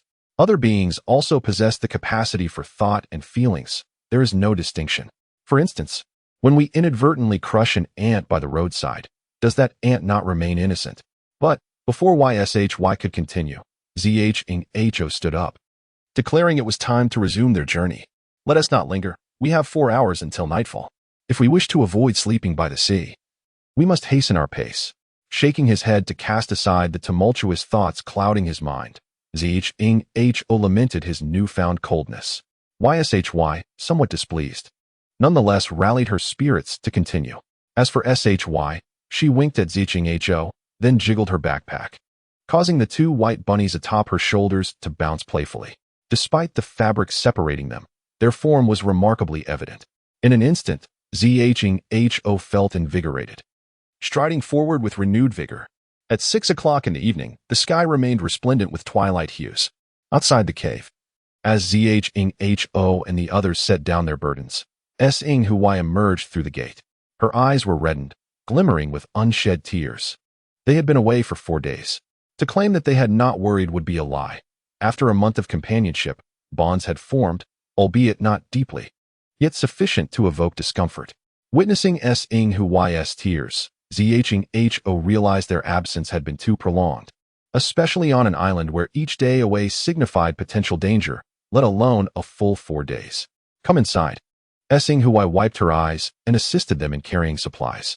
Zhang-ho deliberately lingered at the back, and as he found himself alone with S-ing Huai, he could no longer restrain himself and embraced her. Zhang-ho no. Before she could finish her sentence, the air was filled with soft moans. After a considerable time, the voice of Lu Yi echoed through the cavern, prompting Zhang Hao to release Song Hui. Yet, gazing upon the woman, who radiated a gentle grace akin to flowing water, he found himself still stirred by a profound longing and ambition within. Song Hui quickly adjusted her attire, casting a reproachful glance at Zhang Hao. Her cheeks flushed to the point of embarrassment. I already said, you mustn't do this again. My chest feels so sensitive. Recalling the exquisite moments they had just shared, Zhang Hao's heart raced, and even as the dimness enveloped them, he could still discern the deep crimson mark upon her bosom. Soon, the two entered the cavern one after the other. Inside, Li Rao and the others were hydrating, their supply of fresh water limited, yet other provisions were abundant, including winter blankets. In a corner, Yi Shuyu animatedly recounted their recent experiences, particularly the incident involving the emergency landing of a plane, which stirred a wave of excitement among the women. After all, such a calamity was not easily forgotten. It was possible that a rescue team might soon appear in the vicinity, searching the waters once more. However, Zhang Hao remained cautious about their expectations regarding rescue efforts. This time, we encountered an unexpected situation while fetching water, so I plan to make another trip tomorrow, Zhang Hao said, sipping from his bowl of meat soup as he shared his thoughts. The women exchanged glances, and Song Hui furrowed her brow, pondering aloud, isn't that a bit hasty? Besides, others have already discovered the valley, and you are out of ammunition. Zhang Hao replied, precisely because I lack ammunition. We must act swiftly to ensure we have enough fresh water for the time being. The deterrent power of the bullets still lingers, if all goes as anticipated. Those in the valley will continue to be apprehensive of the gun I possess. Thus, it was decided that they would set out early the next morning. Although the others felt Zhang Hao was somewhat impulsive, the issue of water remained a pressing concern. Before retiring for the night, they finalized the list of those who would accompany him the following day. Naturally, Zhang Hao was among them, alongside Li Rao and Lu Yi. Although Song Hui wished to join, her leg was still healing. The saying goes that recovery from a serious injury takes 100 days, and her progress was particularly slow. Meanwhile, Shuya and Yi Shuyu, having been active these past few days, had reached their physical limits and could hardly compete with a man's endurance. That night, Zhang Hao slept soundly, only to be awakened at 7 the next morning. Upon opening his eyes, he found Song Hui before him, and noticing that no one else was present in the cavern, he instinctively reached out, only to be met with her gentle rejection. Hurry and get up, she said. Her face flushed as she turned away, recalling the intimacy they had shared in the forest the previous evening, causing her body to feel somewhat weak. At this moment, Li Rao and the others were busy collecting eggs from the henhouse. After several days of acclimatization, the 3 hens had resumed their egg-laying efficiency, even surpassing expectations. Thanks to the intake of eggs, everyone appeared to be in good spirits. In the cavern, Song Hui placed the 6 boiled eggs into cold water, 2 for each person, specifically reserved for Zhang Hao and his companions to consume on their journey. Be careful. At 8 in the morning, under the urging of the group, Zhang Hao, accompanied by Li Rao and Lu Yi, once again set forth towards the valley's water source. Chapter 60. The emergence of the wolves. The weather on the island was as oppressively warm as ever. From the moment the sun ascended, the forest began to shimmer with rising vapors, the clouds swirling in a splendid array of colors. Zhang Hao gazed into the distance, where a spectrum of rainbow hues danced before him. Were it not for the pressing need to make haste, he would have relished a moment's respite. The mountain path proved arduous, and Lu Yi, the youngest member of the team, voiced her grievances from behind, her stamina the most lacking among them. Li Rao took hold of her backpack, alleviating some of her burden. In truth, the straight-line distance between the cavern and the water source was not great. However, they had to traverse several formidable mountains, compounded by the relentless heat, which caused them to sweat profusely with even the slightest movement. It had been a month since their last bath, and they were acutely aware of the sour and foul odors clinging to them. As the day faded into dusk, the trio arrived at a cliff, preparing to camp for the night. Peering down, they could see a valley not far away, enveloped by towering trees and massive stones. Vague shadows of movement could be discerned. Is that them? Li Rao inquired curiously. They are indeed fortunate. Zhang Hao reflected on the fact that not only had the others located a water source, but they had also evaded wolf packs for several consecutive nights. Soon, as darkness enveloped the sky, Li Rao and Lu Yi began preparing dinner on the cliff. Zhang Hao had already gathered several stones, arranging them into a rudimentary hearth, and skillfully ignited a fire through the friction of wood. The campfire nestled beneath a large tree, its thick smoke concealed by the dense foliage, ensuring that even if those in the valley looked up, they would not perceive the glow from the cliff. Dinner consisted of a savory meat soup with eggs. Canned food was poured into the boiling water, and the eggs, which had been prepared that morning, were halved and added. As the broth reached a rolling boil once more, they savored the deliciousness with chopsticks, an exquisite flavor that was regrettably lacking in scallions for garnish, which would have enhanced its presentation. Lu Yi licked her lips, noting how the broth had thickened considerably. Nonetheless, their meal lasted a mere 15 minutes. After dinner, Zhang Hao sought out 4 sturdy trees near the cliff, securely fastening the rescue bag to their trunks, urging Li Rao and Lu Yi to rest promptly. He would take the first watch that night. The forest was unusually quiet. At dawn the following day, Li Rao roused Zhang Hao from his slumber, shaking off the last remnants of sleep. Zhang Hao, it's time to go. Li Rao and Lu Yi appeared anxious, gripping their water buckets, their faces taut with tension. The previous day, before departing from the cavern, Zhang Hao had warned them of the dangers associated with fetching water. However, if they did not venture out to collect water, they would ultimately face similar, if not greater, risks. Zhang Hao jumped down from the tree, patting his face to dispel the final traces of drowsiness. Follow closely behind me, and do not worry. Zhang Hao encouraged with a smile, declaring, should the heavens fall, I shall bear the weight. You need only to flee without concern. Li Rao took a deep breath. But at that moment, the clasp of her bra, unable to withstand the pressure, snapped open, producing a sharp sound that resonated in the air. Thud. The undergarment fell to the ground, causing Li Rao's face to flush crimson as she hurriedly covered her chest. Zhang Hao wore a peculiar expression but turned away respectfully, waiting for Li Rao to compose herself before glancing back. Observing the discarded garment on the ground, he wondered if Li Rao was, at that moment, in a state of undress.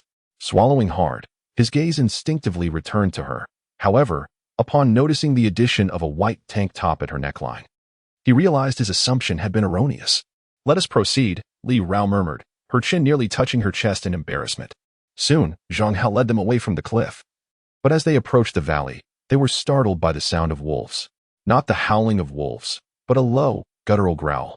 The unmistakable noise of a pack engaged in the hunt. No one doubted the source, for during their month on the island, they had encountered wolves face to face on several occasions, making them all too familiar with this sound. In an instant, Zhang Hao and his companions dropped their belongings and hastened toward a nearby tree.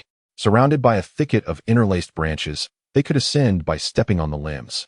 Once he confirmed the safety of the 2 women, Zhang Hao swiftly climbed higher, soon spotting a group of individuals in the valley, huddled back to back, armed with various weapons, engaged in a fierce struggle against a considerable number of wild wolves. It was the group from the valley. Zhang Hao recognized several familiar faces. They were indeed the survivors residing in the valley, unexpectedly encountering the wolves. However, to confront a pack of wolves in daylight spoke volumes of their ill fortune. As he continued to observe the valley, he noted numerous bodies strewn along the path. This calamity must have been unfolding for some time. He pondered how many might survive. Zhang Hao held little hope for them. The number of wolves matched that of the survivors, and as time passed, humanity held no advantage. He shook his head, a voice deep within urging him to abandon these people. Without them, there would be no competition for water sources. Once the wolves had claimed their lives, the precious resource would be theirs alone to protect. Lost in thought, he was suddenly jolted by the sound of a child's cry. Mommy, I'm scared. The innocent wail intensified the wolves' growls. Quick, climb the trees. Wolves cannot ascend. Safety awaits you in the treetops. At that moment, Li Rao shouted with urgency, rousing even the dazed Zhang Hao from his reverie. Surrounded by the wolves, the survivors glanced around in panic, exchanging fearful looks before they began to flee in a frenzy. In their desperate bid for survival, each individual forsook resistance, eager to reach the trees first.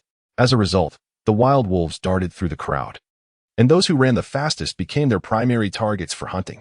A tragic scene unfolded continuously, plunging the entire forest into chaos, filled with the sounds of slaughter. The godlike vision did not impart an elevated experience for Zhang Hao and his companions. Instead, it sent chills down their spines, deepening their understanding of the wolves' ferocity.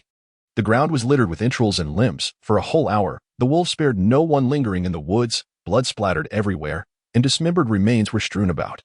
Gazing at the horrifying scene, Lu Yi could no longer suppress her retching. Li Rao and Zhang Hao also turned pale, their hearts trembling as they silently rejoiced for not having rushed towards the valley earlier, for they might have ended up as mere remnants. The carnage continued for another half hour until, at the final moment, the pack of wolves suddenly raised their heads, their cold, beastly eyes fixated on Zhang Hao and his friends, as if they were memorizing their faces. This scene instilled fear in the hearts of the survivors.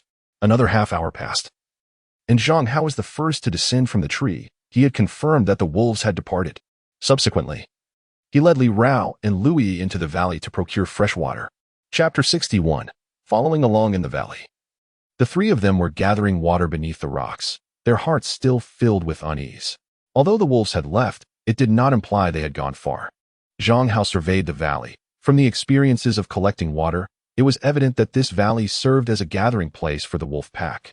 While they could quench their thirst and rest when weary, predicting the wolves' return was impossible. The water flowed into the bucket with a gentle splash, accentuating the valley's eerie silence. An hour later, newcomers entered the valley, and soon after, more survivors congregated here. Perhaps out of fear of Zhang Hao's pistol from the previous day, coupled with the recent wolf attack, these individuals did not hinder their access to water. Li Rao spotted a little girl, the only child among the crowd, nestled in her mother's embrace, her dark pupils trembling with fear. As for her mother, though tattered and in disarray, her face still bore a rare smile as she gazed at her child. Zhang Hao sighed, rummaging through his pocket and finding a piece of candy. After a moment's contemplation, he handed it to Li Rao. She took the candy, smiled at Zhang Hao, then walked over, bending down to offer the sweet to the girl. Would you like some? Perhaps out of fear, the girl clearly hesitated, and even her mother shook her head in refusal. The nearby onlookers regarded Li Rao with a mix of wariness and greed. This scene made Zhang Hao realize the harsh reality. In such a world, any act of charity came with ulterior motives. Even a sip of water might require the exchange of a woman's body. Suddenly, a young man approached Li Rao, reaching out to touch her chest. What are you doing? Li Rao, both astonished and enraged, clutched her chest and let out a piercing scream. Touching it lightly, she thought it would not cost her any flesh. The young man chuckled, attempting once again to seize Li Rao, only to be swiftly toppled by a kick from Zhang Hao, who then pressed the barrel of a gun against the man's forehead. It's a misunderstanding. Please, don't act rashly. The man stammered, his face paling in fear. Zhang Hao spat disdainfully, raising the gun but to strike the man's head repeatedly. Had Li Rao not intervened, the young man would likely have met a grim fate. Unbeknownst to them, 2 hours had slipped by. 5 barrels were now brimming with fresh water. Zhang Hao glanced at the individuals nearby before hastily leading Li Rao and Lu Yi out of the valley, heading back in the direction they had come from. However, a few minutes later, Lu Yi suddenly exclaimed, "That group is following us." Hearing this, Zhang Hao and Li Rao furrowed their brows and turned to look behind, discovering, to their dismay, that the survivors from the valley were indeed tailing them closely. As Zhang Hao observed the situation, a shadow of gloom crossed his eyes. Half an hour later, in a small grove, he halted once more, casting a cold, piercing gaze at the group of survivors. "What do you intend by following us?" he demanded. The group exchanged uncertain glances until a young man with a sharp chin stepped forward, stating, "We are merely walking." "Then do not follow us." Zhang Hao retorted icily, "Do not force my hand." Initially, he believed that the threat of his firearm would dissuade them, yet minutes later, the group persisted, pushing the women to the forefront, evidently wary of Zhang Hao's potential to fire. At that moment, Zhang Hao's expression darkened. Li Rao voiced her concerns. "At this rate, we cannot return to the cave. The cave served as their stronghold and must not be discovered, with time until dusk still remaining." They had no choice but to seek refuge elsewhere. Lu Yi, glancing back, questioned, "What do these people want? Do they think following us will guarantee them food?" Zhang Hao, equally perplexed by their actions, wondered why they would risk starvation by trailing them. Earlier, in the valley, he had observed the group's supplies. Although they possessed a fair amount, it would not suffice against their numbers and would likely be depleted within 2 days. Meanwhile, Zhang Hao and his companions, having anticipated unforeseen circumstances, had each brought 2 packs of compressed biscuits, enough to last them 2 weeks. Suddenly, Li Rao interjected. Do they wish to ascertain the number of bullets you possess? Bullets? Zhang Hao replied, momentarily taken aback. Yes, Li Rao frowned. They want to confirm how many rounds you have. Lu Yi inquired, what purpose would that serve? Once they ascertain the quantity of ammunition, they might no longer feel the need to tread carefully as they do now. Zhang Hao cast a knowing glance at Li Rao, quickly grasping the implication of her words. The reason this group followed them initially may have been quite simple. They sought protection, for Zhang Hao wielded a firearm, providing a sense of security against the potential threat of wolves, unlike previous perilous encounters. However, if Zhang Hao were to run out of bullets, or if his ammunition were depleted, this group would no longer have any reservations and would completely turn against him. After all, on the island, survival is of utmost importance, especially with a plethora of exquisite women around Zhang Hao to indulge their whims. Their willingness to follow him thus far clearly stemmed from their assumption that Zhang Hao's bullets were limited, given that he had only fired a single shot in the past 2 days, and that shot had not claimed a life, serving merely as a threat. From the very outset, there had been a fundamental miscalculation. Zhang Hao recognized that although that shot had successfully aided his escape yesterday, it had also sown the seeds of trouble for today. Li Rao inquired, if given the opportunity, would you take a life? After contemplating for a moment, Zhang Hao replied, yes. This time, it was Li Rao's turn to fall silent. Zhang Hao chuckled and said, let us not dwell on that for now. I still don't believe they will follow us indefinitely. As time passed, the 3 continued their journey, but returning to the cave was no longer an option. Zhang Hao resolved to head towards the shore, where the beach would presumably offer a greater sense of safety compared to the forest at night. Changing direction, the trio navigated through the woods with their water buckets, alternating between brisk and slow paces, occasionally pausing to rest. They would rise swiftly upon hearing their pursuers draw near, granting them no respite whatsoever. Nevertheless, despite their efforts, the group continued to trail Zhang Hao until they reached the edge of the beach. At dusk, Zhang Hao discovered a rocky outcrop by the shore, surrounded by thorns and devoid of wildlife. Under a large tree opposite them, the survivors finally settled down to rest. However, the night descended rapidly, and within half an hour, the shoreline was enveloped in darkness. Beneath the rocks, Zhang Hao skillfully ignited a campfire by friction between 2 pieces of wood, a skill he had honed through recent experimentation. Let us get to sleep early tonight.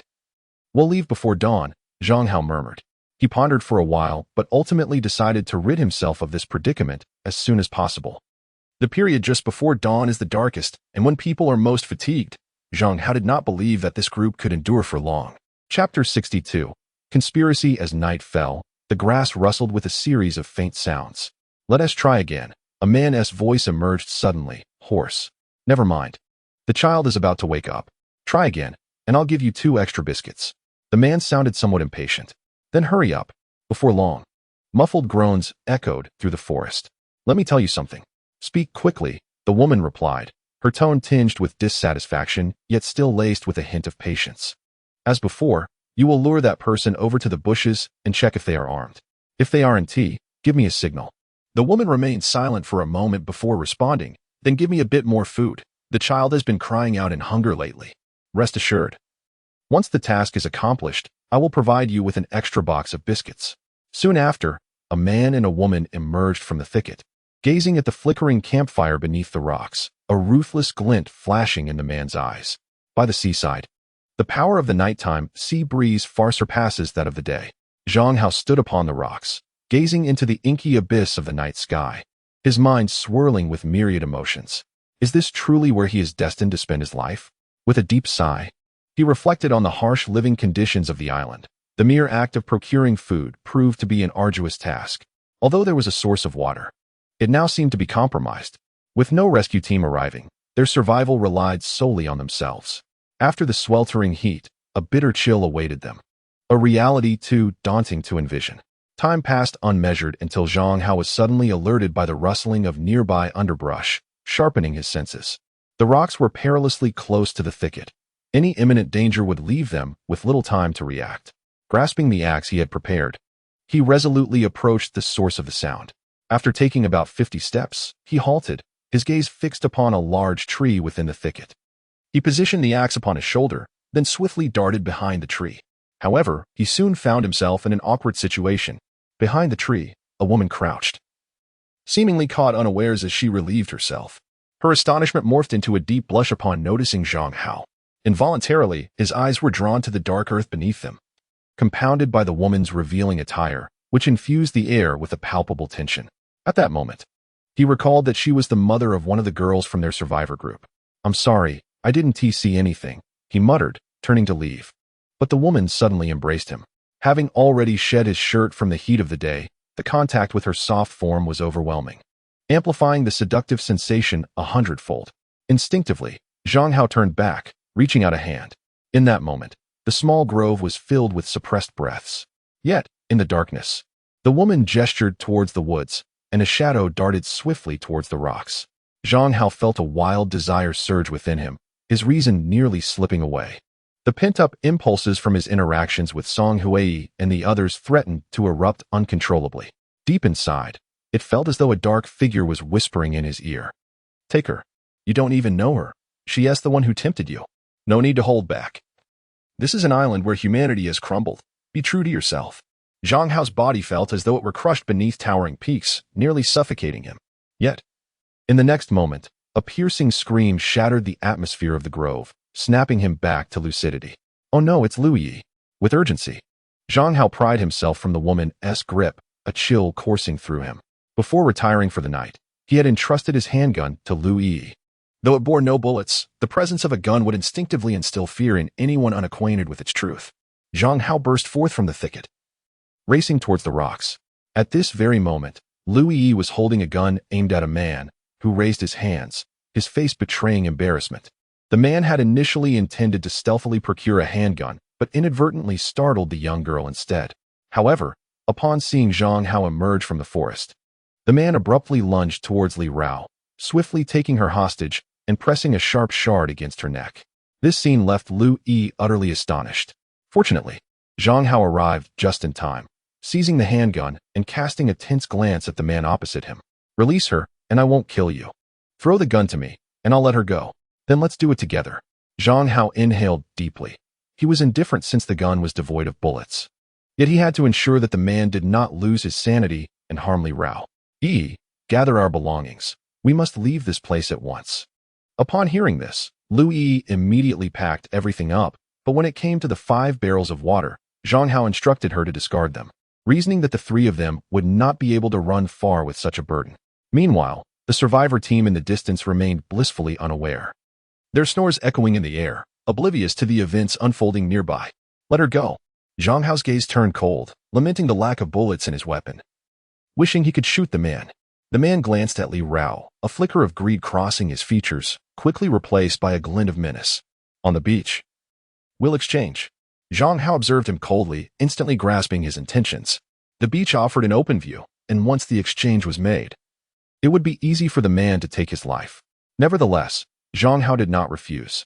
As they approached the beach, Lu Yi's tension grew. Although she knew the gun was unloaded, the charged atmosphere made it impossible for anyone to remain calm. Soon, Zhang Hao tossed the handgun to the ground, and the man released Li Rao, lunging immediately for the weapon. "Are you all right?" Zhang Hao helped Li Rao up, not leaving just yet. Li Rao shook her head. Turning to glance at the man who had held her captive, he had retrieved the handgun and was now pointing it at Zhang Hao. "Fool!" Zhang Hao cursed, pulling out an axe and swinging it towards the man. The man was startled but quickly regained his composure, a sinister grin spreading across his face as he pulled the trigger. Yet, the anticipated scene failed to unfold. How could this be? The man's face registered disbelief as he continued to pull the trigger, despair gradually overtaking his expression. "No bullets, what do you think?" That night, Zhang Hao, filled with pent-up fury, dropped his axe and charged at the man, engaging him in a fierce struggle. It was only when Li Rao pulled him up from the sandy ground that Zhang Hao ceased his assault, taking Lu Yi and sprinting into the dark forest. Behind them, the commotion from their scuffle had awakened the survivor team, who now pursued them relentlessly, unwilling to let them escape. To ensure the safety of the women beside him, Zhang Hao had no choice but to lead them through the shadowy woods bordering the beach, fleeing with fervor. "Zhang Hao, if we continue running like this, We will lose our way. Ahead, Zhang Hao ventured forth, with Li Rao trailing behind, her heart heavy with anxiety, while Lu Yi clutched her hand tightly. First, we must evade the dangers of the night. Zhang Hao glanced back at the shadows behind him. In the moonlight, those figures flickered in and out of view, making it difficult to ascertain their distance. The original plan had been to stealthily depart in the latter half of the night, yet they had encountered unforeseen circumstances. Zhang Hao had no time to dress, leaving the beach with his upper body exposed, and now, drenched in sweat, he felt a chill creeping in. Time seemed to stretch on indefinitely as Zhang Hao navigated the winding path, the cacophony of the forest gradually fading until not a whisper of rustling could be heard. Let us rest here, he gasped, surveying the vicinity. It appeared they had stumbled upon a stony area beneath a cliff, perhaps a site of a previous landslide.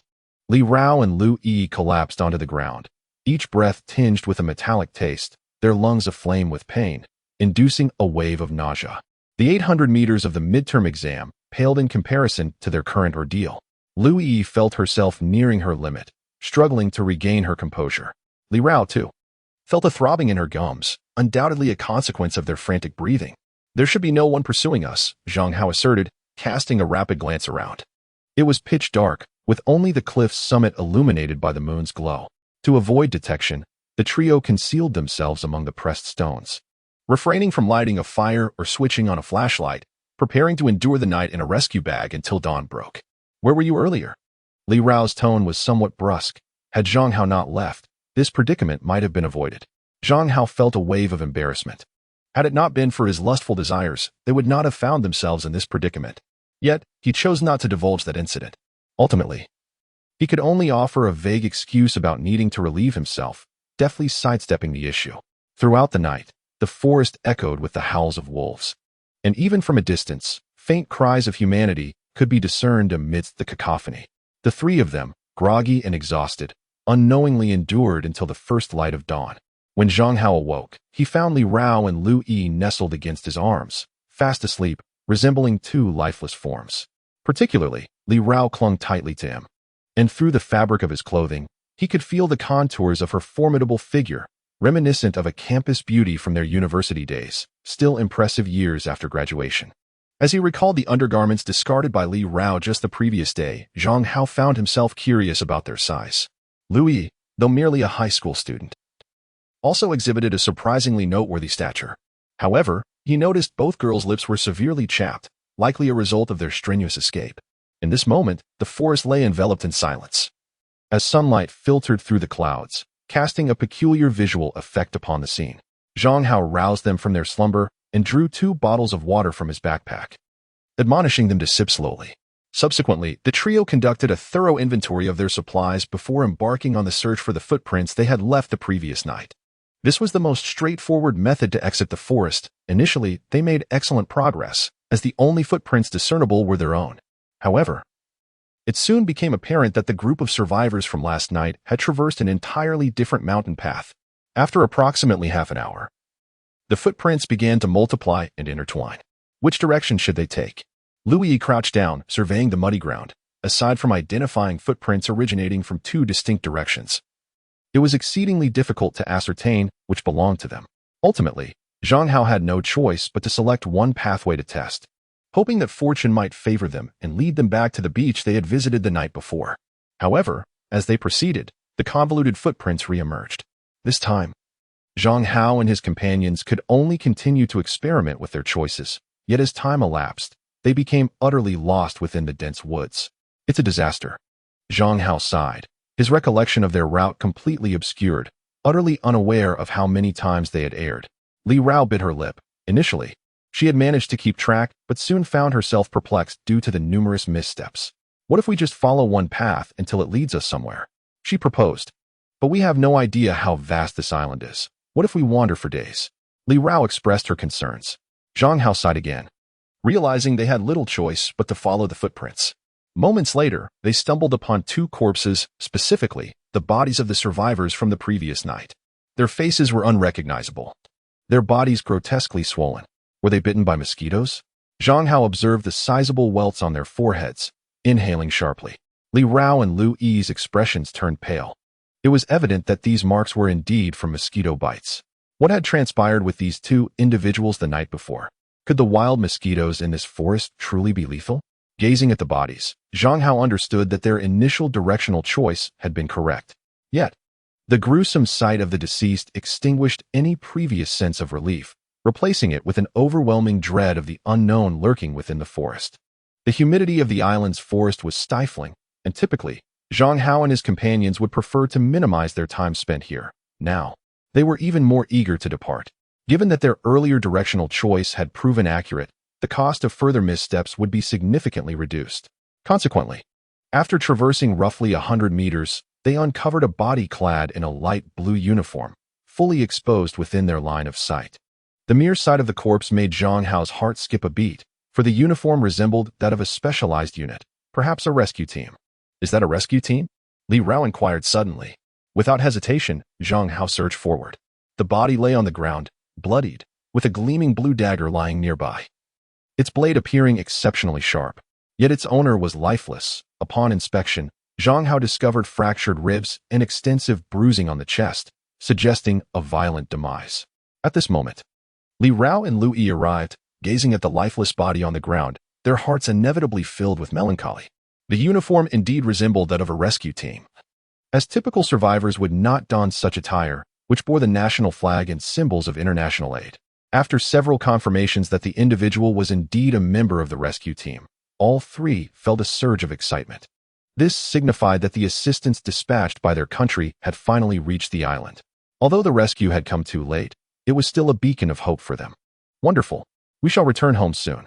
Lu Yi exclaimed with exuberance, jumping in place. But her joy quickly morphed into sorrow, for her parents would never return. Just at that moment, as Li Rao examined the body of the rescuer again, her expression shifted abruptly. This person is not a rescue team member. What? Zhang Hao looked at Li Rao, having been momentarily lost in thought and not fully grasping her words. Li Rao lifted her head, a flicker of panic in her eyes. What I mean is, why is he the only member of the rescue team here? Zhang Hao shrugged. Perhaps the others are still searching for us, or like us. He became lost on the island and met with misfortune. At this juncture, Li Rao averted her gaze, fixated solely on the tattoo on the rescuer's arm. It was a cross enclosed in a circular border. At first glance, it could be mistaken for the emblem of the Red Cross, but upon closer inspection, the cross resembled a long, azure sword. Seizing the moment while Zhang Hao and Lu Yi were preoccupied, Li Rao discreetly pinched the tattoo. Li Rao, are you feeling unwell?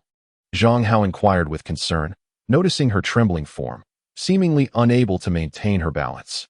Upon hearing his words, Li Rao finally raised her head, her fair visage as pale as snow, devoid of any color. I'm fine. I just didn't sleep well last night. Then let's take a moment to rest and eat something. Zhang Hao suggested. With the realization that the rescue team had arrived on the island, his mood lightened, at least somewhat. Li Rao glanced at him but ultimately settled on the ground, feeling distinctly unwell. Zhang Hao, when do you think the rescue team will take us off the island? Lu Yi asked, sitting on the ground, her chin resting on her hands, her gaze fixed on the sky, brimming with hope. The appearance of the rescue team undoubtedly provided them with a much-needed boost of morale. Zhang Hao surveyed the corpse on the ground and remarked, this team member likely died last night. He probably hasn't been on the island for long. If we signal, we should be able to attract the attention of other rescuers. However, before he could finish, Li Rao's eyes widened. No. What do you mean, no? Zhang Hao regarded her, sensing something peculiar about her demeanor since earlier. I mean, we cannot actively attract the rescue team to seek us out. Why not? Although a month had passed, there were likely numerous survivors on the island, unaware of the rescue team's arrival. Among them could be individuals of dire character, akin to Hu Tianyi. Should they detect our signal while we are nearby, the consequences would be dire. Li Rao's words startled Zhang Hao. Such a possibility was not without merit. What should we do? Zhang Hao felt a throbbing headache. He had initially considered using smoke from a fire to attract the rescue team, but it now seemed that this method harbored significant risks. How could they ensure they were found by the rescue team without being discovered by other survivors? Rest assured, Li Rao said. The professional rescue team possesses numerous tools capable of detecting life on the island, and their numbers will be substantial. They will surely find us. Zhang Hao nodded in agreement. Indeed, the most pressing matter at hand was to extricate themselves from this forest. With some time still remaining before noon, they could continue their journey before the heat became unbearable. Before long, the trio resumed their trek, their burdens hoisted upon their backs. Although the ground was strewn with convoluted footprints, Zhang Hao felt a sense of relief. As noon approached, the temperature on the island steadily climbed, nearing 40 degrees Celsius. To prevent heat stroke, Zhang Hao chose a dry patch of shade to rest, intending to recuperate before pressing on.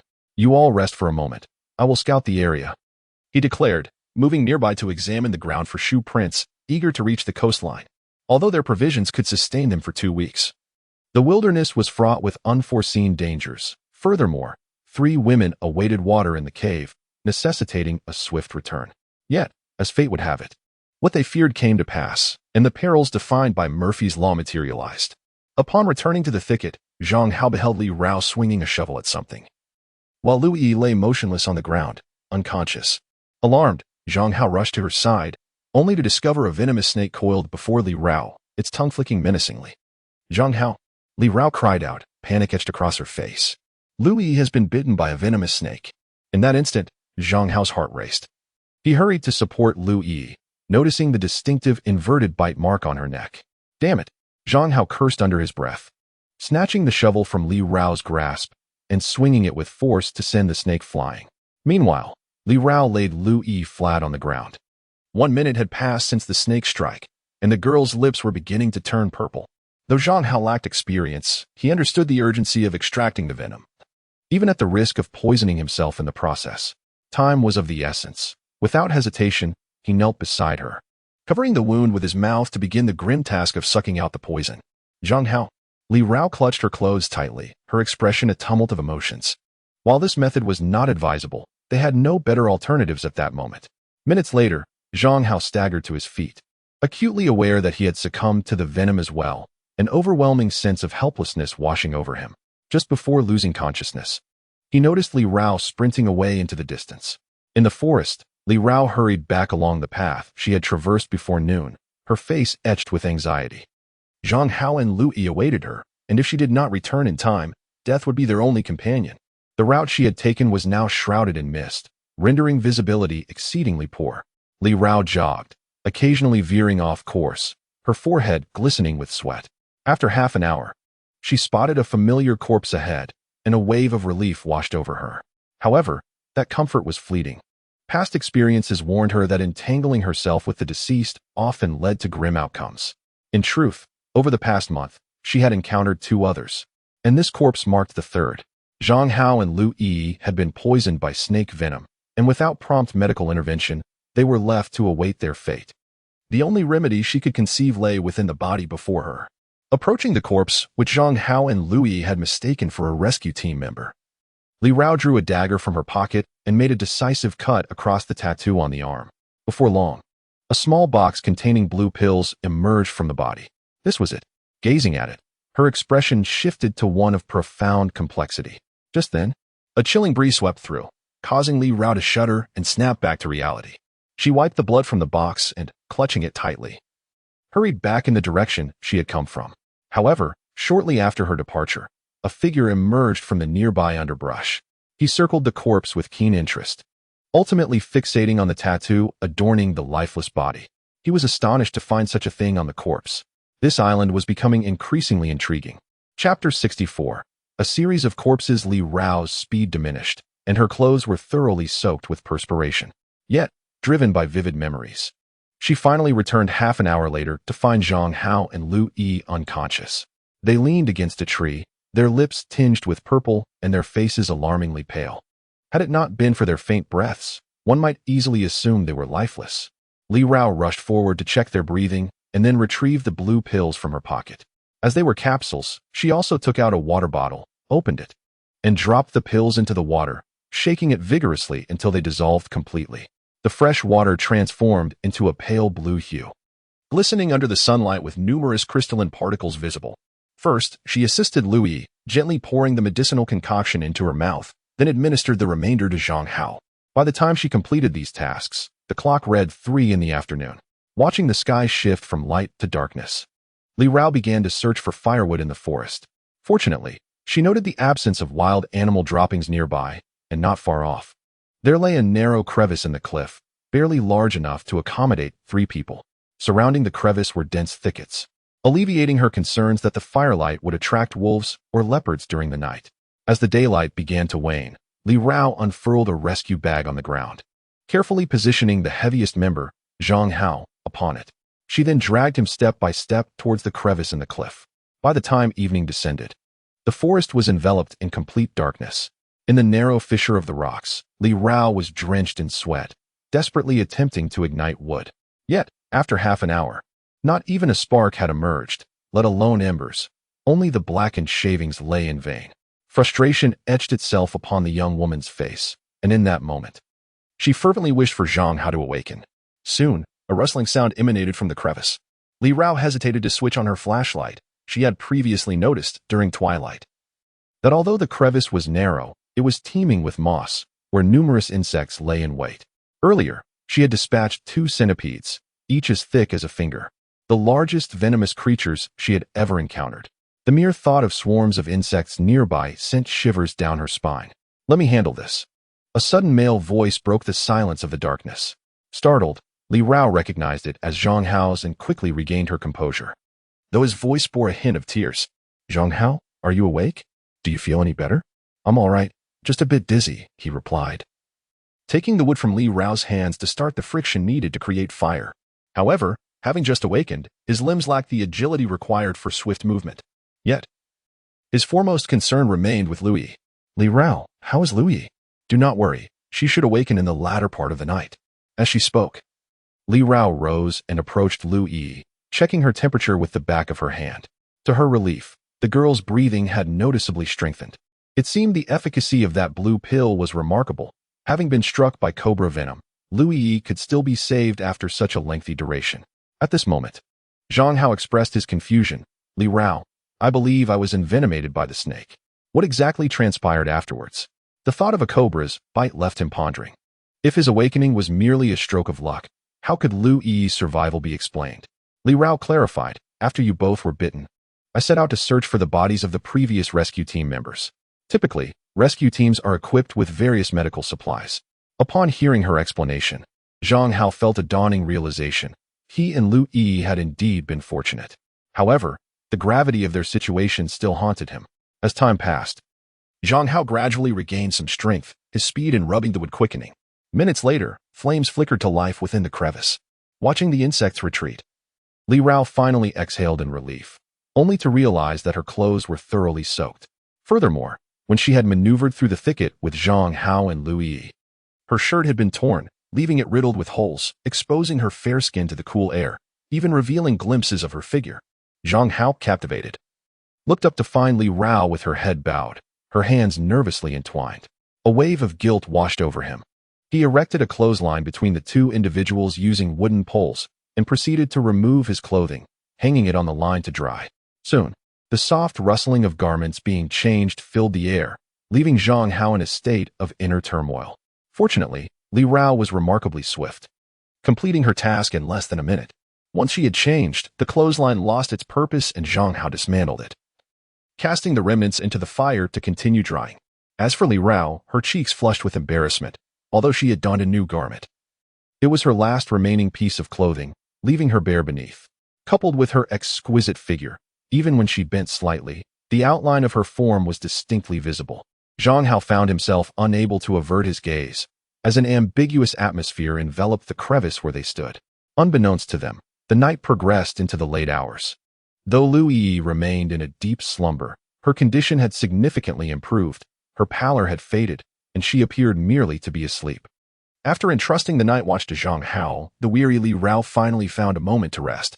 Yet, even in sleep, her complexion remained troubled, and she occasionally murmured in a hushed tone, as if speaking in her dreams, "Run." At dawn, when Lui awoke from her stupor, both Zhang Hao and Li Rao exhaled a sigh of relief. Lui herself could scarcely recall the incident of being bitten by the venomous snake. Glancing at his watch, Zhang Hao urged, "We must hasten our journey. We must reach the beach today." Navigating through the forest offered no sense of direction, and the beach was the only landmark that could provide guidance. The trio swiftly returned to the location where Lui had been bitten, where footprints still lingered nearby. Following these tracks was far easier than wandering aimlessly in search of a way out. However, an unforeseen event soon transpired. Not far from the forest they had departed, Zhang Hao, who was scouting ahead, stumbled upon a gruesome sight. There lay a multitude of corpses. Alarmingly, half of them were rescue team members. Their pale blue uniforms glaringly bright against the sun-drenched forest backdrop. How could this be? Lu Yi, moving closer, gaped in disbelief at the scene before her. Li Rao, too, trembled with shock, unable to comprehend the calamity. How could all these individuals have perished here? In addition to the rescue team members, 2/3 of the bodies belonged to survivors. Zhang Hao's expression grew grave as the horrific tableau unfolded. Over 20 corpses lay strewn across the forest floor, resembling the aftermath of a massacre. However, upon closer examination of the wounds on the bodies, the trio's expressions began to shift into one of confusion. Chapter 65. Li Qin's plea for help. How could this be? Zhang Hao rose from the ground, his face etched with puzzlement. The injuries on these corpses suggested they had perished in a mutual struggle. There were no firearms, no bullets found on their persons, and the directions in which the two groups had fallen were entirely divergent. Li Rao even unearthed an ear belonging to a rescue team member from one of the survivors, bloodied and shocking to behold. As they approached the end, there were still individuals clawing at one another, their mouths filled with congealed blood and chunks of flesh. Lu Yi had already collapsed to the side, retching. The gruesome scene rivaled the most brutal depictions in films, perhaps even surpassing them. Could they have wandered into the wrong set? Zhang Hao's eyelids twitched as he sought to lighten the atmosphere, but his efforts bore no fruit. Lu Yi continued to vomit, her stomach acid surging uncontrollably. At that moment, Li Rao suggested searching for anything of use. Immediately, Zhang Hao began to scour the area. With over 20 corpses present, it was likely some supplies and equipment remained, especially since the rescue team could not have arrived at this island unprepared. Meanwhile, Li Rao was also sifting through the bodies. She glanced at Zhang Hao and Lu Yi in the distance, carefully lifted the arm of a rescuer, and peeled back the clothing to examine a tattoo resembling a red cross. To her shock, she discovered that the tattoo had been sliced open, and the blue pills that should have been inside were mysteriously absent. The freshness of the wound indicated that this individual had died no more than 24 hours prior, suggesting that the pill thief could not be far away. Li Rao discreetly set the arm down and approached another rescuer's corpse. After inspecting it, she found the same unsettling result. What on earth had transpired? Anxiety gnawed at her. The unfolding events had far exceeded her expectations. She had initially thought that discovering this group on the island was the worst-case scenario, but it now appeared that the situation was far more dire. Yet, this was something she felt destined to keep to herself. Half an hour later, Zhang Hao had thoroughly examined all the bodies.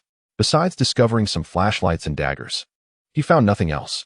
Why is there not a morsel of food or drink? He lamented. Lu Yi, her complexion pale, suggested. Could it be that others have already come here? That is a possibility, Zhang Hao replied. The ground was littered with footprints. Perhaps someone had already uncovered this place, especially since there had been survivors pursuing them. It was possible they were the ones responsible. Also, why did all these corpses bear a cut on their arms? Zhang Hao noted the wounds on the tattoos as well, finding it peculiar, but could not fathom who would engage in such triviality. Even more bizarre was the inexplicable manner of their deaths. Had the rescue team and the survivors engaged in a violent conflict over something? But what could have transpired to yield such results? Zhang Hao was left in a perplexing quandary, and Li Rao hesitated several times to speak, ultimately remaining silent. However, it was worth mentioning that the quality of the rescue uniforms was exceptional. They were not only waterproof, but also remarkably lightweight. Zhang Hao selected a few pieces, intending to clean them in the cave before wearing them.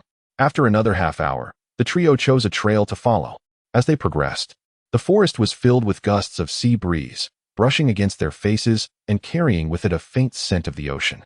This phenomenon invigorated them, prompting an immediate change in direction as they continued onward toward the forest from which the wind had just blown. This time, they traversed for a full hour without encountering any footprints, yet the sea breeze grew increasingly fierce. After another 10 minutes, Zhang Hao observed that the trees ahead began to thin out, revealing a glimmer of emerald water gradually coming into view. However, what lay ahead was not a beach, but an unyielding cliff. Is this a cliff? Lu Yi stood at the edge of the rocks, peering down to see a beach, though it was at least 15 meters below her, vertically. Be cautious, Li Rao could not help but warn, her delicate face slightly pale. Zhang Hao scrutinized the area and noticed something floating not far off, and it was not just one object. Moments later, 3 individuals descended from a nearby slope. Walking along the beach, and soon discovered that what they had seen were indeed corpses. Louis remarked, "These bodies are rather peculiar. Why are they all unclothed?" "And they are all men," Li Rao added. As it was low tide, the receding water had left the bodies stranded on the sandy shore. Zhang Hao quickly dragged the bodies to the water's edge, totaling 9 in all. These bloated corpses clearly had been deceased for more than a day, yet not long enough for other creatures to consume them. They appeared to bear no external injuries. Had they drowned? Zhang Hao pondered, if it were a recent shipwreck. Most bodies would have succumbed to drowning, yet it had been a month since the disaster. Li Rao crouched down to examine them, but could uncover no clues. "Forget it. Let's ascertain our direction and leave." Zhang Hao shook his head. He had grown somewhat accustomed to the daily presence of corpses. As long as they were not individuals he knew, the reality of death on the island had gradually seeped into his acceptance. In truth, the greater the number of deceased, the more Zhang Hao felt at ease. The other women understood this as well, yet out of reverence for life, none had broached the subject until now. Before departing, Li Rao gazed at the bodies and let out a soft sigh. They continued along the beach, heading in the direction aligned with the setting sun, believing that if they persevered, they might discover a cave. However, today seemed rife with unexpected events. As they reached the cliff, a man suddenly emerged from the woods. Clad in a light blue long-sleeved uniform, he was a living rescue team member. Upon seeing him, both Zhang Hao and Lu Yi felt a surge of excitement, while Li Rao remained vigilant, her gaze fixed on the man's wrist. The rescue team member, upon noticing the three, was momentarily taken aback. But soon his expression transformed with excitement. "I am rescue team member Li Chun. Do not be afraid." At that moment, Zhang Hao breathed a sigh of relief. It appeared that the rescue team had indeed arrived on the island, and their salvation was near. Before them stood the rescue team member, Li Chun, whose condition appeared dire. He was smeared with grime and blood, with his right arm still oozing crimson droplets, merely wrapped in cloth, leaving the extent of his injuries concealed. Observing this scene, Lu Yi hastily rummaged through her backpack in search of bandages and anti-inflammatory medication. Just as she prepared to tend to Li Chen's wounds, Li Rao, who was nearby, suddenly interjected, "Let me handle it." Li Chun turned to glance at Li Rao and was momentarily captivated by her rare beauty, his gaze momentarily lost. "Could you please roll your sleeve up?" Chapter 66. "How many of you are there? What did you say?" Li Chen blinked, staring at the woman crouched before him, her beauty striking him profoundly, especially her eyes, which were as deep as the azure sea, evoking a sense of awe within him. Before Li Rao could repeat herself, Zhang Hao, standing nearby, furrowed his brow and clarified, "She asked you to roll your sleeve up." At this remark, Li Chun regained his focus and rolled up his bloodied sleeve, revealing the wound on his arm to the onlookers. In that moment, Li Rao's pupils dilated. On Li Chen's bicep, a tattoo resembling a red cross became vividly apparent. Li Rao, feeling a surge of anxiety, lowered her head to compose herself swiftly before proceeding to bandage his wound. "This injury, it looks as though it was inflicted by a bite." Zhang Hao couldn't help but inquire. Li Chun examined his wound, his expression mirroring his confusion. "Is that so? I'm not entirely sure." Li Rao glanced at him and casually asked, "Are you alone?" "We are the first rescue team," but Li Chen began, lifting his gaze to notice the rescue uniforms nestled in Zhang Hao's backpack. Seeing Li Chun hesitate to continue, Zhang Hao pressed, "But what?" "But it seems I am the only one left from my team." "What do you mean?" At that moment, Zhang Hao and the others turned their attention to Li Chun, sensing an unsettling aura. "Did you encounter the bodies of other rescue team members in the forest?" Li Chun pointed at the rescue uniform on Zhang Hao's back. Zhang Hao nodded, recalling the 7 corpses they had discovered, including the first one they had seen. It amounted to a total of 8, with Li Chun now accounted for. They had encountered 9 rescue team members in total. 9? For some reason, Zhang Hao was suddenly reminded of the 9 bodies they had dragged along the beach. Yet, before he could ponder further, Li Chun continued, "Those individuals were actually my teammates." Indeed, Zhang Hao inhaled sharply, realizing that a rescue team of 9 had dwindled to just Li Chen, with the other 8 having perished in the forest. How could so many have died? Li Rao furrowed her brow, her gaze filled with deep concern as she regarded Li Chen, her vigilance renewed. Li Chen explained, "We became lost in the woods and unwittingly consumed a type of mushroom that induced various hallucinations. When I regained consciousness, all the others were gone." The 3 individuals exchanged glances, uncertain of what to say. The audacity of the rescue team was remarkable, willing to consume whatever the forest offered. "Do you have anything to eat?" Li Chen suddenly inquired. Lu Yi opened her backpack and produced her portion of compressed biscuits. You can have mine. But we don't have much left. Li Chun expressed his gratitude, took the biscuit, and began to eat it immediately. At that moment, Li Rao had already dressed her wound. Although there were no hemostatic agents available, the tightly wrapped bandage effectively stabilized her injury. Your technique is more professional than that of an ordinary nurse, Li Chun remarked. Moving his arm and noticing that the bandage concealed his tattoo, Li Rao said nothing, walking aside, her head bowed as she immersed herself in her own thoughts. Zhang Hao turned to Li Chun and asked, "What will happen to the bodies of your teammates? Also, when can we leave this island?" Before the arrival of the rescue team, Zhang Hao had not realized how desperately he wished to depart from this place. We cannot disclose the specific rescue plans to you. However, we are not the only rescue team on the island, and the conditions of other squads may be better than ours, Li Rao inquired. Is there no way for you to communicate with each other? No, Li Chun frowned. The magnetic field on this island is exceedingly strong, rendering all communication devices inoperative. Even satellite phones experience frequent disruptions, making normal communication impossible. At that moment, Zhang Hao's mouth fell agape, astonished that this island was completely cut off from the outside world. No wonder all the phones had no signal earlier. How vast is this island? Lu Yi couldn't help but ask. Quite large. Li Chun squinted slightly. However, we have no time to measure its exact size. In a rescue, time is of the essence. Upon receiving orders, we rushed here. As a result, we have zero knowledge of the island's basic conditions due to communication issues. Upon hearing this, Zhang Hao and the others felt a sense of disappointment but remained relatively calm. After all, the presence of the rescue team signified that their departure was imminent. Regardless of how dire the island's environment had become, it no longer mattered to them. Li Chun continued to chew on the biscuit, clearly famished after a prolonged period without food. Soon, however, he began to suffer from fever and faintness. Li Rao speculated that it was likely an inflammatory response due to an infection in his wound. We should have some anti-inflammatory medication, right? Zhang Hao asked Li Rao, recalling that he had brought some supplies. Li Rao nodded and proactively approached her backpack to retrieve the medicine and water. Gazing at the unconscious Li Chun, her expression was complex. She glanced back at Zhang Hao and Lu Yi, who were peering into the distance by the cliff's edge, before ultimately placing the anti-inflammatory medication back into her backpack. The medicine has already been taken, Li Rao said as she rose from the ground, letting out a sigh. It was now midday, the hottest time of the day. Due to the sole rescuer, Li Chun, being in a state of unconsciousness, Zhang Hao and the others could only continue to wait in the forest. Fortunately, the cliff was pristine and offered a broad view, allowing them to observe the surroundings from a distance. However, as dusk approached, Li Chun still suffered from a persistent high fever. We must spend the night here. Zhang Hao sighed, then hoisted Li Chun onto his back and descended the cliff, making his way to the beach. The continuous cliffs provided a natural barrier, making the sandy area feel remarkably safe. Only those gazing from the sea could spot them. Yet, glancing at Li Chun's flushed face, Zhang Hao felt a pang of worry. With such a high fever, would he succumb here? Li Rao remarked, life and death are predetermined. Should it come to that, there is little we can do.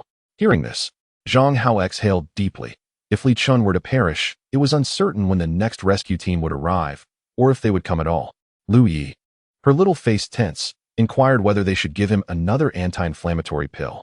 Li Rao responded, typically, a healthy person takes one every 8 hours.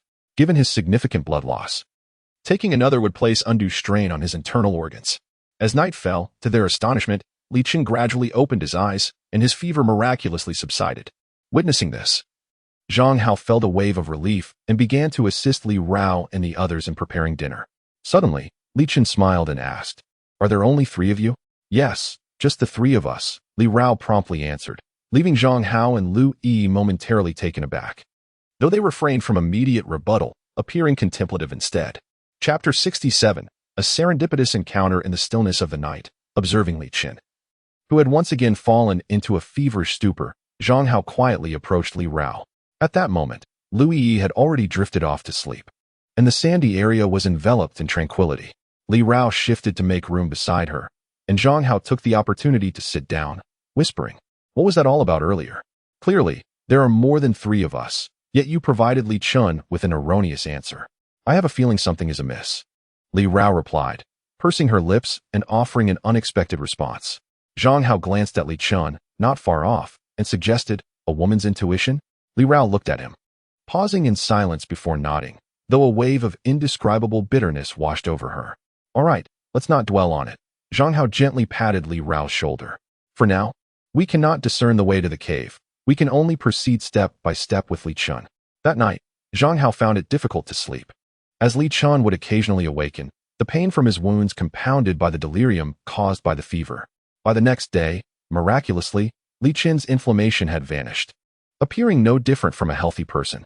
However, it was evident that despite his outward appearance, he was physically weakened after a brief walk on the beach. He was drenched in sweat, his body far more fragile than they had anticipated. At that moment, Zhang Hao couldn't help but ask him how they could establish contact with the outside world and how to leave the island. Li Chun, with a pallid complexion, said, "Within the forest lies a base we have established. Once we reach it, we can depart directly." As Li Rao packed her belongings, she inquired, "Is it far?" "On foot." "It will likely take 3 days," he replied.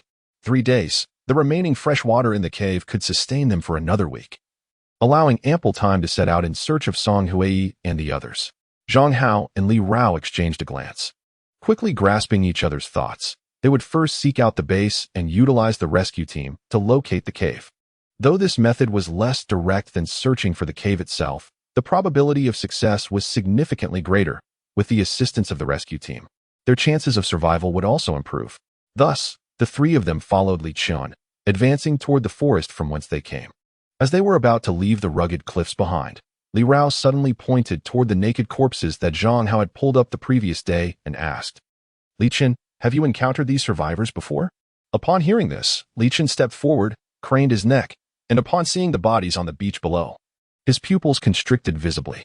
"No," he replied, and with that, he stepped into the forest, inexplicably quickening his pace. By noon, they arrived at the forest where they had discovered the rescue team's bodies the day prior. However, the scene was now one of utter devastation. Not only were there significantly fewer corpses than before, but their integrity had also diminished greatly from the nearby animal droppings. It could be surmised that a pack of wolves had visited this place the previous night. The island's wild wolves preferred living prey, but would not refuse carrion, especially fresh human flesh. Thus, the underbrush was now littered with gnawed remnants of what once were bodies. Witnessing this gruesome sight, Lu Yi could no longer suppress her urge to retch, while even Zhang Hao's complexion grew pale as he bit down on his gums to stave off the urge to vomit. In contrast, Li Rao merely leaned against a tree, observing Li Chun as he traversed through the remnants, lost in thought. Minutes later, the four departed from the thicket, continuing their journey deeper into the forest. To save time, they did not rest during the midday hours. Despite his weakened state, Li Chun gritted his teeth and pressed on. They had to reach a campsite once occupied by the rescue team before nightfall. Only there could they find refuge from the wolves and allow everyone a proper night's rest. Along the way, Zhang Hao grimaced in discomfort, for during this time, survivors typically did not venture into the deep mountains. The humidity alone was suffocating. "Li Chun, why did your rescue team establish the base in such a remote area?" Zhang Hao complained. It was only the first morning, and the thought of 2 more days of this filled him with despair. Li Chun, gasping for breath, explained, "We were airdropped in and had been searching for a landing spot nearby. However, the entire route was forested, and only the current campsite provided a suitable area for helicopter landings." "Does that mean we will leave by helicopter afterward?" Zhang Hao asked. "Yes. As soon as we reach the campsite, we will be able to return," Li Chun confirmed. The oppressive heat enveloped the island, where the abundant humidity danced with the refracted light, creating a myriad of rainbow hues that dazzled the eyes. Perhaps due to the overwhelming conditions, both Li Rao and Lu Yi succumbed to faintness, regaining their senses only after a brief respite. Zhang Hao turned to Li Chun, exclaiming that they could not proceed any further. The sweltering temperature was perilous enough to claim lives. The midday heat transformed the island into a veritable sauna, where one was relentlessly broiled, moisture evaporating until mere existence was threatened. Li Chun, though teetering on the brink of collapse, exhibited an indomitable willpower, a testament to his extraordinary resilience, as Zhang Hao had observed throughout their journey, affirming the distinct caliber of a professional rescue team. After a 5-minute pause, Li Chun resumed guiding the group, albeit at a markedly reduced pace. As the hours passed, the temperature within the forest began to shift dramatically. Before 2 o'clock, the island radiated the warmth of midsummer, yet after 2, it transitioned into an autumnal chill, where even the sunlight filtering through the dense foliage failed to impart warmth. The four travelers quickened their pace, seeking to generate warmth, for the ambient temperature had indeed dropped significantly. Where they had once been drenched in perspiration, now goosebumps adorned their skin. As dusk descended, they found themselves at the foot of a mountain, facing a stone wall constructed from piled rocks. Upon seeing this, Li Chen declared that this would be their shelter for the night. However, before he could finish, a number of individuals emerged behind the wall, their wary gazes scrutinizing the newcomers. Zhang Hao furrowed his brow, recognizing that this group was the same band of survivors who had followed them from the valley's water source. The reason for their premature arrival remained a mystery. The newcomers recognized Zhang Hao and his companions. Some of the younger members appeared restless, but upon spotting the distinctive rescue team uniform worn by Li Chen, their impulses were quickly suppressed. Ultimately, a middle-aged man stepped forward to engage with Li Chen. In a short time, the survivor group erupted in excitement, clearly understanding the significance of Li Chen's presence. Yet, the countenance of some individuals darkened. They knew that departing from this location could expose their misdeeds to public scrutiny. At that moment, Zhang Hao caught sight of the little girl nestled in her mother's embrace. Her once vibrant eyes now lacked their previous luster, hinting at illness. Chapter 68, The Vanished Woman. At this juncture, the girl's mother noticed Zhang Hao, her expression tinged with embarrassment, likely recalling the events of that fateful night when she had unwittingly enticed him. Now, faced with her daughter, the remnants of her shame stirred within her. Zhang Hao let out a sigh. Reflecting on that night of temptation, he too had surrendered to instinct, choosing to yield rather than resist. Their reunion was inevitably awkward, yet it was overshadowed by a profound yearning for the future. In the camp, due to the presence of Li Chen, everyone exhibited considerable restraint, refraining from any outrageous behavior. Zhang Hao felt a sense of relief. At that moment, they were unarmed. Soon, as twilight descended, 2 bonfires were ignited within the camp. Zhang Hao, accompanied by Li Rao and Lu Yi, settled beside the mother and daughter duo. The other team was lacking in provisions, prompting Li Chen to suggest that Zhang Hao retrieve some compressed biscuits, as they had abundant food and clean water upon their arrival at the camp. After a moment's contemplation, Zhang Hao agreed, but discreetly reserved 3 days' worth of biscuits for himself. Lu Yi also produced a can of beef from her backpack, opening it and offering it to the little girl, who gazed at her eagerly. "Here you go." The girl looked at her mother, her dark eyes reflecting a sense of inquiry. The woman sighed softly, gesturing for the girl to express her gratitude. "Thank you, sister," exclaimed the girl joyfully as she devoured the canned beef, juice dripping from the corners of her mouth. The woman expressed her gratitude as well, saying, "Thank you. You're welcome." Li Rao replied, reaching out to gently touch the girl's forehead. "Are you feeling feverish?" "Yes," the woman, with a hint of worry, said. "I don't know what's wrong. She's been having a low fever lately. Could it be a cold? I have anti-inflammatory medicine. You should give her a pill right away." Li Rao swiftly retrieved a capsule from her backpack and discreetly handed it to the woman when no one was watching. The woman appeared quite excited upon receiving the medication, as such supplies were scarce on the island. Indeed, after taking the medicine, the girl's spirits lifted significantly, and she frolicked around the bonfire, her laughter ringing like silver bells, uplifting the weary hearts of those around her. "Your daughter is quite lovely," Zhang Hao remarked with a smile, gently ruffling the girl's hair. The woman seemed somewhat bashful, especially under Zhang Hao's scrutiny, her expression darkening. "What is your name?" "My name is Jiayu, and my daughter is Su Rui." Soon, Li Chen designated 4 individuals for night watch, including Zhang Hao. Returning to the bonfire, Zhang Hao urged Li Rao and Lu Yi to rest well, as they were likely to journey northward the following day, with the next station still a considerable distance away. Likely without a midday pause. "Mom, I feel cold. Let me hold you," her mother replied. Su Rui clung to her mother, her previously improved complexion rapidly paling, and she began to scratch at her neck restlessly. Observing this, Li Rao approached, lifting the back of the girl's collar, only to discover 3 varying depths of wounds on her neck, resembling scratches from some creature. Jia Yu's eyes reddened as she said, "I'm not sure how she got hurt." "Let us not panic," Li Rao suggested after a moment, producing another anti-inflammatory pill. "Let her take this, and we'll see how she fares after tonight." However, that night, Su Rui's fever persisted, and she experienced 3 seizures before ultimately falling into a deep unconsciousness. Her temperature is extremely high. Even without a thermometer, Zhang Hao could feel the intense heat radiating from the little girl's body with just a touch. Jia Yu was thoroughly panicked. There was no antipyretic medication in the camp, and if the fever persisted, her daughter's condition would undoubtedly deteriorate further. Perhaps due to her anxiety and emotional turmoil, Jia Yu felt lightheaded, and while holding her daughter, she fainted without realizing it. What a disaster. Zhang Hao inhaled deeply, unsure of what to do.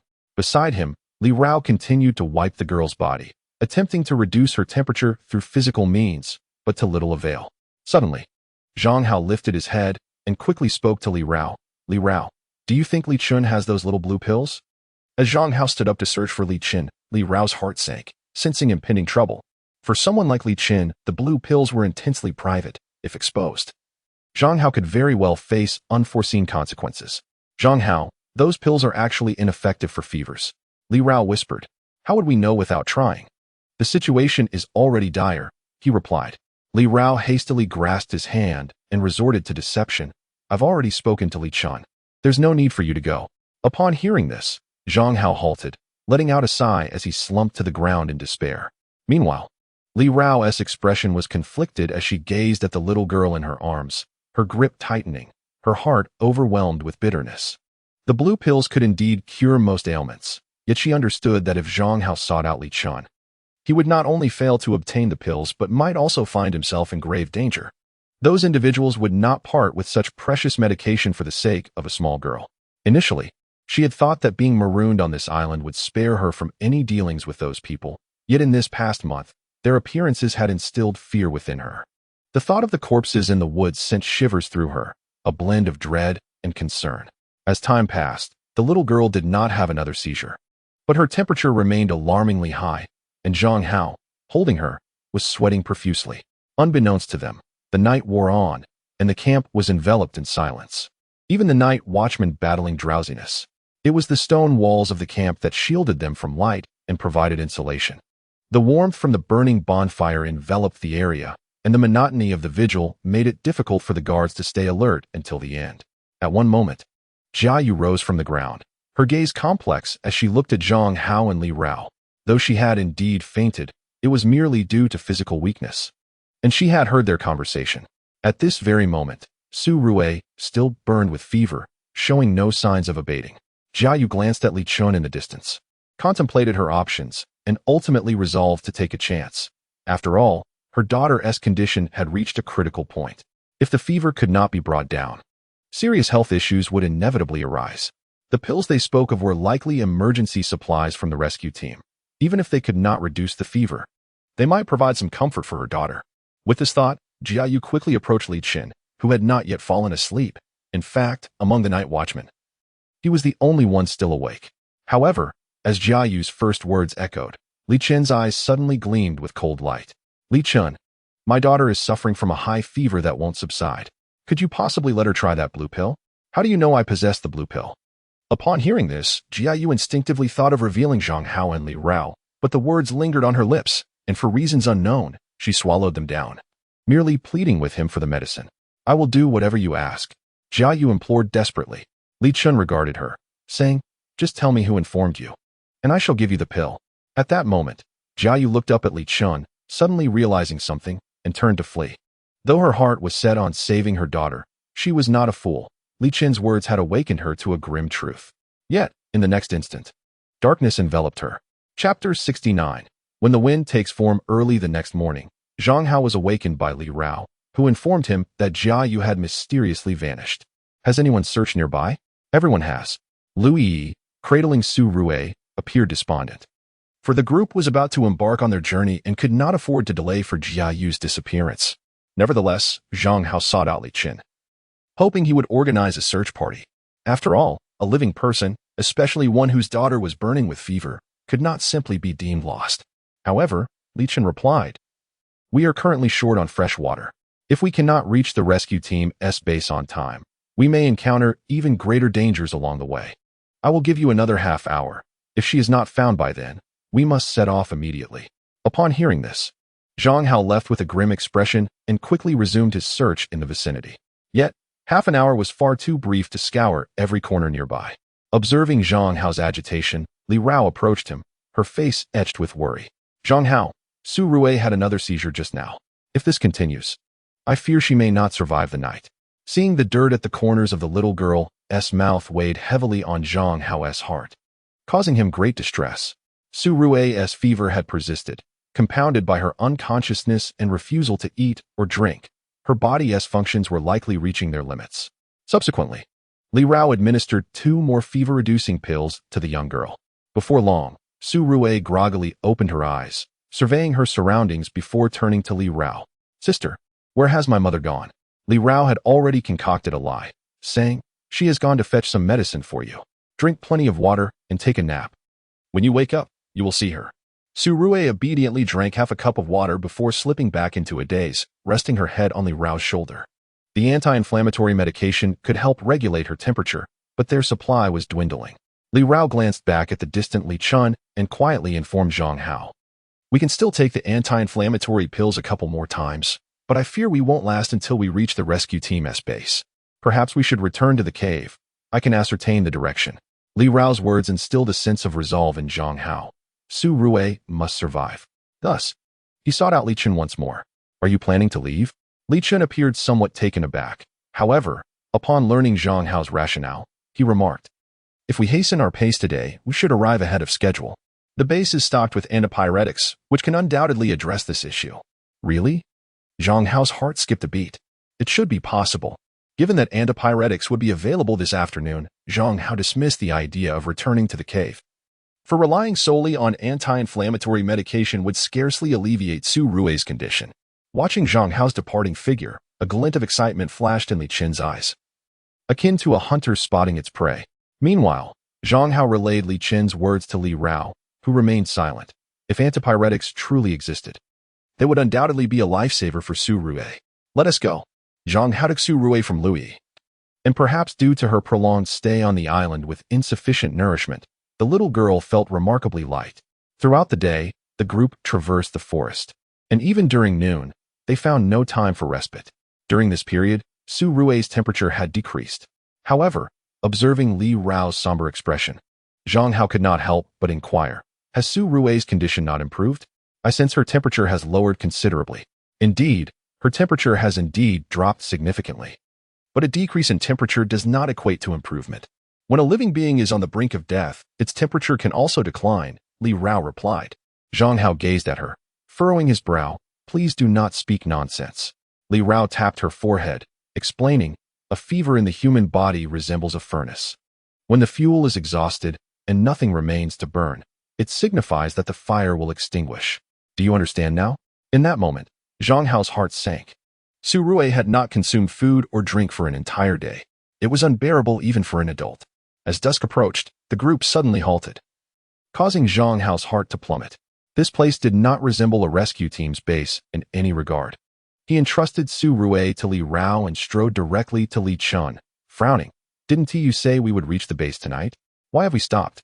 "It's nearly dark. We cannot proceed any further," Li Chun replied coolly. Zhang Hao inhaled sharply. "Su Rui is on the verge of collapse. There is nothing I can do. At my pace, we should have arrived by afternoon, but these individuals are walking far too slowly." Zhang Hao clenched his fists, several times tempted to strike Li Chin, yet he restrained his emotions. Upon returning to the group, Li Rao approached, cradling Su Rui, tears streaming down her face. Su Rui has stopped breathing. That night, Zhang Hao was gathering wood at the edge of a cliff while Li Rao and Lu Yi tenderly washed Su Rui's body, their expressions somber. How could someone so vibrant simply vanish? Lu Yi lamented, gazing at the now serene girl, her heart aching as tears streamed down her cheeks. Li Rao, with reddened eyes, gently patted Lu Yi's head before turning to Zhang Hao, noticing that the wooden bed was nearly constructed. In the forest, cremating a body at night is an unwise choice. However, today, Zhang Hao and the others were determined to incinerate Su Rui's remains. Not for any other reason, but simply to ensure that this little girl could rest in peace after her death, at least preventing her from being unearthed and devoured by wild beasts. Soon, Su Rui was placed at the center of the wooden platform, and as Zhang Hao ignited the bonfire, the flames gradually intensified. Below the cliff, time passed, and the orange blaze swiftly engulfed the girl's body. During the cremation, Zhang Hao stood beside the pyre, the flickering tongues of fire consistently blowing towards his face. Regardless of the direction he stood in, even from a distance, the sparks rushed towards him, the overwhelming sensation proving suffocating. When my grandmother passed away, she too was cremated, and the flames chased after my father, following him wherever he tried to escape.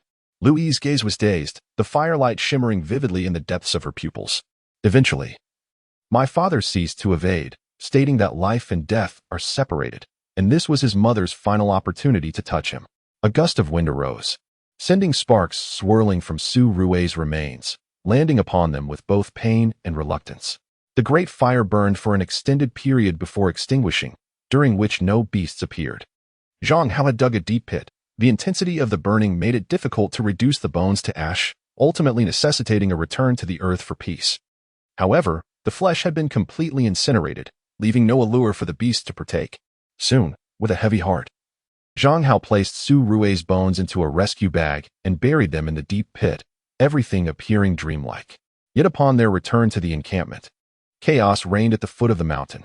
Not only had 3 additional bonfires been lit, but everyone clutched long pieces of wood, their expressions betraying anxiety. At that moment, Zhang Hao noticed numerous corpses of venomous snakes littering the ground. Chapter 70, Doubts and Departure. There are snakes.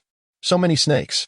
Listening to the discussions around them, Zhang Hao and the others learned that a multitude of poisonous snakes had suddenly emerged in the camp after nightfall. Gazing at the mangled snake corpses on the ground, Lu Yi immediately covered her mouth and retched in distress. Zhang Hao and Li Rao exchanged glances, silently acknowledging that had it not been for the cremation of Su Rue, their fates might have been dire. Compared to others, they were indeed fortunate that night. At that moment, several unfortunate souls were foaming at the mouth, succumbing to the venom, a peculiar stench permeating the woods, causing even passing wolves to scurry away in disdain. Of course, some did not perish immediately, but without the antidote for snake venom, they were ultimately doomed to meet a similar fate. Just then, Li Rao suddenly realized Zhang Hao was missing. Looking around, she discovered he had approached Li Chun. This scene caused her heart to skip a beat. Li Chun, quickly bring out the antidote. These people have been bitten by the snakes and aren't dead yet. They should still have a chance. As Zhang Hao spoke, those nearby fell silent, collectively turning towards Li Chin. Li Chin's expression darkened as he regarded Zhang Hao, a flash of murderous intent crossing his eyes, though he swiftly concealed it. What do you mean by antidote? Zhang Hao replied without hesitation, it's that blue pill. Stop hesitating. If you don't bring it out soon, more people will die. Upon hearing the commotion, those nearby gathered around, clamoring for Li Chun to swiftly produce the antidote. Li Rao rushed to Zhang Hao's side, her fists clenched against her chest, clearly anxious. She understood the significance of the blue pills on Li Chin's person, and was acutely aware that he would not relinquish them. Such items were not only precious remedies, but also veiled secrets of an ineffable nature. Consequently, Li Rao feared that Li Chun might harm Zhang Hao. However, it seemed that the surrounding survivors were stirred by Zhang Hao's words. All aware that Li Chun possessed an antidote capable of alleviating the effects of snake venom, and that he would not resort to the madness of slaughtering everyone. I no longer have that medicine, Li Chun sighed. Not even one.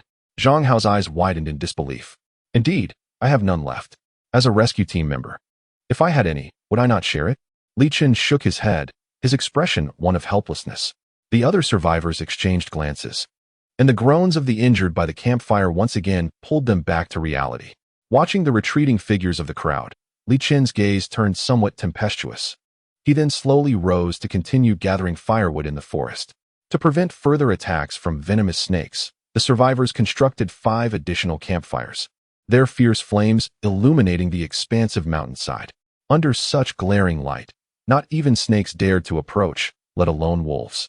Yet, as time passed, those bitten by the snakes gradually succumbed, and the number of survivors dwindled. Some, in a desperate bid for survival, resorted to consuming snake gall raw, permeating the camp with an indescribable stench. Notably, one fortunate soul who had been bitten miraculously survived the first half of the night, though he appeared utterly listless. That night, perhaps due to Su Rue's death, Zhang Hao found himself unable to sleep. Are you not going to rest? Li Rao's head poked from the rescue bag, her worried gaze fixed on Zhang Hao's weary countenance. I'm fine. Do you need to use the restroom? Blushing, Li Rao nodded.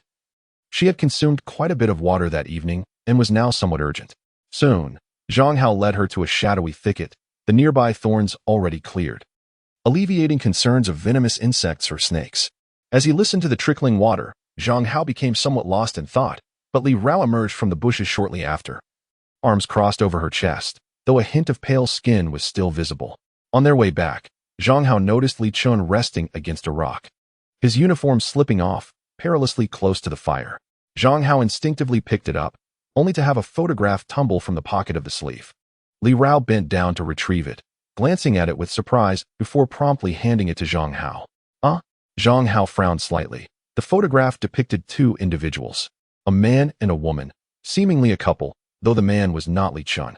What is this fellow doing with someone else's photograph? No, wait. I feel as though I have seen this man somewhere before. Zhang Hao struggled to recall, feeling a nagging familiarity with the man in the photograph, yet unable to place him at that moment. It was not until Li Rao suddenly remarked, "Isn't he one of the 9 naked corpses we saw on the beach?" That realization struck him. Zhang Hao widened his eyes, inhaling sharply as he scrutinized the image once more.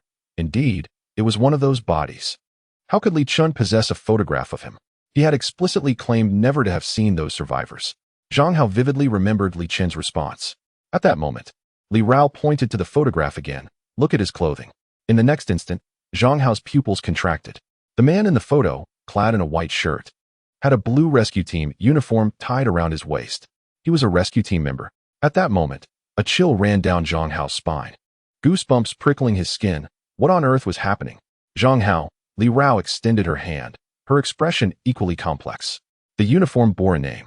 Following Li Rao's finger, Zhang Hao noticed a tag at the collar, inscribed with the name Tan Ling, rather than Li Chun. Zhang Hao, put the clothes back. We must leave now. Li Rao, apprehensive that Li Chun might awaken, hastily pulled Zhang Hao back to the other side of the camp. Sitting on the ground, the warmth of the campfire illuminated them. Yet Zhang Hao felt no solace, his body tense with dread. Li Chun, Tan Ling, the naked corpses on the beach, and the blue rescue team uniform. These seemingly simple pieces of information entwined in his mind, trapping Zhang Hao in a perplexing loop of logic. Li Rao observed him and whispered, "Zhang Hao, we should leave this place." Leave? Initially taken aback, Zhang Hao swiftly grasped Li Rao's intention. From the photograph and their previous dialogue with Li Chun, it was evident that he was concealing something significant. However, leaving might mean missing an opportunity to escape the island. Li Rao seemed to sense Zhang Hao's concern and suggested, "Let us depart first, then we can follow them." Zhang Hao nodded in agreement, and seizing the moment while the night watchmen were asleep, he roused Lu Yi, who looked bewildered, and together they swiftly exited the camp. Fearing the presence of wolves, the three chose to wait in the nearby woods until dawn. Yet, Zhang Hao spent the night awake, his mind consumed by the troubling revelations from earlier. Chapter 71. Departure. On this day, Li Chun continued to lead the way, though his countenance appeared grim. Upon awakening, he discovered that 3 individuals had vanished from the camp, including Zhang Hao, who had boldly sought the blue pills from him the previous night. With so many people present yesterday, he had been unable to inquire about the source of that information. Initially planning to delve deeper today, only to find that the individual had mysteriously disappeared. Li Chun's mood soured. Those pills were no ordinary anti-inflammatory or antipyretic to him. They represented the proverbial sword of Damocles hanging over his head. If those lurking in the shadows were to discover that information regarding this medication had been divulged, it would spell doom for all involved. Secrecy is, indeed, the cornerstone of their prolonged existence. With this thought in mind, Li Chun cast a glance over his shoulder. Following last night's encounter with the serpents, the number of their party had dwindled by half. However, in this operation, his squad had suffered near total casualties. Yet, he had managed to gather the remaining survivors and lead them to safety, which could be deemed a modest success. "Captain Li Chun, young Li has fallen ill again." A voice rang out amidst the crowd.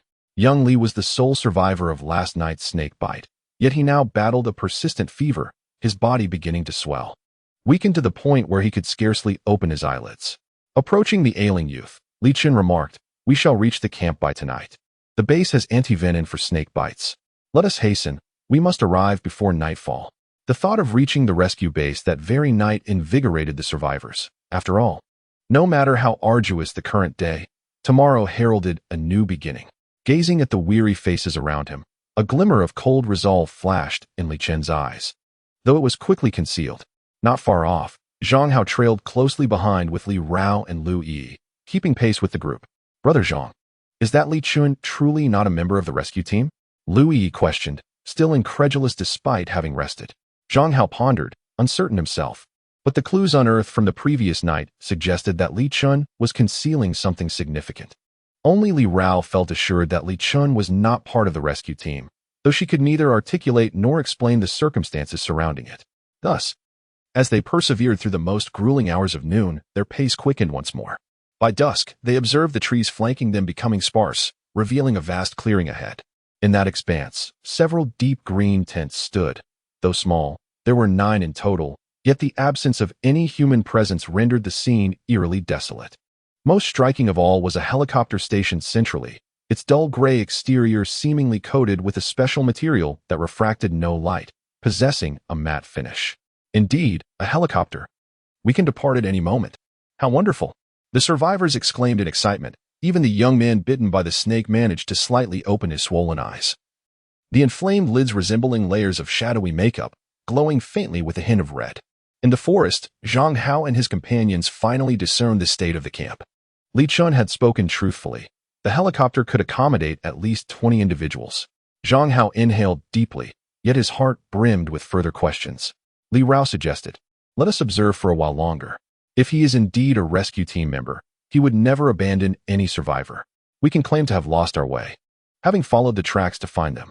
Soon after, the survivors began to traverse the various tents, discovering food and water, alleviating any concerns of hunger. At this moment, with an hour remaining until dusk, Li Chun had already begun to prepare a meal over an open fire. It was somewhat early for dinner today.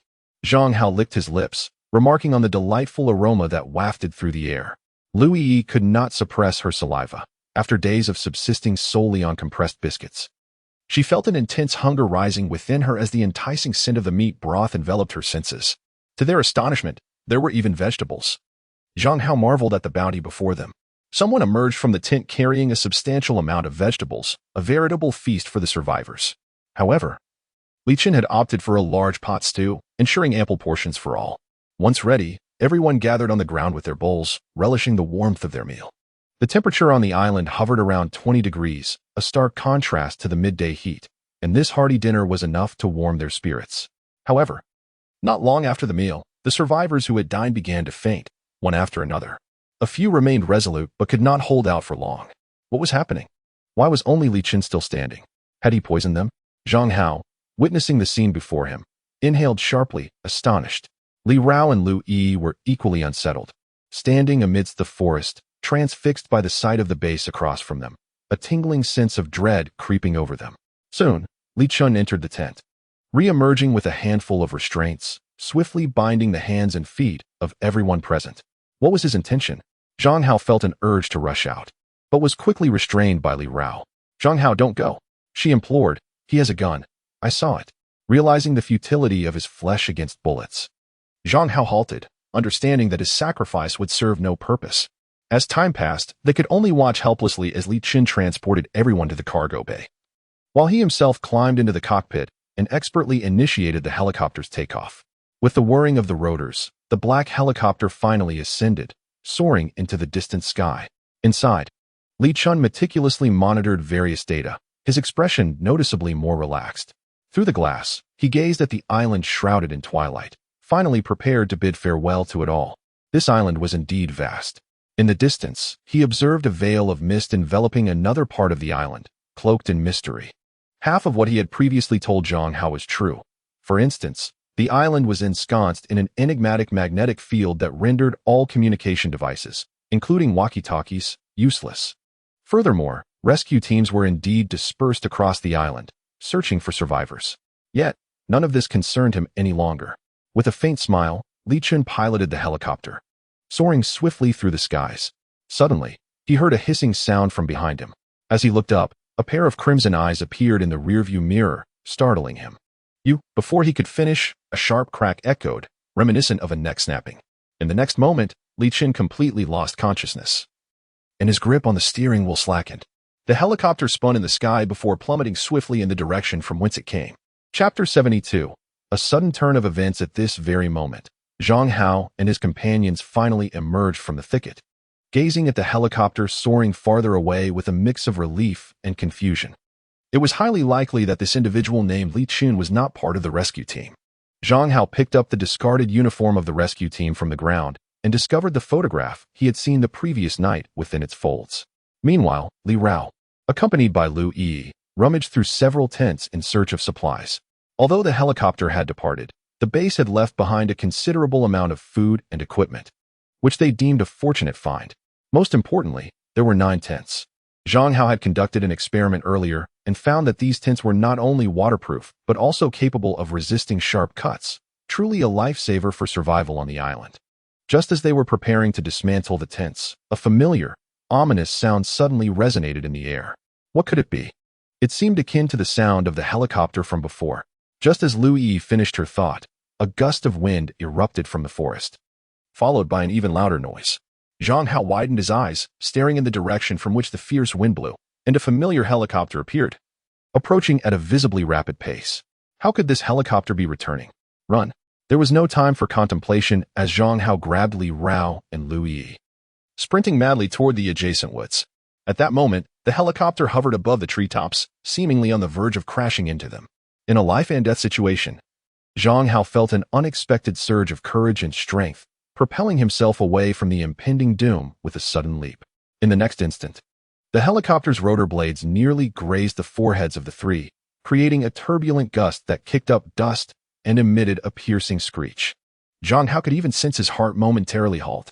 Beside him, Li Rao and Lu Yi were wide-eyed with terror as the descending helicopter showed no signs of stopping, ruthlessly destroying everything in its path. Trees snapped like twigs, and a deafening roar accompanied a shower of debris that rained down upon them. The proximity of the crash made the shrill noise agonizing to their eardrums, and the three were swiftly toppled by the force of the airwave. Zhang Hao shielded the 2 women beneath him, feeling the violent impact against his back. He silently lamented, hoping to avoid injury from the sharp objects around him. Boom! The helicopter exploded once more, the tremendous shockwave rendering them unable to lift their heads. However, Li Rao noticed that the nearby tents were already engulfed in flames, causing her heart to race with anxiety. Though the cause of the helicopter's crash remained a mystery, the supplies left in the forest were undeniably crucial to altering their lives for the better. Before long, the shockwave subsided, and the three quickly rose to distance themselves from the disaster site, with Li Rao hastily rushing to salvage the supplies within the tents. Zhang Hao quickly extinguished the fire. Li Rao, in a state of urgency, pointed towards several tents. Although they were ablaze, the unique material prevented the flames from spreading. With timely rescue efforts, they could still be salvaged. Zhang Hao, upon hearing this, cast a quick glance at the wreckage of the engulfed aircraft, realizing that it was unlikely there would be any survivors within. Subsequently, he shifted his focus entirely to salvaging supplies. There were a total of 9 tents. 2 had been destroyed in the crash, leaving 7 intact at the base. However, the fire spread with alarming speed, and despite seizing every opportunity, they were only able to rescue the supplies from 3 tents. With her hands on her hips, Li Rao huffed, "We can't take any more." Zhang Hao nodded in agreement, saying, "You all take a moment to rest. I'll check on the aircraft. We should go together." At that moment, darkness had enveloped the sky, and the helicopter was nearly reduced to a shell. As the 3 of them walked on, they discovered that the ground from the crash site was littered with bodies, intestines strewn about, filling the air with the acrid scent reminiscent of charred offal. Lu Yi's face turned ashen, exclaiming, "They're all dead." Zhang Hao inhaled deeply. The condition of the crash had already indicated that the occupants could not possibly have survived. Moreover, before Li Qin departed, he had bound the survivors with straps, leaving them no chance to escape when disaster struck. Despite the aircraft having departed from the island, the suddenness of the calamity was utterly confounding to Li Rao. Soon, Zhang Hao located Li Qin, or rather, what remained of him, charred beyond recognition but still restrained by his seatbelt, allowing for an identification to be made. There were no survivors. Everyone had perished. Zhang Hao picked up a telescope, seemingly custom-made, with a remarkably far-reaching view. Li Rao and Lu Yi were nearby, gathering scattered supplies from the wreckage. Although the helicopter had been destroyed, numerous items had fallen from the cabin. At one point, Li Rao approached Li Qin's lifeless form, and while others were distracted, she quickly felt along his arm, discovering a small box. Upon opening it, she extracted a blue pill and tucked it into her bosom. In the midst of the chaos, with flames soaring and thick smoke billowing, Zhang Hao and the others soon gathered their belongings and hastily retreated in the direction they had come. That night, The trio took refuge in a nearby forest, gazing up at the blazing base. Zhang Hao remained awake throughout the night, though his spirits were not entirely diminished. The events of the day were too bizarre to comprehend, leaving him with much to ponder. Yet, one thing was certain. Li Chun was not a member of the rescue team. In the forest, a rustling sound broke the silence, and Zhang Hao turned to see Li Rao peering out from the rescue pack, her hair disheveled yet still captivating. Upon noticing Zhang Hao's gaze, she blushed and said, "I can't sleep. Then let us have a chat." Li Rao made a soft sound as she cautiously descended from the tree. However, upon landing, she stumbled and fell directly into the arms of Zhang Hao, who was just about to rise. Feeling the weight against his chest, Zhang Hao glanced down and his breath quickened. Li Rao was scarcely dressed, and with the summer attire she wore, the sensation of her pressing against him was indescribable. Unconsciously, Zhang Hao's hand found its way to her. Li Rao's face flushed crimson as she pushed him away with force, and only then did they separate. "I'm sorry."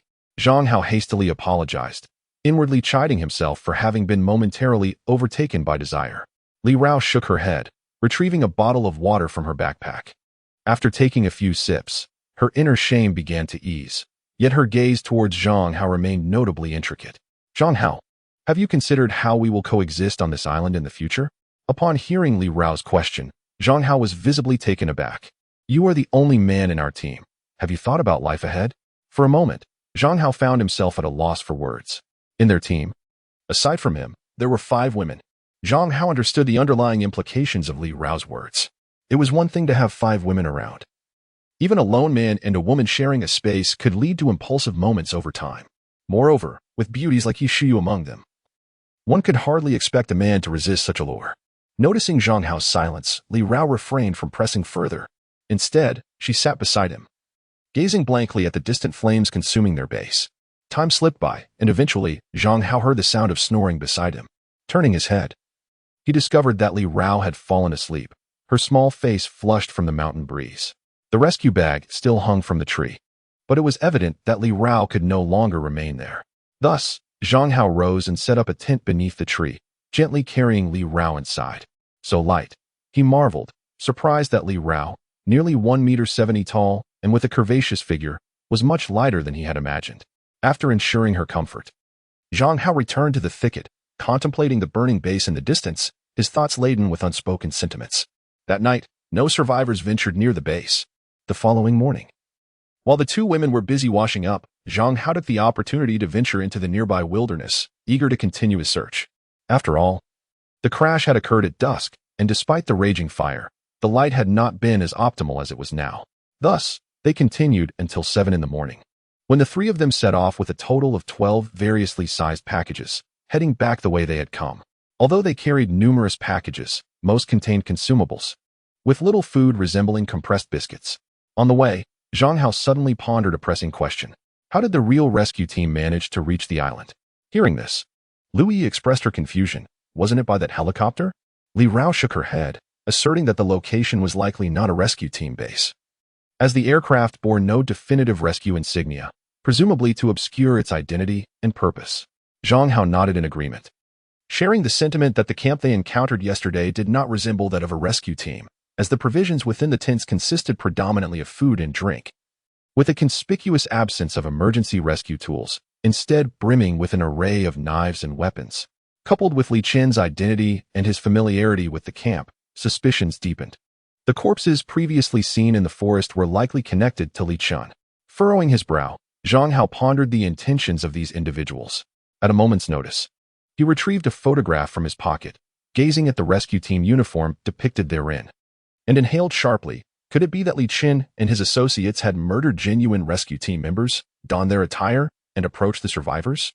Li Rao remained silent, while Lui felt a chill run down her spine as she observed the nearby grasses swaying in the wind, an omnipresent sense of danger looming. The naked corpses on the beach were likely those of actual rescue team members. Li Rao took a deep breath to calm the turmoil within her. Zhang Hao pushed aside a branch obstructing their path, frowning as he questioned. If this were the case, what was their purpose in approaching the survivors? Furthermore, how did they ascertain our presence on this island? Even the rescue team had only recently arrived, yet these individuals had evidently established a base here, clearly aware of the survivors' existence. With a myriad of queries swirling in their minds, The trio hastened their pace. As dusk approached, they chose a mountaintop to spend the night. A locale rare for wolf packs, and with tents and sleeping bags at their disposal, they felt unperturbed by the evening chill. The following morning, they resumed their journey, determined to reach the stone-walled camp at the mountain's foot before nightfall. Perhaps due to their growing familiarity with the terrain, Zhang Hao spotted the stone wall through his binoculars by 4 o'clock. If all went well, they could reach the beach by the following evening. Zhang Hao exhaled, reflecting on how long they had been away from the cave, uncertain of how Song Hui and the others were faring. Even if they reached the beach tomorrow, with a stroke of luck, it would likely take an additional 2 days to return to the cave. As they neared the stone wall, Lu Yi suddenly covered her nose, exclaiming about an awful stench, likely that of a dead animal. Zhang Hao identified the unmistakable scent of decay. "You all prepare dinner. I'll investigate and gather some firewood," he instructed before departing with an axe in hand. The daylight was still sufficient, and the forest appeared devoid of wild beasts. However, half an hour later, Zhang Hao's complexion paled as he beheld a corpse lying among the underbrush.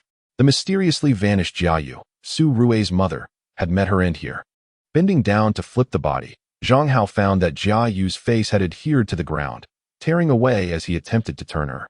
Struggling to suppress his discomfort, he called for Li Rao, deciding it best to shield Lu Yi from such a sight. Soon, Li Rao approached, gazing mournfully at the lifeless body of Jiayu, her heart heavy with sorrow and indignation. It was evident that Jiayu had suffered before her demise. She was not only unclothed but also bore numerous bruises. "She was murdered," Zhang Hao remarked coldly, observing the broken neck. Li Rao silently draped a garment over Jiayu's form and surveyed the surroundings. It was apparent that the body had lain undisturbed for several days, untouched by wild beasts, indicating the scarcity of wildlife in this forested area. "Let us cremate her here. It will be as if she is buried with her daughter," Zhang Hao said, a hint of sadness crossing his face as he recalled Su Rui. Before darkness fell, a fire ignited in the woods. Lu Yi, curious, wanted to take a look, but Li Rao stopped her. Soon, a tent appeared within the stone enclosure. That night, Zhang Hao chose not to light a fire. The campsite was secure, and with Li Rao and Lu Yi resting in the tent, warmth was unnecessary. At dawn, the three of them prepared to continue their journey towards the seaside. As dusk approached, Zhang Hao recognized a familiar cliff. Below lay the beach, yet no bodies remained. The naked corpses that had once been sprawled on the sand had likely been washed away by the tide or consumed by predators. The direction westward should be correct, Li Rao asserted. Zhang Hao nodded. "Let us travel through the night. We can rest later." "Travel at night?" Lu Yi exclaimed, though she understood that the trio had been away from the cave for too long, leaving the current situation uncertain. Indeed, traversing at night was perilous, even along the coastline. Significant dangers lurked. Fortunately, they had acquired ample flashlights and batteries from the base, enough to last for an extended period. As the night sea breeze wafted gently, the three advanced along the beach. Though it was somewhat chilly, it did not deter their progress. Occasionally, wild rabbits appeared along the shore, and seabirds foraged nearby, their calls adding a touch of amusement to the atmosphere. While walking, they engaged in light conversation. "Zhang Hao, that seabird has red eyes too," Lu Yi pointed out, indicating a bird pecking in the sand. The bird's eyes were crimson, vivid as blood. Chapter 74. Green Vine. Zhang Hao furrowed his brow. Throughout their journey on the sandy terrain, he had encountered no fewer than 10 creatures with red eyes. What was alarming was the evident ill temperament of these animals. Up ahead, a seabird suddenly raised its head, fixing its gaze upon him, its elongated beak twitching slightly. Without warning, it surged towards him. Drawing his shovel, Zhang Hao, seasoned in such encounters, swung it with precision, sending the bird sprawling into the sand with a sharp thud. The creature, standing nearly half a man's height, rolled in the sand, squawking twice before taking flight towards the island-esque forest. Witnessing this, Li Rao approached with Lu Yi, her voice tinged with unease. "Zhang Hao, it seems the number of red-eyed creatures on the island is increasing." They had previously speculated that this might indicate a contagion. Zhang Hao was also quite troubled. Although it was merely a conjecture, he felt an unsettling prickling sensation, rendering him exceedingly uncomfortable. They pressed on, exercising caution along the way, particularly regarding what lay behind them. The women were vigilant, causing their pace during the night to slow considerably compared to the outset. By the latter half of the night, their energy and stamina had waned significantly, prompting Zhang Hao to erect a tent behind a wind-sheltering rock, allowing the two women to rest adequately. As for himself, he managed to doze off briefly, and when he opened his eyes again, daylight had arrived. On this day, their pace quickened, yet the familiar beach remained elusive, leading even Li Rao to question the accuracy of her chosen direction. It was not until dusk that Zhang Hao spotted a rock resembling a turtle, which instantly reminded him of the beach they had first landed on. This was the direction. Tomorrow, they would reach the cave. A breath of relief escaped him as he turned and noted that Li Rao and Lu Yi were utterly exhausted, collapsed on the ground, unable to move. Although there was still an hour until dusk, they decided to spend the night there. The tide was gradually rising, yet the sandy shore yielded no seafood. A situation that had persisted for quite some time, which Zhang Hao and his companions had begun to accept with resignation. After wandering along the shore and returning to the turtle-shaped rock, Zhang Hao observed Li Rao setting up the tent, her bent posture causing a mesmerizing sway that left him momentarily dizzy. Hearing his quickened breaths, Li Rao lifted her head, met with Zhang Hao's intense gaze, and suddenly realized her state of undress. Hurriedly, she covered her chest with her hand and stepped out from the tent. In her haste, she stumbled, prompting Zhang Hao to reach out to assist her, only to inadvertently grasp an inappropriate area, the softness eliciting a flush of warmth that nearly caused him to lose composure. In that instant, Li Rao felt a mix of embarrassment and agitation. Thankfully, Zhang Hao released her, allowing her to scurry to Lu Yi's side. Zhang Hao, meanwhile, was left in a daze, taking a considerable time to regain his composure, ultimately only finding calm during dinner. That night, the seaside was tranquil, with nothing of note occurring. At dawn, the trio resumed their journey, buoyed by the knowledge that the cave lay ahead, their prior anxieties dissipating. By midday, an abundance of stones began to emerge upon the beach. 2 hours later, precisely at noon, a sparse forest came into view. Lu Yi, barely able to endure, rushed near the cave and promptly discarded her burdens. The temperature had soared to 40 degrees Celsius, compounded by the intense ultraviolet rays from the sea. Even with the ocean breeze, a suffocating sensation lingered. Beneath the cliff's rocky outcropping, Yi Xiao peered out. Her eyes reddened from tears upon seeing Zhang Hao and the others. At last, they had returned. Zhang Hao also spotted Yu Shuyao, the once leggy flight attendant, now coughing lightly with pale lips. Nevertheless, her figure remained as stunning as ever, often adorned with delicate straps that revealed an alluring, unfathomable cleavage. However, the next sentence caused a shift in Zhang Hao's demeanor. Zhang Hao, you must search for Shuya and Song Hui. They went to the valley to fetch water and have yet to return. Upon speaking, Yi Xiao's charming face tightened, her heart racing with anxiety. 2 days prior, the fresh water in the cave had run dry, and since Zhang Hao and the others had not returned, Shuya and Song Hui decided to venture forth themselves. As a result, 2 nights had passed without any sign of them. I shall go at once. Zhang Hao, concerned for their safety, set down the supplies in his hands and selected a few items to take with him. I will accompany you, Yi Xiao declared. Zhang Hao glanced at her, but ultimately shook his head in refusal. Everyone should wait for me in the cave. I can reach them faster alone.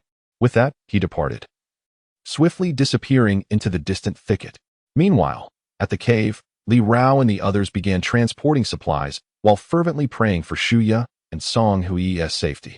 In the wild, Zhang Hao raced against the sun. Although it was only 1 o'clock, based on previous experiences, he knew he could not reach the valley before nightfall. Of course, with 3 days and 2 nights having passed, if they were still alive, they should not be in the valley. The most likely scenario was that an accident had occurred along the way. As dusk approached, Zhang Hao suddenly halted. To his astonishment, he spotted a water bucket by the roadside. The design of the bucket was identical to those in their cave, and this path had always been their sole route to the valley.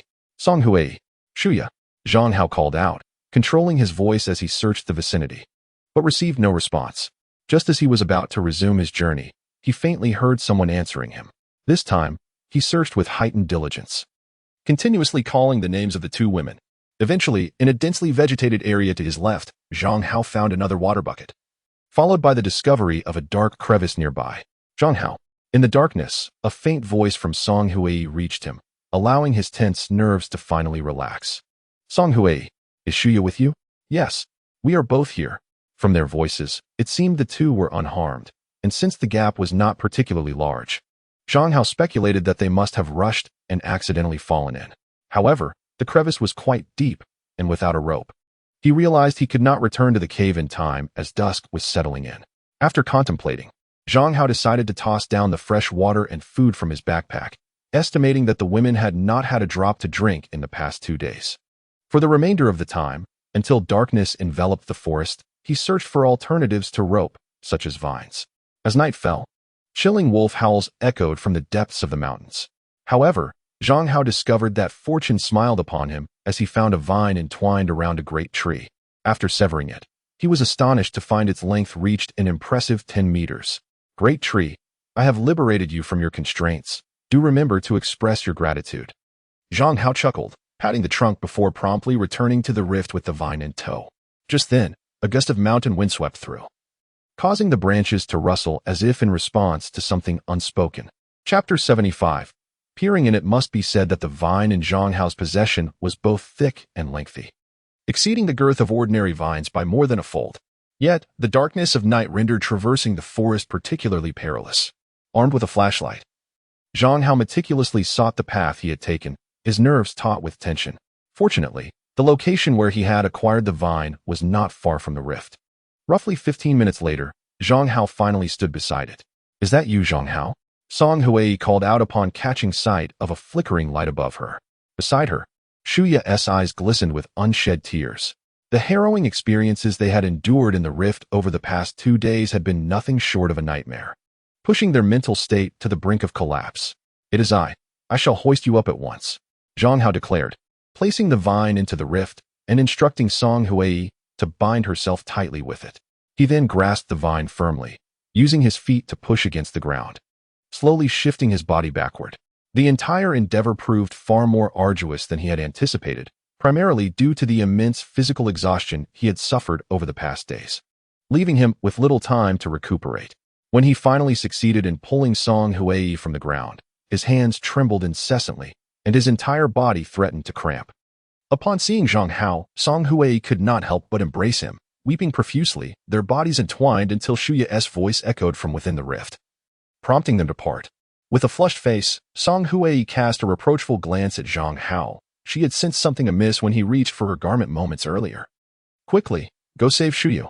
All right, Zhang Hao replied, the sensation from earlier lingering in his mind, leaving him curious about when he might experience it again.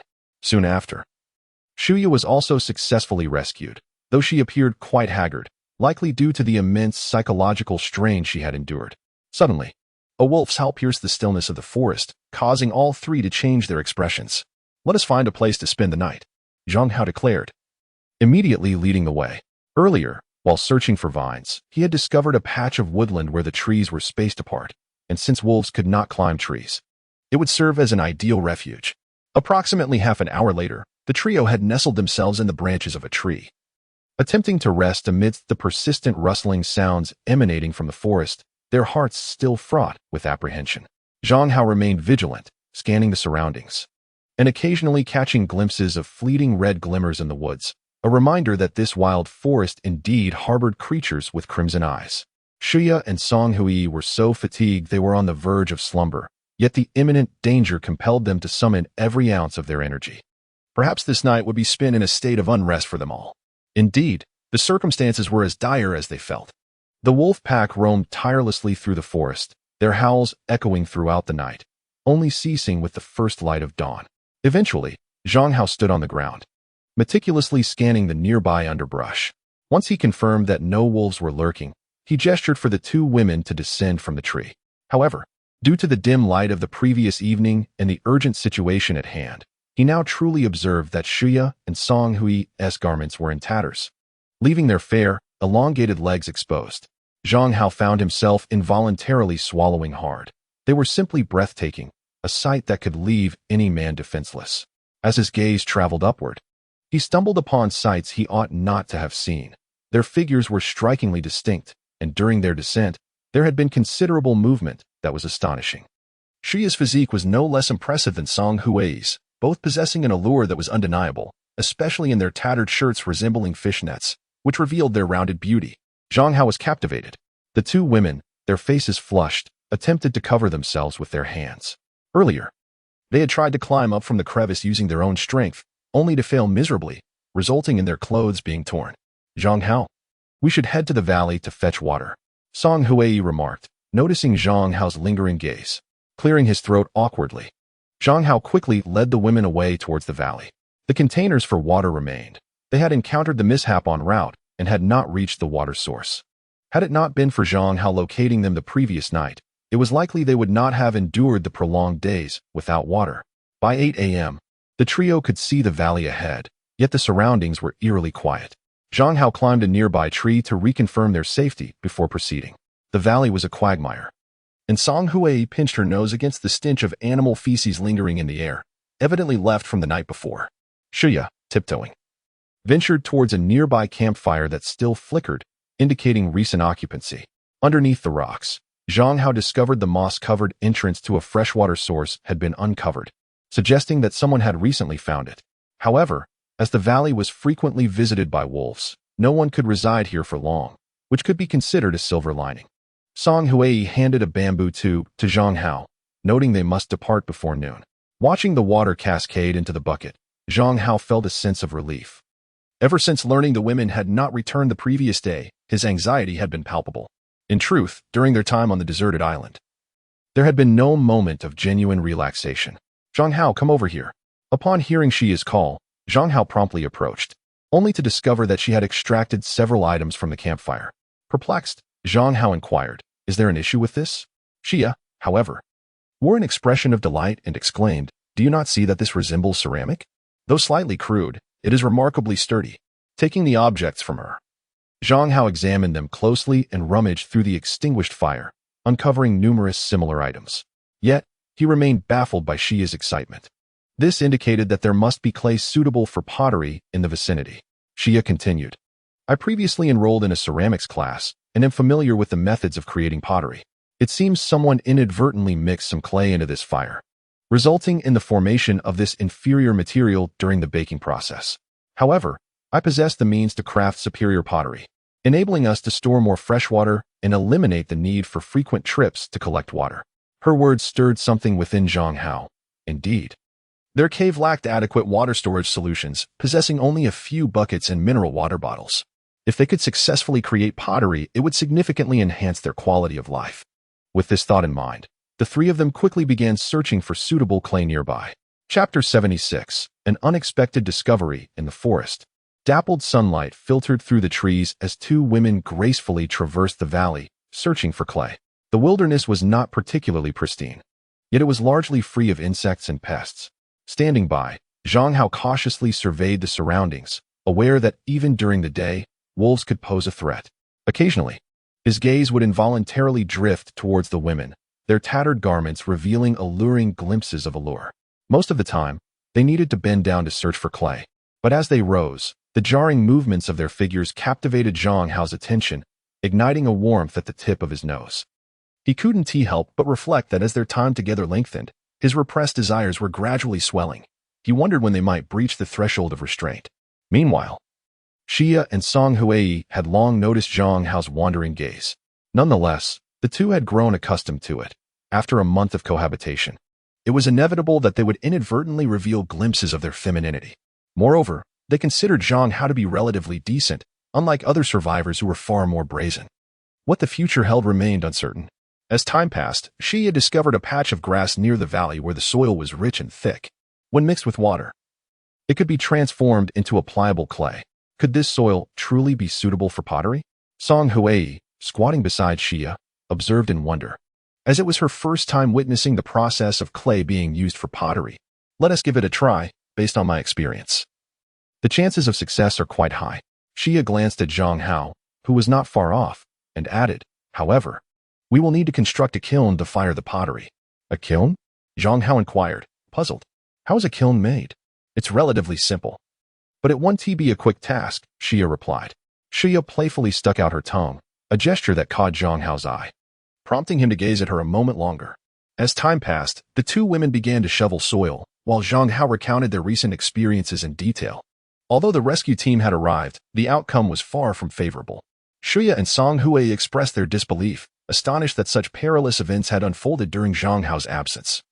Akin to a scene from a film, we must exercise caution when encountering others in the forest, Zhang Hao cautioned. Previously, They had to be wary of survivors. Now, they also had to be cautious of false rescuers. Shia looked up and inquired, could there be other rescue teams on the island? There should be, Zhang Hao speculated, recalling that Li Qin's words were likely a mixture of truth and deception.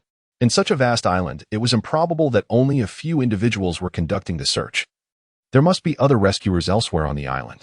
As noon approached, their water bucket remained unfilled.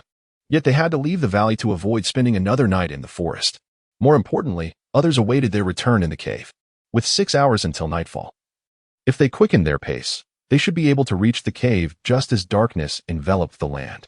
On their journey back, Zhang Hao bore the majority of the weight, carrying a bucket of soil and 2 buckets of fresh water, perhaps due to a month of isolated survival on the island.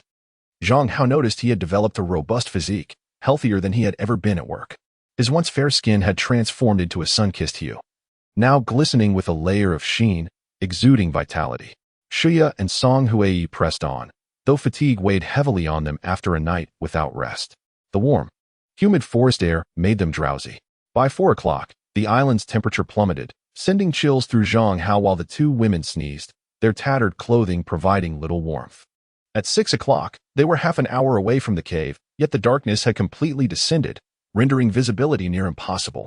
At 6:30, upon entering the cave, an overwhelming wave of exhaustion washed over them.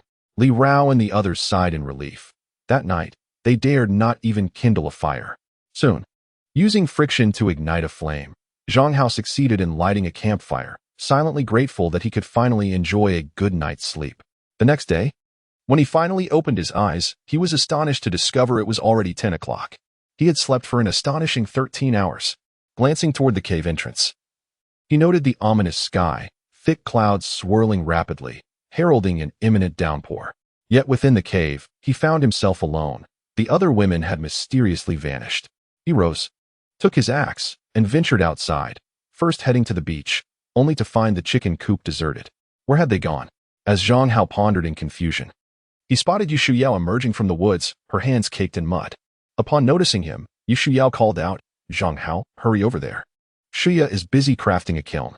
The mention of the kiln reminded Zhang Hao that they intended to fire pottery.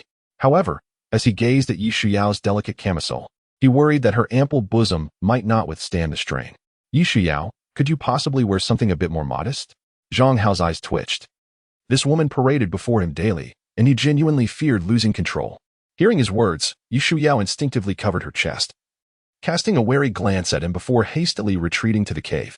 Zhang Hao exhaled deeply, feeling a headache rise as he proceeded forward. Soon, atop a gentle slope, he beheld Shuya and Li Rao busily digging, seemingly intent on creating a passageway. Nearby, Song Huai and Lu Yi were mixing the dirt they had brought back to the cave yesterday with fresh water to form a slurry. Zhang Hao, come help. My arms are sore. Shuya's sweet voice was quite pleasing to the ear. However, Song Huai frowned as she watched Zhang Hao approach the slope, a flicker of displeasure flashing in her eyes. At that moment, Shuya handed Zhang Hao a shovel and briefly described the kiln she envisioned. This seems somewhat troublesome. Zhang Hao expressed, feeling conflicted. Must the kiln have 2 layers? Shuya explained, I can't recall the specifics, but when I studied under my teacher, it was mentioned that it might be to enhance the temperature and retain heat. Taking a deep breath, Zhang Hao took the shovel and continued to clear the slope they were excavating. It was worth noting that this slope was a location Shuya had contemplated for an entire night. Originally, they intended to rebuild the kiln with fresh clay. But to save time, they decided to excavate the earth here to create a simple kiln, testing whether this yellow clay could produce suitable pottery. If the experiment proved successful, they would then construct a proper high-fired kiln for pottery. Meanwhile, the women continued to pound the slurry, striving to expel as much air as possible from the clay. In Chapter 77, Success, the shaping of the pottery involves several steps, the first of which is transforming the slurry into clay while ensuring it is free of impurities. Following this, the clay must be pounded to achieve uniformity and enhance its plasticity. This process also serves to eliminate bubbles, preventing the formation of voids during firing that could compromise the quality of the pottery. Shuya was vigorously slapping the kneaded clay, while a platform made of wooden boards was already laid out on the ground. On the other side, Li Rao and Yi Shuyao were burning grass leaves, as the resulting ashes would serve as an essential ingredient for pottery, according to Shuya. The amount of clay they had brought from the valley was limited. They had managed to create 7 pieces, intending to craft a few small ceramic bowls initially. Success would be ideal, but if they failed, it would merely be a regrettable experience. Zhang Hao continued to excavate the earth. Although the passage was opened up, the space remained too confined to accommodate the two-tiered kiln that Shuya had envisioned. Beneath the great tree, while the kiln was still incomplete, Shuya diligently worked with clay, while the other women attentively observed the crafting techniques. On the island, no one could assist them. Every morsel of survival knowledge was invaluable.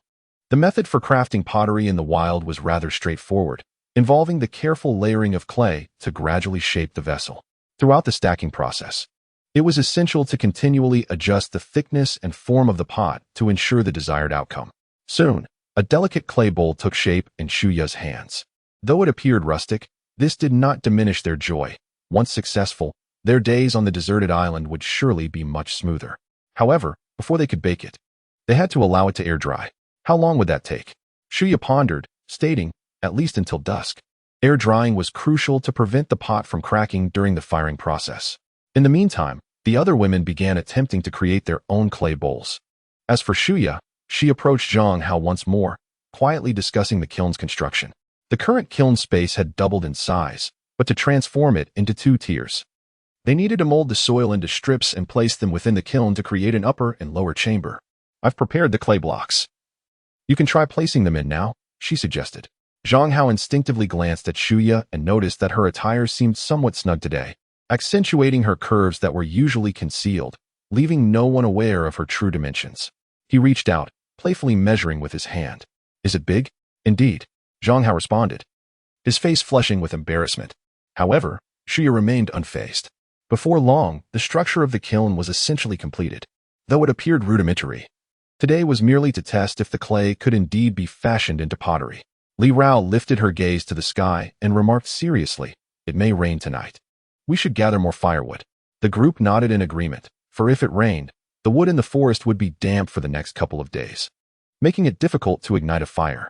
Even if the wood could catch flame, a musty, damp odor would linger in the air. As the hours passed, the 6 of them traversed the woods, chopping firewood farther from the cave to avoid detection. The island was abundant in timber, providing more than enough firewood for a lifetime. By 4 p.m., as the skies darkened, the group hurriedly returned with their firewood. The 7 clay pots left in the forest had fully dried during this time. Their surfaces hardened. Zhang Hao glanced at Shuya and asked, shall we begin firing them now? Not yet. We must first warm the kiln, she replied. Hearing this, Zhang Hao sighed, realizing that the process of creating pottery was proving more intricate than he had anticipated. Originally, it was not safe to kindle a fire in the forest at night. However, there exists a distinction between a kiln and a standard campfire. Furthermore, the thick smoke that ascended during the night would go unnoticed, prompting the group to seize the moment and craft the pottery in one continuous effort. The kiln had been divided into 2 levels, with Zhang Hao placing the burning wood into the lower compartment, compressing the heat as much as possible within, thus rapidly elevating the temperature of the entire structure. After darkness fell, the residual heat from the kiln was expended, and Shuya meticulously coated 7 pottery vessels with wood ash, placing them sequentially into the upper chamber. Due to the gentle slope of the site, the flames within the kiln were not easily visible to the creatures of the forest, while from another outlet, a voluminous plume of smoke billowed forth, swiftly dissipating under the cover of night. This process continued for 4 hours, during which the inhabitants of the cave remained vigilant, eager to inspect the pottery and wary of detection. At 10 o'clock, a light rain began to fall, casting an unusual stillness over the forest. Following Shuya's instructions, Zhang Hao extinguished the kiln and, under the beam of a flashlight, carefully extracted the outermost layer of firewood. The pottery vessels were positioned near the mouth of the kiln, awaiting the gradual decline of their surface temperature. After 10 minutes, Shuya, unable to contain her anticipation, retrieved one of the pottery vessels and gently tapped it with her finger. It was indeed hard, though a crack marred its surface. Observing this, Li Rao promptly produced a bottle of water and poured fresh water into the vessel, revealing no signs of leakage. After a few more minutes, confirming the vessel's ability to hold water, the women could no longer suppress their excitement. We did it. Let us see the others. To their delight, out of the 7 pottery vessels, only one was deemed unusable, while the rest exhibited no flaws. Shuya exclaimed, this clay is indeed suitable for making pottery. Let us venture into the valley tomorrow to gather more soil. Absolutely. Let us set off together. Zhang Hao stood by, watching the women, their enthusiasm infectious. Since the discovery of the cave, such collective action had not occurred again. Soon, the rain intensified, and Zhang Hao and the others concealed the kiln once more, erasing all traces of their endeavor. To the sound of the pouring rain, everyone slept soundly that night. The following day, at 5 o'clock, the group awoke in succession, quickly preparing themselves before embarking towards the valley.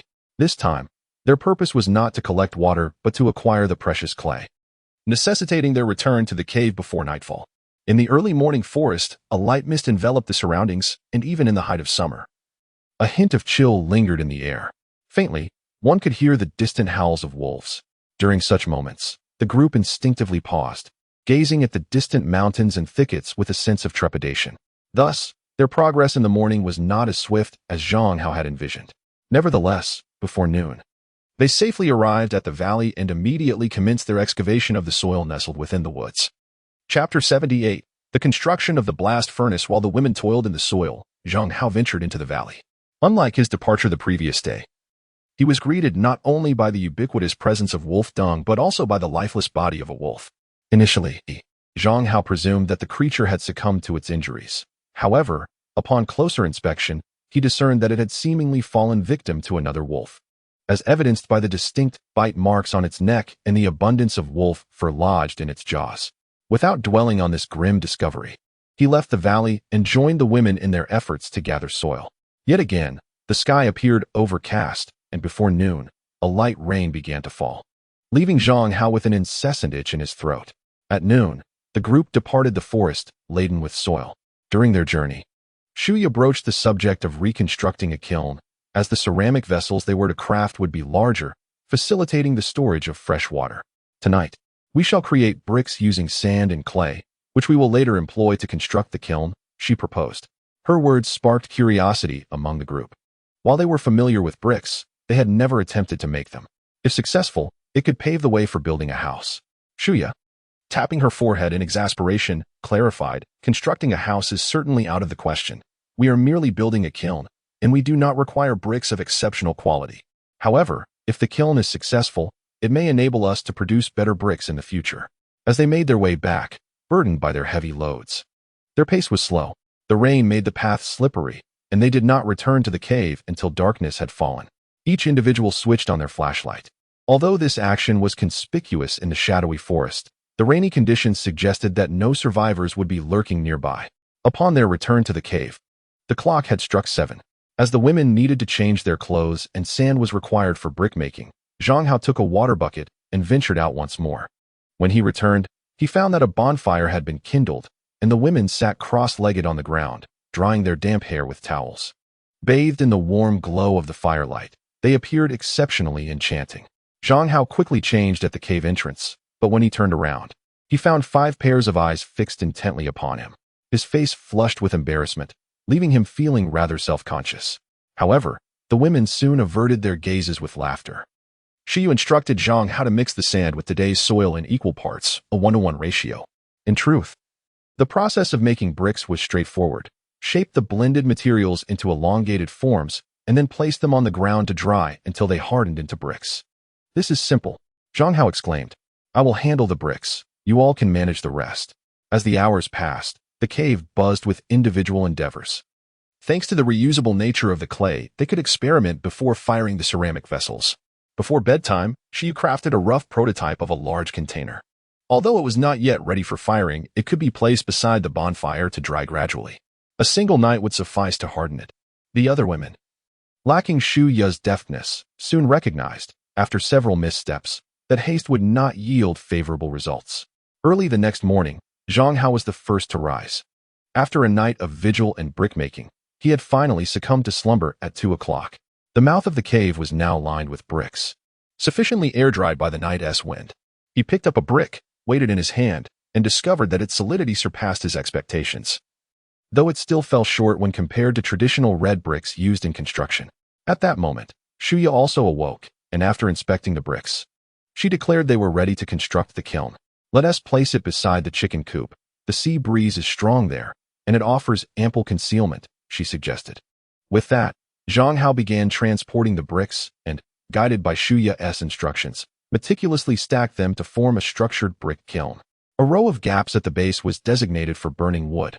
However, according to Shuya's preference, charcoal would be ideal for firing the kiln. Alas, they were unfamiliar with the process of obtaining charcoal and had to resort to using wooden logs instead. Near the top of the kiln, a spacious cavity was allocated for holding the ceramic pots. Once Zhang Hao completed the kiln and successfully ignited the fire, she placed the only formed vessel from the previous night inside and then positioned an iron pot atop the kiln, aiming to concentrate the heat. At that moment, the temperature on the beach soared, compelling Shiyu to retreat back to the cave, leaving Zhang Hao alone to continue adding wood. Thick smoke billowed, only to be swiftly dispersed by the sea wind.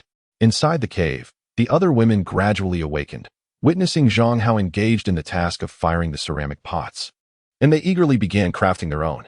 The prospect of storing more fresh water motivated them to labor diligently, as it meant they could finally enjoy a bath. By 10 o'clock, Zhang Hao had extinguished the roaring flames of the kiln, although the interior remained intensely hot. After another half hour, he lifted the iron pot from the top of the kiln and gingerly extracted the enormous ceramic pot from within. At the moment of contact, he could not suppress a gasp of astonishment. Incredible! The pot not only emerged unscathed, but was even sturdier than the smaller bowl made the previous day. He carried it back to the cave, where the women immediately began filling it with fresh water, and it proved to be entirely effective. "I'll go fetch some more wood. You all work faster," Zhang Hao exclaimed, exhilarated, not solely for the prospect of bathing, but also from a sense of accomplishment. Life on the island often felt monotonous, but now, with a newfound method to pass the time, he felt a sense of fulfillment. The women, under Shuya's guidance, hastened to produce more ceramic pots, each making noticeable progress. Zhang Hao ventured deeper into the forest to gather wood. The weather was overcast, yet the oppressive heat on the island was uncomfortable, suggesting that a torrential downpour was imminent. A heavy rain would indeed save us much time, Zhang Hao mused, recognizing that although rainwater was unsuitable for drinking, it could be boiled for bathing.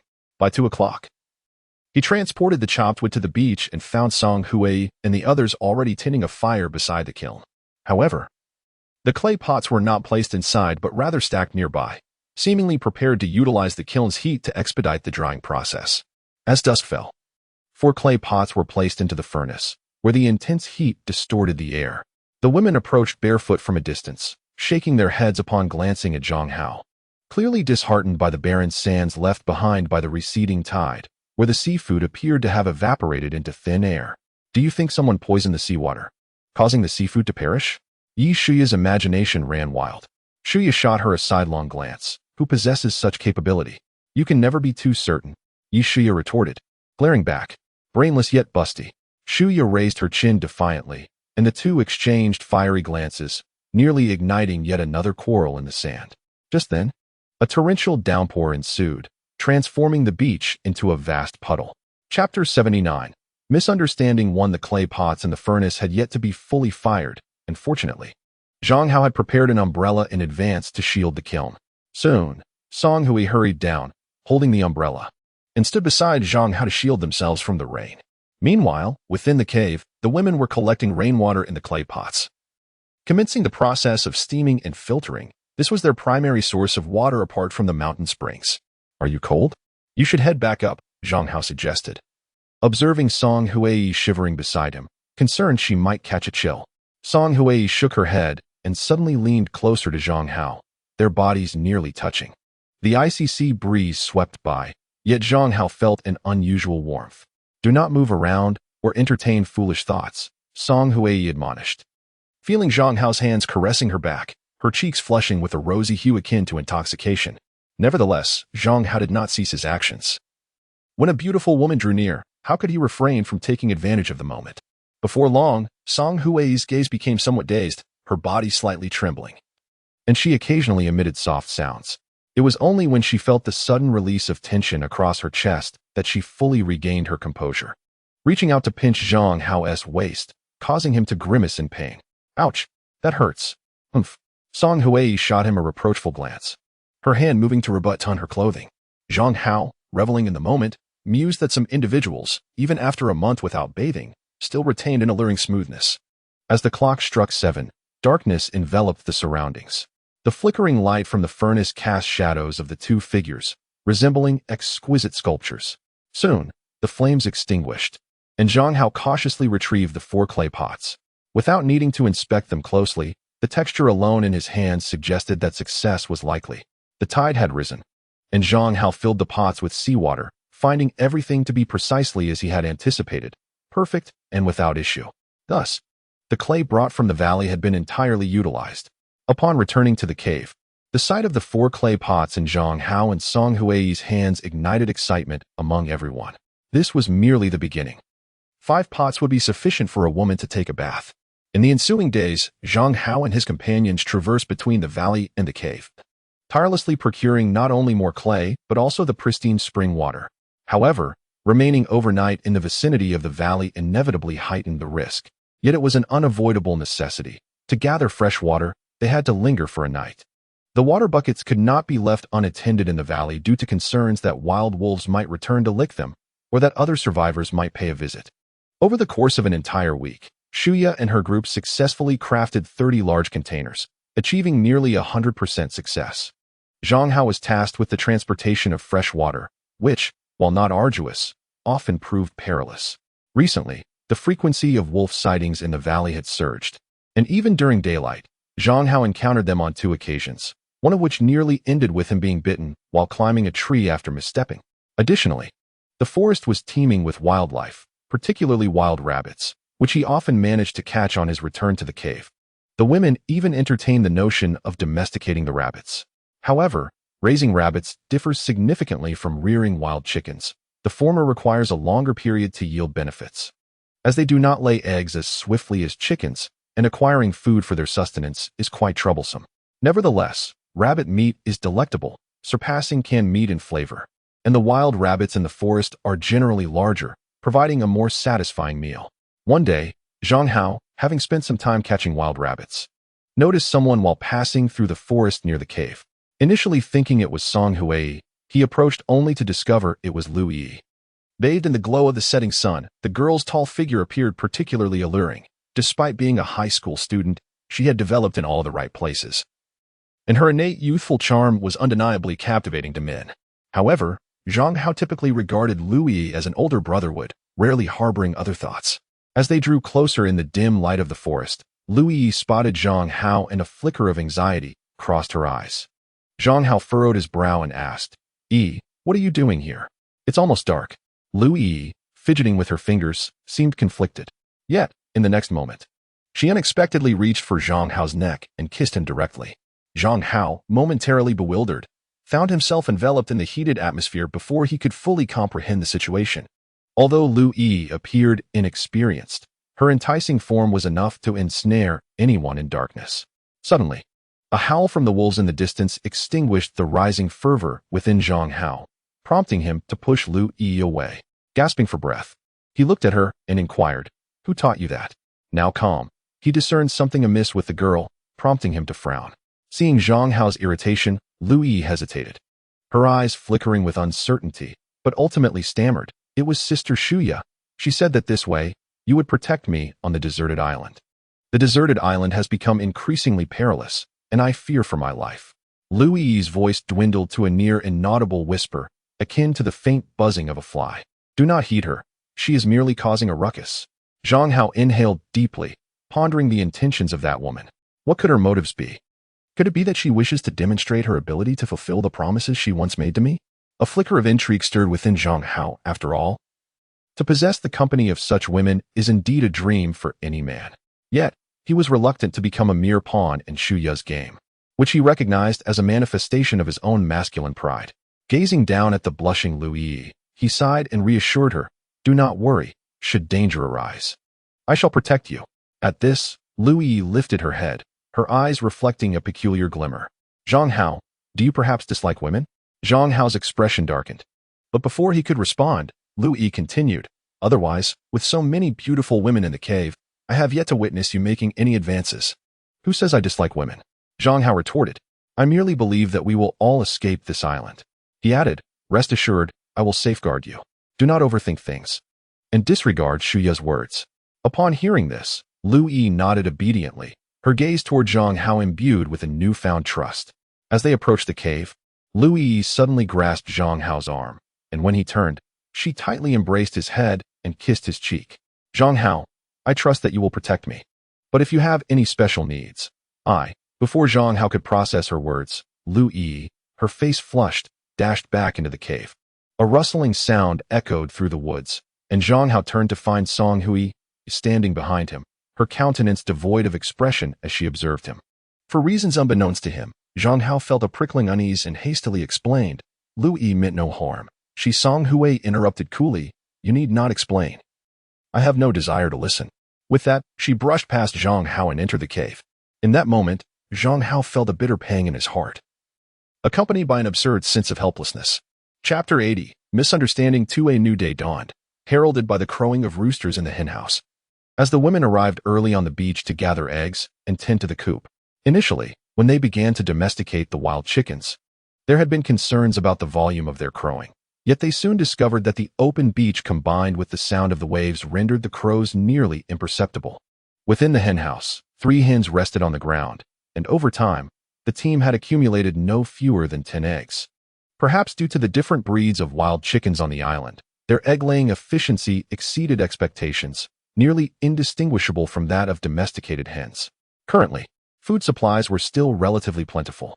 Among the provisions brought from the base, there were still some compressed biscuits, sufficient to sustain them for at least a month. As for life beyond that month, they could only hope that fortune would favor them. Zhang Hao was engaged in transporting sand, with a considerable pile of bricks accumulated near the chicken coop, as they prepared to construct a sturdier chicken house. They even contemplated returning to the former mangrove to search for surplus wild chickens. The rescue team had yet to arrive, and they needed to strategize their survival on the island after the sweltering summer, with food and fresh water being of utmost importance. Li Rao and her companions were busy cleaning the chicken droppings, while Zhang Hao, alongside Shuya, was baking wet bricks in the kiln. Reflecting on the events of the previous night, Zhang Hao could not help but remark, Shuya, isn't it rather inappropriate for you to incite Lu Yi like that? Shuya, monitoring the wet bricks, responded, What? Did Lu Yi seek you out yesterday? Zhang Hao glanced at her and recounted the previous day's occurrences. Shuya paused her work, chuckling, The meat was practically delivered to your lips, and you can still hold back? Are you truly a man? Upon hearing this, Zhang Hao's expression darkened, and he reached behind Shuya, mockingly asserting, Whether I am a man or not is not for you to decide. Shuya shivered slightly at his touch, inhaling sharply, and gazed at him, saying, Zhang Hao, I merely wish to inform you that those dreams you cherish on this island, I can help you realize. This time it is Lu Yi, and next time it could be you, Shuya. As long as you prioritize protecting me on this island, everything will be manageable. Even I can ensure your comfort. Zhang Hao swallowed hard, only then noticing that Shuya was clad in a form-fitting dress, accentuating her curves, making her presence strikingly formidable. He glanced again at the woman still cleaning the chicken coop across from him, took a deep breath, and murmured, Even if I agree to your proposition, how can you be certain that when danger arises, I will prioritize your safety? Shuya replied, Now that the rescue team has arrived on this island, it indicates that there is still hope for salvation. If we are rescued, I can promise you an additional 800,000. Hearing this, Zhang Hao cast a deep look at Shuya. The allure of beauty and wealth was indeed stirring something within him. The mere promise of such rewards made his heart race. However, after a moment's reflection, he shook his head and said, Shuya, we are all part of the same team. Mutual assistance is essential for our prolonged survival. Shuya, her expression devoid of emotion, countered, Zhang Hao, we are all adults, not high school students like Lu Yi. Everyone desires to leave this place alive, but who would willingly sacrifice themselves? Perhaps you would, but I cannot. Zhang Hao fell silent. In truth, Shuya's words held validity. When faced with life-and-death situations, how many would truly consider their companions? Just like during the sinking of the Golden Cruise, very few genuinely aided those beside them. Observing the woman with reddened eyes, Zhang Hao sighed again. She was simply striving to ensure her own survival. At least she possessed more courage than many. In reality, no one relished being exploited. Zhang Hao reached out to wipe away her tears, but she recoiled, observing the sorrow etched on the other's face. Zhang Hao felt a wave of melancholy wash over him, accompanied by a tinge of guilt as he glanced at the woman in the chicken coop, utterly at a loss for how to articulate his thoughts. Fortunately, after Li Rao and the others finished tidying up the coop, They gradually departed, leaving only Zhang Hao and Shu Yu on the beach. Perhaps due to the diminished company, the atmosphere between the two became less oppressive than before. Shu Yu turned her head to regard the gloom-ridden Zhang Hao and suddenly burst into laughter. "What's wrong?" Zhang Hao queried, puzzled by her mirth. With a blush creeping across her cheeks, Shu Yu replied, "I was pondering how you managed to endure. With so many women in the team, any other man would likely have succumbed to temptation by now." Zhang Hao chuckled lightly, sensing an undercurrent of sarcasm in her words. Time, unbeknownst to them, slipped into the afternoon. "Could you give me a hug?" She unexpectedly asked. Zhang Hao, licking his lips, found himself bewildered by the woman's intentions. Yet, gazing at her exaggeratedly curvaceous form ignited a warmth within him. He tentatively reached out, resting his hand on her shoulder, causing both of them to shudder slightly. Noticing Shu Yu's lack of resistance, he enveloped her in his arms, savoring her softness and smoothness, as an unusual emotion surged within him. Perhaps on this island, he could truly possess her. Before long, she struggled to rise, adjusting her clothing, which now revealed a considerably larger neckline, exposing faint red marks upon her fair skin. "Zhang Hao, if you come to a realization, feel free to seek me out," she said, before leaning down to plant a kiss on his cheek. She then called out, "Hui, come down and take my place. I need to rest for a bit." Zhang Hao immediately turned his head, only to see Shu Yu heading toward the cave. While Song Hui stood at the entrance, her expression devoid of emotion as she gazed at him. A jolt of unease coursed through Zhang Hao, after all. It was Song Hui he had originally harbored feelings for, and she most certainly witnessed the earlier scene. Soon, Song Hui approached him, her demeanor making Zhang Hao avert his gaze, though he felt compelled to clarify. "Hui, please let me explain, it wasn't he as you perceived." However, Song Hui ignored him entirely, leaving the beach with reddened eyes, jogging over the rocky terrain until she vanished from sight. Zhang Hao had the urge to pursue her. But just then, a fierce gust of wind swept through the chicken coop, lifting the outer fishing nets. In an instant, 5 wild chickens burst forth from the coop, flapping wildly as they emitted sharp cries. In that moment, chaos erupted beneath the cave as chickens flew in all directions, leaving Zhang Hao with no time to seek out Song Hui, instead joining the others in the frantic effort to capture the escaping fowl. The rocky terrain proved particularly challenging, with the tumultuous sea on one side and the treacherous stones on the other, making the pursuit of the chickens exceedingly arduous. By 4 in the afternoon, they had only managed to catch 3 of the 5 errant chickens, with the remaining 2 taking refuge in the nearby woods, eluding capture. It was at this juncture that Li Rao's words sent a fresh wave of anxiety through Zhang Hao's heart. Has anyone seen Song Hui? Chapter 81. A startling concern. Song Hui had yet to return. At this moment, gazing in the direction from which the other had departed, Zhang Hao took a deep breath. "I will search for her. If I do not return before nightfall, you must be cautious." After uttering these words, Zhang Hao first visited the cave to pack some provisions. Shortly thereafter, Li Rao and a few other women entered, noticing the urgency in Zhang Hao's eyes. They inquired if something had transpired. As he stowed a flashlight into his pocket, Zhang Hao replied, "Song Hui may be in trouble. I shall go look for her. You should stay in the cave. I will accompany you." Shu Yu suddenly interjected. "That is unnecessary." Zhang Hao shook his head, stating, "The forest is unsafe at night. Having another person would only be an added burden. I shall return swiftly." Soon, Zhang Hao departed the cave, making his way to the forest above. At noon, Song Hui had walked westward along the rocky beach. At that time, the weather was scorching, and she likely did not venture far. However, with dusk approaching, it was anticipated that darkness would soon envelop the island. Remembering the sorrowful expression on her face as she left, Zhang Hao felt a pang of distress. His sole desire was to locate Song Hui as quickly as possible and convey the events that transpired on the beach, thereby resolving the misunderstanding. With a heavy sigh, he hastened westward along the beach before nightfall. There was still an hour until darkness descended, yet the forest was gradually shrouded in gloom, aside from the silhouettes of trees. Distinguishing anything else became increasingly difficult. Initially, there were clear footprints on the ground, but as he ventured deeper into the forest, the surroundings grew more complex. Zhang Hao had to slow his pace, utilizing the flashlight to carefully discern the direction of the footprints. Yet soon, even the footprints vanished. In this vast forest, where could Song Hui have gone? At that moment, Zhang Hao felt a sense of confusion, but he soon became like a headless fly, desperately searching for clues in the darkening woods. At 6 o'clock, as night fully blanketed the island, the forest became impenetrable. Zhang Hao switched on the flashlight. A beam of intense light illuminating the foliage ahead. This high-powered flashlight, a remnant from their previous base, was scarce and drained batteries rapidly. A pair of ordinary AA batteries could sustain it for only 5 brief minutes. The glaring light, accompanied by Zhang Hao's repeated calls for Song Hui, stirred the forest into a cacophony. Sweat beaded on Zhang Hao's palms. This western forest had always been uncharted territory for them.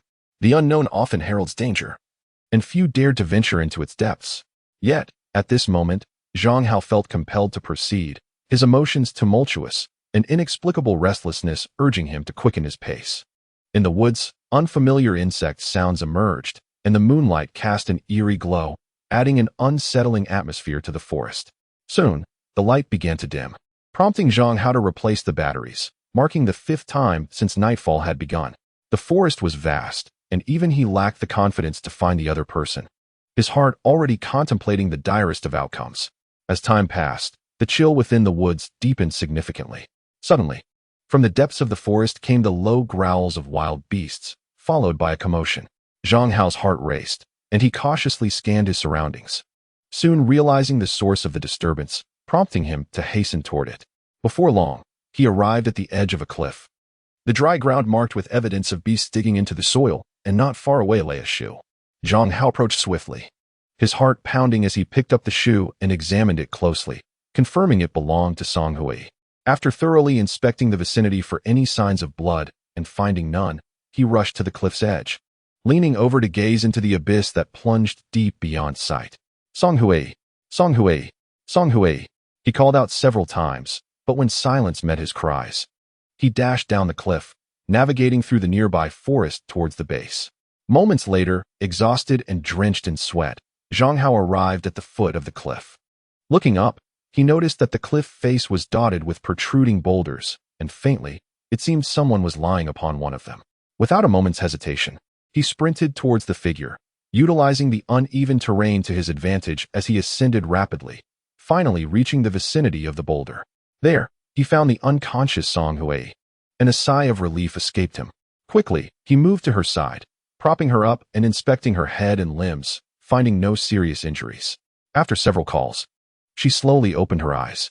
Upon recognizing Zhang Hao, Song Hui embraced his neck, bursting into tears. Zhang Hao felt a lump in his throat, holding her tightly until her sobs subsided. "Why did you take so long to find me?" she asked, pinching his waist, her voice tinged with grievance. Tears once more brimming in her eyes. "A wolf chased me, and I jumped off the cliff, thinking I would never see you again." Zhang Hao cast another glance at the rocky cliff, silently acknowledging the woman's fierce resolve. "It seems we may never leave this island in our lifetime," Song Hui remarked, her gaze melancholic as she stared into the forest, having contemplated many things that afternoon, ultimately confronting the harsh reality. Zhang Hao noticed that she had rested her head on his shoulder. "Zhang Hao, is it safe here?" she inquired. "Yes," he replied. The cliff was steep, and his ability to climb back up was solely due to the coordination of human thought and limbs, a feat easier than for animals. "Hold me tight. I feel a bit cold," she said, her delicate face flushed, reminiscent of a drunken beauty. Zhang Hao swallowed hard, feeling her eagerness. He could not resist pulling her into his embrace. Their breaths intertwined, and despite the lack of a bath for some time, a faint fragrance still lingered about her. Song Hui lifted her gaze and wrapped her arms around Zhang Hao's neck, their lips meeting in a profound kiss. There was no need for explanations. Zhang Hao's willingness to venture into the forest at such a late hour to find her spoke volumes. After enduring such restraint, was he not uncomfortable? Song Hui suddenly looked at Zhang Hao, a playful smile gracing her lips. She then deftly unfastened his belt. What was happening? Zhang Hao was momentarily taken aback, but he quickly closed his eyes, dismissing all thoughts. The entire encounter lasted a full 30 minutes before Song Hui playfully chided him with a glance. Afterwards, she rinsed her mouth with the fresh water Zhang Hao had brought, adjusted her crumpled clothing, and nestled back into his embrace. "Will you always treat me well?" "I will." At that moment, Zhang Hao's gaze was filled with sincerity. Having shared such intimacy, he felt compelled to shoulder the responsibilities of a man. "Would you like to hear about my past as a gym instructor?" Chapter 82. A new corpse in the forest under the cover of night. The occasional roar of wild beasts and the rustling of leaves could be heard. At the cliff's edge, Zhang Hao held Song Hui, feeling an unprecedented closeness between them. It was almost surreal, for Song Hui was extraordinarily beautiful, her skin smooth and delicate, her breathtaking features impossible to overlook. Her figure was a marvel, with curves so exaggerated that they seemed to belong only to the realm of cartoons, embodying perfection in every sense. That night, as Zhang Hao listened to Song Hui recount her experiences over the years, an inexplicable sense of tenderness welled up in his heart. "Do you think less of me?"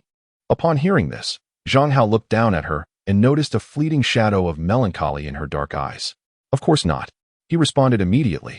Song Hui smiled, wrapping her arms around his neck and whispering, "Let us keep our relationship a secret for now." This time, Zhang Hao nodded, harboring no reservations, as he understood that revealing their relationship could disrupt the seemingly harmonious team, shattering the safety they currently enjoyed. He pondered the implications. If faced with danger, which woman would he save first? That night, the world beneath the cliff felt exceptionally tranquil and beautiful. It was not until the early hours that Song Hui finally fell into a deep slumber, while Zhang Hao held her tightly, savoring her softness while suppressing his own desires. However, at one moment, he noticed a fleeting silver light beneath the cliff, instantly waking him. This light continued to move, slowly, occasionally disappearing for a time before reappearing several dozen meters away. Zhang Hao's curiosity was piqued, yet he refrained from acting recklessly out of consideration for Song Hui.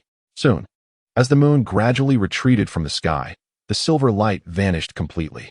When dawn broke, Song Hui opened her eyes to find Zhang Hao gently stroking her hair, his eyes reflecting an unabashed affection.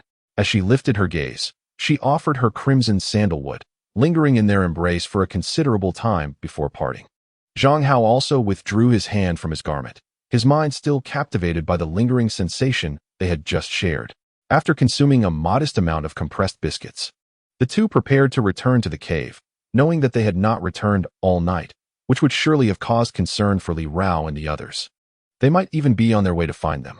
As they departed from the cliff, Zhang Hao gazed at the forest, recalling the silvery glow from the previous night.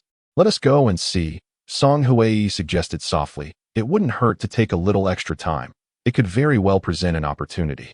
Zhang Hao nodded, his curiosity piqued by the sudden appearance of that mysterious silver light. The forest beneath the cliff was not densely populated, primarily composed of low shrubs and interspersed trees, creating a seemingly impenetrable landscape.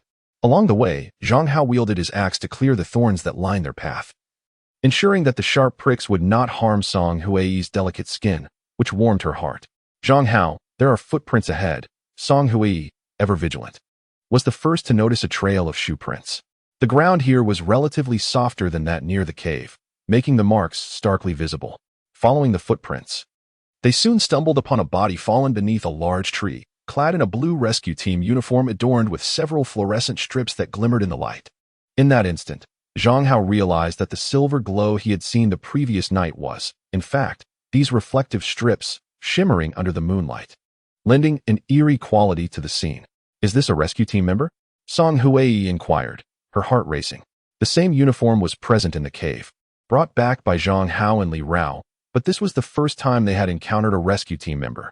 After a moment of contemplation, Zhang Hao bent down to roll up the sleeve of the corpse, revealing unmarked skin on the arm, indicating that it was likely a genuine rescue team member. "It seems this truly is a member of the rescue team," he sighed, surprised to find yet another body after so many days. The individual was covered in bruises and wounds, the most severe located at the temple, now darkened. In the ensuing moments, Zhang Hao rummaged through the pockets of the deceased, retrieving a lighter and a crossbody bag containing only a pack of compressed biscuits. Unable to burn the body for disposal, he could only bury it nearby. Once this was accomplished, Song Hui pointed to the footprints on the ground, suggesting, "Shall we follow the footprints? Perhaps we might locate other rescue team members." This direction likely led to the beach and was further west. "That sounds good," Zhang Hao agreed, harboring his own plans. The forest west of the cave was seldom explored. Aside from occasional woodcutting, perhaps this time they would uncover something new. Thus, the two proceeded forward, the tracks beneath their feet clearly visible, encountering no dangers along the way. During their journey, feeling overheated, they paused for a brief respite in a small thicket, though the air was occasionally filled with low murmurs. Song Hui rose from the ground, rinsing her mouth with water, her cheeks flushed and her shirt wrinkled at the front, yet her upright posture rendered her even more alluring. Beneath the grand tree, Zhang Hao tightened his belt, gazing at the alluring woman beside him, feeling as though he were in a dream. As noon approached, the pair suddenly caught sight of a vibrant blue through the trees. Zhang Hao exclaimed in astonishment, "It is a beach." This forest was far smaller than he had imagined, and upon crossing through, they were greeted by the sight of a sandy shore.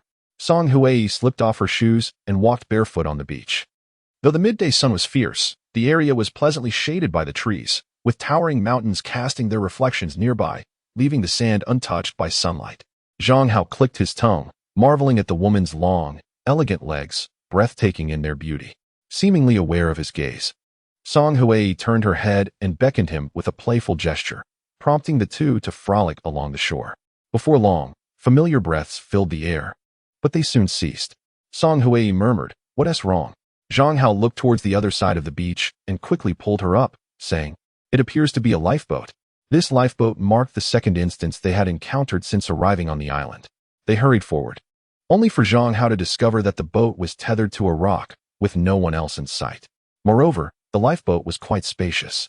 Upon climbing aboard with Song Hui, they found it empty, save for a glimmer of hope. The fuel tank still contained some fuel, though limited, enough to potentially operate the vessel. The revelation sparked excitement, but Zhang Hao soon regained his composure, realizing that this scant fuel would not alter their predicament on the island, where they had spent the majority of their time.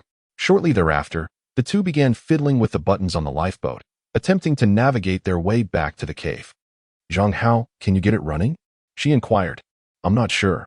Let us just give it a try," he replied, harboring little hope. Although the buttons bore Chinese labels, their sequence was entirely perplexing. A flurry of random presses ensued, yet the lifeboat remained stationary. In a moment of encouragement, Song Hui wrapped her arms around Zhang Hao's neck, a charming smile gracing her lips. "I believe in you." Zhang Hao couldn't help but smile in return, feeling a delightful pressure against his chest, prompting him to lean in closer. Song Hui shot him a teasing glance, but remained by his side, resting her chin in her hands, her face adorned with a playful expression. After several attempts, Zhang Hao finally managed to start the engine, feeling the boat sway as both of them grew exhilarated. "Put on the life jacket first," Zhang Hao advised, aware that this was his first time operating such a vessel. Should danger arise, their only option would be to leap into the sea. Song Hui nodded, but due to her curvaceous figure, the life jacket proved inadequate. Ultimately, Zhang Hao had no choice but to strap the life jacket onto her arm, resulting in a rather comical appearance. Before long, the white lifeboat slowly drifted away from the shore, navigating along the beach towards the east. The vessel traversed the waters at a leisurely pace. Zhang Hao, feeling a surge of anxiety, gripped the steering wheel tightly, uncertain of the fuel level in the tank, and remained poised to abandon the ship at any moment.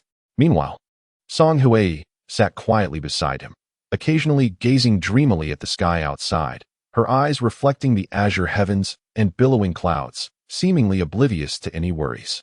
The surface of the sea shimmered with splashes of foam, accompanied by the occasional calls of seabirds, evoking a sense of tranquility and elation. At one moment, Song Hui seemed to sense something, suddenly lifting her head to look toward the shore. It was Li Rao and her companions.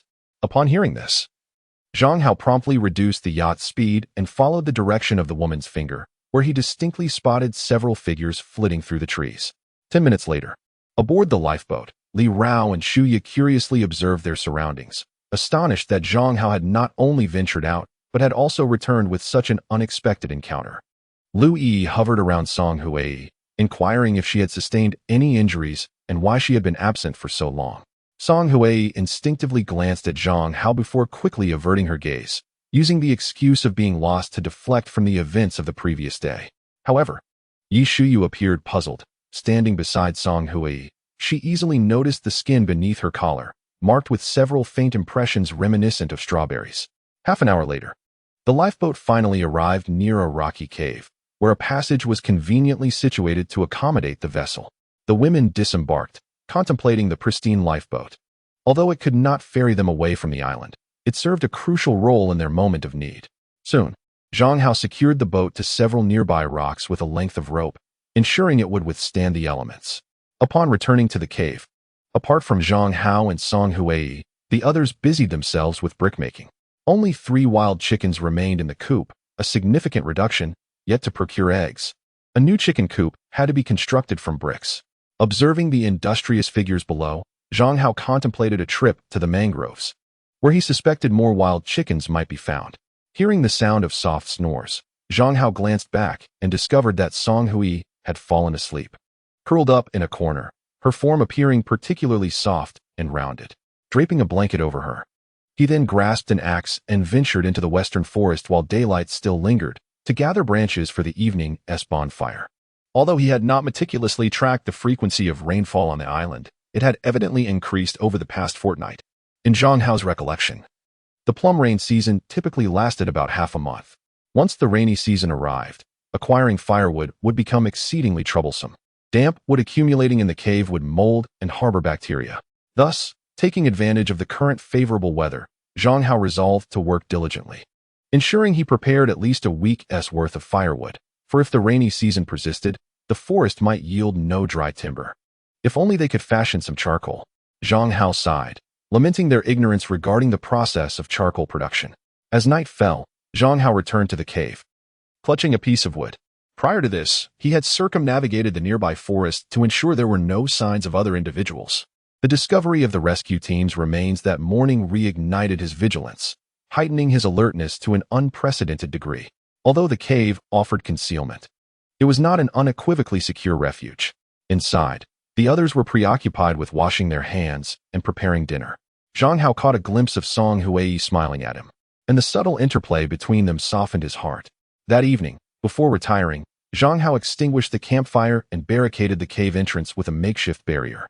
The glow of the fire was conspicuous. Even though the cave was perched on a cliff, the risk of being observed lingered. He approached the cave entrance with his sleeping bag and turned back, suggesting, "If you feel chilly, you may crawl into the sleeping bag. All right, you should get to bed early too. Good night." On this night, Zhang Hao did not take the watch, for he needed to rise early the next day to transport fresh water from the valley. Over the subsequent 2 days, he tirelessly ferried water back and forth with Shuya, Lui, and Yi Shuyu, while Li Rao and Song Hui in the cave busied themselves crafting bricks and clay pots to store additional water reserves.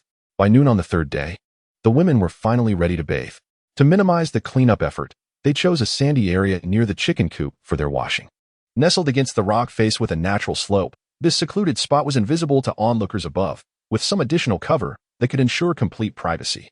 "Zhang Hao, please drive the stakes deeper," shouted Yu Shuyu, clad in a blue camisole on the beach. Zhang Hao rushed over with an axe, swiftly driving the surrounding stakes several inches deeper. He then erected long wooden beams atop the stakes and draped the cotton blankets used during winter over them, creating a nearly perfect screen. Anyone bathing inside would remain unseen by those outside, unless one possessed extraordinary vision.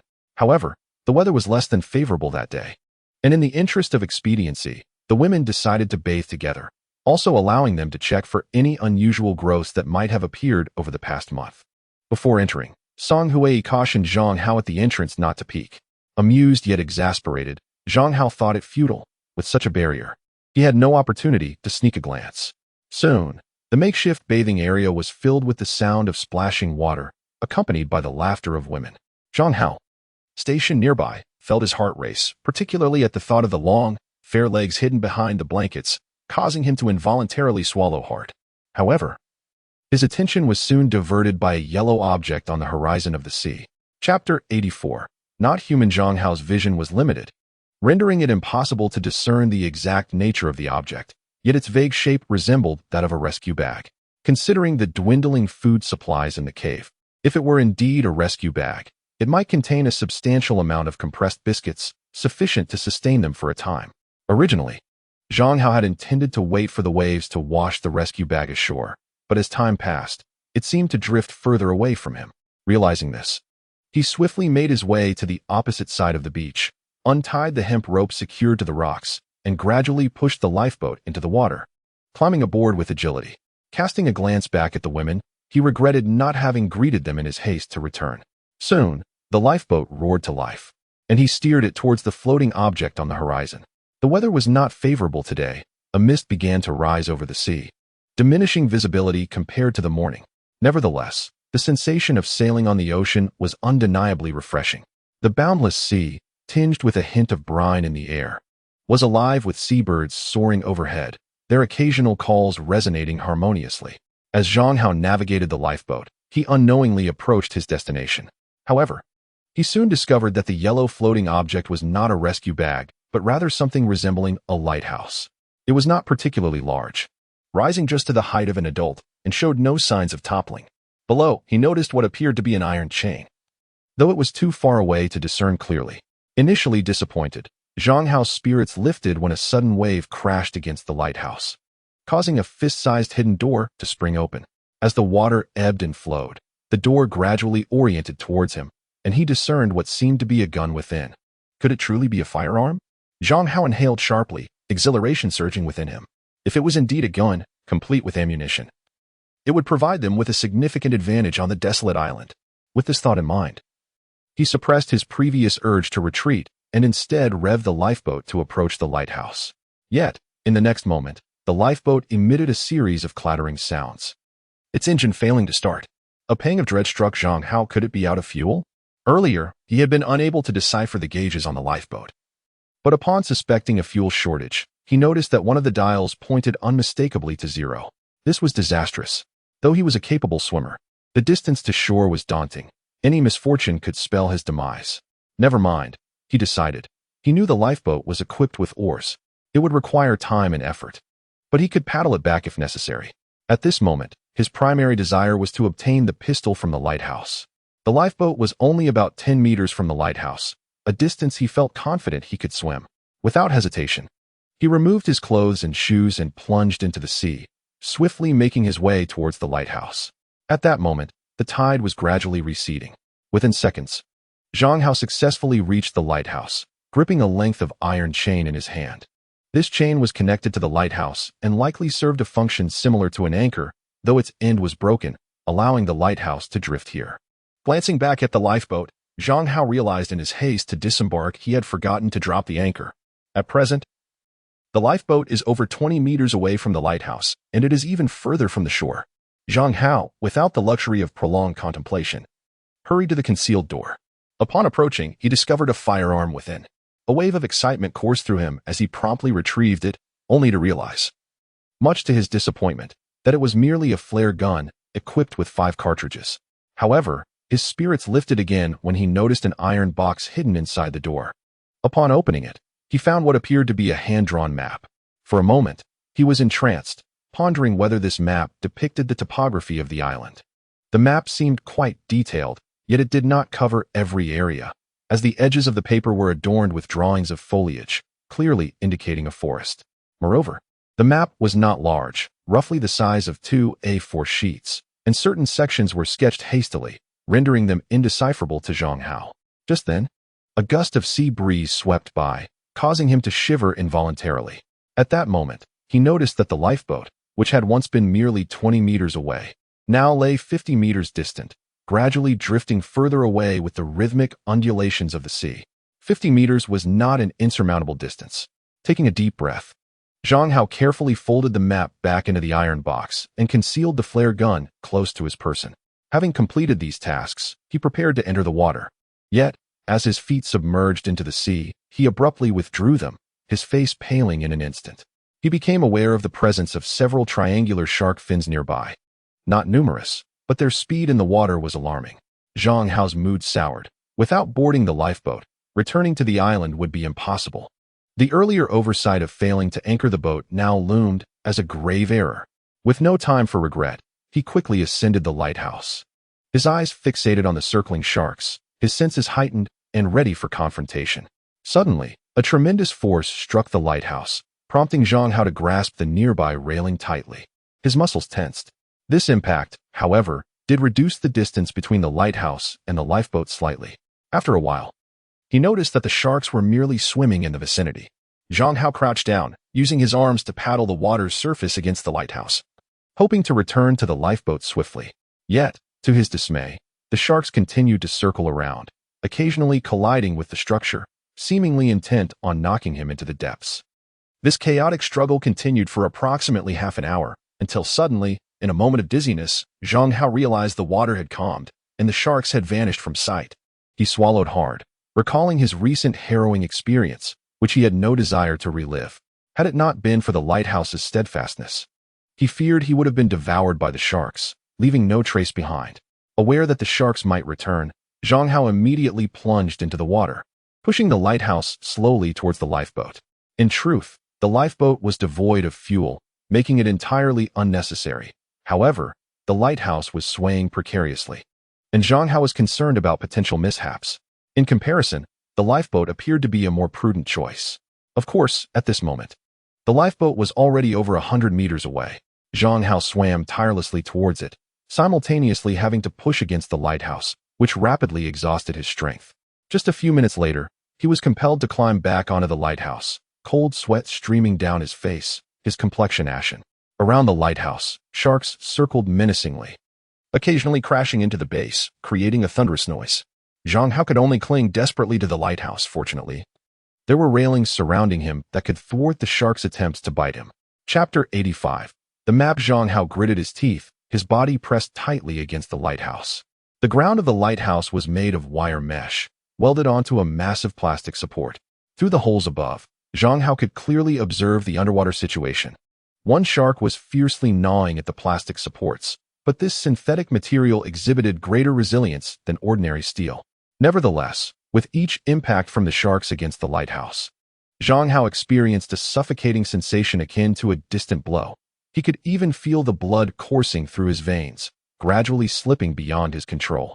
Finally, unable to suppress his nausea, he vomited his breakfast, his body feeling weak and gradually succumbing to a sense of impotence.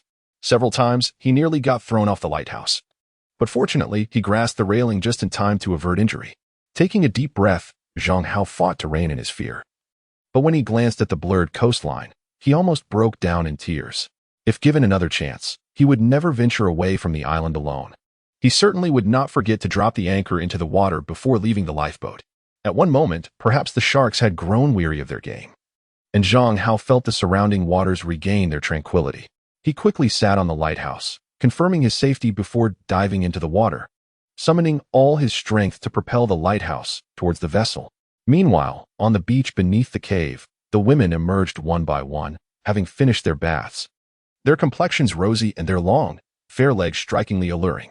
However, they soon realized that the lifeboat was missing, along with Zhang Hao. Where could Zhang Hao have gone with the boat? Shuya furrowed her brow, her earlier joy from bathing dissipating in an instant. Song Hui wore a worried expression. She believed that Zhang Hao had not simply vanished without reason. The most likely scenario was that some perilous situation had arisen nearby while they were bathing. Li Rao dashed towards the cave, retrieving a monocular from their belongings, peering out at the mist-covered sea. Soon, her expression shifted dramatically. Not good. Zhang Hao's in the water, and there are many sharks nearby. The other women gasped in alarm, rushing to the cave. Song Hui snatched the monocular from Li Rao's hands, anxiously scanning the horizon. On the surface of the sea, Zhang Hao remained vigilant, watching his surroundings. And for a long time, the sharks were nowhere to be seen. Indeed, the more tranquil the surface of the sea, the more Zhang Hao felt a pang of trepidation. For he could not ascertain when these terrifying creatures of the deep would deliver a fatal blow. Nevertheless, during this fleeting moment, he found himself drawing closer to the lifeboat. With merely 50 meters remaining, exhausted, Zhang Hao prostrated himself against the lighthouse, utilizing the movements of his arms to inch his way towards it. After a few minutes, he suddenly heard the sound of splashing water nearby. He raised his head and beheld a frenzy of sharks on his left, their guttural cries echoing in the air. And the stench of blood wafted toward him, overwhelming to the point of suffocation. Blood swiftly dispersed in the water, and fearing he might be caught in the turmoil, Zhang Hao immediately distanced himself from the area. What could this peculiar congregation of sharks be up to? His mind brimmed with questions, yet time was of the essence.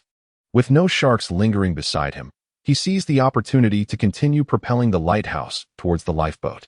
Meanwhile, the women on the shore also took note of the bizarre assembly of sharks. Though Zhang Hao was their intended prey, chaos ensued as they turned on one another, creating a scene of utter disarray. However, this turn of events offered a collective sigh of relief. Minutes later, Zhang Hao ascended onto the lifeboat. There was no time to rest. He promptly located the oars and began to row towards the cave. Lacking fuel, he was left to toil manually, a task that promised to be both time-consuming and laborious. Yet, compared to the lighthouse. Sitting in the boat granted Zhang Hao a palpable sense of security. On his left, the tumultuous waters continued to be a battleground for the sharks, yet he refrained from joining the fray, donning his life jacket and preparing for the worst. He secured the lighthouse to the stern of the boat with an iron chain as a final safeguard. Soon, with the undulating waves, remnants of sharks began to surface. Numerous red-eyed sharks. Zhang Hao furrowed his brow, noting that these shark carcasses were small, yet each bore the same crimson gaze. Peculiar indeed. Continuing to row, he lifted his gaze towards the distance, now able to discern the precise direction of the cave, and even in the forest, several white figures gradually came into focus. In the ensuing hour, the lifeboat meandered across the sea, ultimately grounding itself upon the shore. The moment he disembarked, Zhang Hao nearly collapsed onto the sandy ground, utterly unwilling to move a muscle. The women hurried over to aid in pushing the lifeboat, securing it against the previous rocky outcrop. Let it be. The boat is out of fuel, Zhang Hao sighed, not wishing for them to exert themselves in vain. It matters not. This vessel is made of iron. Perhaps it will serve another purpose in the future, Li Rao remarked. Nearby, Song Hui eagerly offered Zhang Hao fresh water. Noting the time, he had drifted at sea for 2 hours, and it was now 3 in the afternoon. Observing the anxious expressions of the women warmed Zhang Hao's heart. Seizing a moment when no one was watching, he reached out and pinched her. Instantly, Song Hui's face flushed crimson, clutching her chest and casting a reproachful glance at him. Shortly thereafter, Zhang Hao regained some vigor and, holding the garments prepared for him by the women, embarked on his first true bath since arriving on the island. However, upon surveying the colorful surroundings, he couldn't help but gesture, discovering that all the sizes were above his own, with the largest likely belonging to Hui. After bathing, Zhang Hao emerged to find the 5 women engrossed in examining a hand-drawn map, with Li Rao even taking out paper and pen to replicate it. Unable to contain his curiosity, Zhang Hao inquired, "Can you comprehend it?" Li Rao, nibbling on her pen, replied, "Not entirely, and this map depicts more than one island." "Is it possible that it does not represent this island?" She shook her head, stating, "We cannot ascertain that.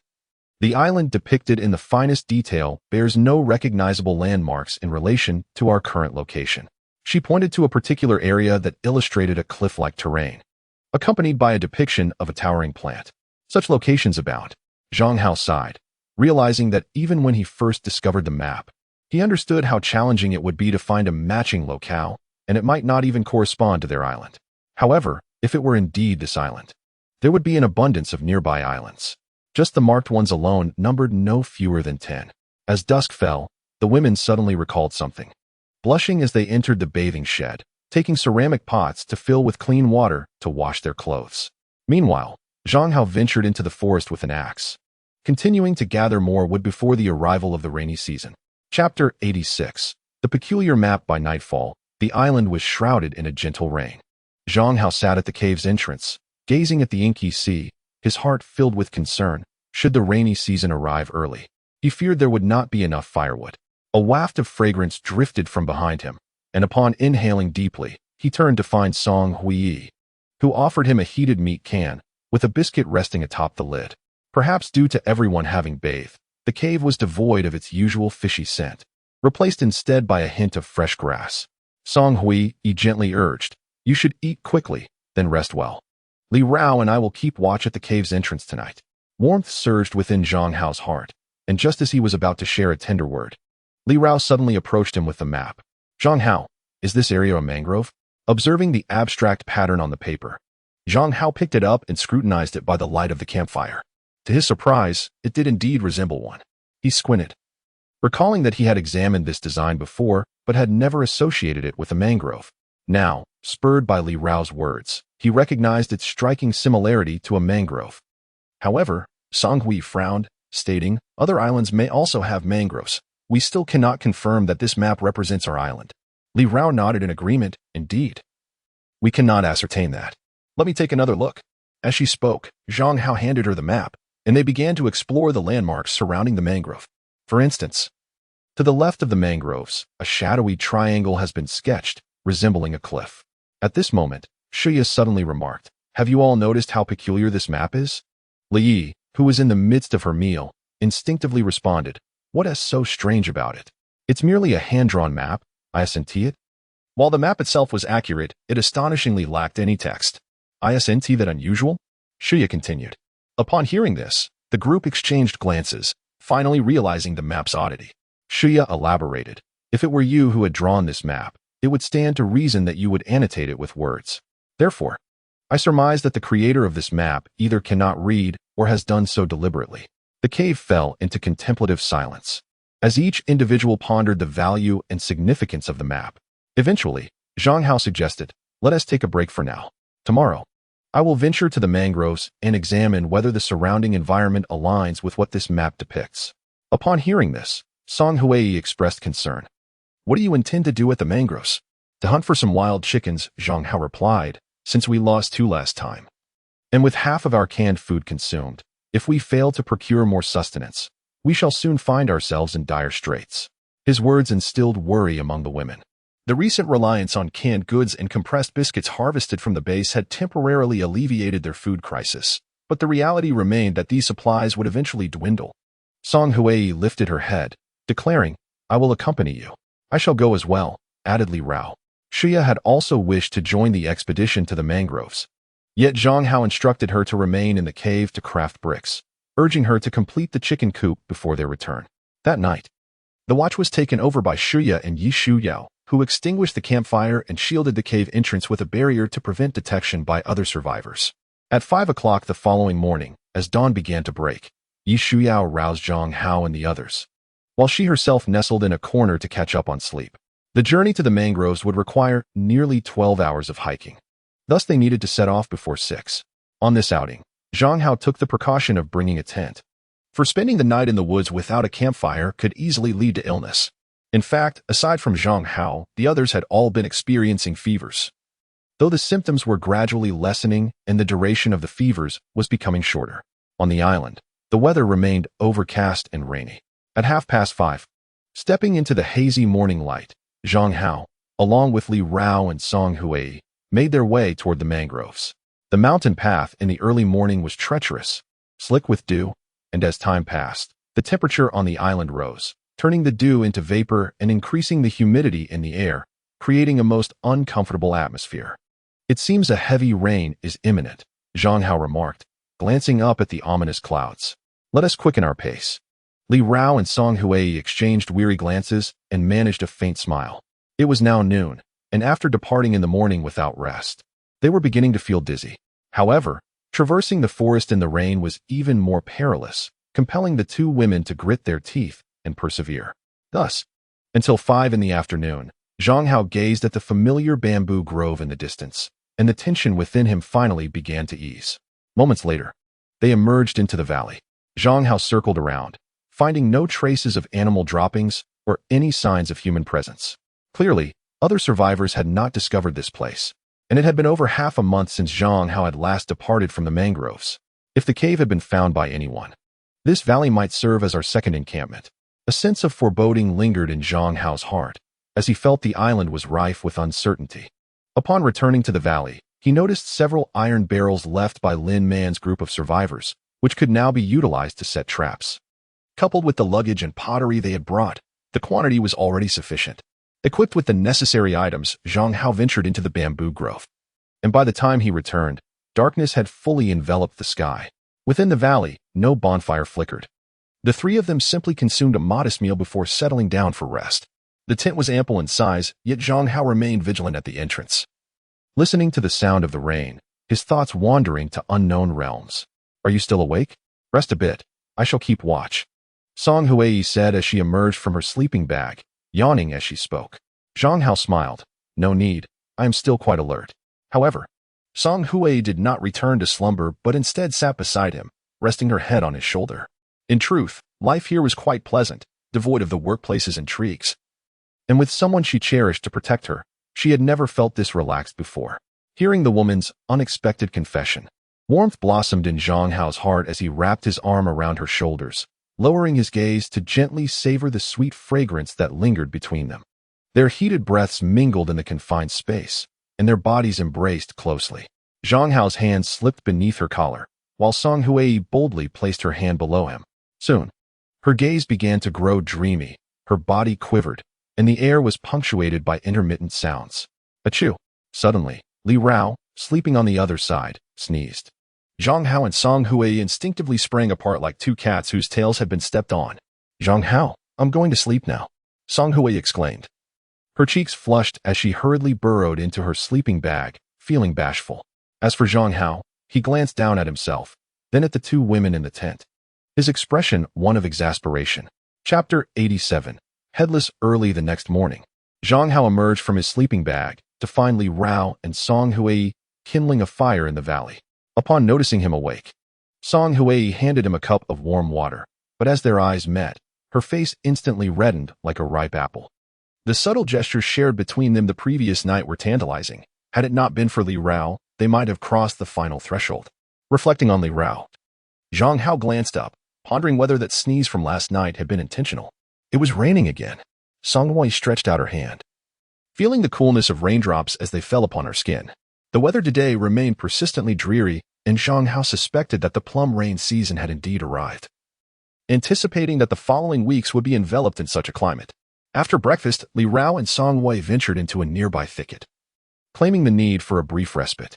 However, scarcely had they departed when Zhang Hao was startled by a piercing scream.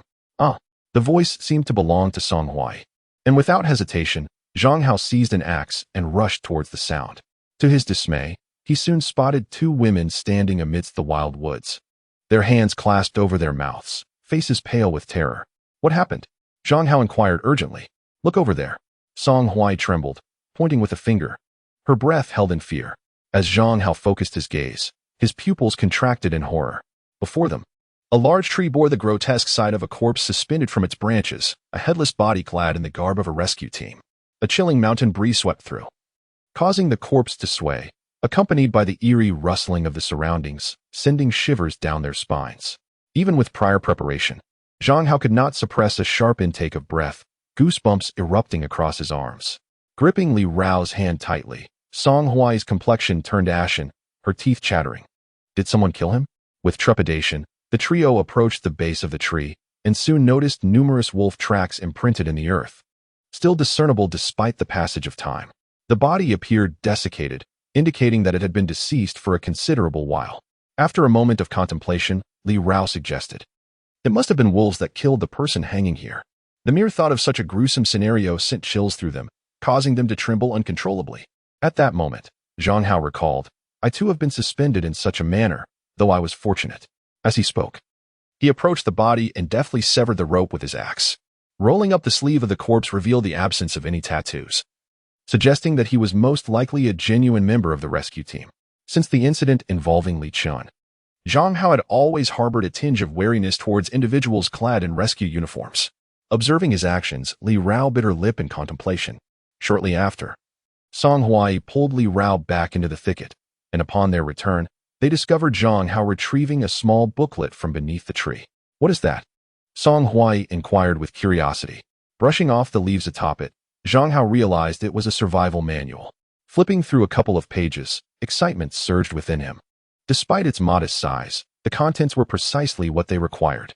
Not only did it detail methods for crafting pottery, but it also encompassed techniques for salt production and charcoal making, alongside various emergency measures. In summary, it was an essential tome for survival in the wilderness. Li Rao and Song Hui, too, were captivated, particularly by the charcoal-making section, which was undeniably the most crucial skill their team needed to acquire at present. For once they mastered charcoal production, it would greatly facilitate both fire starting and pottery crafting, proving immensely advantageous for the group. Soon, Zhang Hao discarded the body into the waterway nestled between the mangroves and the valley, allowing the sea to carry it away. Upon returning to the valley, he observed the two women still engrossed in studying the survival methods outlined in the pamphlet. He decided to venture into the bamboo grove first. At present, the grove contained 10 traps, and to evade attracting the attention of wild chickens, Zhang Hao deliberately selected 3 relatively concealed spots, sufficiently distanced from one another. Thud, thud, thud. Even before approaching, he could hear the flapping sounds, indicating a bountiful catch. A smile crept across Zhang Hao's lips, his eyes gleaming with delight. At merely the first location, the 4 traps yielded 3 wild hens, all female, likely young chicks that had just matured this year. Swiftly, Zhang Hao retrieved the prepared rope. binding the hen's legs before placing them into a nearby iron bucket. However, before departing, he reset the traps, placing some vividly colored wild fruits inside. This excursion to the mangroves was intended for him to capture more mountain chickens, with plans to stay for 3 days. Additionally, Zhang Hao needed to devote time to ascertain whether the map he possessed accurately represented this island. At the second location, although the traps consisted of only 3 clay pots, they still produced 3 wild chickens, 1 hen and 2 roosters, the latter being particularly large. As for the final site, 3 iron bucket traps astonishingly ensnared 5 wild chickens. Though Zhang Hao felt a tinge of discontent, as wild chickens could lay eggs, whereas hares were merely for consumption, providing only short-term sustenance. Upon returning to the valley, Zhang Hao found the 2 women still immersed in their studies, oblivious to his return. He then stepped aside to examine the map, which was a replica, the original residing in the cave. On the map, near the marked area that potentially indicated the mangroves, 2 particularly prominent locations stood out. One was the cliff that had been the subject of much discussion the previous night, and the other appeared to be a dark cave. Taking advantage of the rain and the tranquil forest atmosphere, Zhang Hao handed the signal gun to Song Hui before setting off alone toward the suspected cliff. Li Rao lifted her head, cautioning him to keep track of time. Zhang Hao paused momentarily, but soon grasped Li Rao's intent. The map did not specify distances. If it truly represented the island's terrain, perhaps this field investigation would allow him to deduce the distance between the mangroves and the cliff. Song Hui reminded him to exercise caution, and when Li Rao was not paying attention, she secretly kissed him. Zhang Hao couldn't help but reach out, yet restrained himself, fearing Li Rao might witness his action, leaving him with a lingering sense of desire. Before long, he departed the valley, proceeding in a general direction, only to soon find the forest enveloped in mist, rendering visibility nearly non-existent. Thus, Zhang Hao marked his path every few steps to prevent getting lost upon his return. However, as time progressed, the forest environment grew increasingly convoluted, often presenting insurmountable rock walls after traversing a short distance. With no shortcuts available, he began to doubt if he had strayed from his intended course, feeling the distance to his goal only expand. Until 1 o'clock, Zhang Hao paused on a flat expanse. Beside him lay a dark pit approximately 5 meters deep. Aside from this, there were no cliffs nearby, only a few mountains of moderate height. Zhang Hao shook his head, lamenting that if he wished to further investigate the connection between the map and the island, he would need to carve out time to seek clues. Chapter 88. The craft of charcoal. Perhaps due to the plum rain season, dust descended particularly swiftly, and by just past 4 o'clock, the forest was shrouded in shadows. In the valley, Song Hui occasionally rose from the ground, walking to the valley's edge, gazing at the forest she had departed from. Yet Zhang Hao's figure remained elusive. Do not fret, Li Rao said, standing behind Song Hui. Based on the time Zhang Hao left, he will not return before 5. But the darkness is closing in so quickly. Song Hui pressed her hand to her chest, feeling her heartbeat quickening. Li Rao offered a few more words of comfort. But upon seeing Song Hui's anxious expression, she inquired with curiosity, "Are you and Zhang Hao in a romantic relationship?" At this, Song Hui's face flushed crimson. Just as she was about to clarify, Zhang Hao burst forth from the woods. "A storm is approaching. Let us ignite the bonfire," he said. Li Rao nodded and, taking the firewood she had gathered earlier, went behind the tent to start the fire. Song Hui intended to assist, but was suddenly pressed against the rock wall by a man, feeling the overwhelming contours of his form, and for a moment, both lost themselves in the moment. It was only when a tingling sensation coursed through her chest that she managed to shake off the intrusive hand and fled in disarray. Zhang Hao chuckled mischievously, but glancing back at the ominous sky, he feared a torrential downpour was imminent. At 6 o'clock, the rain began to pour, enveloping the island in darkness. Fortunately, a unique rock formation in the valley created a sheltered area, allowing them to keep the fire going despite the downpour. As they dined, Zhang Hao recounted the day's explorations regarding the map once more. Song Hui set down her canned food and asked, "Will we continue our quest for verification tomorrow?"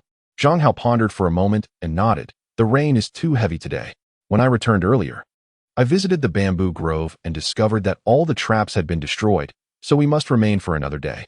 The primary objective of this outing was to catch wild chickens. Today we gathered 6, along with 3 rabbits. Yet this night's deluge will surely render tomorrow fruitless." At this juncture, Zhang Hao noticed numerous bamboo strips scattered on the ground. Sensing his curiosity, Li Rao explained, "We plan to use the bamboo to make charcoal. Will it be successful? Song Hui clenched her fist, determined.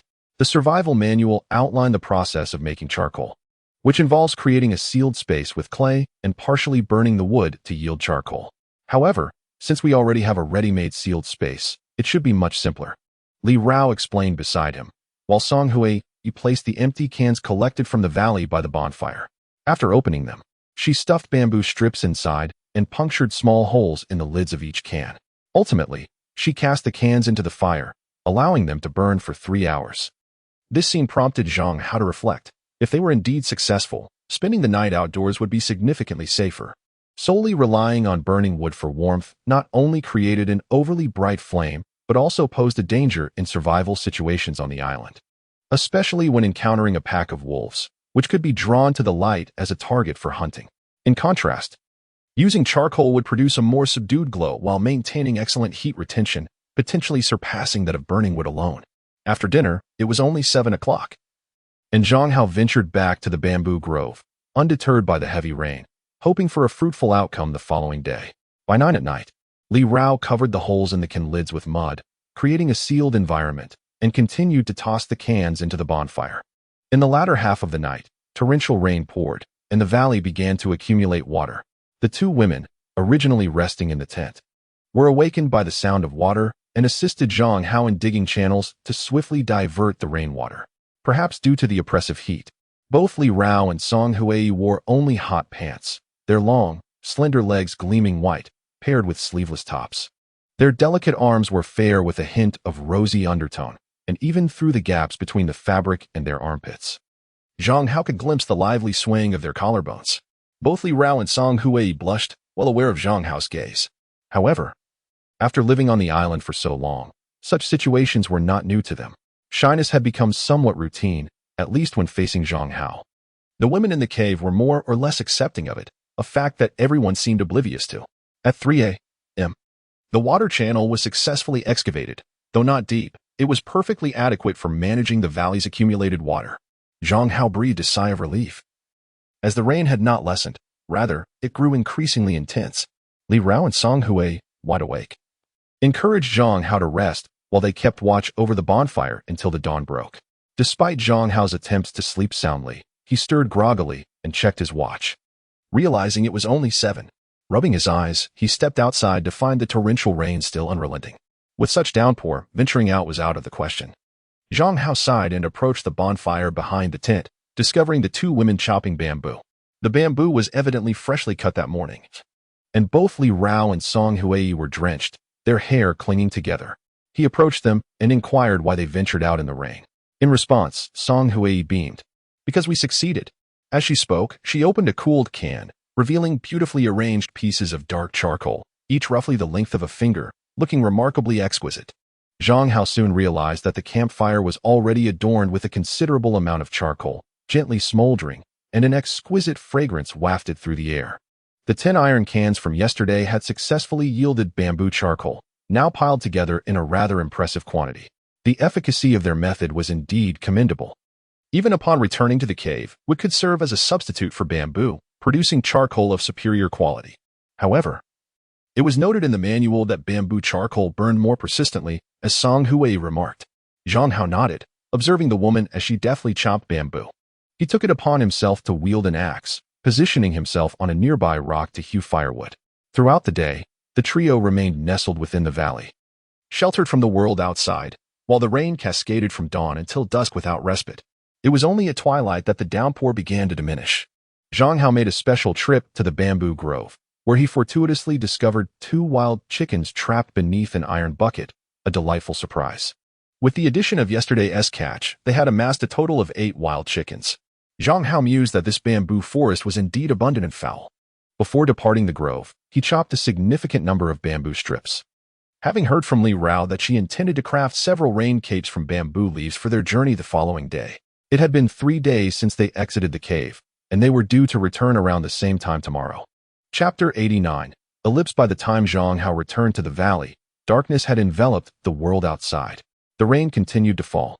Yet the campfire within the valley remained unwavering. The bamboo charcoal burned steadily, impervious to the occasional drenching from the rain. This was the advantage of charcoal, once ignited. The flames would not easily be extinguished. The bamboo strips were placed near the charcoal to dry, so that once the rainwater had evaporated from the leaves, Li Rao could use them to fashion the rain capes.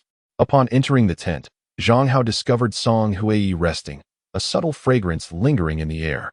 Shortly thereafter, the woman's cheeks flushed as she pressed against the man's mischievous hand, gasping, "Let us wait until nightfall. Li Rao is watching." Zhang Hao glanced up quietly, replying, "She's busy. Ah, every day you're at it. Haven't you had enough?" Song Hui retorted, her face aglow as she playfully pushed him away, only to find that her efforts were in vain, the imprint of a large hand appearing on her chest, bringing them even closer together. However, Zhang Hao merely held her tightly, fatigue washing over him like a tidal wave. The next day, Zhang Hao rubbed his eyes awake, realizing he was in the tent as daylight broke outside, astonished that he had slept through the night. The two women were already busy organizing their supplies. Everything, including the charcoal and wild chickens, needed to be packed for their departure. Seeing this, Zhang Hao did not allow himself to be idle. After hastily freshening up, he made his way back to the bamboo grove. The rain today was noticeably lighter than the previous day. Consequently, at 3 locations with 10 traps, Zhang Hao made his rounds and added 5 more wild chickens to his collection.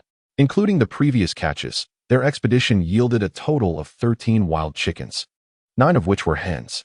If the egg-laying efficiency remains as high as before, the team would not have to worry about food for a considerable time. However, the only concern was the abundance of supplies, leaving them uncertain whether the 3 could return to the cave before nightfall. Upon returning to the valley, Zhang Hao retrieved the map and, after a brief glance, decided to follow the beach back to the cave while searching for locations resembling those marked on the map. Li Rao leaned in, pointing at the coastline on the map, where beneath the mangroves lay a stretch of sand. If they proceeded accurately, they should encounter a peculiar sight. It was deemed peculiar because it was challenging to describe what it was. On the map, it merely appeared as a series of ovals. However, if they continued in this direction, they were unlikely to reach the cave before dark. Song Hui looked at Zhang Hao and said, "Zhang Hao, be cautious. Let us go take a look." Without hesitation, Zhang Hao resolved that since they had ventured out, it was only natural to verify the authenticity of the map. If it was confirmed that it was not a map of an island, they could cease their preoccupation with the matter. Soon, the 3 of them shouldered their belongings and proceeded along a path markedly different from the previous one, weaving through the forest in search of that uncharted sandy expanse. Along the way, wild chickens occasionally called out, their sounds infrequent yet piercing in the rain, causing trepidation among the trio. By midday, mist began to rise within the forest. Yet in order to reach the beach before nightfall, they pressed on resolutely. Of course, the worst-case scenario would be that this path did not lead to the beach. The map was not of an island, and they would still need to find shelter before darkness fell. With a sense of unease, the 3 donned bamboo garments, traversed through the wilderness, and scaled the mountains. At last, as dusk approached, they beheld the distant sight of white waves rolling and the sea breeze producing a haunting melody. Although the rain still fell, it brought a sense of relief to the 3. Soon, they arrived at the beach, discovering that while it was not extensive, it was remarkably clean and offered an unobstructed view. If they were to pitch a tent on this rainy night without lighting a fire, they would likely go unnoticed. "Have you seen anything oval?" Song Hui rushed over, having scoured the area without success. The beach was utterly devoid of any such things, and the tide continued to rise. Zhang Hao ventured further afield, and by the time he returned, night had fully descended. Li Rao had set up the tent, and Song Hui was tending to a fire by the shore. Letting out a sigh, Zhang Hao shook his head and said, "I found no such place. Tomorrow morning, we shall return directly to the cave. It seems the map is not for an island." Song Hui shrugged. Though it was anticipated, a tinge of disappointment lingered. Li Rao emerged from the tent, frowning, but according to the map, there is indeed a beach here. It could also be a mere coincidence.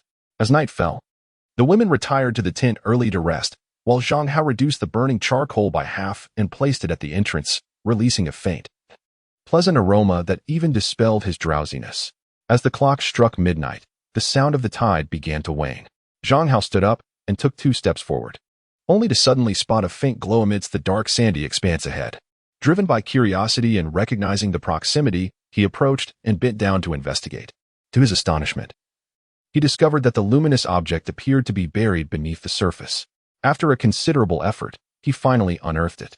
"Is this a luminous pearl?" Zhang Hao marveled at the object in his hand, which continued to shimmer even in the pitch darkness. The object was spherical, undoubtedly a luminous pearl. Suddenly, a thought struck him. Could the oval shapes marked on the map be these very objects? With this realization, he hurried back to the tent, rousing the two women and leading them to the shore. What is going on? Song Hui, still in the process of donning her clothes, was unconcerned about being seen in the shadows. In truth, had Zhang Hao not grasped their hands, the rain-soaked night would have rendered direction indistinguishable. As the tide ebbed and flowed, more of the sandy beach was revealed, and soon, faint glimmers began to emerge, as the sand could not wash away the luminous portions, which indeed appeared oval in shape. Li Rao could not help but exclaim, "This is truly enchanting." Zhang Hao continued to excavate several more, confirming that they were indeed luminous pearls, varying in size, casting a beautiful glow upon the women, enhancing their allure. "Is there a risk of radiation?" Song Hui inquired with concern. "There is, but it is minimal," replied Li Rao, a smirk forming at the corners of her mouth as she gazed at the pearl in her hand. Women appeared to possess an innate fondness for such treasures. Half an hour later, Zhang Hao gathered the collected luminous pearls together, their radiance extending a meter outward. In truth, many more pearls lay scattered deeper within the sand. Yet Zhang Hao refrained from further excavation. If they could leave the island, a single luminous pearl would suffice to ensure their sustenance. But here, no amount of pearls could provide them with a sense of security. Nevertheless, the events of that night indeed bolstered the likelihood that the map indicated an island, though certainty remained elusive. Chapter 90.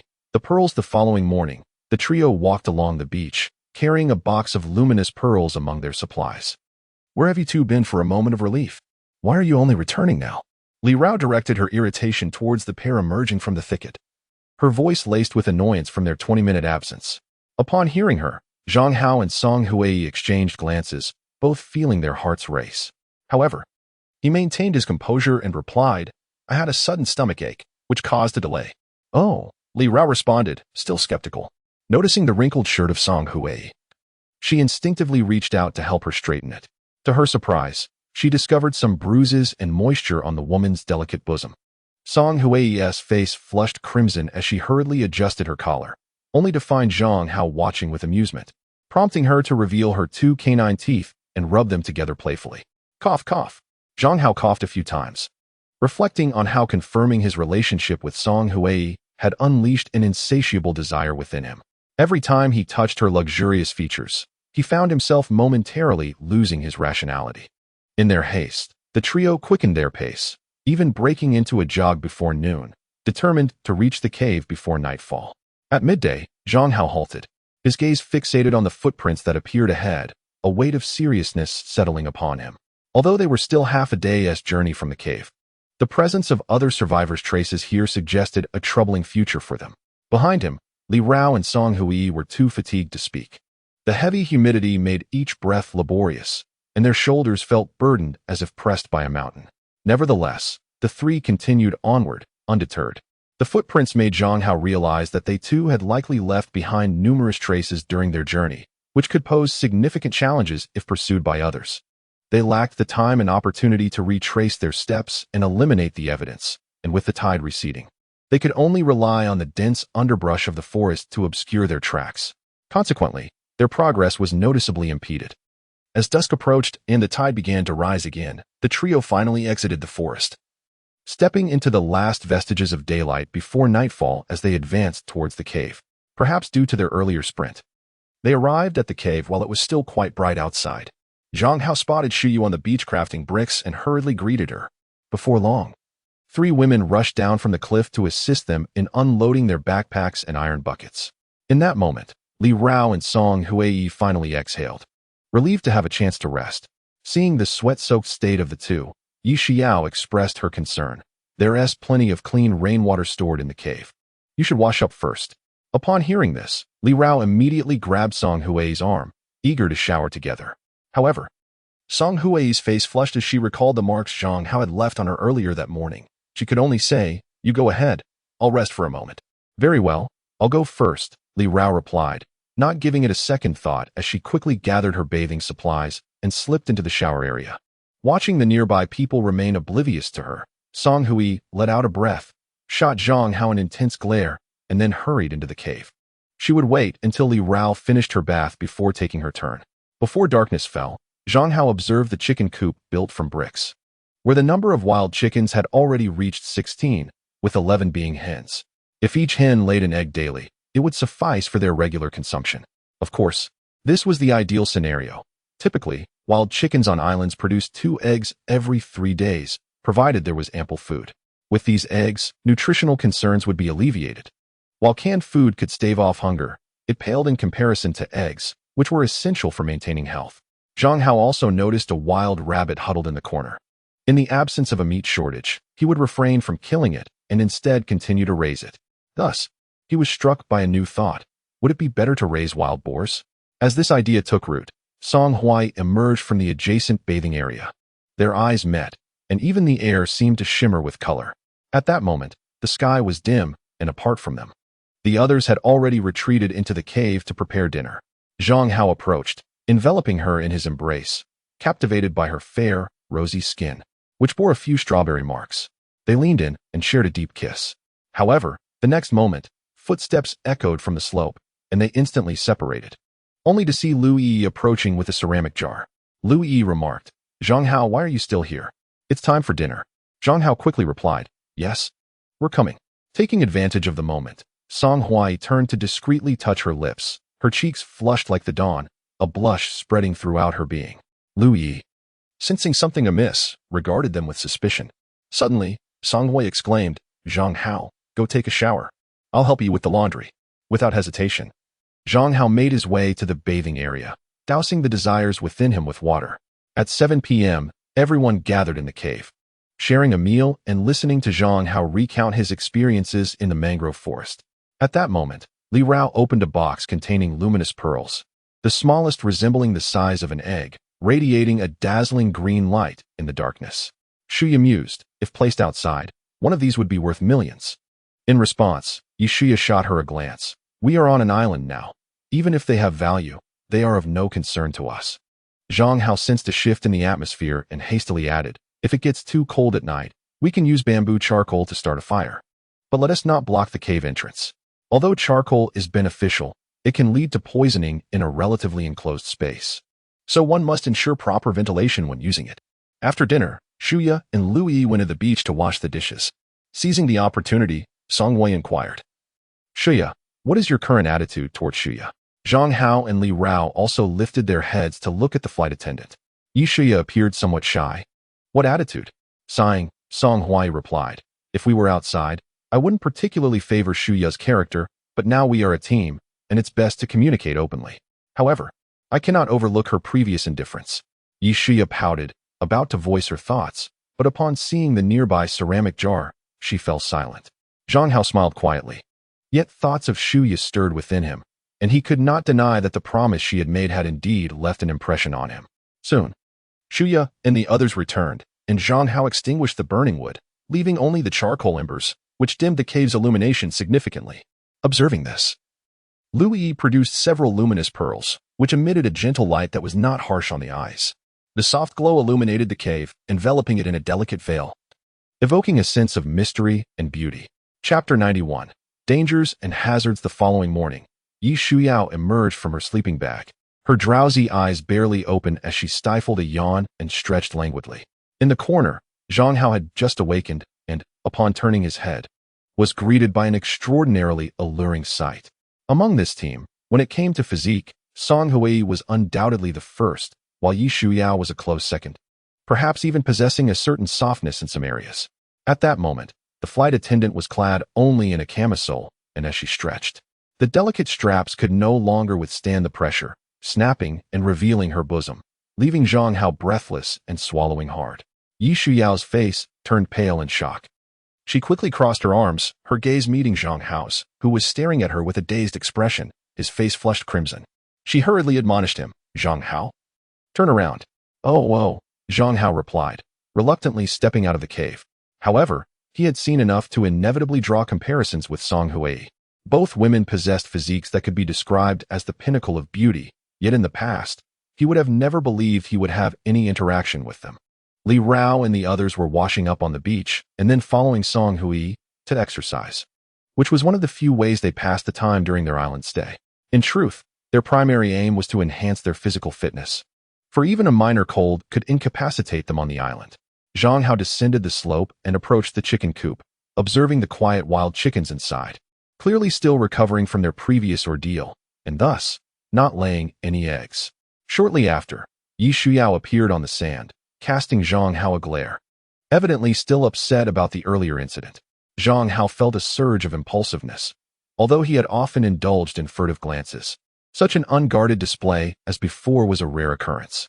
In retrospect, the experience was indescribably delightful.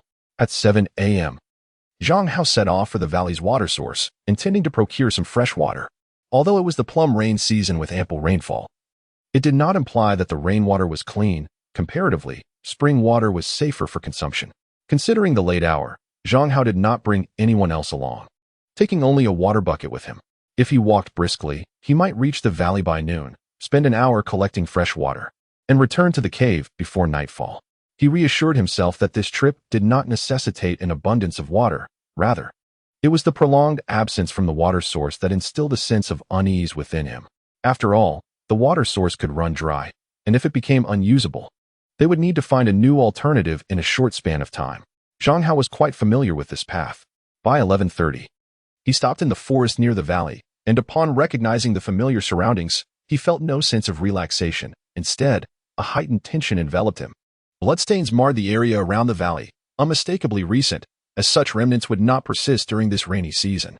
Fearing that someone might be in the valley, Zhang Hao refrained from recklessly entering. He glanced around, and, employing a method of climbing trees, cautiously surveyed the area from above. Faintly, a crowd was discernible. Indeed, there were people. Zhang Hao was taken aback, realizing that this valley was indeed a coveted location, quickly attracting survivors. To ascertain the situation, he retrieved his binoculars. However, in the next moment, his pupils dilated. Initially, he presumed the inhabitants of the valley were ordinary survivors, only to discover that they were clad in the blue uniforms of a rescue team. A gasp escaped his lips. Could they truly be a legitimate rescue team? Unable to determine, Zhang Hao continued his scrutiny through the binoculars, soon yielding results. Through the lens, he observed a man shedding his clothing, hanging it by the bonfire to dry, with a faint cross tattoo visible on his left arm. Lowering the binoculars, Zhang Hao ceased his observation and cautiously descended from the tree, momentarily feeling disoriented. The location was not far from the cave. He pondered that acquiring fresh water today was out of the question. Swiftly, he made his way to the opposite side of the valley, climbed another tree, and peered through the binoculars once more, discovering that apart from this false rescue team, there were no other survivors. Only 7 individuals in total. Remaining in the tree for a while longer, he then carefully descended. These individuals were likely searching for survivors. Zhang Hao glanced at the valley one last time before returning along the path he had come. Throughout the journey, he made every effort to erase his traces, even covering the path he had cleared with fallen branches and leaves to conceal his whereabouts.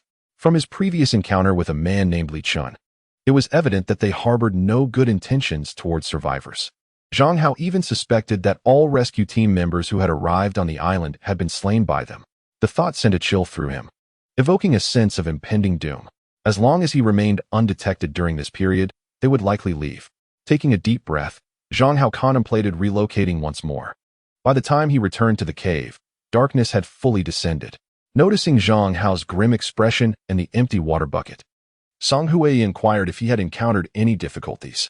Zhang Hao swiftly recounted the events, and the previously tranquil atmosphere in the cave shifted to one of grave tension. Especially for Li Rao, whose countenance revealed a hint of fear. I will check daily during this time. You all must also be prepared to leave at any moment, he declared. She replied, but where can we go? Zhang Hao frowned. We could head to the mangrove forest. We are familiar with that area. He continued. The water source is too close. Within half a day, they would discover us. Even if we anticipate the direction of their search, the time afforded to us is insufficient. Shuya shook her head. Moreover, if we leave in haste, we risk leaving traces, increasing the likelihood of being tracked. Should we leave in advance? Zhang Hao inquired. Song Hui suggested, perhaps we could transfer our supplies early. If they do find us, we can vacate immediately. Upon hearing this, the others nodded in agreement. It was indeed a prudent proposal. However, what if time runs out? Perhaps we should consider traveling by water. Unfortunately, the lifeboats have long since run out of fuel. Shuya remarked. Do you remember the last time a commercial airliner crashed? At that time, the forest was saturated with kerosene. Perhaps we could still collect some. Her words stirred something within Zhang Hao. If they could indeed gather this fuel, even if that group of people found the cave, they could escape by sea at the first opportunity. The only question remained. Would they be granted the time to gather the kerosene? Zhang Hao quickly replied. Then let us prepare for both scenarios. I will go collect the kerosene while you keep an eye on the forest. Transfer the supplies in advance. Once they appear, you must retreat immediately. If time allows, I will gather enough kerosene, and then we shall leave. Chapter 92. Gathering diesel just before sleep, Zhang Hao suddenly inquired. What if kerosene mixes with water? Without hesitation, Yishuao responded, kerosene is lighter than water. Pour it into a plastic bottle, puncture a hole at the bottom.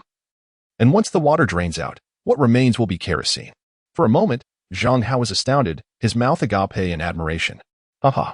Yishuao shot him a proud glance before diving into her sleeping bag to rest her eyes. The others stifled their laughter, but as they recalled the earlier events, their smiles faded, replaced by a cloud of concern. With a group of fraudulent rescuers targeting them, it would be difficult for anyone to feel at ease. The following morning, Zhang Hao packed his belongings, preparing to take Li Rao and Yi Shuyao to the site of the previous crash, attempting to gather kerosene along the way. If the plan proved viable, they might need to leave for a while. Inside the cave, Song Hui entered and handed him a boiled egg, saying, Zhang Hao, please be careful this time. Aren't you coming with me? He asked. Forget it. Song Hui shook her head. Shuyao specifically sought me out, probably wishing to avoid being with Shuya. With no one around, Zhang Hao gently wrapped his arm around her waist, leaning down to kiss her, his hands not idle. Soon, Song Hui's eyes became dazed, her clothing marked by his large handprint, her demeanor a blend of reluctance and shyness. Yet, in less than 10 minutes, Yi Shuyao called from the beach, urging them on. Zhang Hao, nearly losing his reason, almost succumbed to his desires with Song Hui. Nevertheless, even as he withdrew, traces of him remained on her. After Zhang Hao and the others departed, Song Hui slowly exited the cave, standing among the trees and watching the three figures gradually disappear, her heart still heavy with unease. They must return safely. The last time he had seen an aircraft, Zhang Hao was on a cliff, and from the direction of the emergency landing, he could roughly deduce the prior trajectory. However, he did not believe there was much fuel left in the forest, after all. There had been a forest fire, and most of the kerosene should have been consumed, with the remnants absorbed into the earth, making it difficult to extract. Starting from the cliff, Zhang Hao led Li Rao and Yi Shuyao in the opposite direction of the plane's descent, determined not to overlook any possible location. At that time, the aircraft had yet to plunge into the island, theoretically marking a period when fuel reserves were at their peak. At 1 o'clock in the afternoon, Zhang Hao gently scraped the kerosene mixed with rainwater from a rock surface into a bottle using a piece of plastic. Meanwhile, Li Rao and Yi Xiao were diligently working on several large trees, their bark heavily stained with kerosene, yet it proved exceedingly difficult to extract. With much of it absorbed by the soil, equipped with their existing methods and knowledge, they were at a loss as to how to procure it. Nevertheless, the amount of kerosene they managed to collect was still quite substantial. Zhang Hao remarked, I never anticipated there would be so much kerosene. Yi Xiao, hands on her hips, exhaled. Perhaps it was discarded to reduce weight before the emergency landing. If only we could retrieve the fuel absorbed by the soil, we could return today. The entire forest was a land tainted by kerosene, appearing ominously dark and daunting at first glance. In the afternoon, Zhang Hao unexpectedly discovered 3 bird nests in a tree, and a spark of inspiration drove him to climb up. To his astonishment, he found each nest filled to the brim with kerosene. The quantity of kerosene in those nests amounted to a full liter. What incredible luck! Yi Xiao exclaimed, clenching her fists and bouncing up and down, her excitement reminiscent of a child, the straps of her shirt fluttering as if concealing 2 rabbits. Zhang Hao inhaled deeply, his gaze wandering, secretly wondering if she had consumed some sort of expansion agent. That night, they resided on a slope not far from the forest. With the air still tinged with the scent of kerosene, they dared not light a fire, but fortunately, they had brought a tent. The damp island air during the rainy season sent chills down their spines. Inside the tent, Zhang Hao retrieved 2 luminous pearls from his backpack, their soft glow instantly dispelling the darkness. Seizing the moment, Li Rao and Yi Xiao combined their collected kerosene with water, resulting in an astonishing total of 1 liter. Soon, Zhang Hao drilled a small hole in the bottom of a plastic bottle, and after expelling the rainwater, he found that he still had 500 milliliters of kerosene left, bringing his total to nearly 2 liters. Can this work? Yi Xiao voiced her uncertainty. The lifeboat runs on diesel. Zhang Hao reassured her. It may not be suitable for long voyages, but it should suffice for short-term use. With that, he carefully redistributed the collected kerosene into several bottles to mitigate any potential mishaps. That night, the trio took turns keeping watch, each one needing to remain alert and energetic for the following day. The next morning, Zhang Hao awakened the women and immediately resumed his collection of kerosene. As noon approached, the three departed the forest, heading toward the crash site. Along the way, the island remained shrouded in persistent rain, the plum rain season having arrived, with the sea breeze bringing a refreshing chill to the landscape. However, contrary to their earlier expectations, while the plane had ignited a forest fire as it grazed the treetops, it had also released a significant amount of kerosene, with many areas still resembling the darkened soil from the previous night. The forest is replete with diverse terrains, many of which can preserve fuel remarkably well, such as the nests at the treetops, the depressions on the ground, and various crevices along the rocky cliffs. Within a mere half-day's time, the three individuals managed to collect 3 liters of kerosene. Zhang Hao gazed at the plastic bottle in his hand and remarked, "At this rate, if we collect for another day, we shall be able to return." The exact capacity of the lifeboat's fuel tank remained a mystery, yet the kerosene they had gathered was sufficient to traverse a considerable distance. Over the next 2 days, the trio ambled along, unknowingly arriving beside the wreckage of a downed commercial aircraft. At this juncture, they had amassed nearly 20 liters of kerosene, planning to return to the cave at dawn. Zhang Hao circled the aircraft, conducting a meticulous inspection before stating, "Let us rest here for the night. The plane has a designated lounge where we can sleep soundly." This aircraft had met with disaster some time ago, yet Zhang Hao and his companions had yet to encounter any survivors. As for the bodies aboard, they appeared to have diminished significantly, and footprints, both animal and human, were evident on the ground. Upon reaching the cockpit, they discovered that the pilot's body was also missing. Yi Xiao speculated that a flight attendant among the survivors might have taken it upon herself to tend to her colleagues' remains, wishing to grant them peace even in death. Soon, dusk descended, and the three sat within the cockpit, sharing a meal while gazing out at the misty, rain-soaked landscape, evoking a uniquely profound feeling. Zhang Hao expressed, "Once we leave the cave, we shall commandeer the vessel and explore this island thoroughly."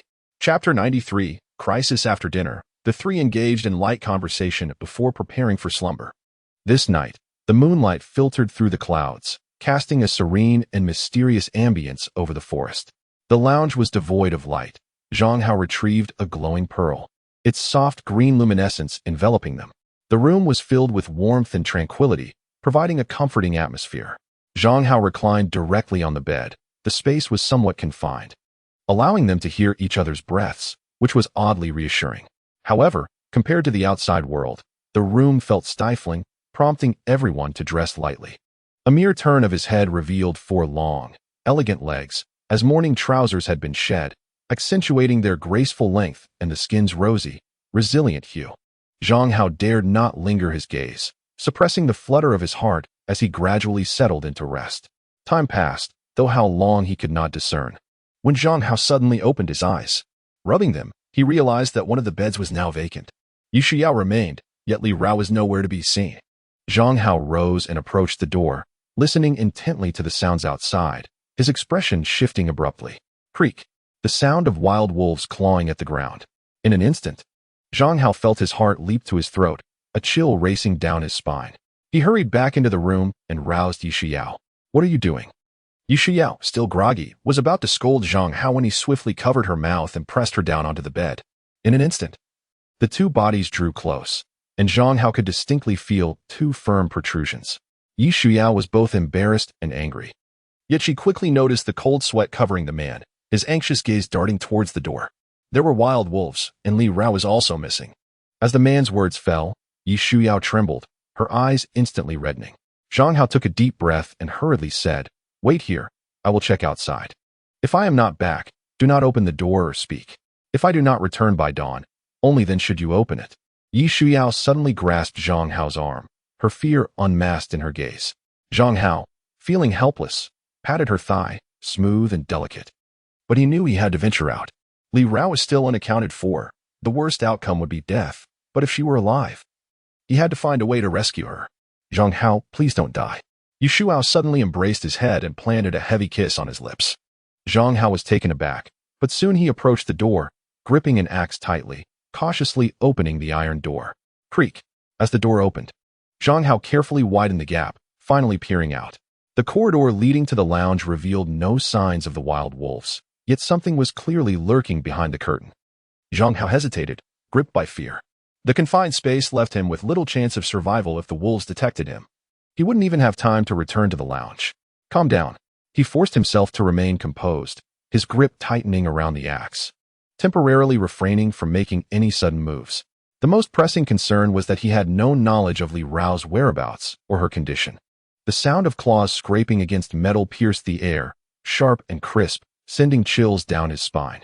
Zhang Hao initially intended to retreat to the lounge, but he soon realized that the shadow of a wolf, illuminated by the moonlight, was slowly moving beneath the curtain at the end of the corridor. Moments later, the scraping sound echoed again, but this time it emanated from the cabin. Zhang Hao inhaled deeply, feeling a chill envelop him. Yet thoughts of the uncertain fate of Li Rao compelled him to investigate. Often, he himself was uncertain of the motives driving him to repeatedly risk life and death for her. Perhaps her beauty and figure played a significant role, as no man was entirely devoid of carnal desires. Yet, in comparison to his own life, how significant were those factors? Zhang Hao could not provide an answer. Now, he was cautiously stepping out of the passage, silently lifting the curtain, revealing the scene within the cabin. The moonlight shone brightly tonight, illuminating the interior as if the lights were on, leaving nothing hidden. At that moment, Zhang Hao discovered that a pack of wild wolves had gathered near the restroom, relentlessly clawing at the door. Li Rao can't be in there, can she? A pang of dread struck Zhang Hao. The wolves were clearly drawn to something enticing within the room. Given the absence of Li Rao, it was highly likely she was trapped inside. Initially, Zhang Hao believed that the women inside were safe, thinking they could simply wait for the wolves to depart before emerging. After all, it was an iron door, and the ferocity of the wolves could never dismantle it. However, he was soon dismayed to observe that the seemingly sturdy iron door was trembling. A wave of anxiety washed over him as he quickly discerned that the hinges connecting the door to its frame were nearly severed by the wolves' relentless gnawing. Particularly alarming was the lower hinge, which had twisted into a spiral. Zhang Hao could easily envision the individuals trapped within, likely straining against the iron door to prevent the wolves from breaching their sanctuary. Suddenly, the lower hinge snapped, causing the door to sag, which in turn prompted the other hinge to begin detaching from the wooden frame. In that moment, Zhang Hao clearly glimpsed a familiar face peering from behind the iron door. It was Li Rao. She could not hold out for much longer. Zhang Hao felt a surge of urgency. Having lived alongside her for a month, he was acutely aware of the limits of her endurance. The iron door was swiftly lifted by Li Rao, barricading the entrance to the restroom. The pack of wolves resumed their frenzied assault on the door, even resorting to crashing their bodies against it, producing an even louder cacophony. Inside, Li Rao wore an expression of despair. Had it not been for her pressing need to relieve herself and the fear of awakening the others, she would never have ventured outside, only to unwittingly encounter the pack of wolves. With the hinges of the iron door beginning to fail, it would not be long before the last connection succumbed, and her own strength would be insufficient to support its weight. At that moment, thoughts of Zhang Hao surged within her, accompanied by a pang of sorrow. In the corridor, Zhang Hao gradually retreated, ultimately returning to the lounge and instructing Yi Shuyao to open the door. Give me a bottle of kerosene. After receiving the kerosene from Yi Shuyao, he urged her to remain in the lounge, warning her not to open the door without his command. What do you need the kerosene for? I want to go out too. No, you do not wish to go out. Zhang Hao did not allow Yu Shuo a moment to respond before closing the door firmly. He then hurried down the corridor, positioning himself behind the curtains. But soon, he turned to see Yi Shuyao emerging from the lounge, her gaze stern. Quickly, go inside. Do not distract me. Yi Shuyao pouted, about to retort, when the sound of the wolves crashing against the iron door reached her ears, draining the color from her face. Do not distract me, we will be fine. Observing the seriousness etched on Zhang Hao's face, Yi Shuyao instinctively nodded before her cheeks flushed crimson. She swiftly retreated into the lounge, securing the door behind her. Zhang Hao exhaled in relief, but as he gazed at the wolves within the cabin, despite formulating a plan to rescue Li Rao, Uncertainty gnawed at him.